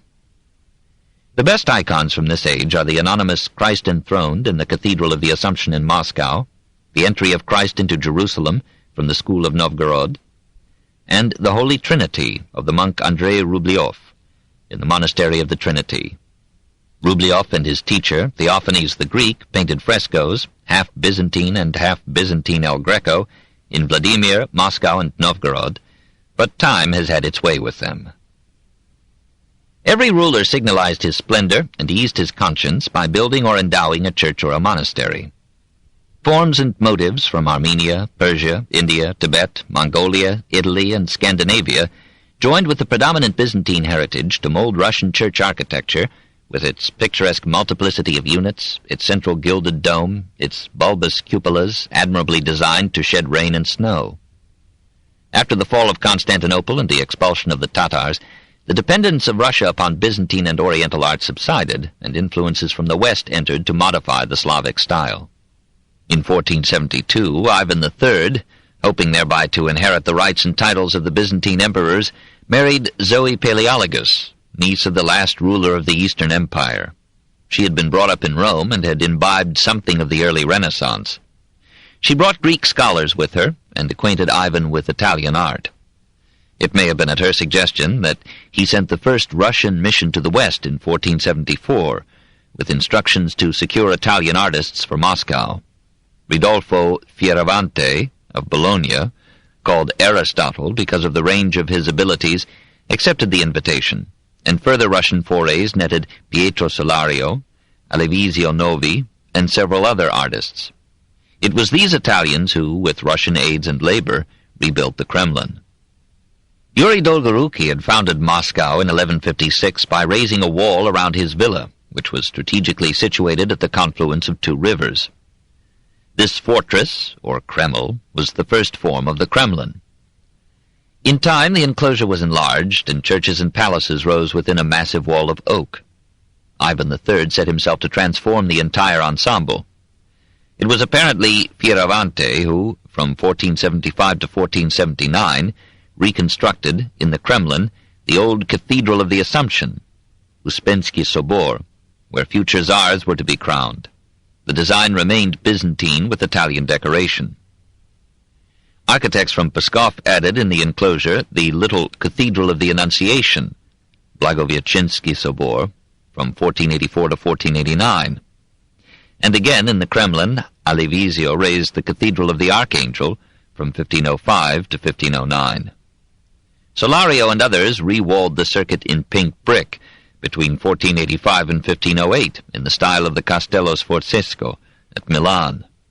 It was from this many-templed center of Russia, this overpowering union and concentration of secular and ecclesiastical authority, that the grand princes and the metropolitans of Moscow spread their rule over nobles, merchants, and peasants, and laid in blood and bones and piety the foundations of one of the mightiest empires in history.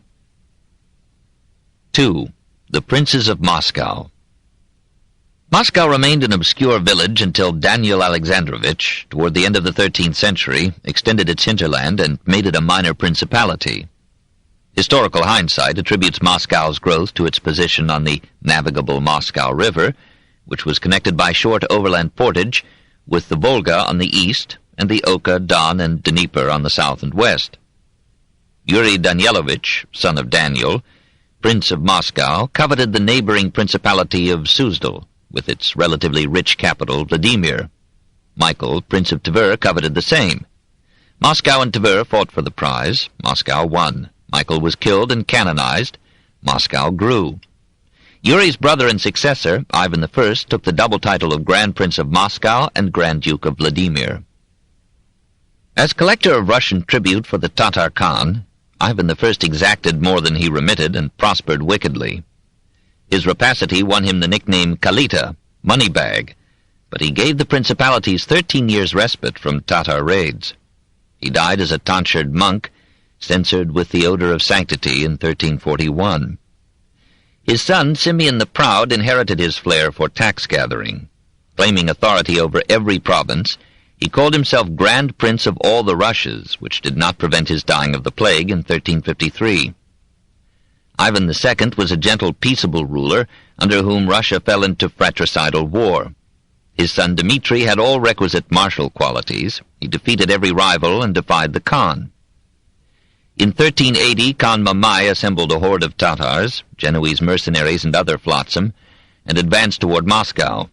Dmitri and his Russian allies met the horde at Kulikovo, near the Don, defeated it in 1380, and won the cognomen Donskoy. 2 years later, the Tatars attacked again with 100,000 men.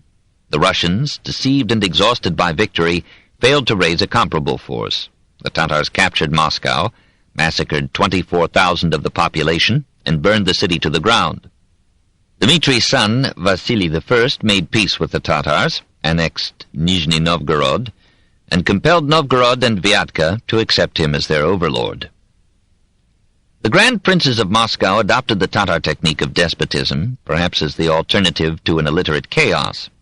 Under an autocracy of violence and craft, a bureaucracy on Byzantine lines administered the government, subject to a council of boyars advising and serving the prince.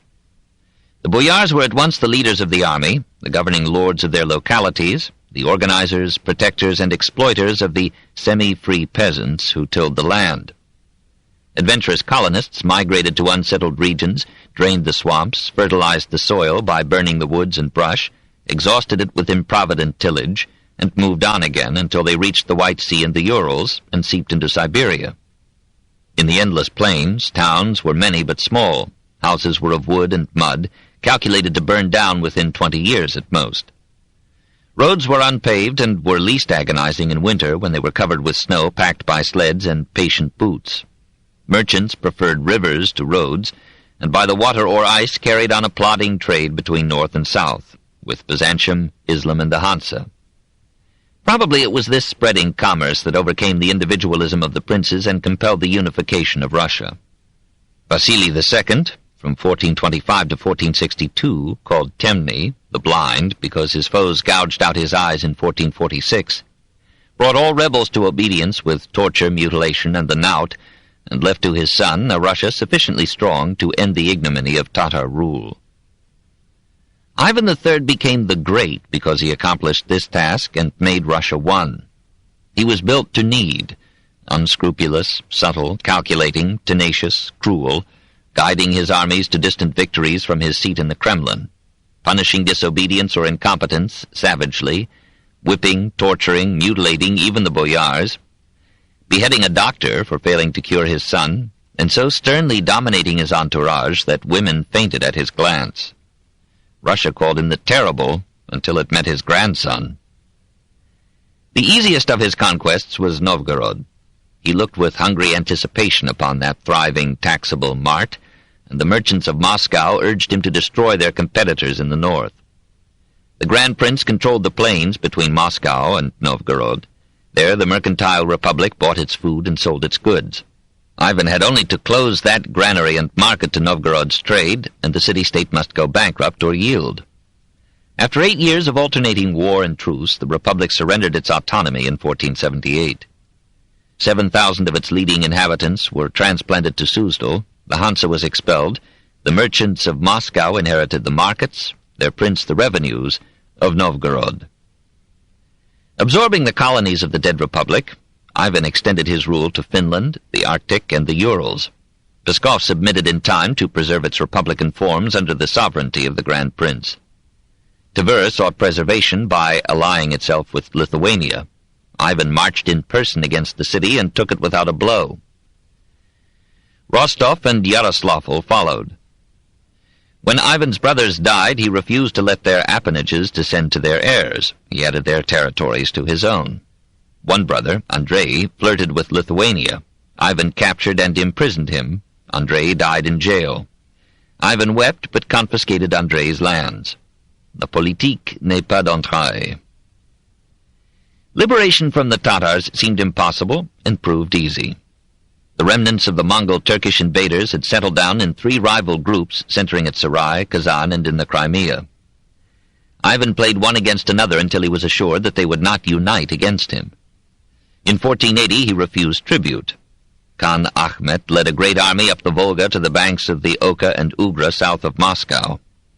Ivan led 150,000 men to the opposite banks. For months the hostile hosts faced each other without giving battle. Ivan hesitated to risk his throne and life on one throw. The Tatars feared his improved artillery. When the rivers froze and no longer protected the armies from each other, Ivan ordered a retreat. Instead of pursuing, the Tatars too retreated, all the way to Sarai in 1480. It was an immense and ridiculous victory. From that time no tribute was paid by Moscow to the horde. The Grand Prince called himself autocrat, or Smudajets, meaning that he paid tribute to none. The rival Khans were maneuvered into mutual war. Ahmet was defeated and slain. The golden horde of Sarai melted away. Lithuania remained. Neither the Grand Prince nor the Metropolitan of Moscow could suffer peace so long as the Ukraine and Kiev and western Russia were under a power perpetually threatening Moscow and inviting Orthodox Christians into Latin Christianity. An alleged Polish plot to assassinate Ivan gave him a casus belli and let loose a holy war for the redemption of the seduced provinces in 1492. Many Lithuanian princes, uneasy under the Polish Roman Catholic Union, opened their gates to Ivan's troops. Alexander, great prince of Lithuania, made a stand at Vedrosha and lost in 1500. Pope Alexander VI arranged a 6-year truce. Meanwhile, Moscow kept the region it had won, west to the river Soj, including Chernigov and reaching almost to Smolensk. Ivan III, now 63, left the redemption of the remainder to his heirs. His reign of 43 years was as important as any in the history of Russia before the 20th century.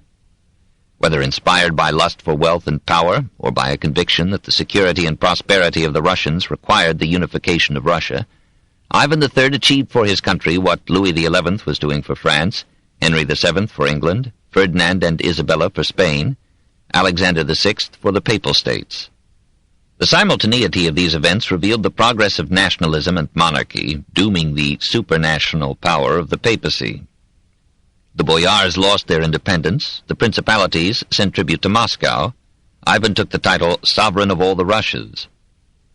Possibly at the behest of his Greek wife, he assumed also the Roman-Greek title of Tsar, or Caesar, adopted the imperial double eagle as the national emblem, and claimed inheritance to all the political and religious authority of defunct Byzantium. Byzantine theories and ceremonies of government, and of the Church as an organ of the state, followed Byzantine Christianity, the Byzantine Greek alphabet, and Byzantine art forms into Russia. And so far as Byzantium had been orientalized by its proximity to Asia, so Russia, already oriented by Tatar rule, became in many ways an oriental monarchy, alien and unintelligible to the West. 3. Ivan the Terrible, 1533 to 1584. Vasily III Ivanovich, from 1505 to 1533, continued the integration of Russia. He brought Smolensk within his realm and compelled the principalities of Ryazan and Novgorod-Seversky to acknowledge his sovereignty. Only the infants at the breast, said a Russian annalist, could refrain from tears when the once proud Republic of Pskov submitted to Vasily's rule in 1510. Russia was now a major European power. Vasily corresponded on equal terms with Maximilian I, Charles V, Suleiman the Magnificent, and Leo X. When some boyars tried to limit his autocracy, he checked them with the contemptuous word, peasants, and had one noble head cut off. Getting no children from his wife, he divorced her and married the accomplished and masterful Helena Glinsky. After his death, she took the regency for her 3-year-old son, Ivan IV Vasilievich.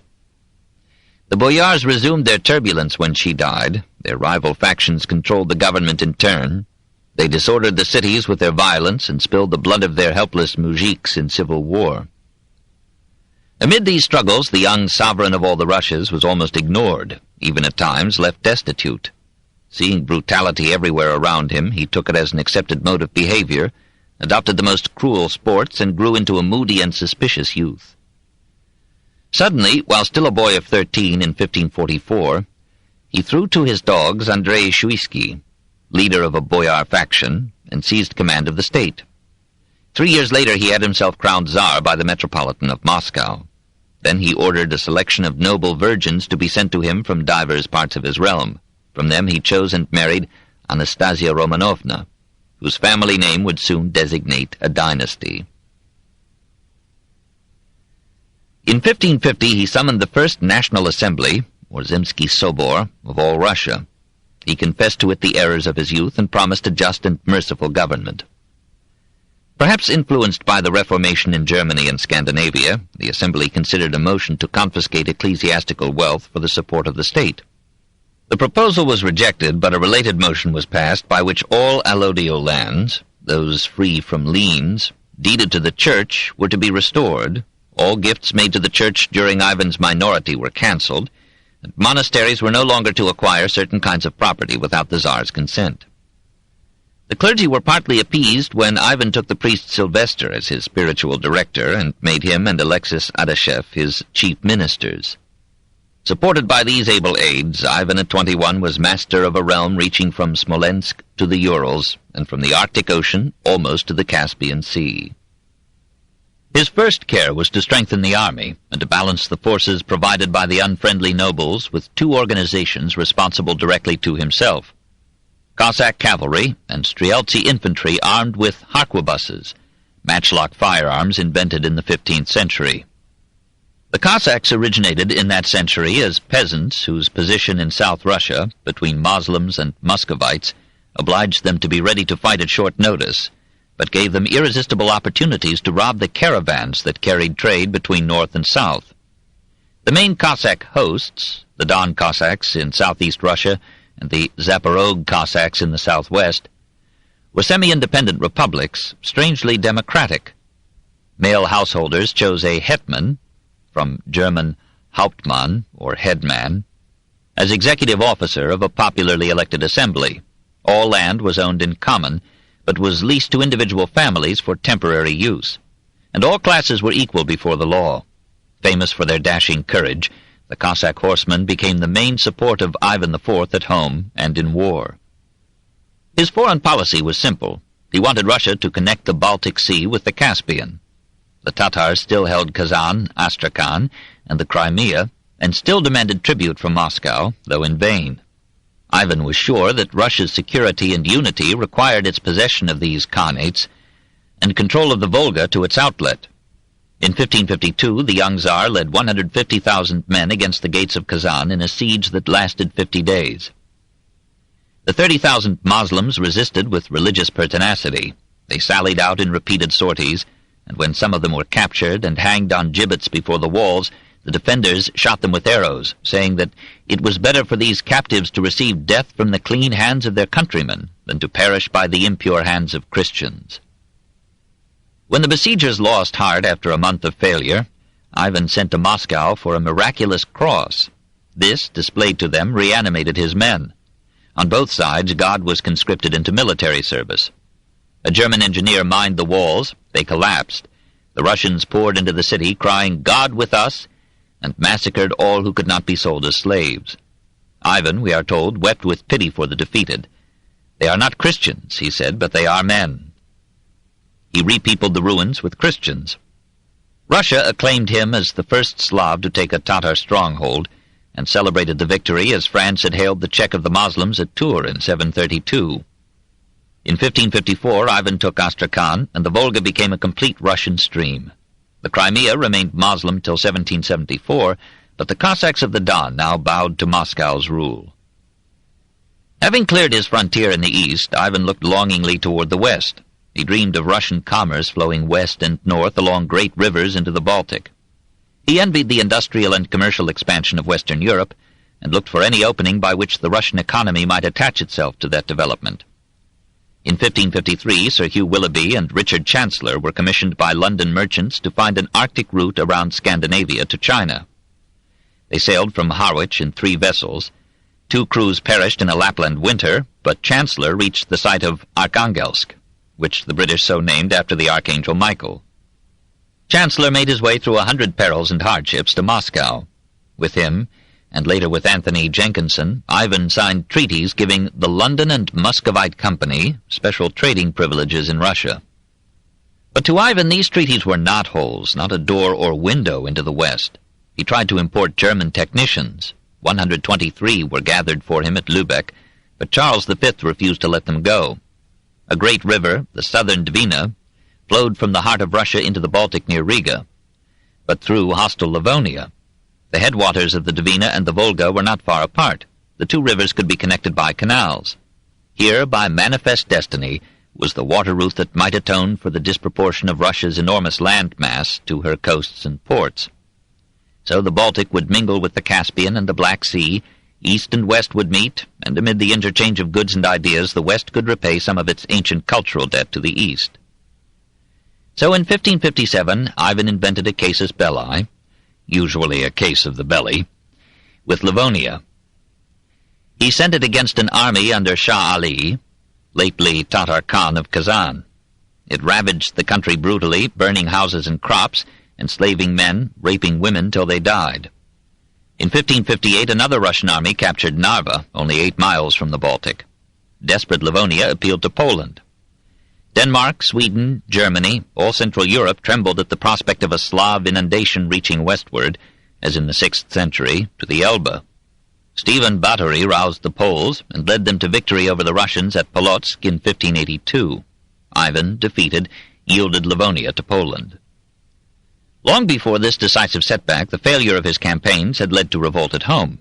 The merchants, whom Ivan had thought to enrich with new avenues of trade, lost stomach for the costly and disruptive war.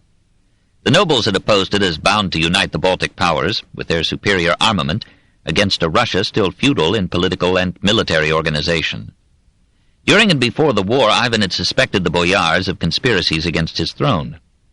In a nearly fatal illness in 1553, he learned that a powerful group of nobles was planning, when he died, to repudiate his son Dmitri and crown Prince Vladimir, whose mother was dispersing large gifts to the army.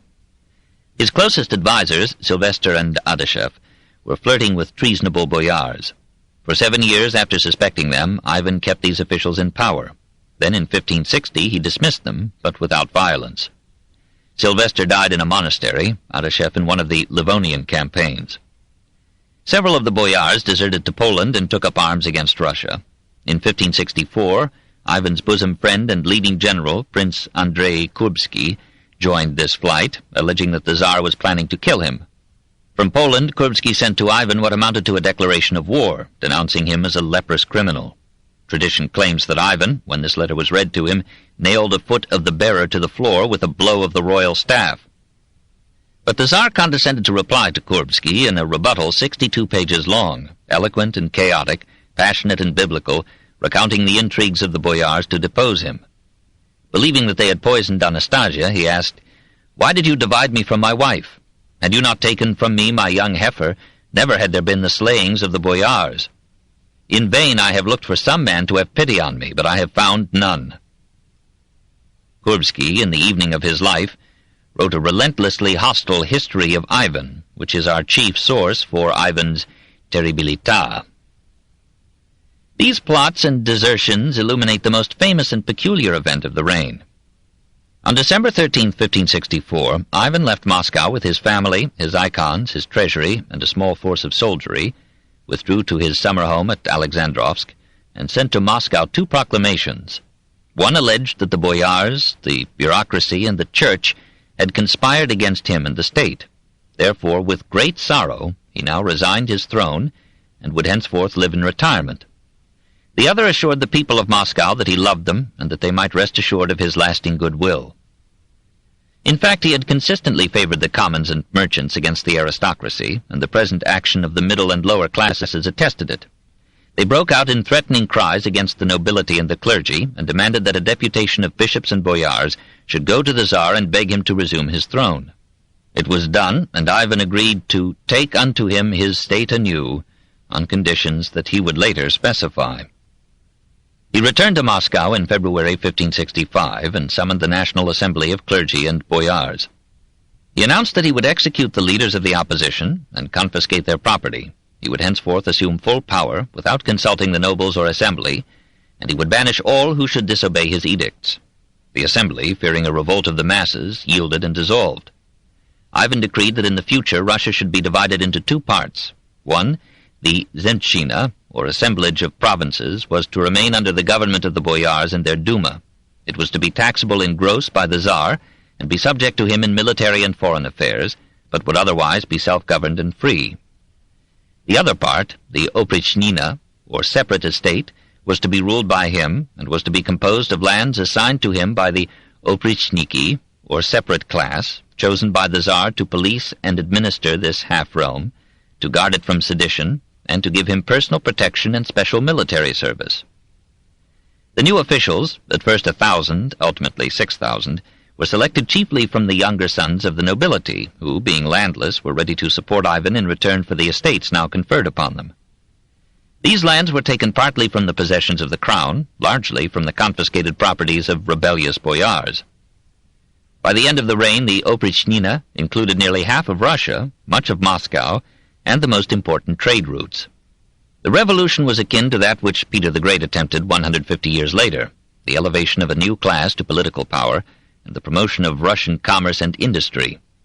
In a century when practically all the military power was held by the aristocracy, the enterprise required a wild courage and a Tsar armed only with his personal soldiery and the unreliable support of the merchants and the populace. Some contemporaries assure us that in this critical period Ivan, then 35, aged 20 years.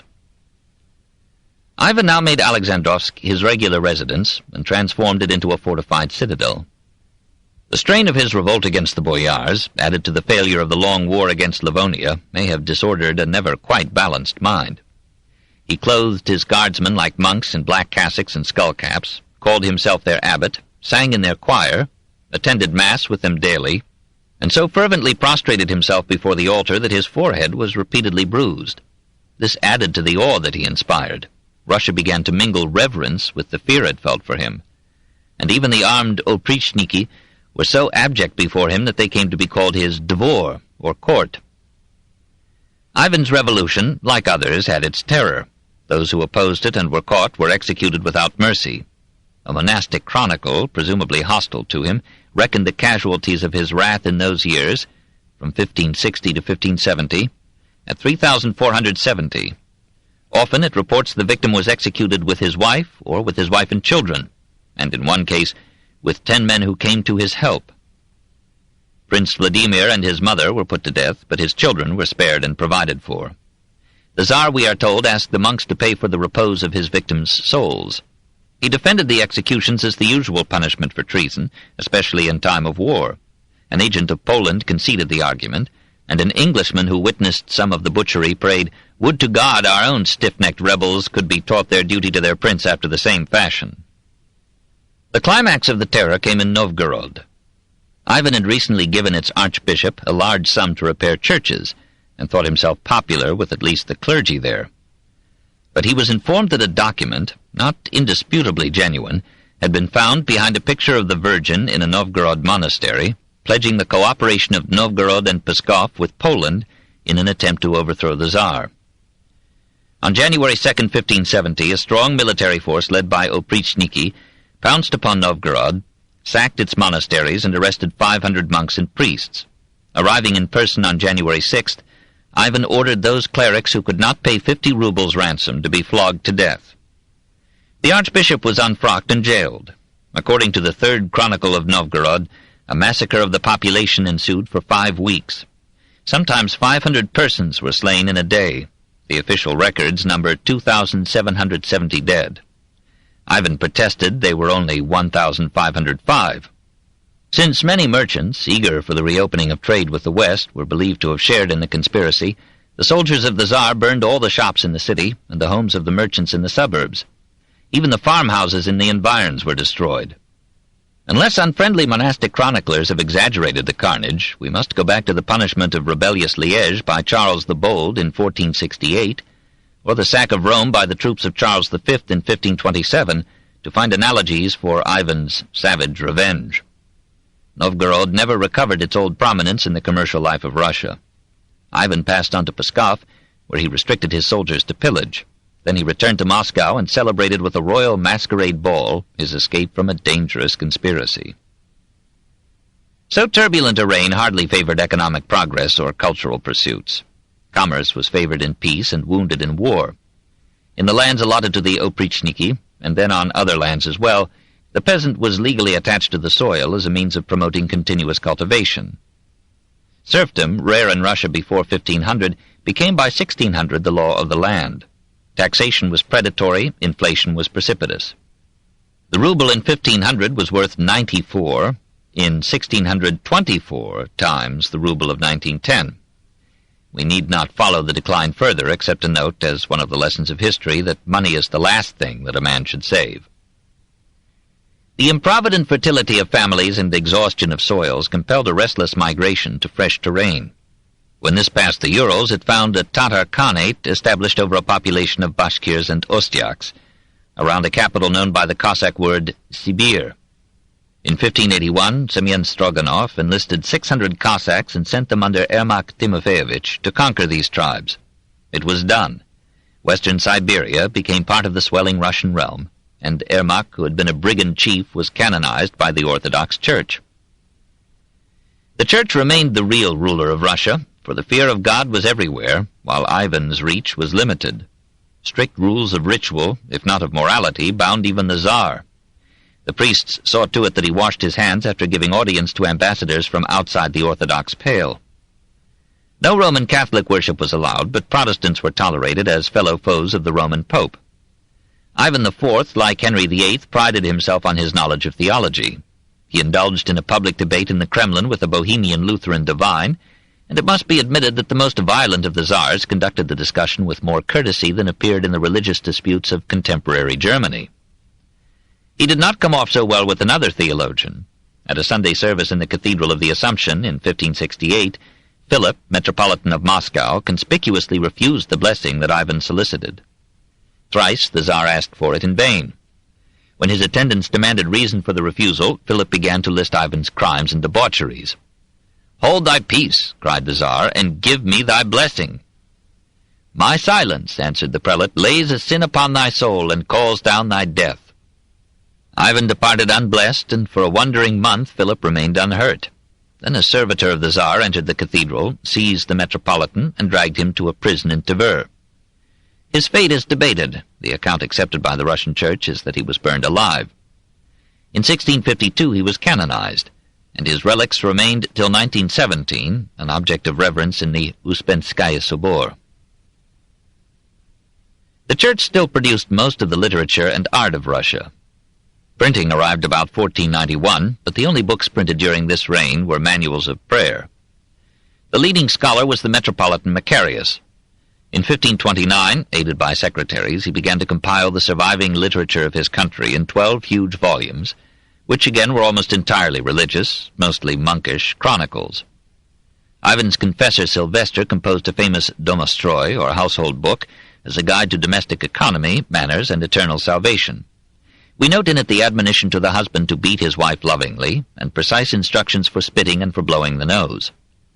Ivan himself in his letters was not the least vigorous writer of his time.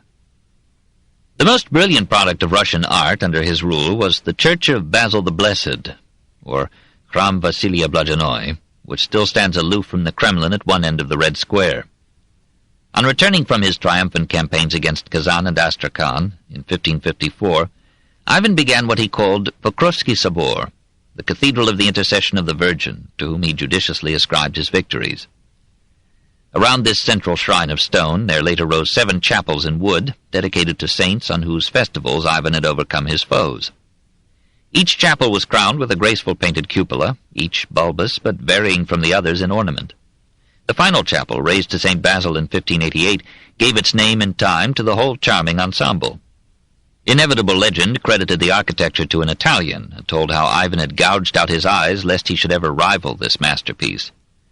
But it was 2 Russians, Barma and Postnikov, who designed it, merely adopting some Renaissance motives in its decoration. Every year on Palm Sunday, as part of the wisdom of government, the lords and clergy of Moscow walked in awesome procession to this cathedral.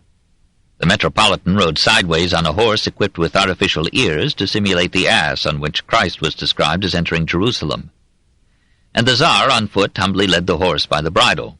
Banners, crosses, icons, and censers flourished, and children raised hosannas of praise and gratitude to inclement skies for the blessings of Russian life. By 1580, Ivan seemed to have triumphed over all his enemies. This book is continued at this point on the other side of this cassette. Please reverse or turn the cassette over now.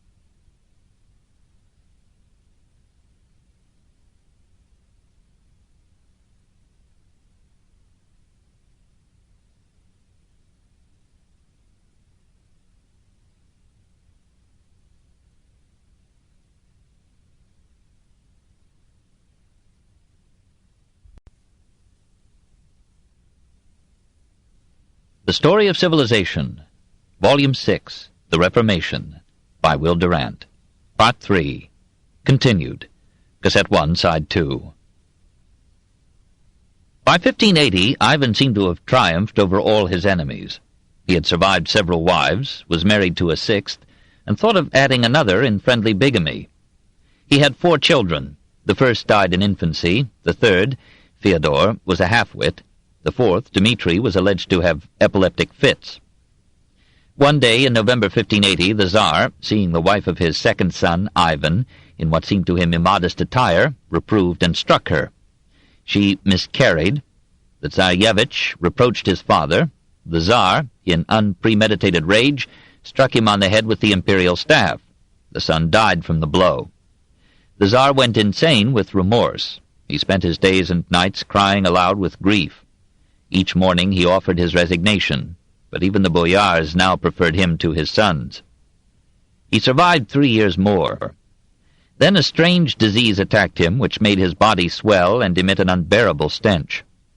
On March 18, 1584, he died while playing chess with Boris Godunov. Gossip accused Boris of poisoning him, and the stage was set for grand opera in the history of the Tsars. We must not think of Ivan IV as merely an ogre of brutality. Tall and strong, he would have been handsome but for a broad, flat nose that overlay a spreading mustache and a heavy auburn beard. The appellation Grozny is mistranslated terrible. It meant, rather, awesome, like the Augustus that was applied to the Caesars. Ivan III had also received the name. To our minds, and even to his cruel contemporaries, he was repulsively cruel and vengeful, and he was a merciless judge. He lived in the age of the Spanish Inquisition, the burning of Servetus, the decapitating habits of Henry VIII, the Marian persecution, the massacre of St. Bartholomew. When he heard of this Holocaust, which a pope welcomed with praise, he denounced the barbarism of the West. He had some provocations which set on fire a readily combustible temper made violent by hereditary or environment. Sometimes, says a witness, a small annoyance made him foam at the mouth like a horse. He confessed and at times exaggerated his sins and crimes, so that his enemies could only plagiarize him in their accusations. He studied zealously and made himself the best educated layman of his land and time. He had a sense of humor and could roar with Jovian laughter, but a sinister cunning showed often in his smile. He paved his hell with wonderful intentions. He would protect the poor and the weak against the rich and the strong. He would favor commerce and the middle classes as checks on the feudal and quarrelsome aristocracy. He would open a door of trade in goods and ideas to the West. He would give Russia a new administrative class not bound, like the boyars, to ancient and stagnant ways. He would free Russia from the Tatars and raise her out of chaos into unity.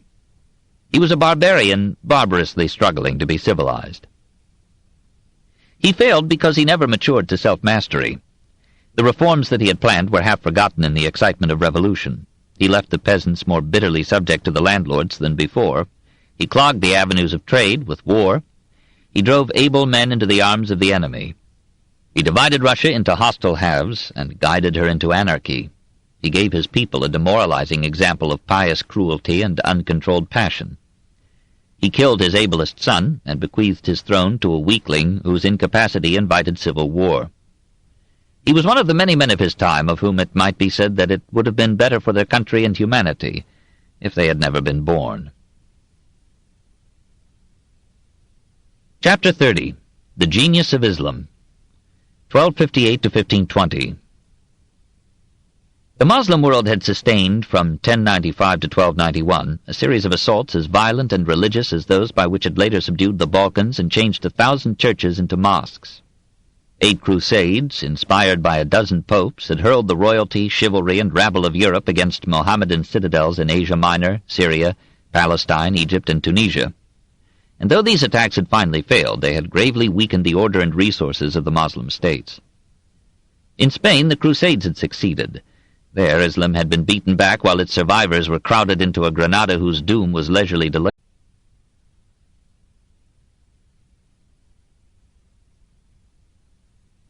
Compared with the wild and ruinous descent of the Mongols, from 1219 to 1258, into Transoxiana, Persia, and Iraq.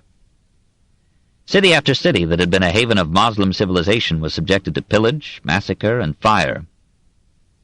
Bokhara, Samarkand, Balkh, Merv, Nishapur, Rai, Herat, Baghdad. Provincial and municipal governments were shattered. Canals, neglected, succumbed to the swirling sand. Commerce was put to flight. Schools and libraries were destroyed. Scholars and scientists were scattered, slaughtered, or enslaved. The spirit of Islam was broken for almost a century. It slowly revived, and then Timur's Tatars swept across western Asia in a fresh desolation, and the Ottoman Turks cut their way through Asia Minor to the Bosporus. No other civilization in history has known disasters so numerous, so widespread, and so complete.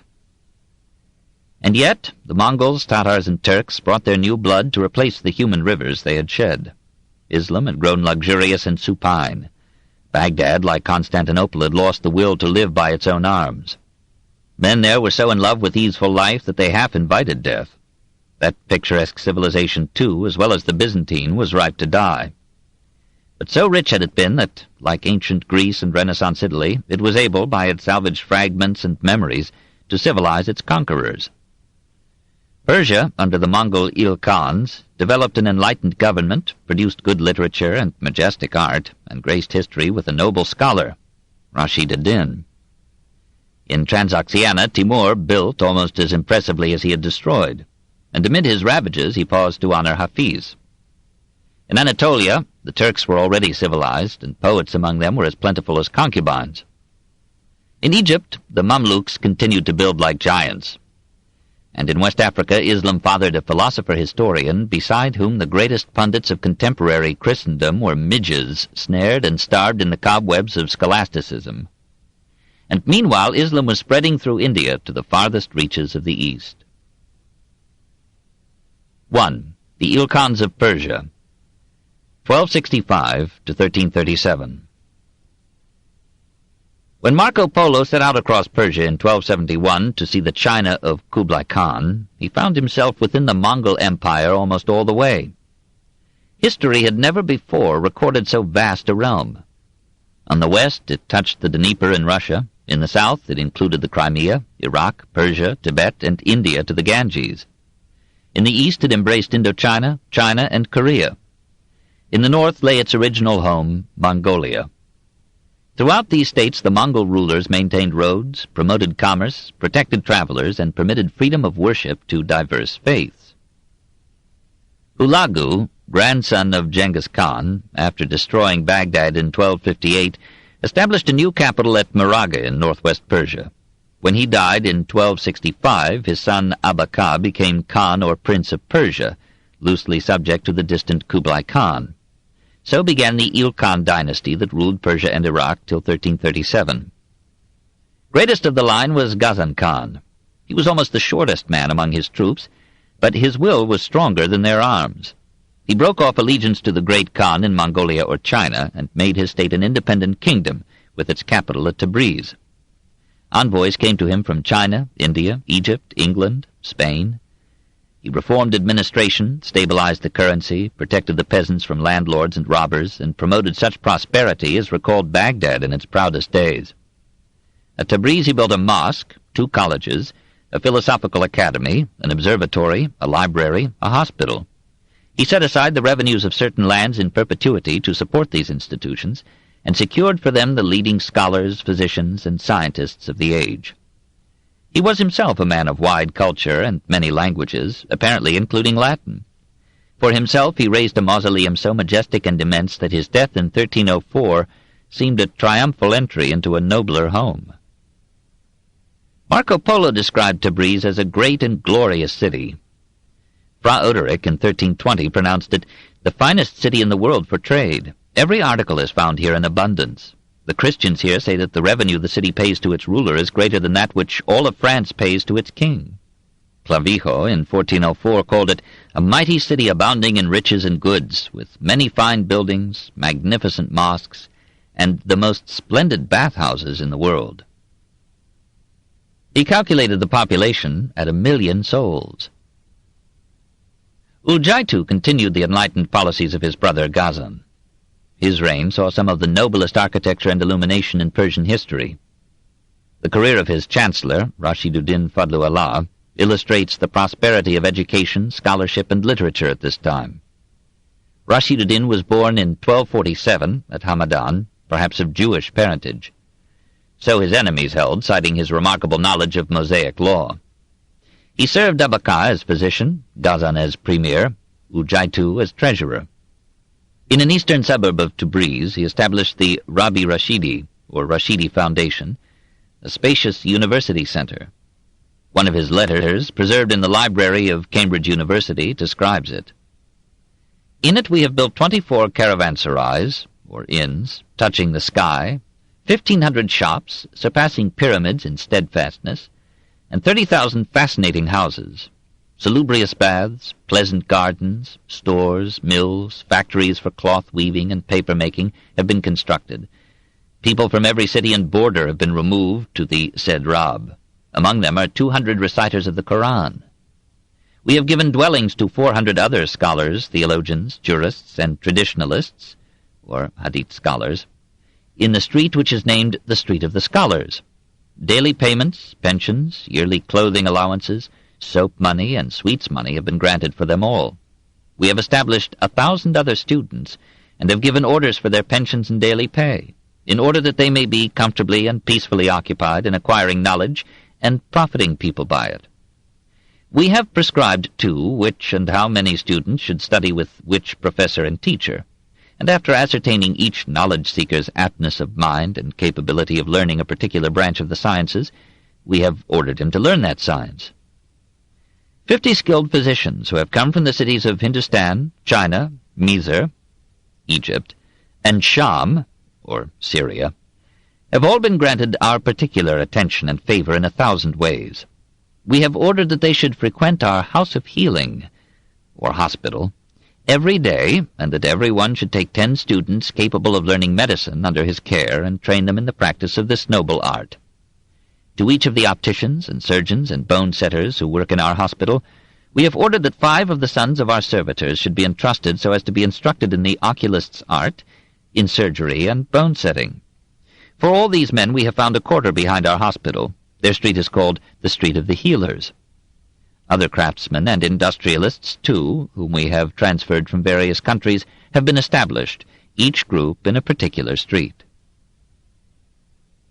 We must marvel at the industry of a man who, while actively sharing in the administration of a kingdom, found time and knowledge to write 5 books on theology, 4 on medicine and government, and a voluminous history of the world. Moreover, an admiring Moslem assures us, Rashiduddin could give to his writing only the time between morning prayer and sunrise. However, there are cloudy days even in Azerbaijan. He labored 7 years on his Jamiut Tawarikh, or Compendium of Histories. He published it in 2 tremendous volumes, which in English would make 7.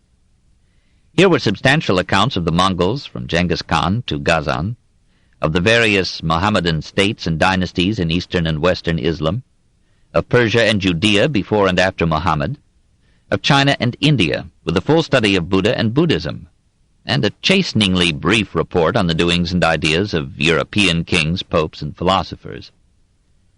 Those who have read these volumes, not yet translated into a European tongue, pronounced them the most valuable and scholarly work in all the prose literature of Persia.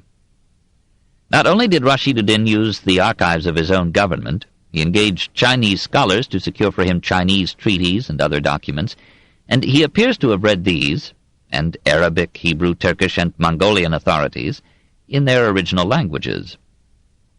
To transmit this compendium to posterity despite time and war, Rashid-ud-Din sent copies to scattered libraries, had it translated and disseminated in Arabic, and assigned revenues for making 2 copies every year, one in Arabic, one in Persian, to be presented to some city of the Moslem world. Nevertheless, much of it has been lost, along with his other works, and perhaps as the result of his political disaster. In 1312, Uljai II associated with him Ali Shah as co-chancellor of the Exchequer. Under Uljai II's successor, Abu Sa'id, Ali Shah spread divers charges against his colleague and persuaded the Khan that Rashid-ud-Din and his son, Ibrahim, had poisoned Uljai II. The historian was dismissed and soon thereafter was put to death in 1318 at the age of 70, along with one of his sons. His properties were confiscated, his foundations were deprived of their endowments, and the suburb Rabi Rashidi was plundered and destroyed. Abu Sa'id made belated amends by appointing another son of the historian his vizier. Ghiyatuddin governed wisely and justly.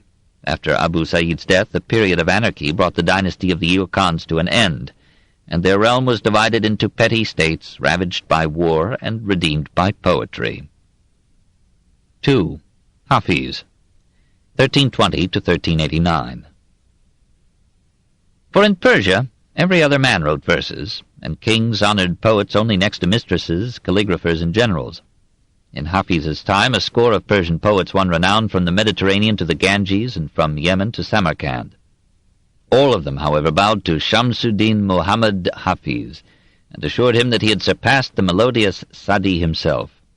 He agreed with this estimate and addressed himself reverently. "I have never seen any poetry sweeter than thine, O Hafiz. I swear it by that Koran which thou keepest in thy bosom." Hafiz means rememberer. It was a title given to anyone who, like our poet, had memorized the whole Koran. Born at Shiraz at a date and of ancestry unknown, he soon fell into verse. His first patron was Abu Ishaq, who had been appointed Shah of Fars, southeastern Persia, by Ghazan Khan. Abu Ishaq so loved poetry that he neglected government. When warned that hostile forces were preparing to attack his capital, Shiraz, he remarked what a fool a man must be to waste so fair a spring on war. An insensitive general, Ibn Muzaffar, captured Shiraz, killed Abu Ishaq in 1352, forbade the drinking of wine, and closed every tavern in the town. Hafiz wrote a mournful elegy. "Though wine gives delight, and the wind distills the perfume of the rose, drink not the wine to the strains of the harp, for the constable is alert. Hide the goblet in the sleeve of the patchwork cloak, for the time, like the eye of the decanter, pours forth blood. Wash the wine-stain from your dervish cloak with tears, for it is the season of piety and the time of abstinence." Muzaffar's successor, finding prohibition impracticable, or having discovered that wine-bibbers can be more easily ruled than Puritans, reopened the taverns, and Hafiz gave him immortality. He followed Persian conventions in spending so many verses on wine. At times he reckoned a glass of wine as worth more than a virgin's kiss. But even the grape grows dry after 1,000 couplets, and soon Hafiz found love, virginal or practiced, indispensable to poetry. "Knowest thou what fortune is? 'Tis beauty's sight obtaining, 'tis asking in her lane for alms, and royal pomp disdaining." No freedom now seemed so sweet as love's slavery. "Our stay is brief, but since we may attain the glory that is love, do not disdain to hearken to the pleadings of the heart. Beyond the mind, life's secret will remain. Leave then your work and kiss your dear one now. With this rich counsel I the world endow. When spring buds lure, the wind deserts his mill and gently glides to kiss the leafy bough. Belle of Shiraz, grant me but love's demand, and for your mole, that clinging grain of sand upon a cheek of pearl, Hafiz would give all of Bokhara, all of Samarkand." If I with fate but once might throw the dice, I'd try a throw, no matter what the price, to have my breath, O love, be one with yours. What need would I have then for paradise? He who of gold and silk your tresses spun, who made the red rose and the white rose one, and gave your cheek to them for honeymoon, can he not patience give to me, his son? He seems at last to have cooled into marriage. If we interpret his subtle verses rightly, he found a wife and had several children before he could quite make up his mind between woman and wine. In some verses he seems to mourn her death. My lady, that did change this house of mine into a heaven, when that she dwelt therein, from head to foot an angel's grace divine enwrapped her. Pure she was, spotless of sin, fair as the moon her countenance, and wise. Lords of the kind and tender glance, her eyes with an abounding loveliness did shine. Then said my heart, here will I take my rest. This city breathes her love in every part. But to a distant bourne she was addressed. Alas, he knew it not, alas, poor heart. The influence of some cold malignant star has loosed my hand that held her. Lone and far she journeyeth that lay upon my breast. In any case, he became domesticated, cultivated a quiet privacy, and seldom stirred abroad. He would, he said, let his poems travel for him. He was invited to many a royal court, and was moved for a moment to accept Sultan Ahmed's offer of a home in the royal palace at Baghdad. But his love for Shiraz kept him prisoner. He doubted if paradise itself had streams as lovely, or roses as red. He indicted a laud now and then to the Persian kinglets of his time in hopes of a gift to ease his poverty. For there were no publishers in Persia to launch one's ink upon public seas, and art had to wait, hat in hand, in the antechambers of nobles or kings. Once, indeed, Hafiz almost went abroad. An Indian Shah sent him not only an invitation, but money for the trip. He set out and reached Hormuz on the Persian Gulf. He was about to board a ship when a tempest upset his imagination and enamored him of stability. He returned to Shiraz and sent the Shah a poem in lieu of himself. The Divan, or collected poetry of Hafiz, contains 693 poems. Most are odes, some are quatrains, some are unintelligible fragments. They are more difficult than Dante to translate, for they jingle with multiple rhymes, which in English would make doggerel, and they teem with recondite allusions that tickled the wits of the time, but now lie heavy on the wings of song. Often he can be better rendered in prose.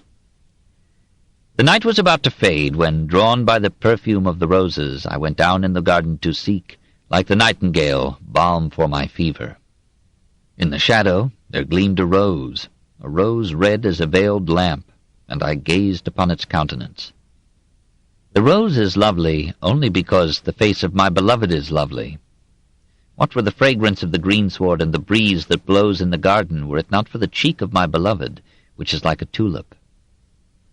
In the darkness of the night I sought to unloose my heart from the bonds of thy tresses, but I felt the touch of thy cheek, and drank of thy lips. I pressed thee to my breast, and thy hair enveloped me like a flame. I pressed my lips to thine, and yielded up my heart and soul to thee as in ransom. Hafiz was one of those blessed and harassed souls who, through art, poetry, imitation, and half-unconscious desire, have become so sensitive to beauty that they wish to worship, with eyes and speech and fingertips, every fair form in stone or paint or flesh or flower, and suffer in stifled silence as beauty passes by. But who find in each day's fresh revelation of loveliness or grace some forgiveness for the brevity of beauty and the sovereignty of death. So Hafiz mingled blasphemies with his adoration, and fell into angry heresies, even while praising the Eternal One as the source from which all earthly beauty flows. Men have sought to make him respectable by interpreting his wine as spiritual ecstasy, his taverns as monasteries, his flames as the divine fire. It is true that he became a Sufi and a sheikh, assumed the dervish robe, and wrote poems of misty mysticism, but his real gods were wine, woman, and song. A movement was begun to try him for unbelief, but he escaped by pleading that the heretical verses were meant to express the views of a Christian, not his own. And yet he wrote, O zealot, think not that you are sheltered from the sin of pride, for for the difference between the mosque and the infidel church is but vanity. Where infidel, of course, means Christian. Sometimes it seemed to Hafiz that God was but a figment of man's hope. And he who draws us in these flashing days, whom we adore, though we know whom he slays, he well may sorrow, for when we are gone, he too will vanish in that selfsame blaze. When he died, his orthodoxy was so doubtful and his hedonism so voluminous that some objected to giving him a religious funeral, but his friends saved the day by allegorizing his poetry. A later generation enshrined his bones in the garden, the Hafiziyah, flaming with the roses of Shiraz, and the poet's prediction was fulfilled, that his grave would become a place of pilgrimage for the freedom lovers of all the world. On the alabaster tombstone was engraved one of the master's poems, profoundly religious at last. Where are the tidings of union, that I may arise? Forth from the dust I will rise up to welcome thee. My soul, like a homing bird yearning for paradise, shall arise and soar, from the snares of the world set free. When the voice of thy love shall call me to be thy slave, I shall rise to a greater far than the mastery of life and the living, time, and the mortal span. Pour down, O Lord, from the clouds of thy guiding grace, the rain of a mercy that quickeneth on my grave, before, like dust that the wind bears from place to place, I arise and flee beyond the knowledge of man. When to my grave thou turnest thy blessed feet, wine and the lute thou shalt bring in thine hand to me. Thy voice shall ring through the folds of my winding sheet, and I will arise and dance to thy minstrelsy. Though I be old, clasp me one night to thy breast, and I, when the dawn shall come to awaken me, with the flush of youth on my cheek, from thy bosom will rise. Rise up, let mine eyes delight in thy stately grace. Thou art the goal to which all men's endeavor has pressed, and thou the idol of Hafiz's worship. Thy face from the world and life shall bid him come forth and arise. 3. Timur, 1336 to 1405. We first hear of the Tatars as a nomad people of Central Asia, kin and neighbors to the Mongols, and joining these in European raids. A Chinese writer of the 13th century describes the common run of them, much as Jordanes had pictured the Huns 1,000 years before. Short of stature, hideous of visage to those unfamiliar with them, innocent of letters, skilled in war, aiming their arrows unerringly from a speeding horse, and continuing their race by an assiduous polygamy. In trek and campaigns they took with them bed and board, wives and children, camels, horses, sheep, and dogs, pastured the animals between battles, fed on their milk and flesh, clothed themselves with their skins. They ate gluttonously when supplies were plentiful, but they could bear hunger and thirst, heat and cold, more patiently than any people in the world. Armed with arrows, sometimes tipped with flaming naphtha, and cannon, and all the medieval mechanisms of siege, they were a fit and ready instrument for a man who dreamed of empire with his mother's milk. When Genghis Khan died in 1227, he divided his dominions among his 4 sons. To Jagatai he gave the region around Samarkand, and the name of this son came to be applied to the Mongol or Tatar tribes under his rule. Timur, that is, Iron, was born at Kesh in Transoxiana, to the emir of one such tribe. According to Clavijo, the new scourge of God assumed this function precociously. He organized bands of young thieves to steal sheep or cattle from nearby herds. In one of these enterprises he lost the 3rd and 4th fingers of his right hand.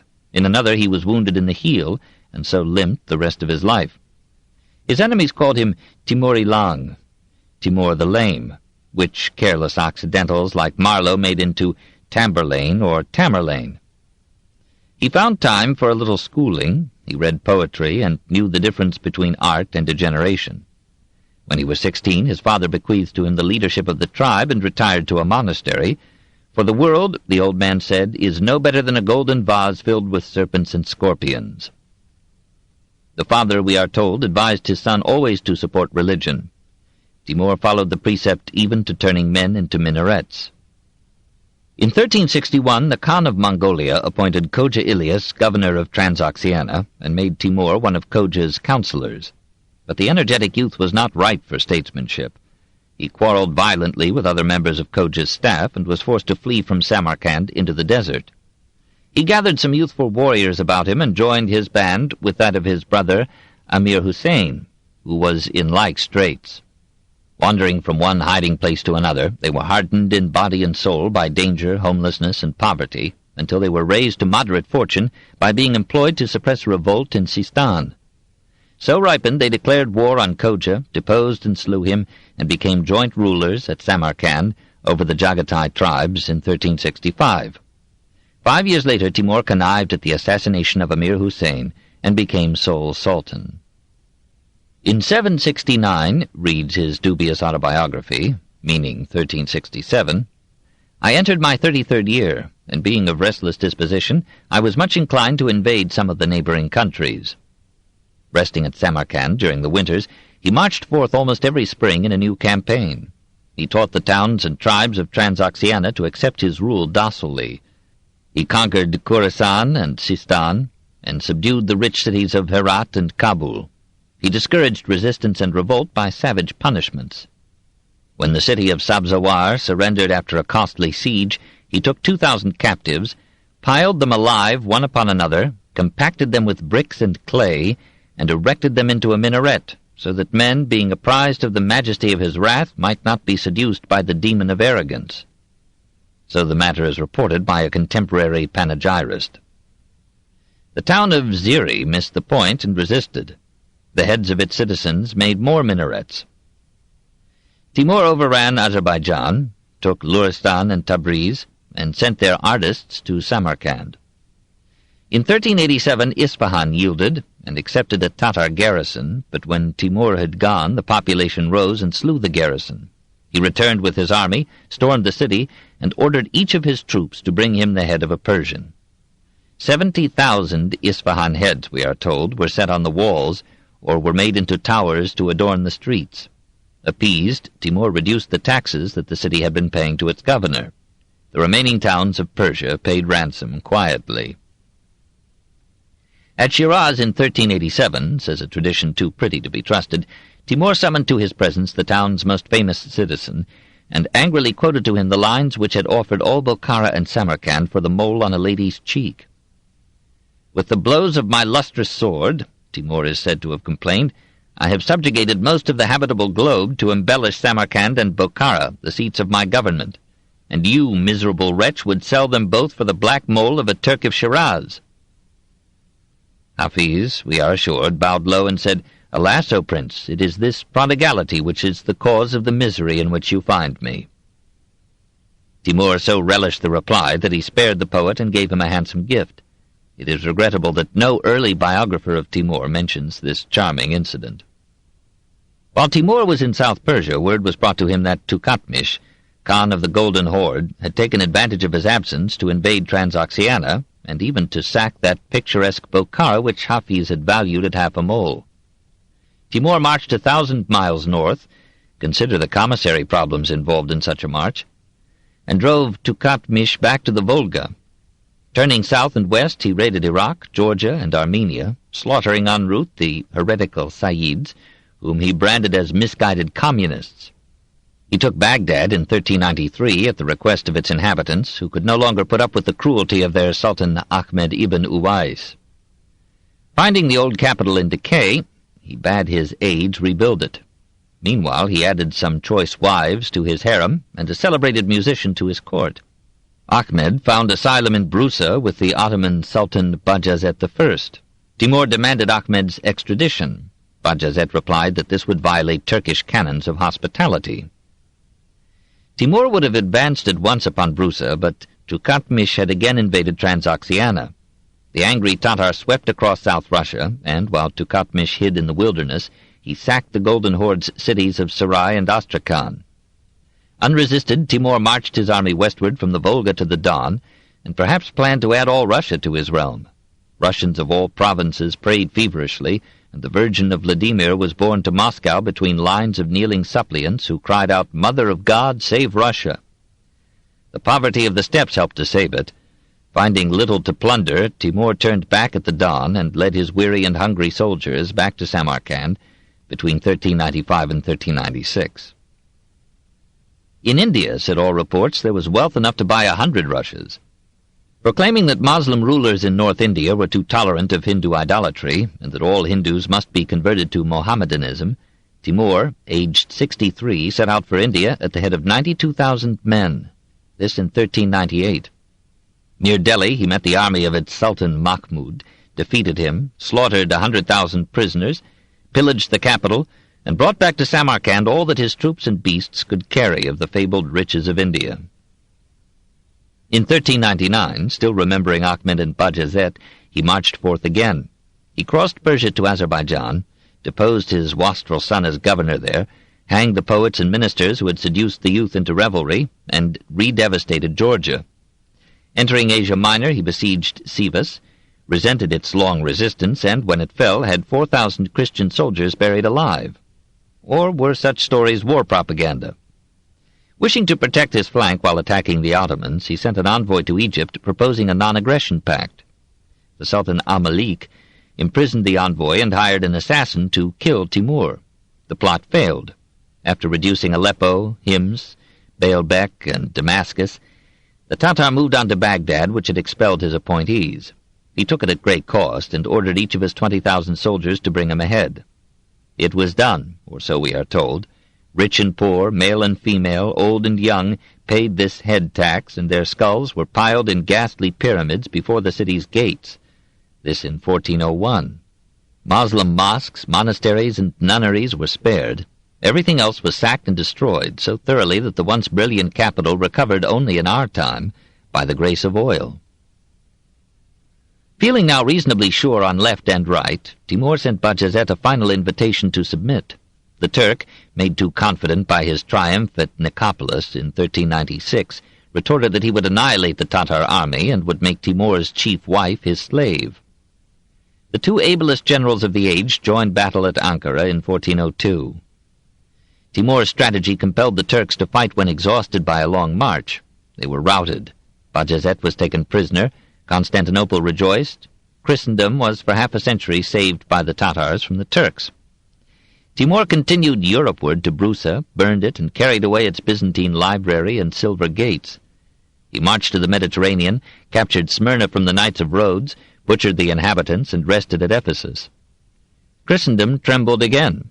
The Genoese, who still held Chios, Phocaea, and Mytilene, sent in their submission and tribute. The Sultan of Egypt released the Tatar envoy and entered the distinguished company of Timur's vassals. The conqueror returned to Samarkand as the most powerful monarch of his time, ruling from Central Asia to the Nile, from the Bosporus to India. Henry IV of England sent him felicitations. France sent him a bishop with gifts. Henry III of Castile dispatched to him a famous embassy under Rui González de Clavijo. It is to Clavijo's detailed memoirs that we owe most of our knowledge of Timur's court. He left Cadiz on May 22, 1403, traveled via Constantinople, Trebizond, Erzurum, Tabriz, Tehran, here first mentioned by a European, Nishapur, and Mashhad, and reached Samarkand on August 31, 1404. He had with some reason expected to find there only a horde of hideous butchers. He was astonished at the size and prosperity of Timur's capital, the splendor of the mosques and palaces, the excellent manners of the upper class, the wealth and luxury of the court, the concourse of artists and poets celebrating Timur. The city itself, then over 2,000 years old, had some 150,000 inhabitants, and most noble and beautiful houses, and many palaces embowered among trees. Altogether, and not including the extensive suburbs, Clavijo reckoned Samarkand to be rather larger than Seville. Water was piped into the houses from a river that ran by the city, and irrigation canals greened the hinterland. There the air was fragrant with orchards and vineyards. Sheep grazed, cattle ranged, lush crops grew. In the town were factories that made artillery, armor, bows, arrows, glass, porcelain, tiles, and textiles of unsurpassed brilliance, including the karimza, or red dye that gave its name to crimson. Working in shops or fields, dwelling in houses of brick or clay or wood, or taking their ease urbanely on the riverside promenade, were Tatars, Turks, Arabs, Persians, Iraqi, Afghans, Georgians, Greeks, Armenians, Catholics, Nestorians, Hindus, all freely practicing their rites and preaching their contradictory creeds. The principal streets were bordered with trees, shops, mosques, academies, libraries, and an observatory. A great avenue ran in a straight line from one end of the city to the other, and the main section of this thoroughfare was covered with glass. Clavijo was received by the Tatar emperor on September 8th. He passed through a spacious park, wherein were pitched many tents of silk, and pavilions hung with silk embroideries. The tent was the usual abode of the Tatar. Timur himself, in this park, had a tent 300 feet in circumference.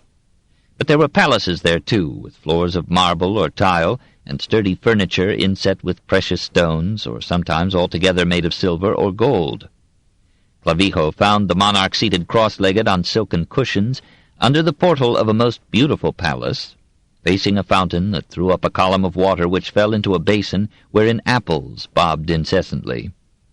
Timur was dressed in a cloak of silk, and wore a high, wide hat studded with rubies and pearls. He had once been tall, vigorous, and alert. Now, aged 68, he was bent, weak, ailing, almost blind. He could barely raise his eyelids to see the ambassador. He had acquired as much culture as a man of action could bear. He read history, collected art and artists, befriended poets and scholars, and could on occasion assume elegant manners. His vanity equaled his ability, which no one exceeded in that time. Contradicting Caesar, he reckoned cruelty a necessary part of strategy. Yet, if we may believe his victims, he seems to have been often guilty of cruelty as mere revenge.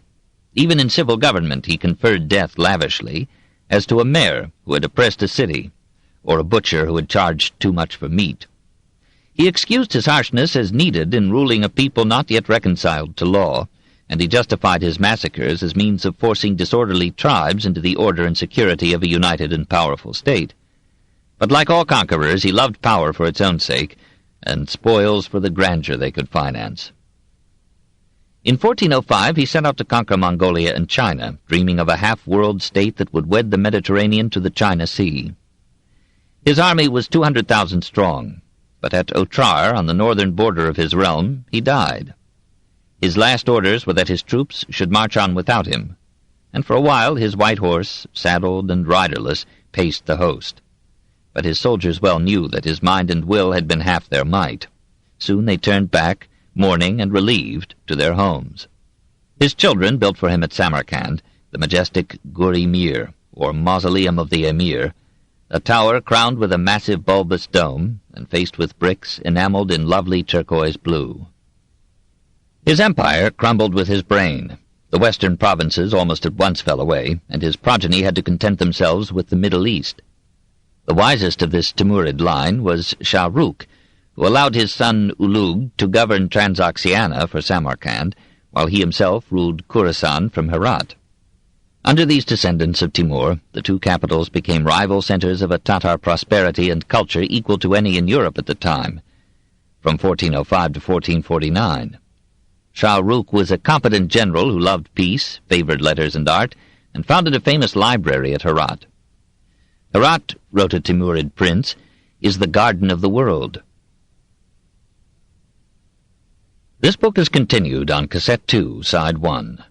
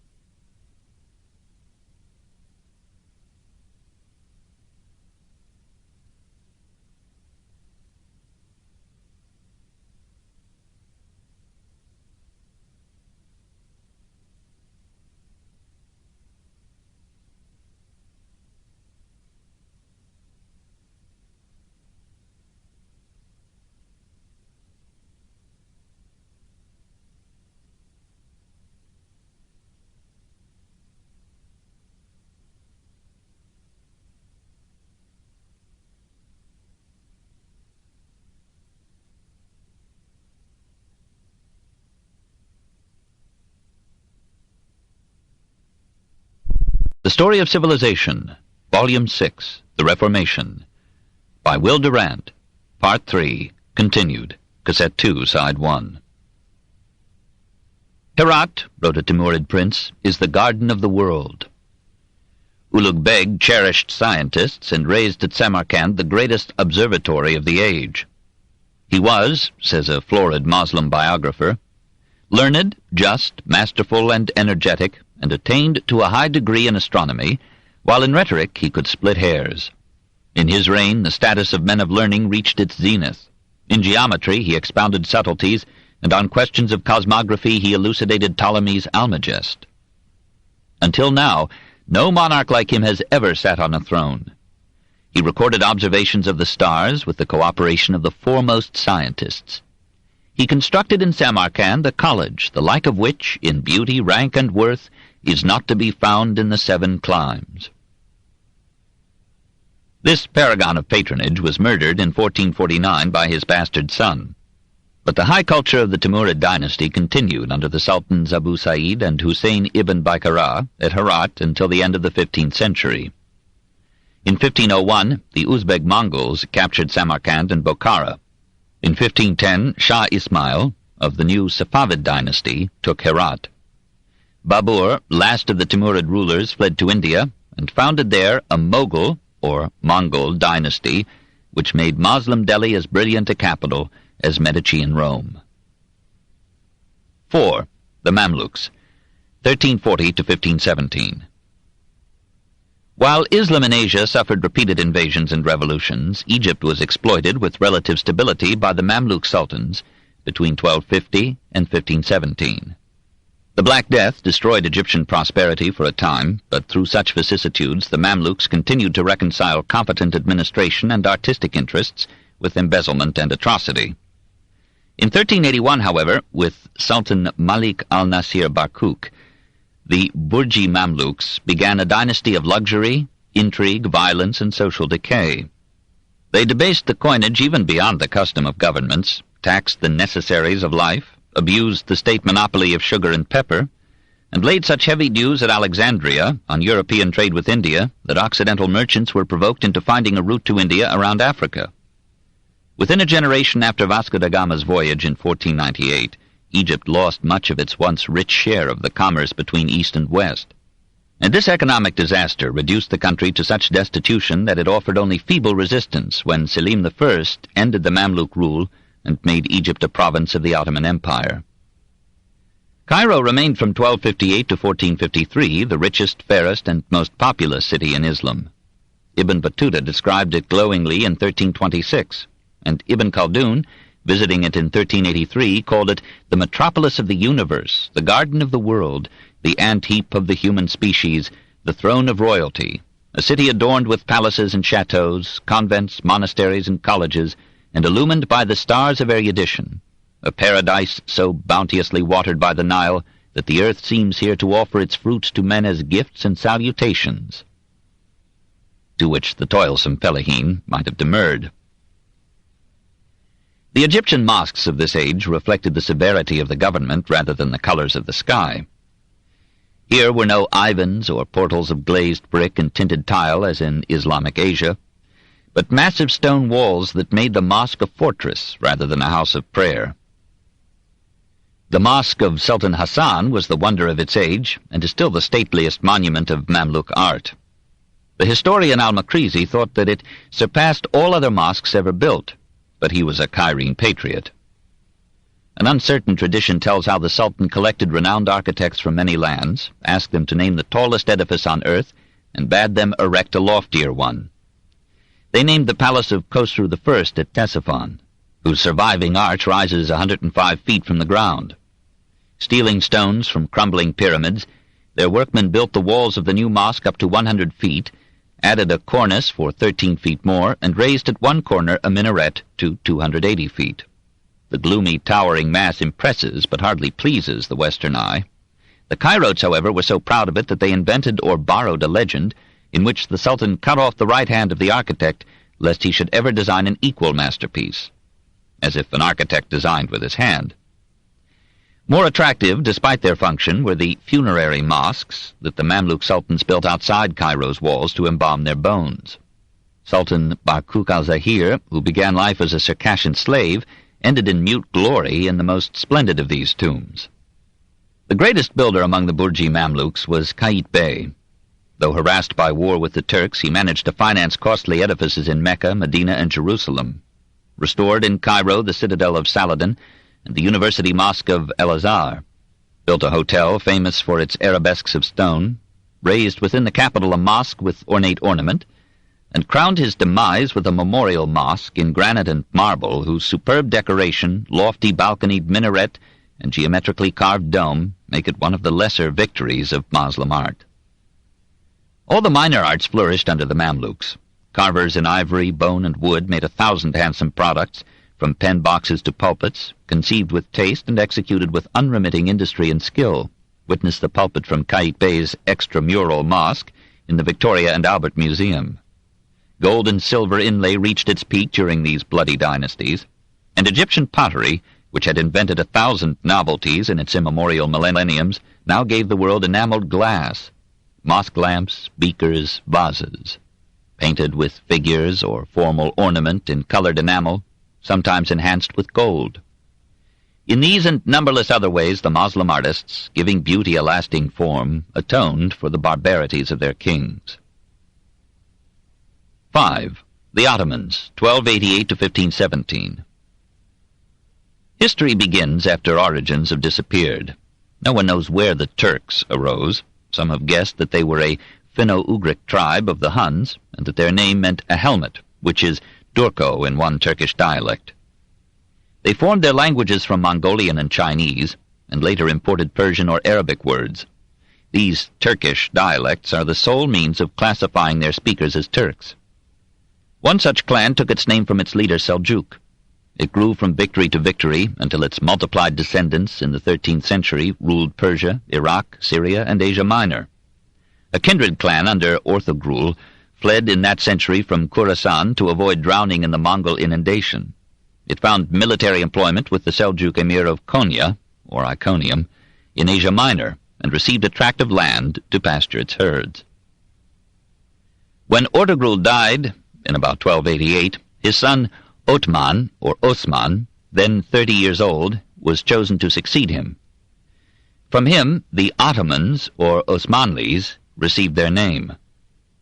They did not, before the 19th century, call themselves Turks. They applied that name to semi-barbarous peoples in Turkestan and Khorasan.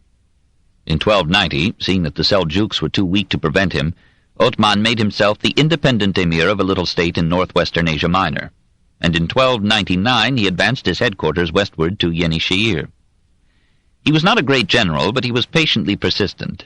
His army was small, but it was composed of men more at home on horse than on foot, and willing to risk a weary life or limb for land, gold, women, or power.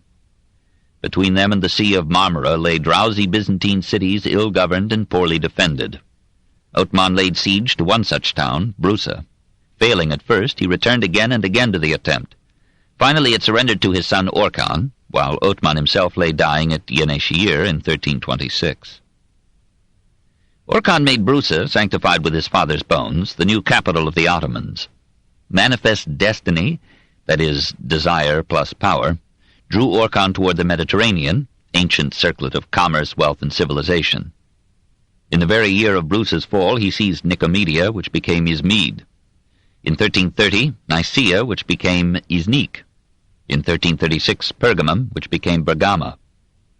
These cities, reeking with history, were centers of crafts and trade. They depended for food and markets upon environing agricultural communities already held by the Ottomans. They had to live with this hinterland or die. They did not resist long. They had been oppressed by their Byzantine governors and heard that Orkhan taxed lightly and allowed religious liberty. And many of these Near Eastern Christians were harassed heretics, Nestorians or Monophysites. Soon a large part of the conquered terrain accepted the Moslem creed, so war solves the theological problems before which reason stands in hesitant impotence. Having thus extended his realm, Orkhan took the title Sultan of the Ottomans. The Byzantine emperors made their peace with him, hired his soldiers, and allowed his son Suleiman to establish Ottoman strongholds on European soil. Orkhan died in 1359, aged 71, firmly placed in the memory of his people. His successors formed a dynasty hardly equaled in history for a merger of martial vigor and skill, administrative ability, barbarous cruelty, and cultured devotion to letters, science, and art. Murad, or Amurat I, was the least attractive of the line. Illiterate, he signed his name by pressing his inked fingers upon documents in the fashion of less distinguished homicides. When his son, Saonji, led a criminally unsuccessful revolt against him, Murad tore out the youth's eyes, cut off his head, and compelled the fathers of the rebels to behead their sons.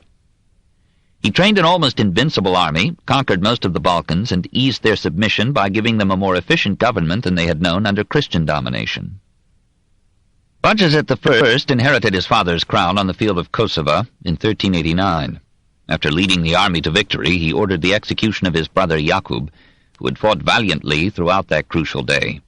Such fratricide became a regular aftermath of an Ottoman accession, on the principle that sedition against the government is so disruptive that all potential claimants to the throne should be disposed of at the earliest convenience. Bajazet earned the title of Yildirim, the Thunderbolt, by the speed of his military strategy, but he lacked the statesmanship of his father and wasted some of his wild energy in sexual enterprise. Stephen Lazarevich, vassal ruler of Serbia, contributed a sister to Bajazet's harem. This lady Despoina became his favorite wife, taught him to love wine and sumptuous banquets, and perhaps unwittingly weakened him as a man. His pride flourished till his fall.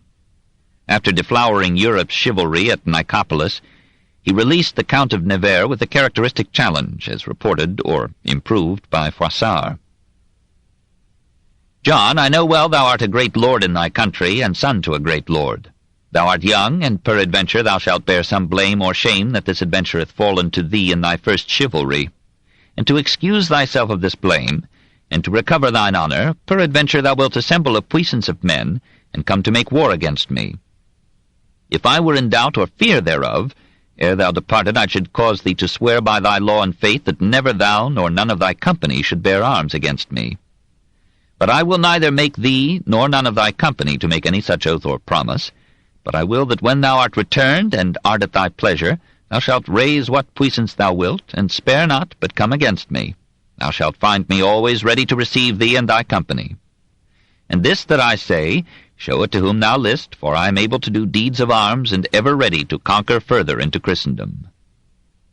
When Timur captured Bajazet at Ankara, he treated him with all respect, despite the year of insulting correspondence that had passed between them. He ordered the Sultan's bonds removed, seated him at his side, assured him that his life would be spared, and directed that 3 splendid tents should be fitted out for his suite. But when Bajazet tried to escape, he was confined to a room with barred windows, which legend magnified into an iron cage. Bajazet fell ill. Timur summoned the best physicians to treat him, and sent the Lady Despoina to attend and console him. These ministrations failed to revive the vital forces of the broken Sultan, and Bajazet died a prisoner a year after his defeat. His son Mohammed I reorganized the Ottoman government and power. Though he blinded one pretender and killed another, he acquired the cognomen gentleman by his courtly manners, his just rule, and the 10 years of peace that he allowed to Christendom. Murad II had like tastes and preferred poetry to war, but when Constantinople set up a rival to depose him, and Hungary violated its pledge of peace, he proved himself at Varna in 1444 as good a general as any. Then he retired to Magnesia in Asia Minor, where twice a week he held reunions of poets and pundits, read verse and talked science and philosophy. A revolt at Adrianople called him back to Europe. He suppressed it and overcame Hunyadi János in the Second Battle of Kosovo. When he died in 1451, after 30 years of rule, Christian historians ranked him among the greatest monarchs of his time. His will directed that he should be buried at Brusa in a modest chapel without a roof, so that the mercy and blessing of God might come unto him with the shining of the sun and moon, and the falling of the rain and dew upon his grave. Mohammed II equaled his father in culture and conquests, political acumen, and length of reign, but not in justice or nobility. Bettering Christian instruction, he broke solemn treaties and tarnished his victories with superfluous slaughter. He was orientally subtle in negotiation and strategy. Asked what his plans were, he answered, "If a hair in my beard knew, I would pluck it out." He spoke 5 languages, was well read in several literatures, excelled in mathematics and engineering, cultivated the arts, gave pensions to 30 Ottoman poets, and sent royal gifts to poets in Persia and India. His Grand Vizier, Mahmud Pasha, seconded him as a patron of arts and letters. He and his master supported so many colleges and pious foundations that the Sultan received the name Father of Good Works. Mohammed was also Sire of Victory. To him and his cannon Constantinople fell. Under the guns of his navy the Black Sea became a Turkish pond. Before his legions and diplomacy, the Balkans crumbled into servitude. But this irresistible conqueror could not conquer himself. By the age of 50 he had worn himself out by every form of sexual excess. Aphrodisiacs failed to implement his lust. Finally his harem classed him with his eunuchs. He died in 1481, aged 51, just when his army seemed on the verge of conquering Italy for Islam. A contest among his sons gave the throne to Bajazet II. The new sultan was not inclined to war, but when Venice took Cyprus and challenged Turkish control of the eastern Mediterranean, he roused himself, deceived his deceivers with a pledge of peace, built an armada of 270 vessels, and destroyed a Venetian fleet off the coasts of Greece. A Turkish army raided northern Italy as far west as Vicenza in 1502. Venice sued for peace. Bajazet gave her lenient terms and retired to poetry and philosophy. His son Selim deposed him and mounted the throne in 1512. Presently, some said of poison, Bajazet died. History is in some aspects an alternation of contrasting themes. The moods and forms of one age are repudiated by the next, which tires of tradition and lusts for novelty. Classicism begets Romanticism, which begets realism, which begets Impressionism. A period of war calls for a decade of peace, and peace prolonged invites aggressive war. Selim I despised his father's pacific policy. Vigorous in frame and will, indifferent to pleasures and amenities, loving the chase and the camp, he won the nickname of the Grim by having 9 relatives strangled to contracept revolt, and waging war after war of conquest. It did not displease him that Shah Ismail of Persia raided the Turkish frontier. He registered a vow that if Allah would grant him victory over the Persians, he would build 3 mighty mosques in Jerusalem, Buda, and Rome. Having heated the religious predilections of his people to the fighting point, he marched against Ismail, captured Tabriz, and made northern Mesopotamia an Ottoman province. In 1515 he turned his artillery and janissaries against the Mamluks, and added Syria, Arabia, and Egypt to his realm. He carried to Constantinople, as an honored captive, the Cairene Caliph, rather the high priest, of Orthodox Mohammedanism, and thereafter the Ottoman sultans, like Henry VIII, became the masters of the church as well as of the state. In the full glory of his powers, Selim prepared to conquer Rhodes and Christendom. When all his preparations were complete, he caught the plague and died in 1520. Leo X, who had trembled more at Selim's advance than at Luther's rebellion, ordered all Christian churches to chant a litany of gratitude to God. 6. Islamic literature, 1400 to 1520. Even Selim the Grim threaded verses on rhyme and bequeathed to Suleiman the Magnificent a royal divan of his collected poems, as well as an empire ranging from the Euphrates to the Danube and the Nile. 12 sultans and many princes, including that Prince Jem, whom his brother Bajazet II paid Christian kings and popes to keep in refined confinement, appear among the 2,200 Ottoman poets who have won fame in the last 6 centuries. Most of these bards took their forms and ideas, sometimes the language of their verse, from the Persians. They continued to celebrate, in endless rivulets of rhyme, the greatness of Allah, the wisdom of the Shah or Sultan, and the trembling envy of the cypress trees, seeing the white slenderness of the beloved's legs. We of the West are now too familiar with these charms to thrill to such lofty similes. But the terrible Turks, whose women were alluringly robed from nose to toes, were stirred to the roots by these poetic revelations, and the poetry that in its denatured translation leaves us unmoved could inspire them to piety, polygamy, and war. From 1,000 dead immortals we cull with untutored fancy 3 names still unfamiliar to the provincial Occident. Ahmedi of Sivas, who died in 1413, taking his cue from the Persian master Nizami, wrote an Iskandernama, or Book of Alexander, an immense epic in strong, crude style, which gave not only the story of Alexander's conquest by Persia, but as well the history, religion, science, and philosophy of the Near East from the earliest times to Bajazet I. We must forego quotation, for the English version is such stuff as nightmares are made of. The poetry of Ahmad Pasha, who died in 1496, so delighted Muhammad II that the Sultan made him vizier. The poet fell in love with a pretty page in the conqueror's retinue.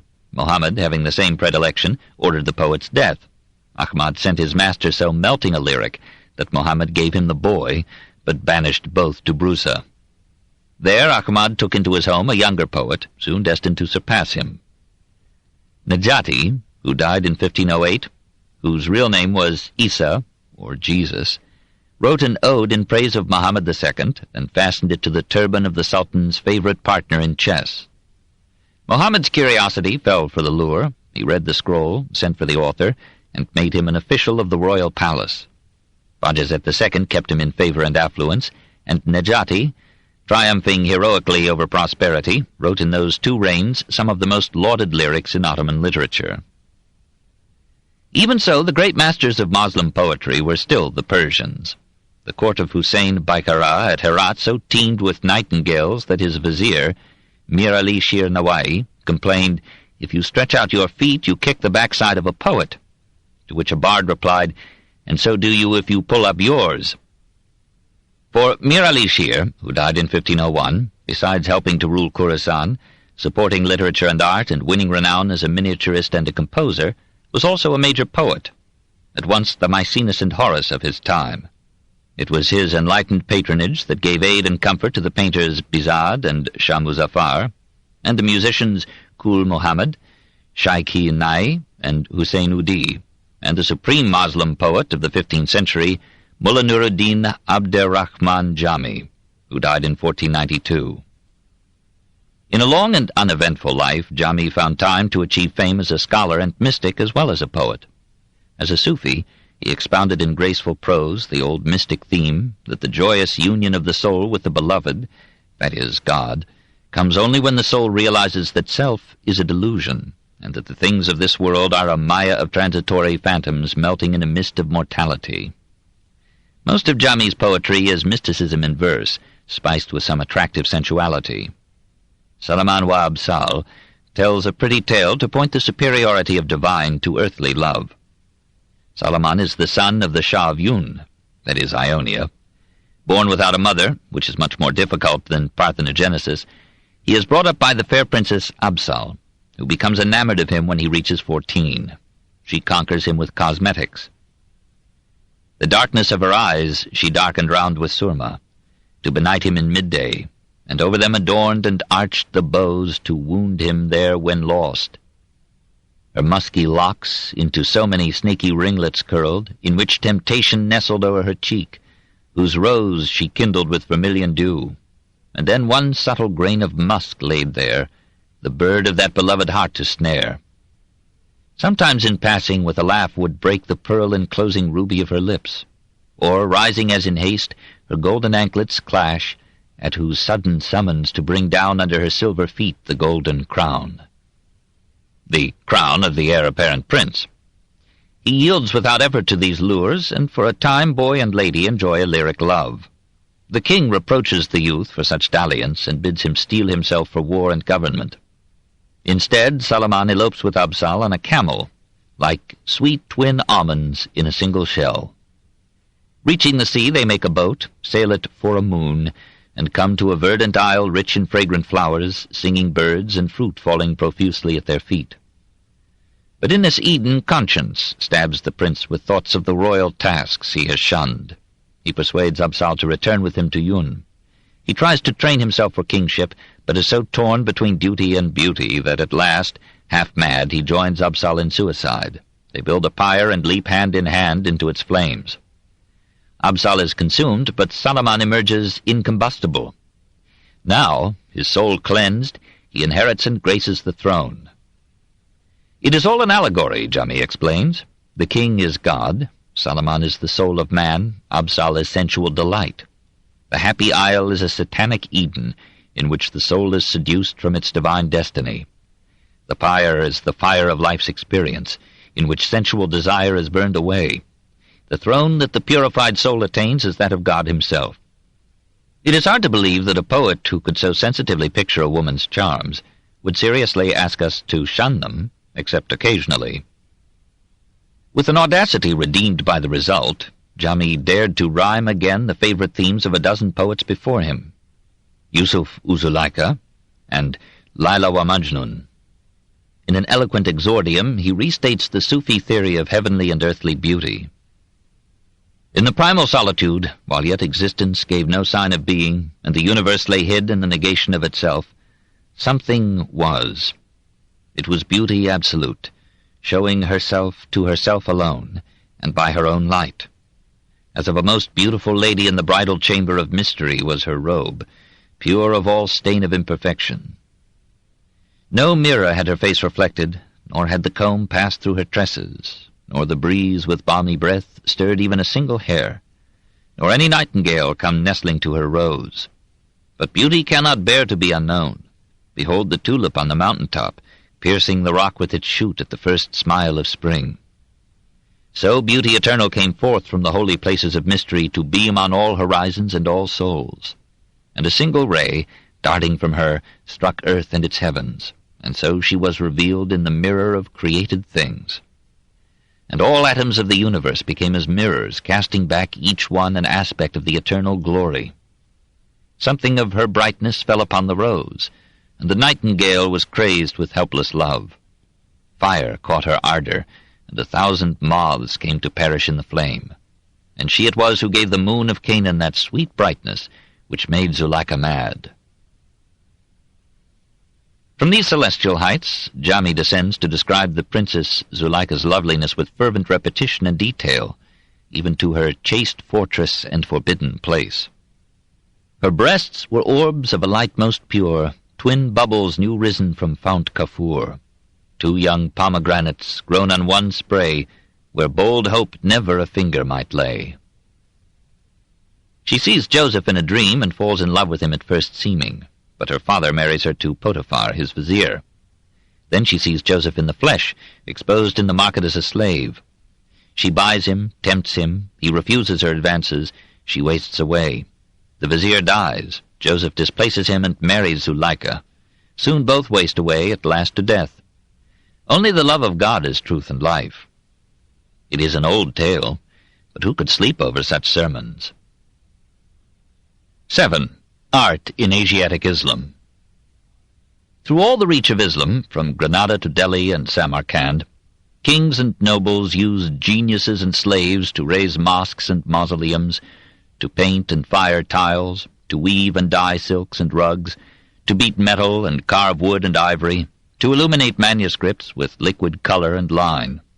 The Ilkhans, the Timurids, the Ottomans, the Mamluks, even the petty dynasties that ruled the frailer fragments of Islam, maintained the Oriental tradition of tempering pillage with poetry and assassination with art.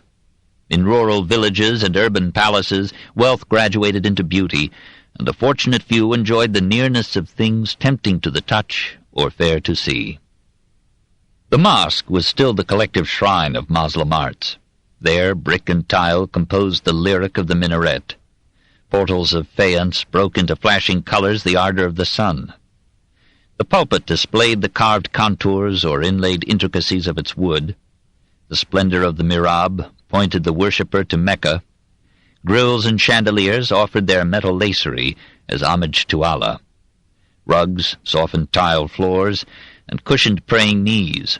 Precious silks enveloped illuminated Qurans.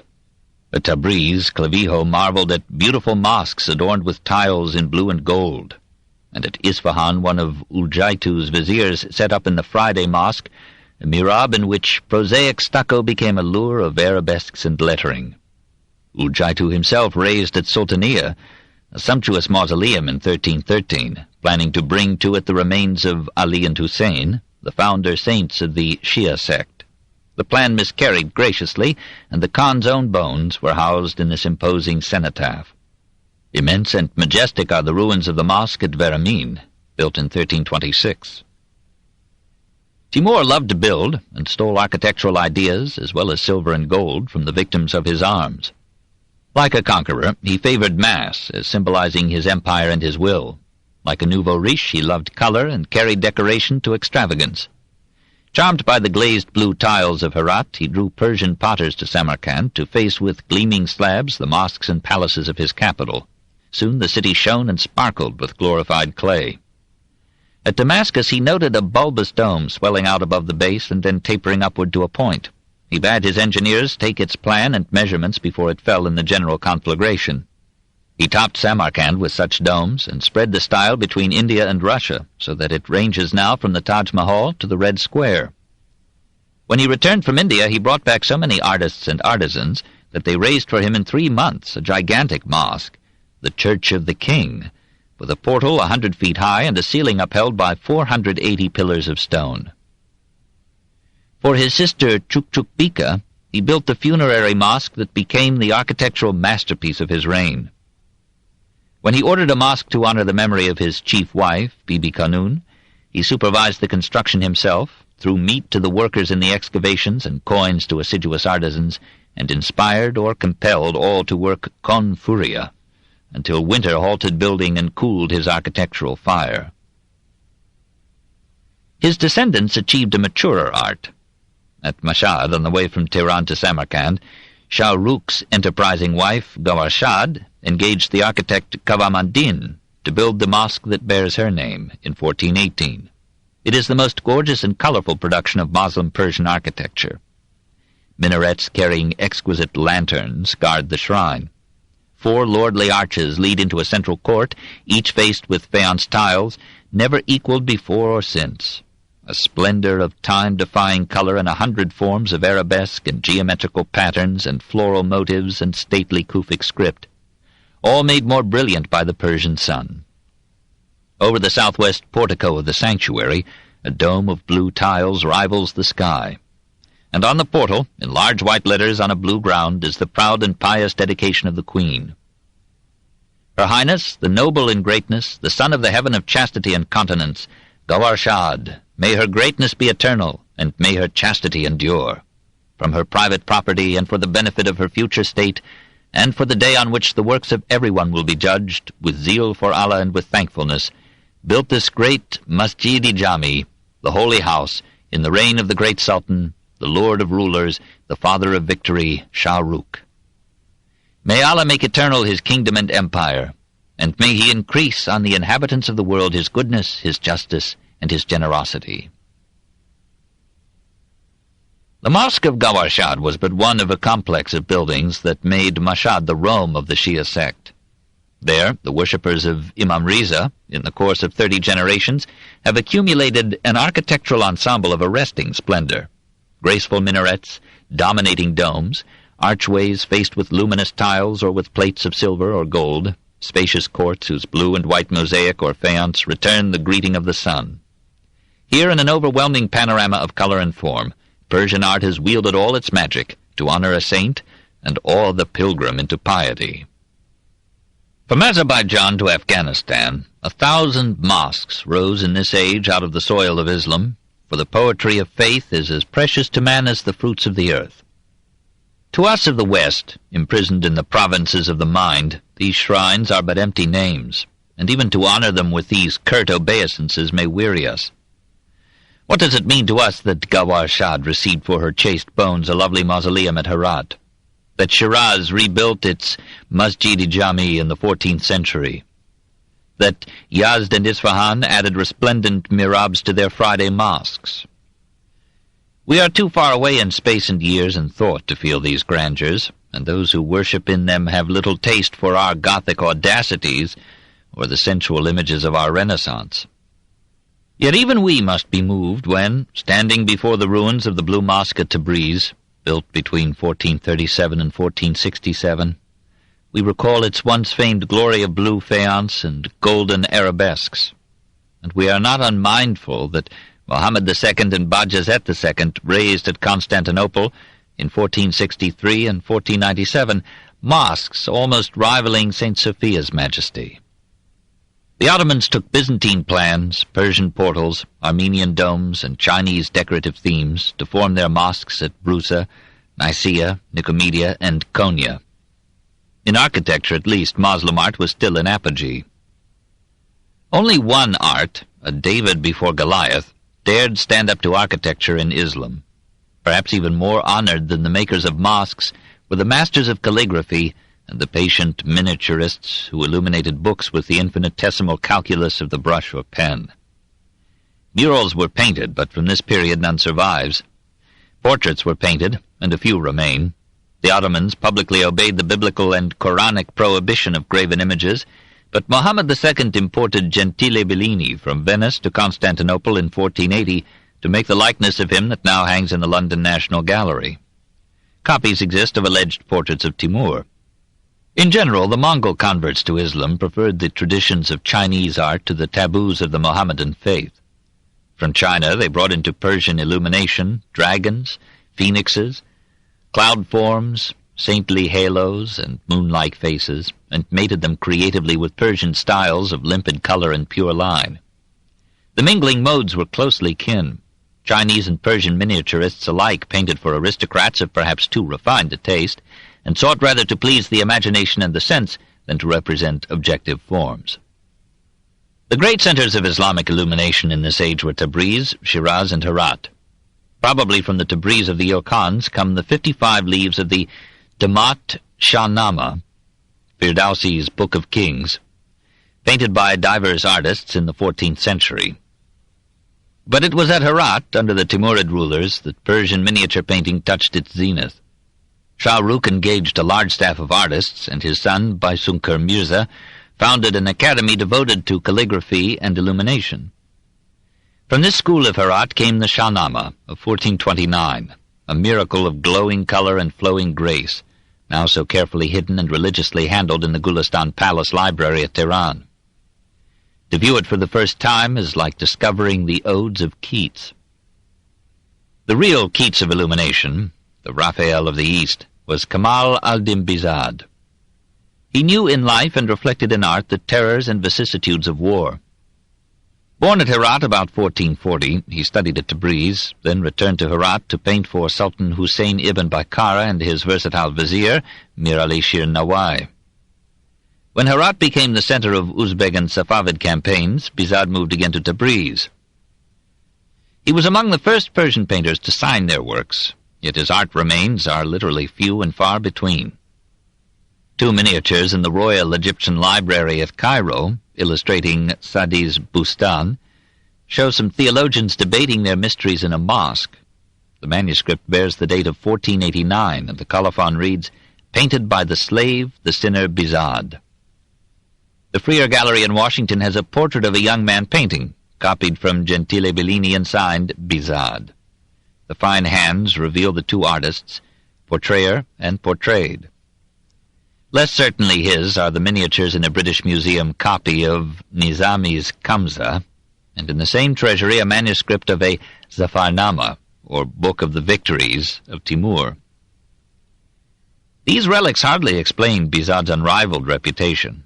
They reveal a sensitive perception of persons and things, an ardor and range of color, a vivacity of action caught in a delicate accuracy of line. But they can hardly compare with the miniatures painted for the Duke of Berry almost a century before. Yet Bizad's contemporaries felt that he had revolutionized illumination by his original patterns of composition, his vivid landscapes, his carefully individualized figures almost leaping into life. The Persian historian Kandemir, who was near 50 when Bizad died circa 1523, said of him, perhaps with the prejudice of friendship, "His draftsmanship has caused the memory of all other painters in the world to be obliterated. His fingers, endowed with miraculous qualities, have erased the pictures of all other artists among the sons of Adam."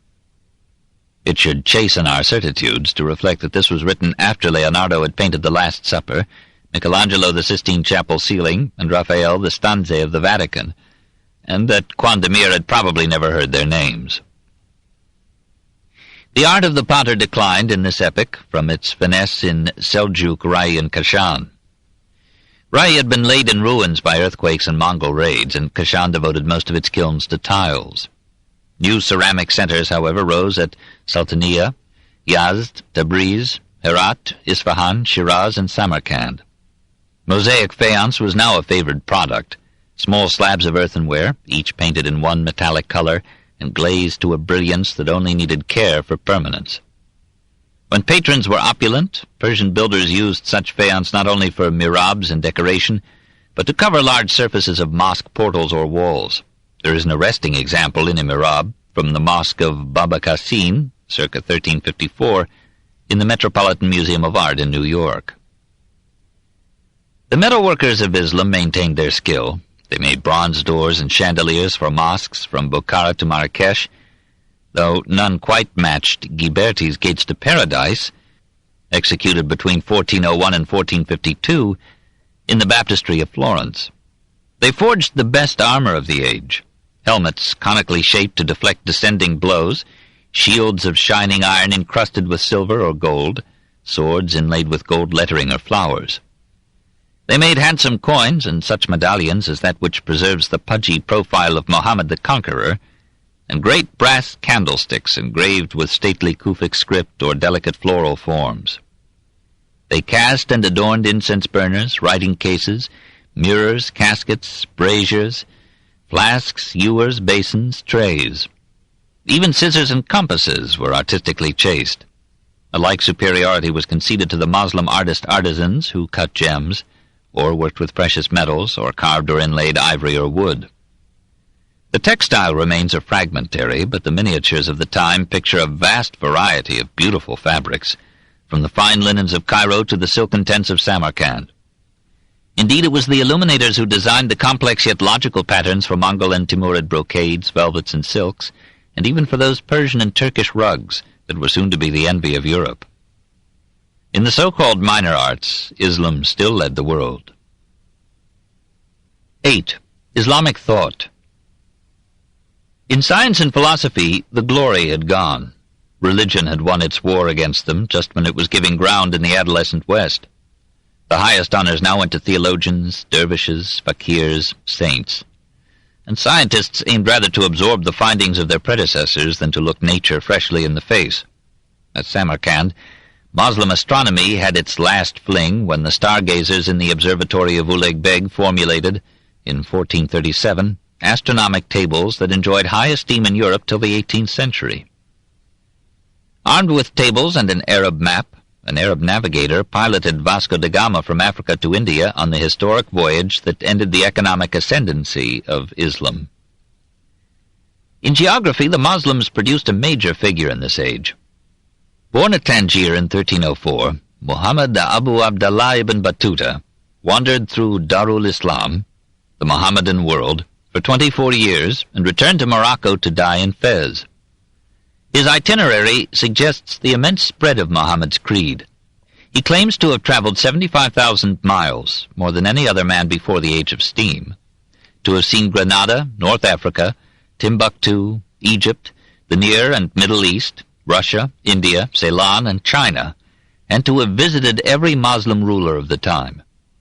In each city he paid his respects first to the scholars and divines, only then to the potentates. We see our own provincialism mirrored in him when he lists the 7 mighty kings of the world, all Moslems except one Chinese. He describes not only persons and places, but the fauna, flora, minerals, food, drinks, and prices in the various countries, the climate and physiography, the manners and morals, the religious rituals and beliefs. He speaks reverently of Jesus and Mary, but takes some satisfaction in noting that every pilgrim who visits the Church of the Resurrection in Jerusalem pays a fee to Moslems. When he returned to Fez and related his experiences, most of his hearers put him down as a romancer. But the vizier ordered a secretary to record Batuta's dictated memoirs. The book was lost and almost forgotten until it was discovered in the modern French occupation of Algiers. Between 1250 and 1350, the most prolific writers on natural history were Moslems. Muhammad ad-Damiri of Cairo wrote a 1,500-page book on zoology. Medicine was still a Semitic fort. Hospitals were numerous in Islam. A physician of Damascus, Al-al-Din ibn al-Nafis, expounded the pulmonary circulation of the blood 270 years, or circa 1260, before Servetus. And a Granada physician, Ibn al-Khatib, ascribed the Black Death to contagion, and advised quarantine for the infected, in the face of a theology that attributed it to divine vengeance on man's sins. His treatise on plague, circa 1360, contained a notable heresy.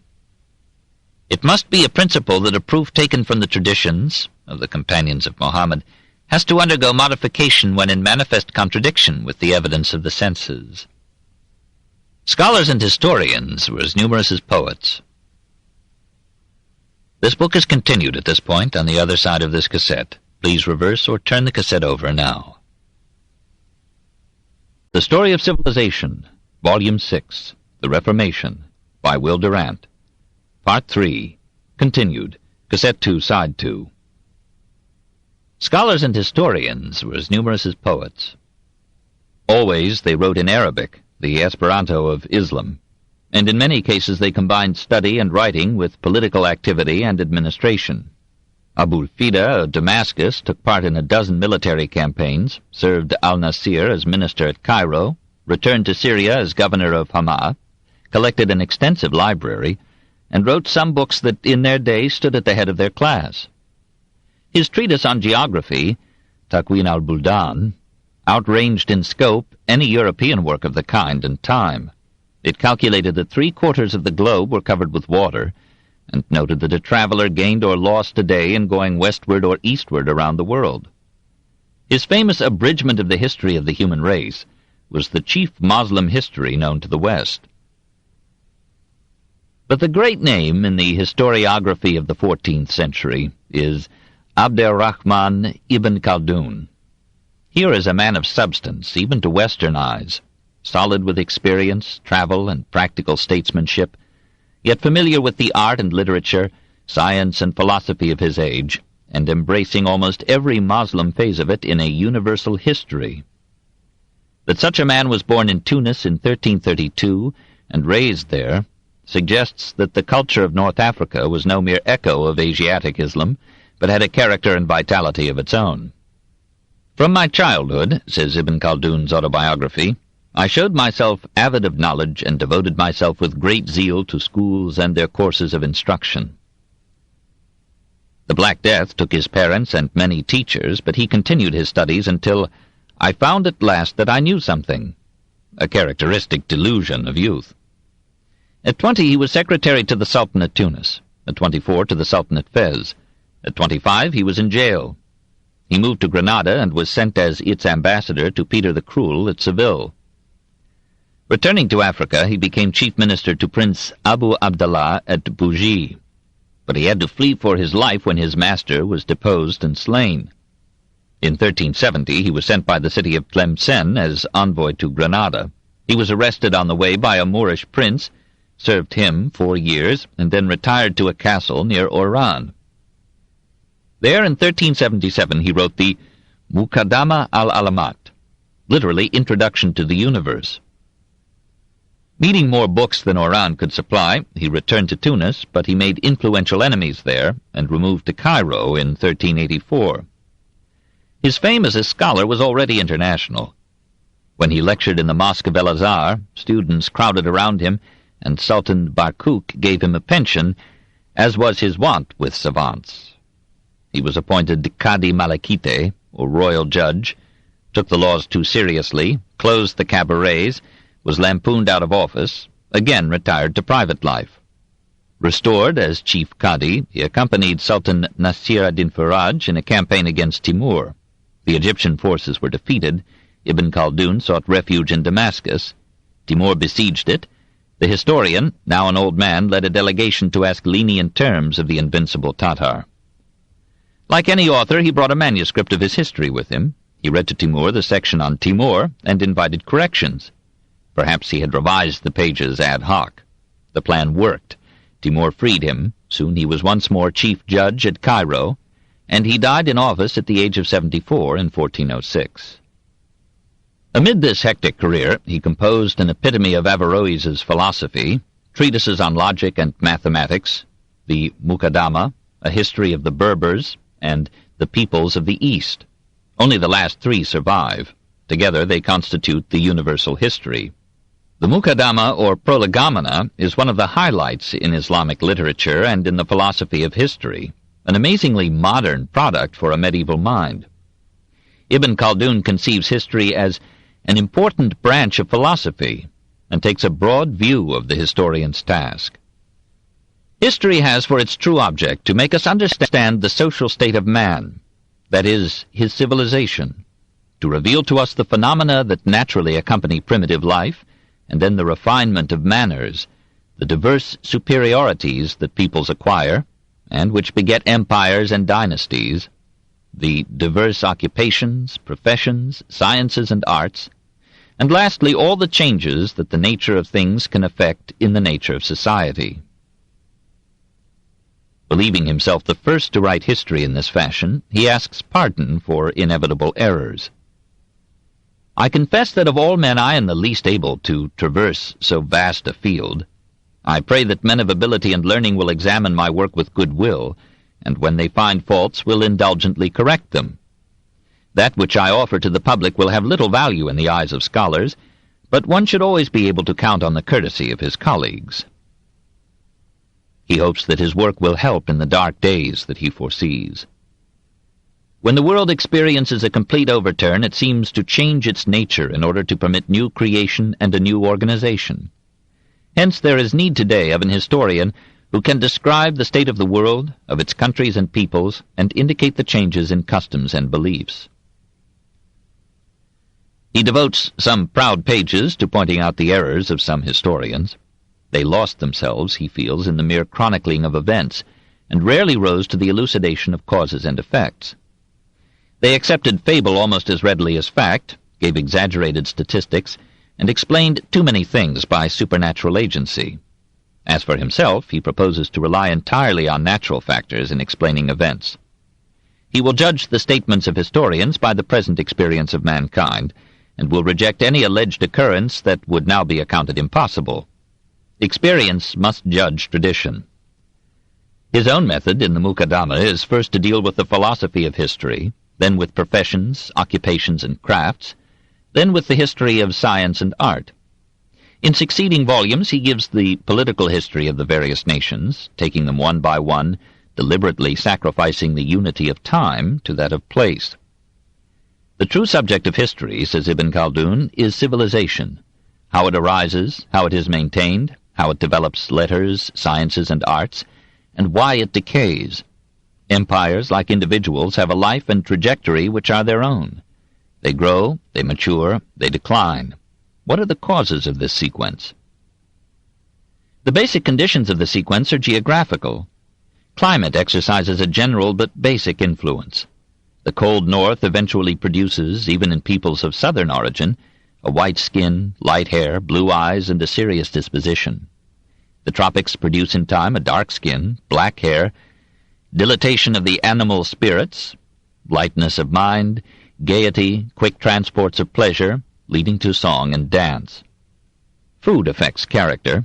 A heavy diet of meats, condiments, and grains begets heaviness of body and mind, and quick succumbing to famine or infection.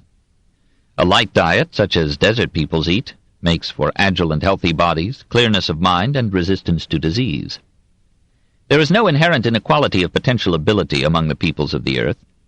Their advancement or retardation is determined by geographical conditions and can be altered by a change in those conditions or by migration to a different habitat. Economic conditions are only less powerful than the geographical. Ibn Khaldun divides all societies into nomad or sedentary according to their means of getting food, and ascribes most wars to the desire for a better food supply.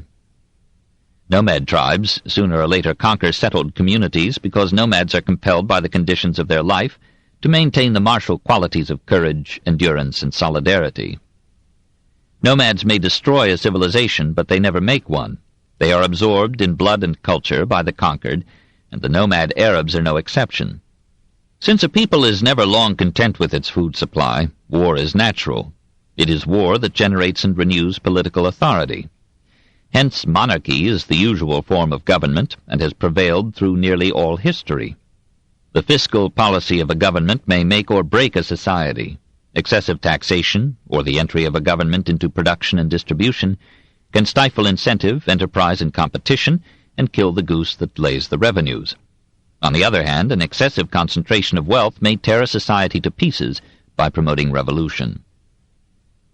There are moral forces in history.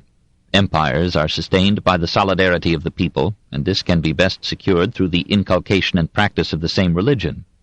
Ibn Khaldun agrees with the popes, the Inquisition, and the Protestant reformers on the value of unanimity in faith. To conquer, one must rely upon the allegiance of a group animated with one corporate spirit and end. Such a union of hearts and wills can operate only through divine power and religious support. When men give their hearts and passions to a desire for worldly goods, they become jealous of one another and fall into discord. If, however, they reject the world and its vanities for the love of God, jealousies disappear, discord is stilled, men help one another devotedly, their union makes them stronger. The good cause makes rapid progress and culminates in the formation of a great and powerful empire. Religion is not only an aid in war, it is likewise a boon to order in a society and to peace of mind in the individual. These can be secured only by a religious faith adopted without questioning.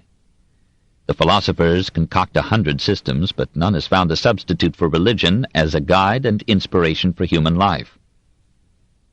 Since men can never understand the world, it is better to accept the faith transmitted by an inspired legislator who knows better than we do what is better for us, and has prescribed for us what we should believe and do. After this orthodox prelude, our philosopher-historian proceeds to a naturalistic interpretation of history.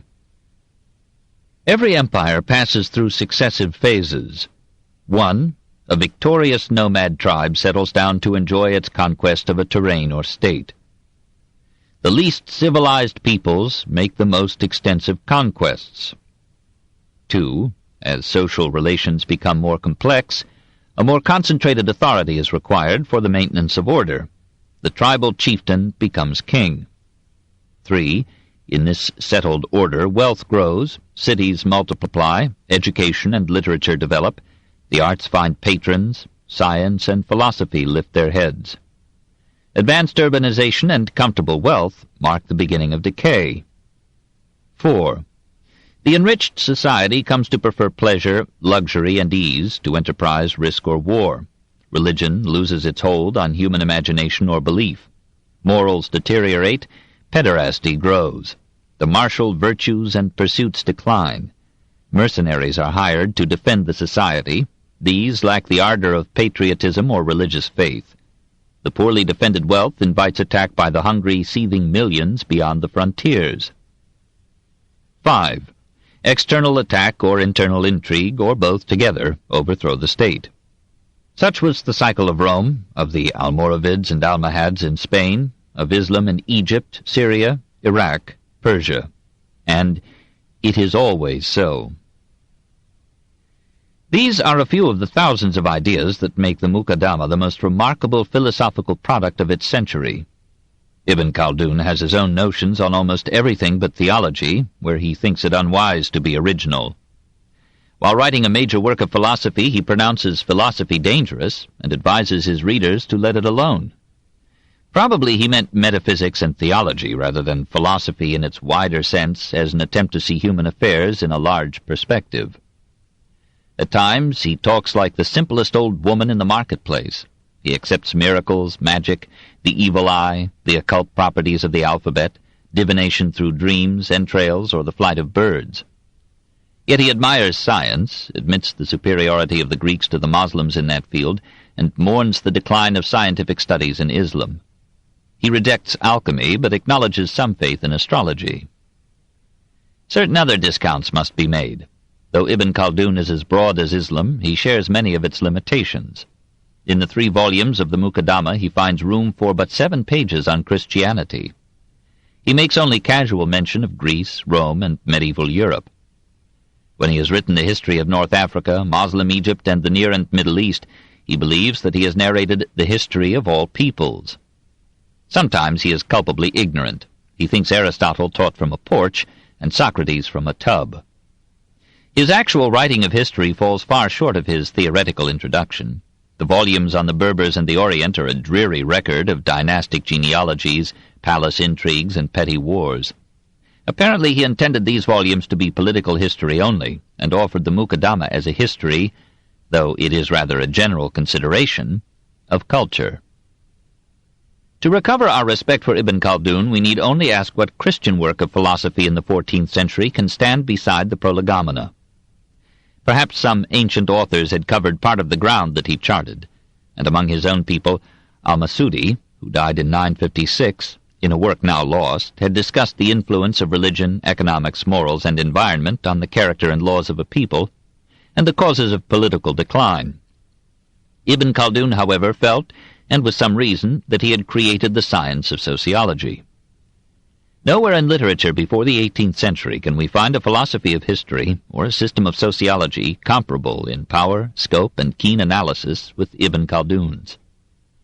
Our leading contemporary philosopher of history has judged the Mukaddama to be undoubtedly the greatest work of its kind that has ever yet been created by any mind in any time or place. Herbert Spencer's Principles of Sociology, 1876 to 1896, may compare favorably with it, but Spencer had many aids. In any case, we may agree with the distinguished historian of science that the most important historical work of the Middle Ages was the Mukaddama of Ibn Khaldun. Chapter 31. Suleiman the Magnificent, 1520 to 1566. 1. African Islam, 1200 to 1566. It is hard for us, pigeonholed in Christendom, to realize that from the 8th to the 13th century Islam was culturally, politically, and militarily superior to Europe. Even in its decline in the 16th century, it prevailed from Delhi and beyond to Casablanca, from Adrianople to Aden, from Tunis to Timbuktu. Visiting the Sudan in 1353, Ibn Battuta found there a creditable civilization under Moslem leadership, and a Negro Mohammedan, Abder Rahman Sadi, would later write a revealing and intelligent history, Tariq-e-Sudan, circa 1650, describing private libraries of 1,600 volumes in Timbuktu and massive mosques whose ruins attest a departed glory.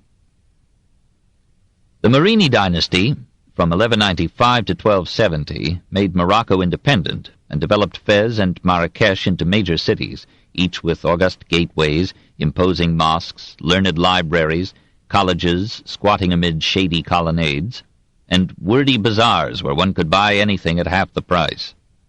In the 13th century, Fez had some 125,000 inhabitants, probably more than any city in Europe except Constantinople, Rome, and Paris.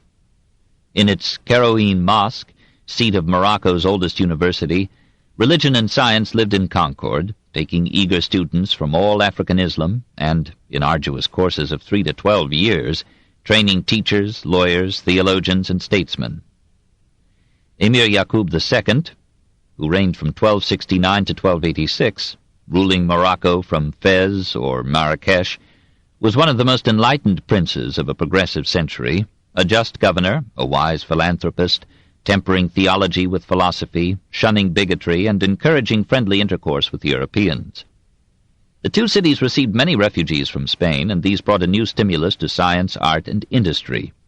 Ibn Battuta, who had seen nearly all of vast Islam, called Morocco the earthly paradise. On the way from Fez to Oran, the modern traveler is surprised to find at Tlemcen the modest remnant of what in the 13th century was a city of 125,000 souls. 3 of its once 64 mosques, the Jama' el-Kabir from 1136, the Mosque of Abul Hassan from 1298, and that of El-Halawi from 1353, are among the finest in the Mohammedan world. Marble columns, complex mosaics, brilliant mihrabs, arcaded courts, carved wood, and towering minarets survive to tell of a splendor gone and almost forgotten. Here the Abdel-Wahid dynasty, 1248 to 1337 and 1359 to 1553, maintained for 3 centuries a relatively enlightened rule, protecting Christians and Jews in religious freedom and providing patronage to letters and arts.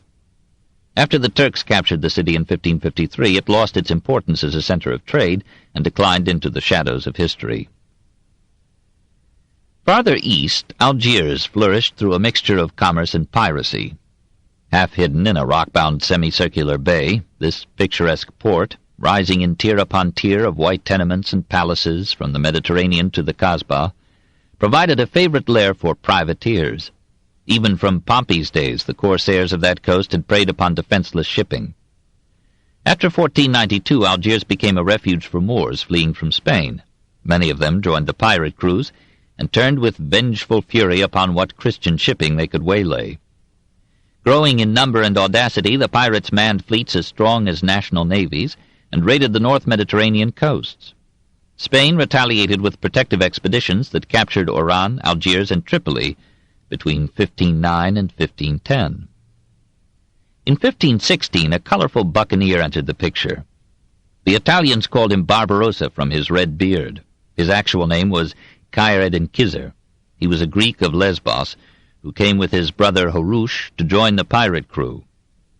While Khayr-ed-Din raised himself to command of the fleet, Harush led an army against Algiers, expelled the Spanish garrison, made himself governor of the city, and died in battle in 1518.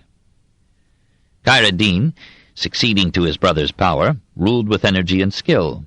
To consolidate his position, he went to Constantinople and offered Selim I sovereignty over Tripoli, Tunisia, and Algeria in return for a Turkish force adequate to maintain his own authority as vassal governor of these regions.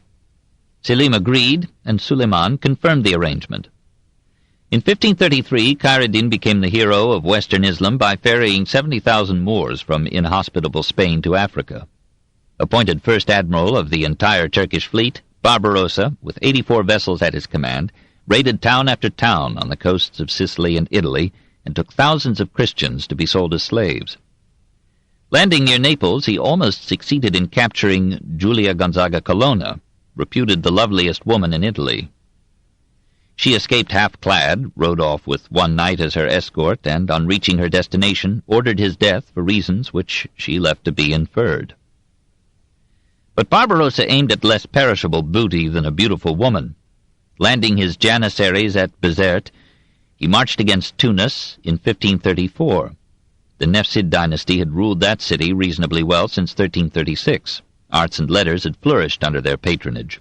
But Muley Hassan, the current prince, had alienated the people by his cruelties. He fled as Barbarossa approached. Tunis was taken bloodlessly, Tunisia was added to the Ottoman realm, and Barbarossa was master of the Mediterranean. It was another crisis for Christendom, for the unchallenged Turkish fleet could at any moment secure a foothold for Islam in the Italian boot.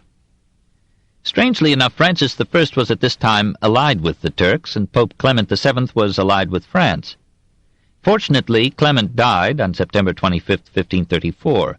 Pope Paul III pledged funds to Charles V for an attack on Barbarossa, and Andrea Doria offered the full cooperation of the Genoese fleet. In the spring of 1535, Charles assembled at Cagliari, in Sardinia, 400 vessels and 30,000 troops. Crossing the Mediterranean, he laid siege to La Goletta, a fort commanding the Gulf of Tunis. After a month's fighting, La Goletta fell, and the imperial army marched on to Tunis. Barbarossa tried to stop the advance. He was defeated and fled. Christian slaves in Tunis broke their chains and opened the gates, and Charles entered the city unresisted. For 2 days he surrendered it to pillage by his soldiers, who would otherwise have mutinied. Thousands of Moslems were massacred. The art of centuries was shattered in a day or two. The Christian slaves were joyously freed, and the surviving Mohammedan population was enslaved. Charles reinstated Muley Hassan as his tributary vassal, left garrisons in Bona and La Goletta, and returned to Europe. Barbarossa escaped to Constantinople, and there, with Suleiman's funds, built a new fleet of 200 ships. In July 1537, this force effected a landing at Taranto, and Christendom was again besieged. A new Holy League of Venice, the papacy and the empire, took form, and gathered 200 vessels off Corfu. On September 27th, the rival armadas at the entrance to the Ambracian Gulf fought an engagement almost in the same waters where Antony and Cleopatra had met Octavian at Actium. Barbarossa won and again ruled the seas.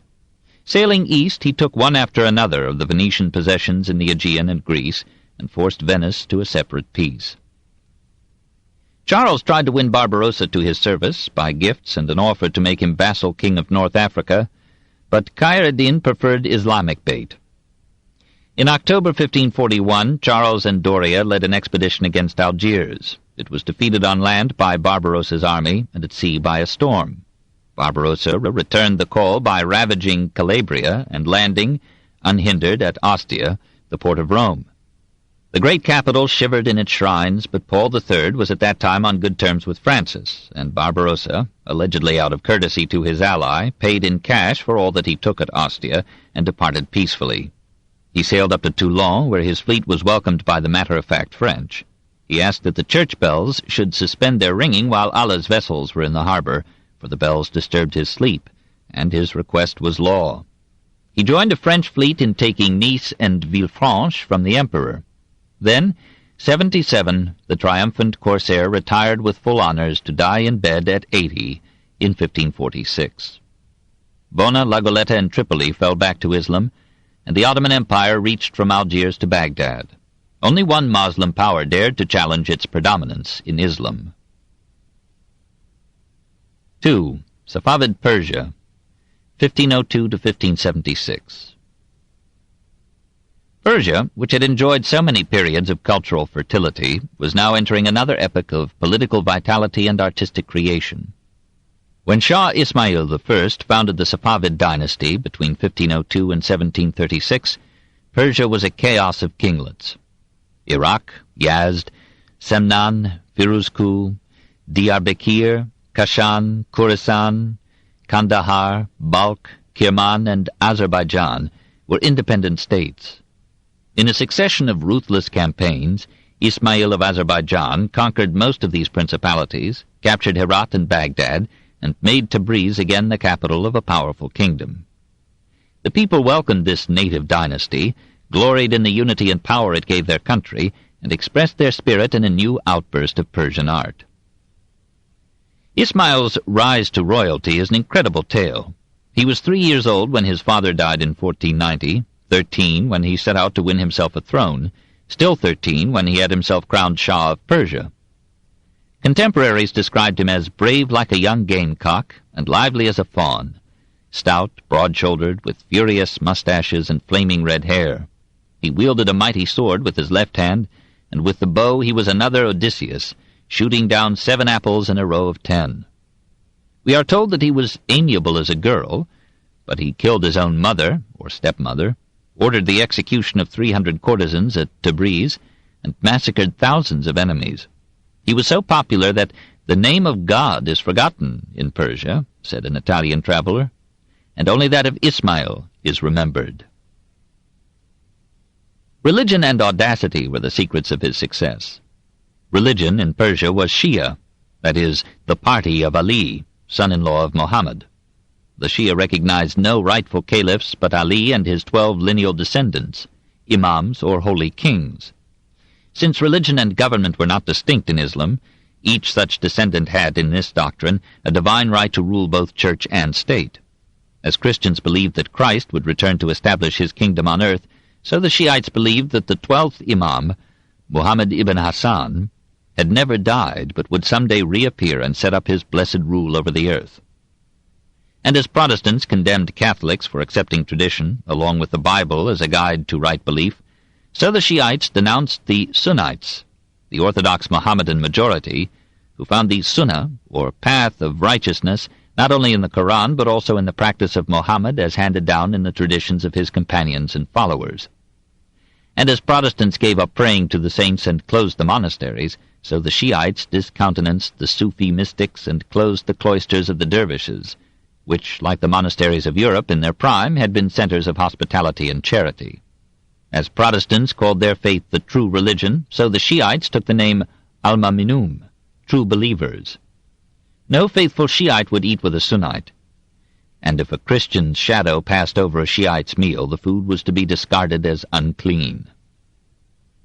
Ismail claimed descent from the 7th Imam, Safi al-Din, purity of the faith, from whom the new dynasty was named. By proclaiming Shia as the national and official religion of Iran, and as the sacred standard under which he fought, Ismail united his people in pious devotion against the Sunnite Muslims who hemmed Persia in, the Uzbeks and Afghans on the east, the Arabs, Turks, and Egyptians on the west. His strategy succeeded.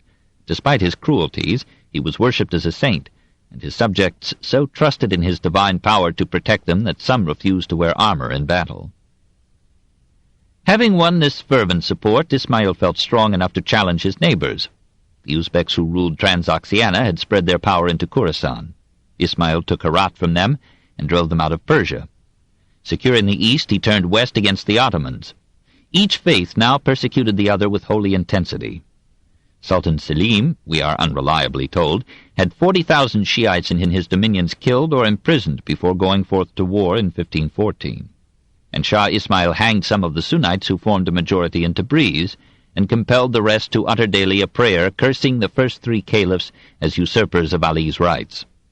Nevertheless, in battle at Calderon, the Persians found Shia helpless before the artillery and janissaries of Selim the Grim. The Sultan took Tabriz and subdued all northern Mesopotamia in 1516. But his army mutinied, he retreated, and Ismail returned to his capital with all the glory that shrouds a martial king. Letters declined during his hectic reign, but art prospered under his patronage. He protected the painter Bizad, and rated him as worth half of Persia. After 24 years of rule, Ismail died at 38, leaving the throne to his 10-year-old son in 1524. Shah Tahmasp I was a faithless coward, a melancholy sybarite, an incompetent king, a harsh judge, a patron and practitioner of art, a pious Shiite, and the idol of his people. Perhaps he had some secret virtues which he hid from history. The continuing emphasis on religion disturbed as well as strengthened the government, for it sanctioned a dozen wars and kept the Islam of the Near and Middle East divided from 1508 to 1638. Christendom benefited, for Suleiman interrupted his assaults upon the West by campaigns against Persia. "Only the Persian stands between us and ruin," wrote Ferdinand's ambassador in Constantinople. In 1533, the Grand Vizier Ibrahim Pasha led a Turkish army into Azerbaijan, took fortress after fortress by bribing Persian generals, and finally captured Tabriz and Baghdad without striking a blow. 14 years later, during an armistice with Ferdinand, Suleiman led another army against the rascally Redheads, the Turkish name for the Persians, took 31 towns, and then resumed his attacks upon Christendom. Between 1525 and 1545, Charles repeatedly negotiated with Persia, presumably to coordinate Christian and Persian resistance to Suleiman. The West rejoiced when Persia assumed the offensive and captured Erzurum. But in 1554 Suleiman returned, devastated great stretches of Persia, and forced Tahmasp to a peace in which Baghdad and Lower Mesopotamia fell permanently under Turkish rule. More interesting than these dismal conflicts were the venturesome journeys that Anthony Jenkinson made into Transoxiana and Persia in search of an overland trade route to India and Cathay. In this matter, Ivan the Terrible proved amiable. He welcomed Jenkinson in Moscow, sent him as his ambassador to Uzbek rulers at Bokhara, and agreed to let English goods enter Russia duty-free and pass down the Volga and across the Caspian. After surviving a violent storm on that sea, Jenkinson continued into Persia and reached Qazvin in 1561. There he delivered to Tahmasp letters of salutation from a distant queen who seemed to the Persians a minor ruler over a barbarous people. They were inclined to sign a trade agreement, but when Jenkinson confessed himself a Christian, they bade him depart. "We have no need of friendship with infidels," they told him. And as he left the Shah, a servant spread purifying sand to cover the Christian footprints that had polluted the Shia court. The death of Tahmasp in 1576 concluded the longest but one of all Mohammedan reigns, and one of the most disastrous. It was not distinguished by any literature lovingly cherished in Persian memory, unless we include the fascinating memoirs of the expatriated Babur. But Safavid art, though its zenith would come later, already in these 2 reigns began to pour forth works of that grandeur, brilliance, and refinement which for 22 centuries have marked the products of Persia. In Isfahan, the mausoleum of Haruni Velaya displayed all the finesse of classic Persian design, and the best color and cutting of mosaic faience. And a complex half-dome crowned the portal of the Great Friday Mosque. Another Masjid-i Jami rose in this age at Shiraz, but time has swallowed it. In many instances, the delicate work of the illuminators and calligraphers has outlasted the architectural monuments, and has justified the care that made the book, in Islam, almost an idol of loving reverence.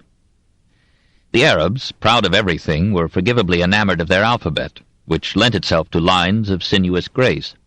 The Persians above all made that script an art in adorning the mihrabs and portals of their mosques, the metal of their weapons, the clay of their pottery, the texture of their rugs, and in transmitting their scriptures and their poets in manuscripts that many generations would cherish as delights to eye and soul. The Nastaliq, or sloping script, which had flourished under the Timurids at Tabriz, Herat, and Samarkand, returned to Tabriz under the Safavids, and went with them to Isfahan. As the mosque brought together a dozen arts, so the book employed poet, calligrapher, miniaturist, and binder into a collaboration quite as dedicated and devout. The art of illumination continued to flourish at Bokhara, Herat, Shiraz, and Tabriz. The Boston Museum of Fine Arts has a lordly manuscript of Firdausi's Shahnama, signed by Araji Muhammad al-Qawam of Shiraz, from 1552.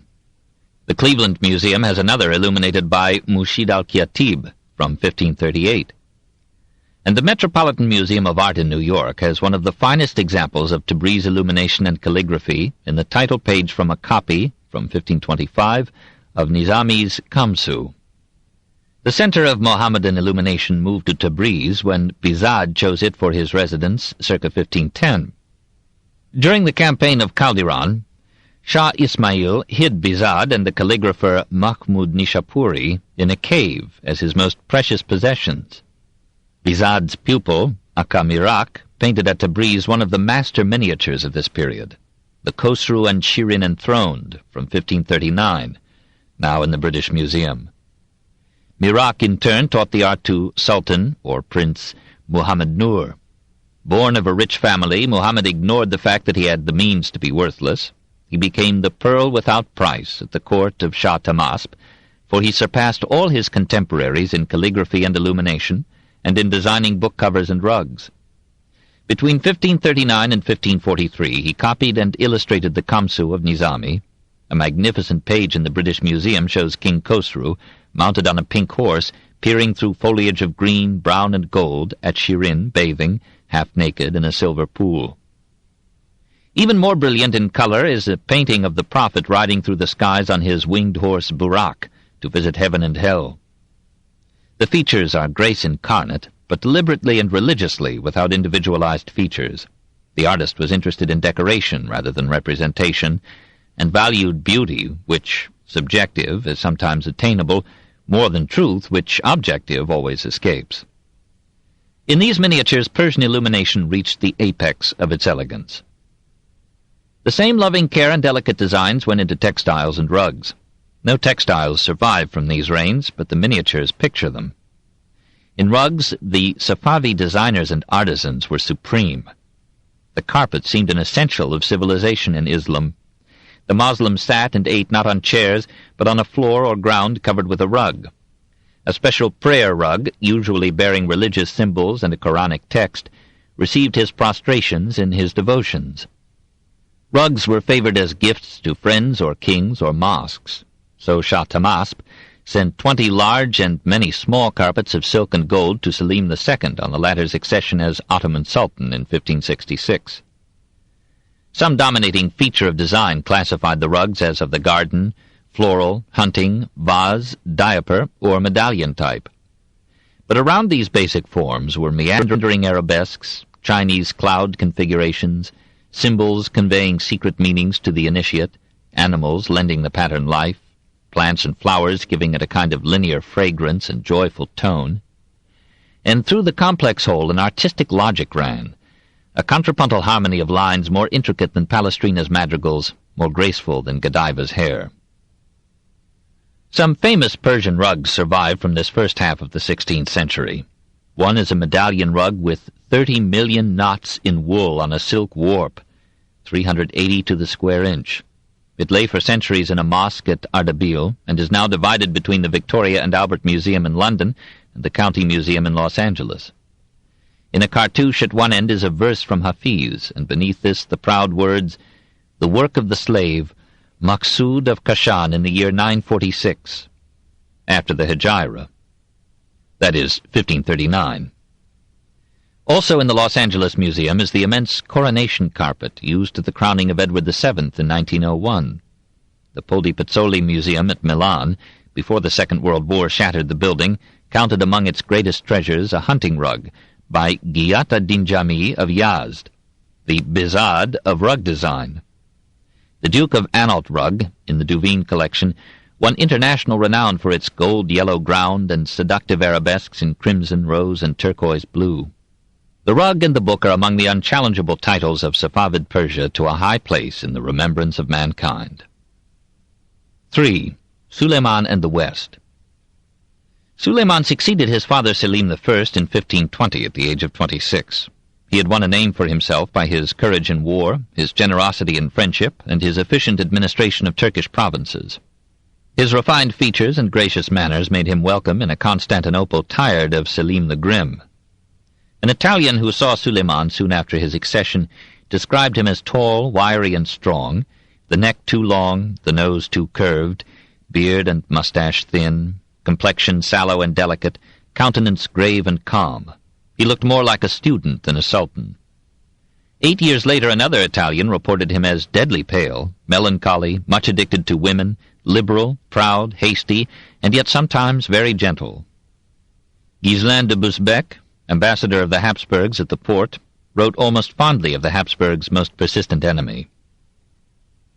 He has always had the character of being a careful and temperate man. Even in his early days, when, according to the Turkish rule, sin would have been venial, his life was blameless, for not even in youth did he indulge in wine or commit those unnatural crimes which are common among the Turks. Nor could those who were disposed to put the most unfavorable construction on his acts bring anything worse against him than his excessive devotion to his wife. It is a well-known fact that from the time he made her his lawful wife he has been perfectly faithful to her, although there was nothing in the laws to prevent his having mistresses as well. It is a picture worth noting, but too flattering. Suleiman was doubtless the greatest and noblest of the Ottoman sultans, and equaled any ruler of his time in ability, wisdom, and character, but we shall find him now and then guilty of cruelty, jealousy, and revenge. Let us, however, as an experiment in perspective, try to view dispassionately his conflict with Christendom. The military debate between Christianity and Islam was already 900 years old. It began when Moslem Arabs snatched Syria from the Byzantine Empire in 634. It proceeded through the year-by-year conquest of that empire by the Saracens and the conquest of Spain by the Moors. Christendom retaliated in the Crusades, in which both sides covered with religious phrases and ardor their economic aims and political crimes. Islam retaliated by taking Constantinople and the Balkans. Spain expelled the Moors. Pope after pope called for fresh crusades against the Turks. Selim I vowed to build a mosque in Rome.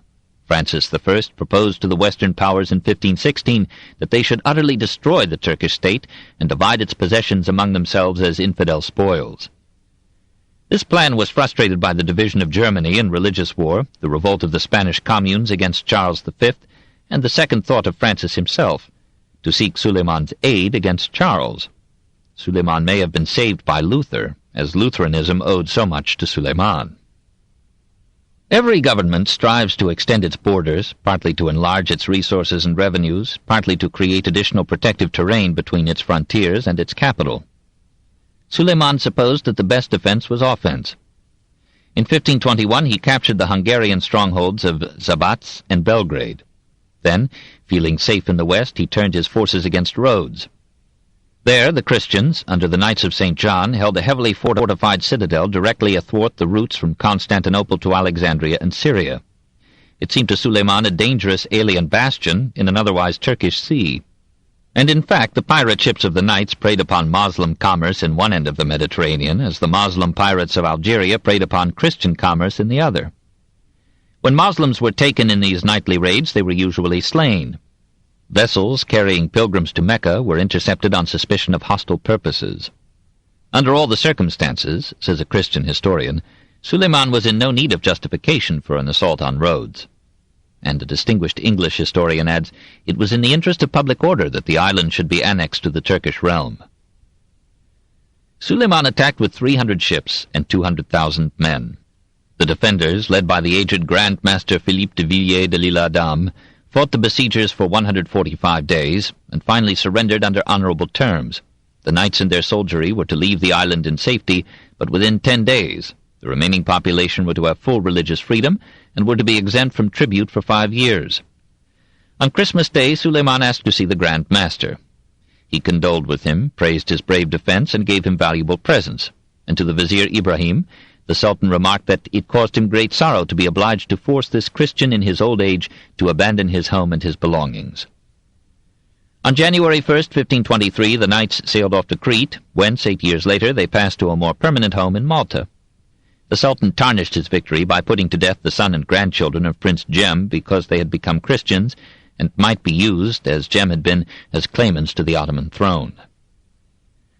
Early in 1525, Suleiman received a letter from Francis I, then a captive of Charles V, asking him to attack Hungary and come to the rescue of the French king.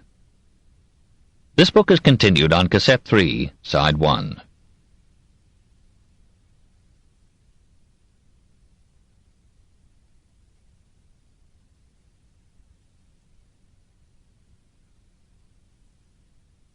The Story of Civilization, Volume 6, The Reformation, by Will Durant.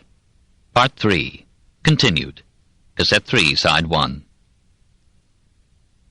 Early in 1525, Suleiman received a letter from Francis I, then a captive of Charles V, asking him to attack Hungary and come to the rescue of the French king. The Sultan answered, "Our horse is saddled, our sword is girt on." However, he had long ago made up his mind to invade Hungary. He set out in April 1526 with 100,000 men and 300 cannon. Pope Clement VII urged Christian rulers to go to the aid of the threatened state. Luther advised the Protestant princes to stay home, for the Turks were obviously a divine visitation, and to resist them would be to resist God. Charles V remained in Spain. A consequent rout of the Hungarians at the Mohács was a moral as well as a physical defeat for Christendom.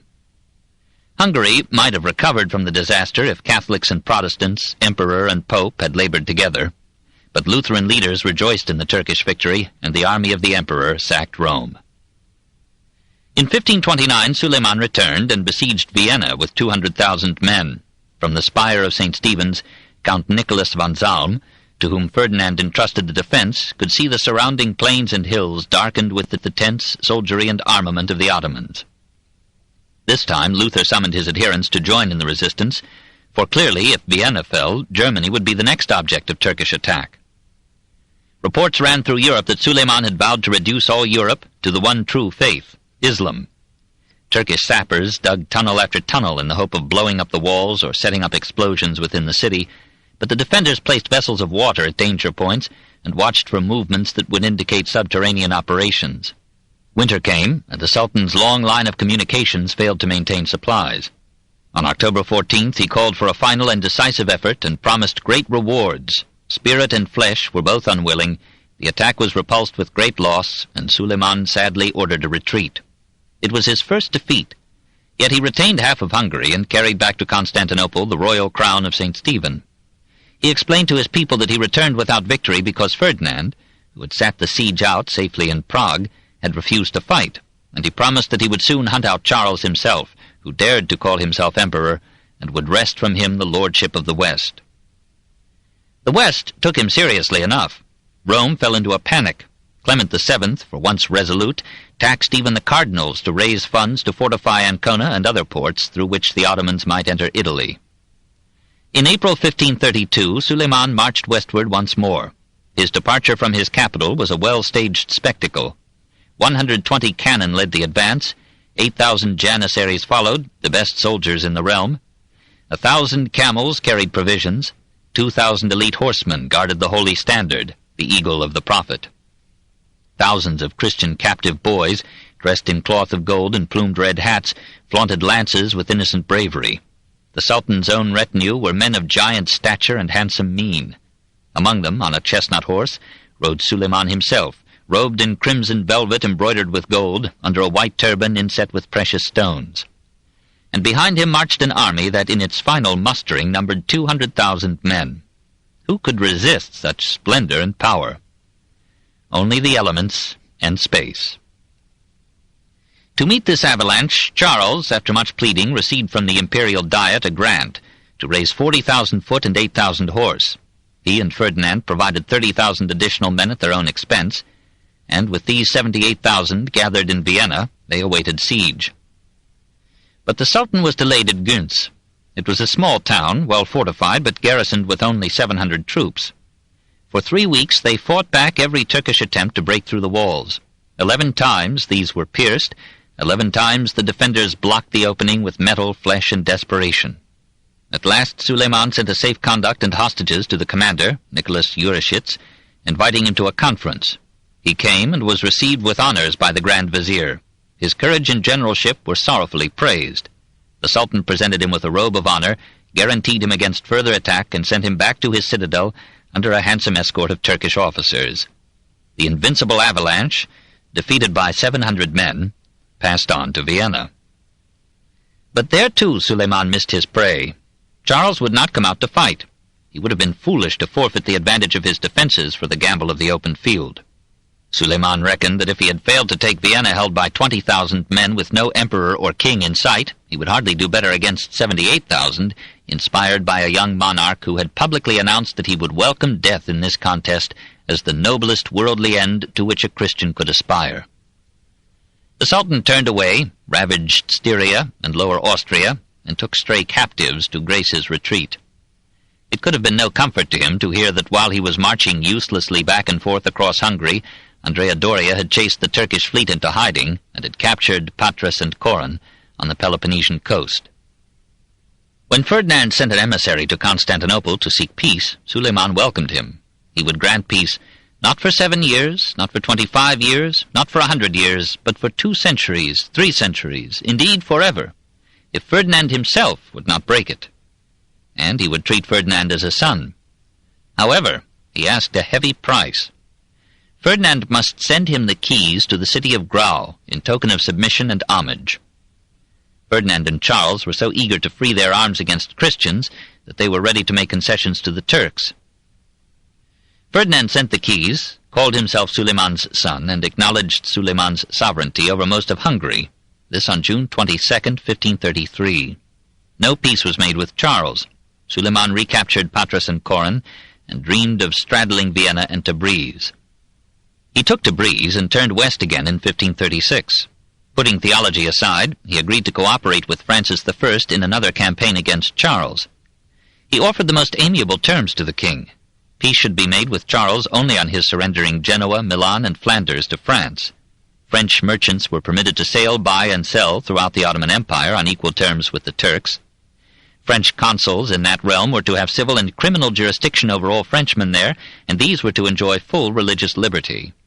The capitulations, so signed, became a model for later treaties of Christian powers with Eastern states. Charles countered by forming an alliance of the Empire, Venice, and the Papacy. Ferdinand joined in, so short was forever. Venice bore the brunt of the Turkish attack, lost her possessions in the Aegean and on the Dalmatian coast, and signed a separate peace in 1540. A year later, Suleiman's puppet in Buda died, and the Sultan made Hungary an Ottoman province. Ferdinand sent an envoy to Turkey to ask for peace, and another to Persia, urging the Shah to attack the Turks. Suleiman marched west in 1543, took Grau and Stulweisenburg, and incorporated more of Hungary into the Pashalik of Buda. In 1547, busy with Persia, he granted the West a 5-year armistice. Both sides violated it. Pope Paul IV appealed to the Turks to attack Philip II, who was more papal than the popes. The death of Francis and Charles left Ferdinand a freer hand to come to terms. In the Peace of Prague of 1562, he acknowledged Suleiman's rule in Hungary and Moldavia, pledged a yearly tribute of 30,000 ducats, and agreed to pay 90,000 ducats as arrears. 2 years later, he followed his brother. Suleiman had survived all his major enemies, and how many popes had he not outlived? He was master of Egypt, North Africa, Asia Minor, Palestine, Syria, the Balkans, Hungary. The Turkish navy ruled the Mediterranean. The Turkish army had proved its prowess, east and west. The Turkish government had shown itself as competent in statesmanship and diplomacy as all its rivals. The Christians had lost Rhodes, the Aegean, Hungary, and had signed a humiliating peace. The Ottomans were now the strongest power in Europe and Africa, if not in the world. 4. Ottoman civilization. 1. Government. Were they civilized? Of course. The notion that the Turks were barbarians as compared with the Christians is a self-propping delusion. Their agricultural methods and science were at least as good as those of the West.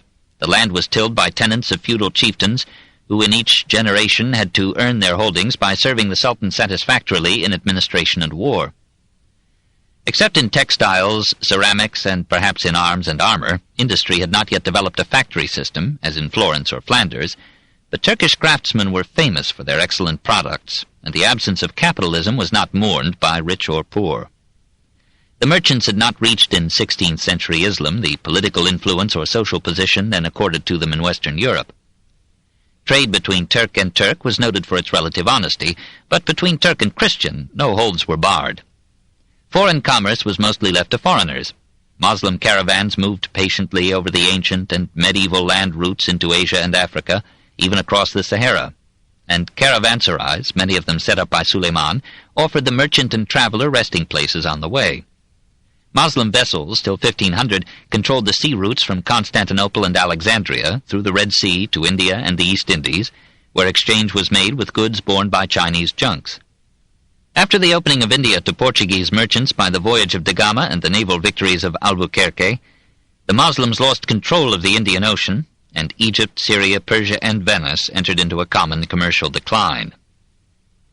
The Turk was a man of the earth and the sea, and gave less thought to religion than most other Mohammedans. Yet he too reverenced mystics, dervishes, and saints, took his law from the Koran and his education from the mosque. Like the Jews, he shunned graven images in his worship and looked upon Christians as polytheistic idolaters. Church and state were one. The Koran and the traditions were the basic law, and the same ulama, or association of scholars, that expounded the holy book, also provided the teachers, lawyers, judges, and jurists of the realm. It was such scholars who, under Muhammad II and Suleiman I, compiled the definitive Ottoman codes of law. At the head of the ulama was the mufti, or Sheikh-ul-Islam, the highest judge in the land after the Sultan and the Grand Vizier. As sultans had to die, while the ulama enjoyed a collective permanence, these theologian lawyers were the rulers of everyday life in Islam. Because they interpreted the present in terms of past law, their influence was strongly conservative and shared in the stagnation of Moslem civilization after Suleiman's death.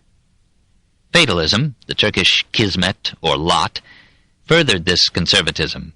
Once the fate of every soul had been predetermined by Allah, rebellion against one's lot was impiety and shallowness.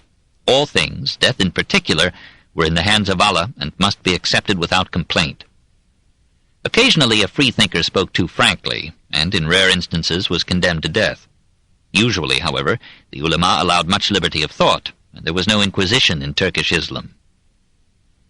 Christians and Jews received a large measure of religious freedom under the Ottomans and were permitted to rule themselves by their own laws in matters not involving a Moslem.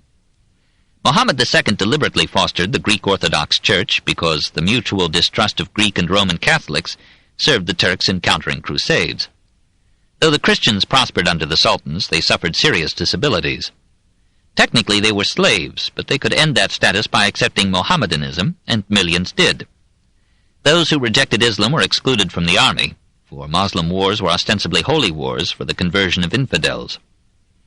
Such Christians were subject to a special tax in lieu of military service.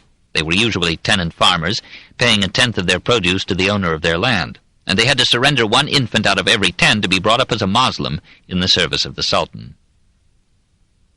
The Sultan, the army, and the ulema were the state. At the Sultan's call, each feudal chieftain came with his levy to form the sipahis, or cavalry, which under Suleiman reached the remarkable figure of 130,000 men. Ferdinand's ambassador envied the splendor of their equipment. Clothing of brocade or silk in scarlet, bright yellow, or dark blue, harness gleaming with gold, silver, and jewelry on the finest horses that Busbek had ever seen. An elite infantry was formed from captive or tributary Christian children who were brought up to serve the Sultan in his palace, in administration, and above all in the army, where they were called Yenicheri, new soldiers, which the West corrupted into Janissaries. Murad I had originated this unique corps circa 1360, perhaps as a way of freeing his Christian population from potentially dangerous youth. They were not numerous, some 20,000 under Suleiman. They were highly trained in all the skills of war. They were forbidden to marry or engage in economic activities. They were indoctrinated with martial pride and ardor and the Mohammedan faith, and they were as brave in war as they were restlessly discontent in peace. Behind these superlative soldiers came a militia of some 100,000 men, kept in order and spirit by the Sipahis and the Janissaries. The favorite weapons were still the bow and arrow and the lance. Firearms were just coming into use, and at close quarters men wielded the mace and the short sword. Suleiman's army and military science were the best in the world at that time. No other army equaled it in handling artillery, in sapping and military engineering, in discipline and morale, in care for the health of the troops, in the provisioning of great numbers of men through great distances. However, the means were too excellent merely to serve an end. The army became an end in itself. To be kept in condition and restraint, it had to have wars. And after Suleiman, the army, above all the Janissaries, became the masters of the sultans. The conscripted and converted sons of Christians formed most of the administrative staff of the central Turkish government. We should have expected that a Moslem sultan would fear to be surrounded by men who might, like Skanderbeg, yearn for the faith of their fathers. On the contrary, Suleiman preferred these converts because they could be trained from childhood for specific functions of administration. Very likely, the bureaucracy of the Ottoman state was the most efficient in existence in the first half of the 16th century, though it was notoriously subject to bribery. The Diwan or Divan, like the cabinet in a Western government, brought together the heads of administration, usually under the presidency of the Grand Vizier. It had advisory rather than legislative powers, but ordinarily its recommendations were made law by a kanun, or decree of the Sultan. The judiciary was manned by qadis, or judges, and mullahs, or superior judges, from the ulema. A French observer remarked the diligence of the courts and the promptness of trials and verdicts, and a great English historian believed that under the early Ottoman rulers the administration of justice was better in Turkey than in any European land. The Mohammedan subjects of the sultans were more orderly than most Christian communities, and crimes were rarer. The streets of Constantinople were policed by Janissaries and were probably freer from murders than any other capital in Europe. The regions that fell under Moslem rule, Rhodes, Greece, and the Balkans, preferred it to their former condition under the Knights or the Byzantines or the Venetians, and even Hungary thought it fared better under Suleiman than under the Hapsburgs. Most of the administrative offices of the central government were located in the Sarai, or imperial quarters. Not a palace, but a congeries of buildings, gardens, and courts, housing the Sultan, his seraglio, his servants, his aides, and 80,000 of the bureaucracy. To this enclosure, 3 miles in circuit, admission was by a single gate, highly ornamented and called by the French the sublime porte, a term which, by a whimsy of speech, came to mean the Ottoman government itself. Second only to the Sultan in this centralized organization was the Grand Vizier. The word came from the Arabic wazir, bearer of burdens. He bore many, for he was head of the Diwan, the bureaucracy, the judiciary, the army, and the diplomatic corps. He supervised foreign relations, made the major appointments, and played the most ceremonious roles in the most ceremonious of European governments. The heaviest obligation was to please the Sultan in all these matters, for the vizier was usually an ex-Christian, technically a slave, and could be executed without trial at a word from his master. Suleiman proved his own good judgment by choosing viziers who contributed a great deal to his success. Ibrahim Pasha, that is, Abraham the governor, was a Greek who had been captured by Moslem corsairs and brought to Suleiman as a promising slave.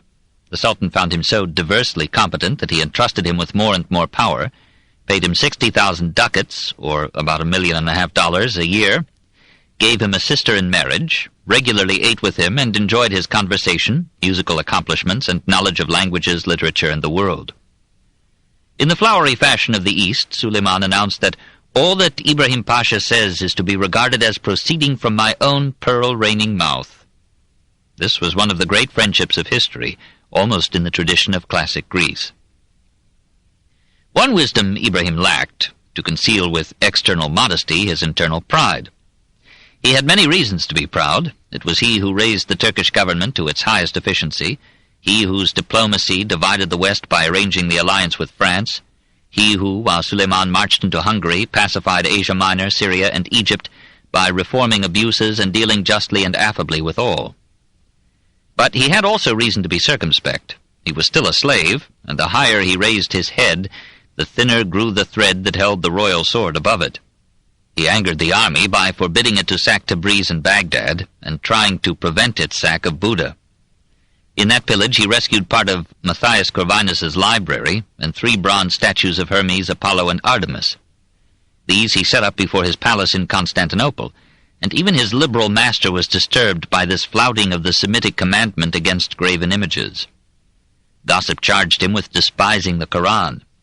Sometimes he gave entertainments surpassing those of Suleiman in cost and magnificence.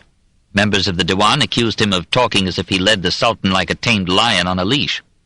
Roxolana, favorite of the harem, resented Ibrahim's influence, and day by day, with feminine persistence, filled the imperial ear with suspicions and complaints. The Sultan was finally convinced. On March 31st, 1536, Ibrahim was found strangled in bed, presumably as the result of a royal command. It was a deed whose barbarism matched the burning of Servetus or Berquin. Far more barbarous was the law of imperial fratricide. Mohammed II had phrased it frankly in his Book of Laws. The majority of the legists have declared that those of my illustrious children who shall ascend the throne shall have the right to execute their brothers, in order to ensure the peace of the world. They are to act accordingly. That is, the conqueror calmly condemned to death all but the eldest born of his royal progeny. It was another discredit to the Ottoman system that the property of a person condemned to death reverted to the Sultan, who was therefore under perpetual provocation to improve his finances by closing his mind to an appeal. We should add that Suleiman resisted this temptation. As against such vices of autocracy, we may acknowledge in the Ottoman government an indirect democracy. The road to every dignity but the Sultanate was open to all Muslims, even to all converted Christians. However, the success of the early sultans might have argued for the aristocratic heredity of ability, for nowhere else in contemporary government was so high an average of ability so long maintained as on the Turkish throne. 2. Morals. The diversity of Ottoman from Christian ways flagrantly illustrated the geographical and temporal variation of moral codes. Polygamy reigned quietly where Byzantine Christianity had so recently exacted formal monogamy. Women hid themselves in seraglios or behind veils, where once they had mounted the throne of the Caesars, and Suleiman attended dutifully to the needs of his harem with none of the qualms of conscience that might have disturbed or enhanced the sexual escapades of Francis I, Charles V, Henry VIII, or Alexander VI.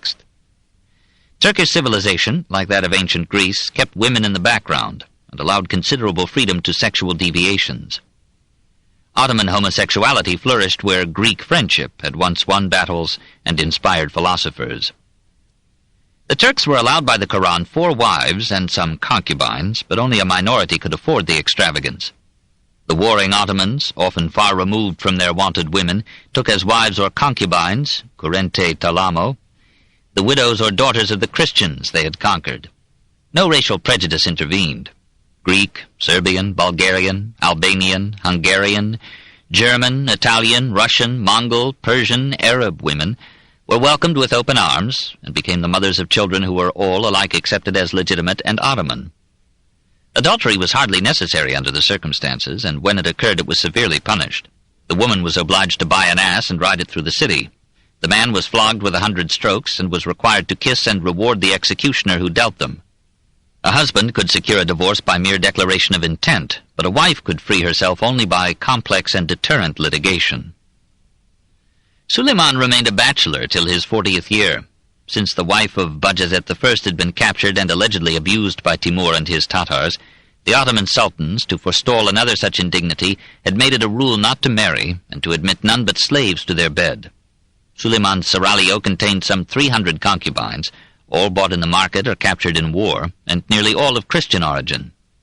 When they expected a visit from the Sultan, they attired themselves in their finest robes, and stood in line to greet him. He saluted courteously as many as time allowed, and placed his handkerchief on the shoulder of one who especially pleased him. That evening, on retiring, he asked that the recipient should return his handkerchief.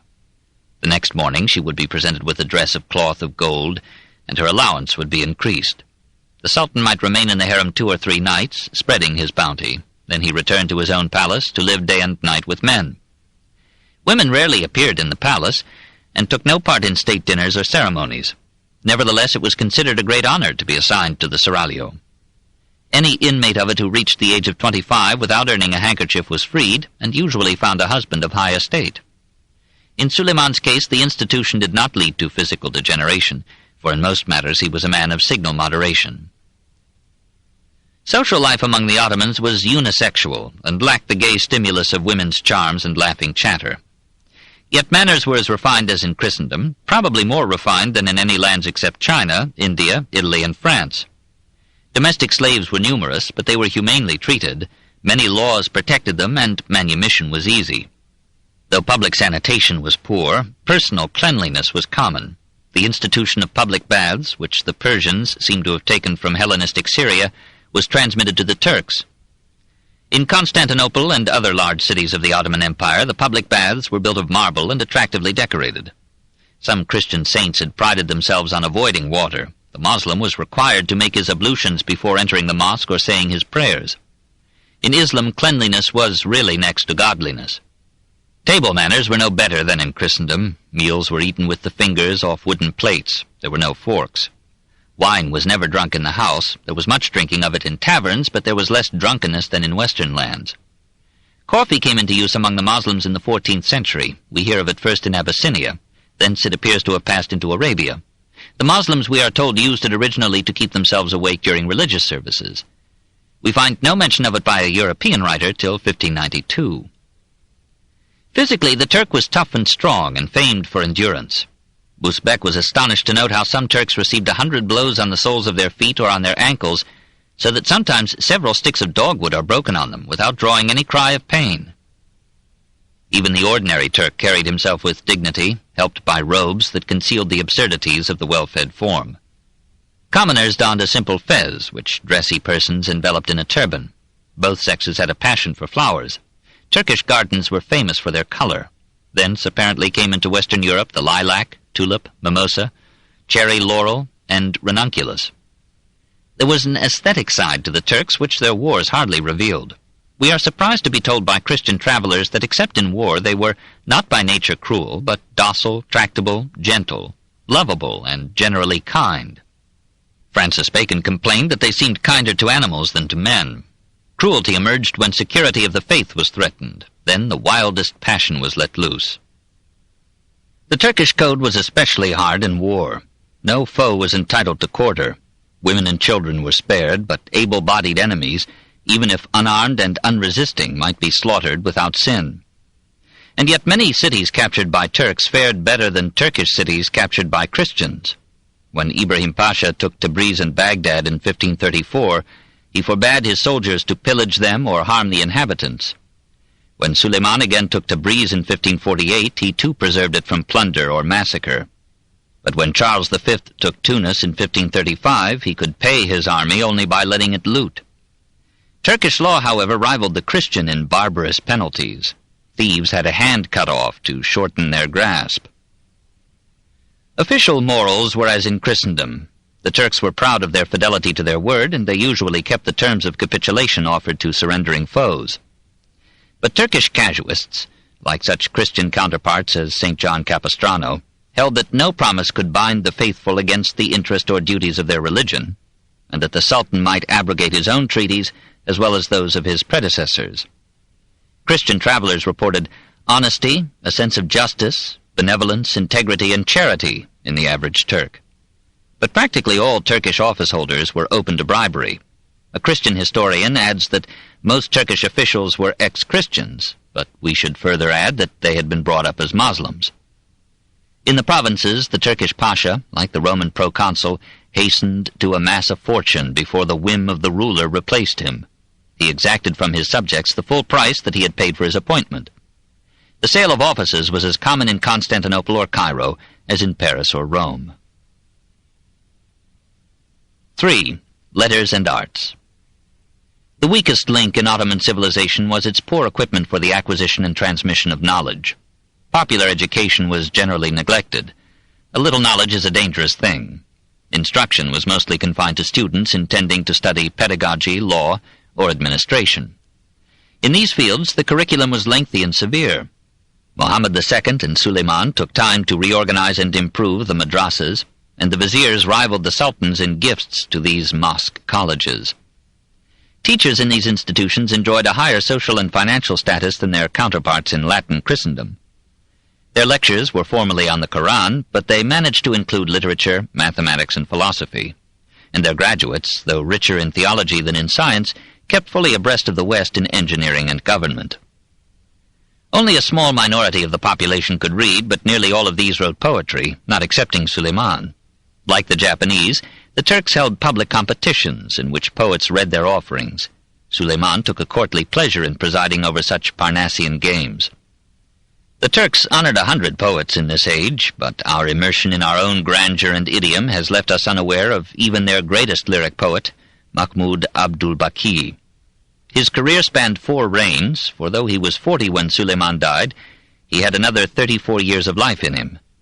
He gave up his early trade as a saddler to live by his verse, and would surely have suffered want had not Suleiman befriended him with sinecures. Adding praise to profit, the Sultan wrote a poem on the excellence of Baqi's poetry. Baqi paid him back in a powerful dirge mourning Suleiman's death. Even in translation, which loses dignity by seeking to preserve the multiple rhymes of the original, something of the poem's passion and splendor emerges. Prince of Fortune's cavalier, he to whose charger bold, whene'er he caracoled or pranced, cramped was earth's tourney square. He to the lustre of whose sword the Magyar bowed his head, he, the dread gleaming of whose brand the Frank can well declare. Like tender rose-leaf, gently laid he in the dust his face, and earth, the treasurer, placed him like a jewel in the case. In truth he was the radiance of rank high and glory great, a Shah, Iskander diademed, of Dara's armed state. Before the dust beneath his feet the sphere bent low its head. Earth's shrine of adoration was his royal pavilion's gate. The smallest of his gifts the meanest beggar made a prince, exceeding bounteous, exceeding kind a potentate. Weary and worn by this sad changeful sphere, deem not thou him, nor God to be did he his rank and glory abdicate. What wonder if our eyes no more life and the world behold? His beauty fair, as sun and moon, did earth irradiate. Now let the cloud blood drop on drop weep, and its form bend low, and let the Judas tree anew in blossoms gore-hued blow. With this sad anguish let the stars' eyes rain down bitter tears, and let the smoke from hearts on fire the heavens all darkened show. The bird, his soul, hath, Huma-like, aloft flown to the skies, and naught remaineth save a few bones on the earth below. Eternal may the glory of the heaven-high Khosrou dwell. Blessings be on the monarch's soul and spirit, and farewell. The Turks were too busy conquering powerful states to have much time for those delicate arts that had heretofore distinguished Islam. Some fine Turkish miniatures were produced, with characteristic simplicity of design and breadth of style. Representative painting was left to the scandalous Christians, who in this age continued to adorn with frescoes the walls of their churches and monasteries.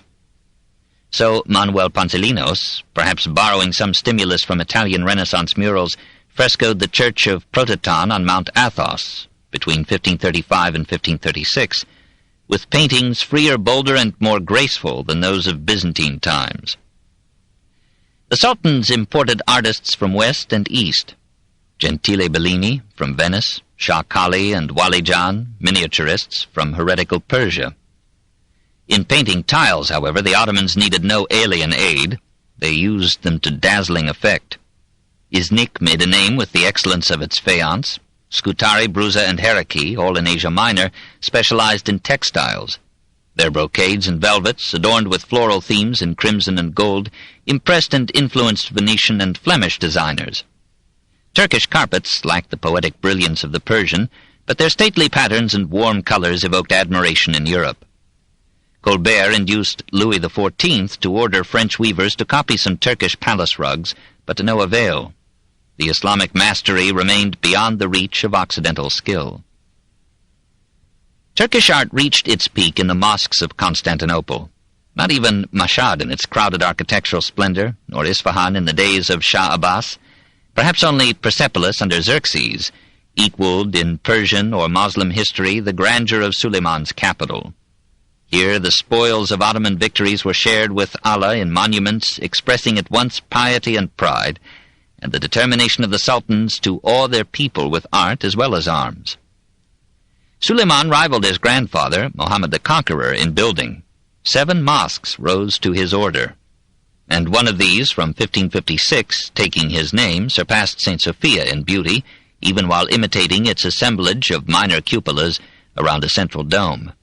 Here, however, the minarets, raising their treble prayer to audacious heights, served as sparkling counterpoint to the massive base.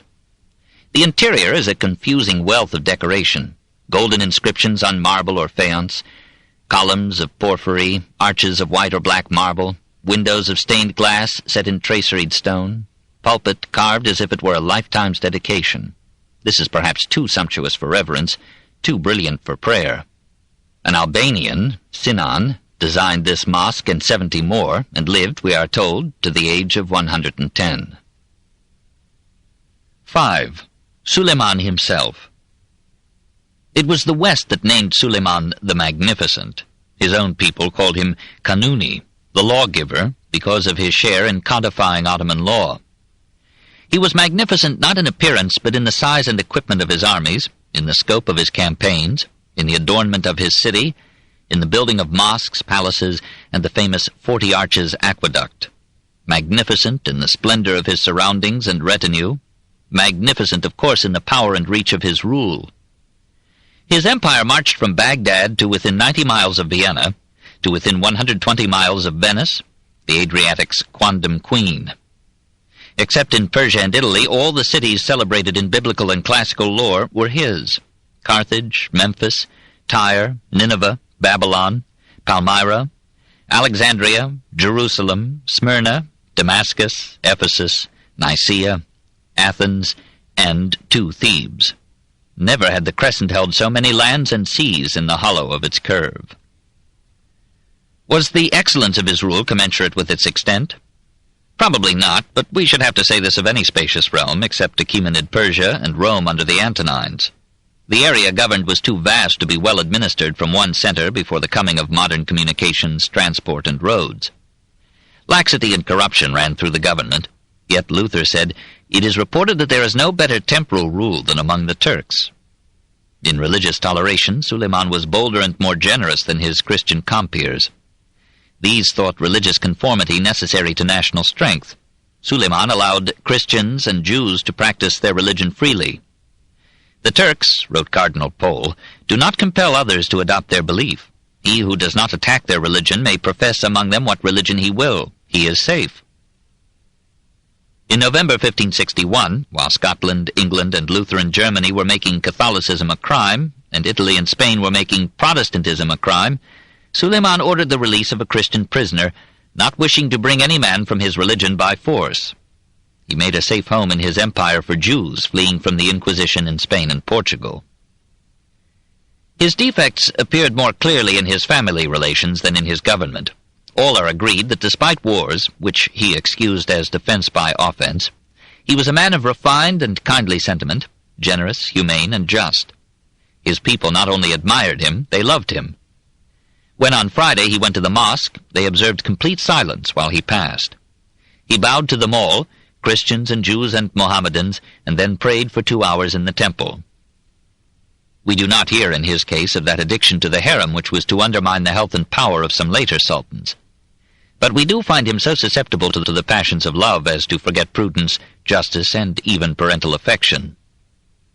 In the earlier years of his reign, his favorite mistress was a Circassian slave known as the Rose of Spring, marked by that dark and chiseled beauty which for centuries has characterized the women of the regions around the eastern end of the Black Sea. She bore him a son, Mustafa, who grew into a handsome, able, and popular youth. Suleiman entrusted him with important offices and missions, and trained him to merit as well as inherit the throne. But in the course of love, Khurrem, the Laughing One, a Russian captive whom the West called Roxolana, won the Sultan away from the Circassian, and her beauty, gaiety, and wiles kept him enchanted till tragedy was consummated. Overriding the rule of his recent predecessors, Suleiman made Khurrem his wife in 1534, and he rejoiced in the sons and daughters that she gave him. But as he aged and the prospect of Mustafa's accession loomed, Khurram dreaded the fate of her sons, who might legitimately be killed by the new sultan. She succeeded in marrying her daughter to Rustem Pasha, who in 1544 became Grand Vizier, and through this wife Rustem was brought to share Khurram's fear of Mustafa's coming power. Meanwhile, Mustafa had been sent to govern Diyarbakir, and had distinguished himself by his valor, tact, and generosity. Khurram used his virtues to destroy him. She insinuated to Suleiman that Mustafa was courting popularity with a view to seizing the throne. Rustem charged that the youth was secretly wooing the Janissaries to his cause. The harassed Sultan, now 59, doubted, wondered, believed. He went in person to Eregli, summoned Mustafa to his tent, and had him killed as soon as he appeared. This in 1553. Khurram and Rustem then found it simple to induce the Sultan to have Mustafa's son slain, lest the youth should seek revenge. Khurram's son Selim was made prince and heir, and she died content in 1558. But Selim's brother Bajazet, seeing assassination as his fate, raised an army to challenge Selim. Civil war raged. Bajazet, defeated, fled to Persia in 1559. Shah Tahmasp, for 300,000 ducats from Suleiman and 100,000 from Selim, surrendered the contender. Bajazet was strangled in 1561, and his 5 sons were put to death for social security. The ailing Sultan, we are told, thanked Allah that all these troublesome offspring were departed, and that he could now live in peace. But he found peace boring. He brooded over the news that the knights whom he had ousted from Rhodes were strong in Malta, and were rivaling the Algerian pirates with their own rapacious sorties. If Malta could be made Moslem, mused the 71-year-old Sultan, the Mediterranean would be safe for Islam. In April 1564, he sent a fleet of 150 ships with 20,000 men to seize the strategic isle. The knights, skillfully led by the resourceful Jean de la Valette, fought with their wonted bravery. The Turks captured the fort of St. Elmo by sacrificing 6,000 men, but they took nothing else, and the arrival of a Spanish army compelled them to raise the siege. The old Magnificent could not end his life on so sour a note. Maximilian II, who had succeeded Ferdinand as emperor, held back the tribute promised by his father and attacked Turkish outposts in Hungary. Suleiman decided on just one more campaign and resolved to lead it himself in 1566. Through Sofia, Nissa, and Belgrade he rode with 200,000 men. On the night of September 5th to 6th, 1566, while besieging the fortress of Zigetvar, he yielded his life upright in his tent. Like Vespasian, he was too proud to take death lying down. On September 8th, Zigetvar fell, but the siege had cost the Turks 30,000 lives, and summer was fading. A truce was signed, and the army marched disconsolately back to Constantinople, bringing not victory, but a dead emperor. Must we judge and rank him? Compared with his analogues in the West, he seems at times more civilized, at times more barbarous. Of the 4 great rulers in this first half of the 16th century, Francis, despite his swashbuckling vanity and his hesitant persecutions, strikes us as the most civilized. Yet he looked to Suleiman as his protector and ally, without whom he might have been destroyed. Suleiman won his lifelong duel with the West. Indeed, the Emperor Maximilian II in 1568 resumed payment of tribute to the Porte. Charles V had stopped the Sultan at Vienna, but what Christian army had dared approach Constantinople? Suleiman was the master of the Mediterranean, and for a time it seemed that Rome remained Christian by his and Barbarossa's sufferance. He ruled his empire indifferently well, but how much more successfully than poor Charles, struggling against the princely fragmentation of Germany? He was a despot by unquestioned custom and the consent of his people. Did the absolutism of Henry VIII in England or of Charles in Spain win such public affection and confidence? Charles could hardly have been capable of ordering the execution of his son on mere suspicion of disloyalty. But Charles in his old age could cry out for the blood of heretics, and Henry could send wives and Catholics and Protestants to the block or the pyre without missing a meal.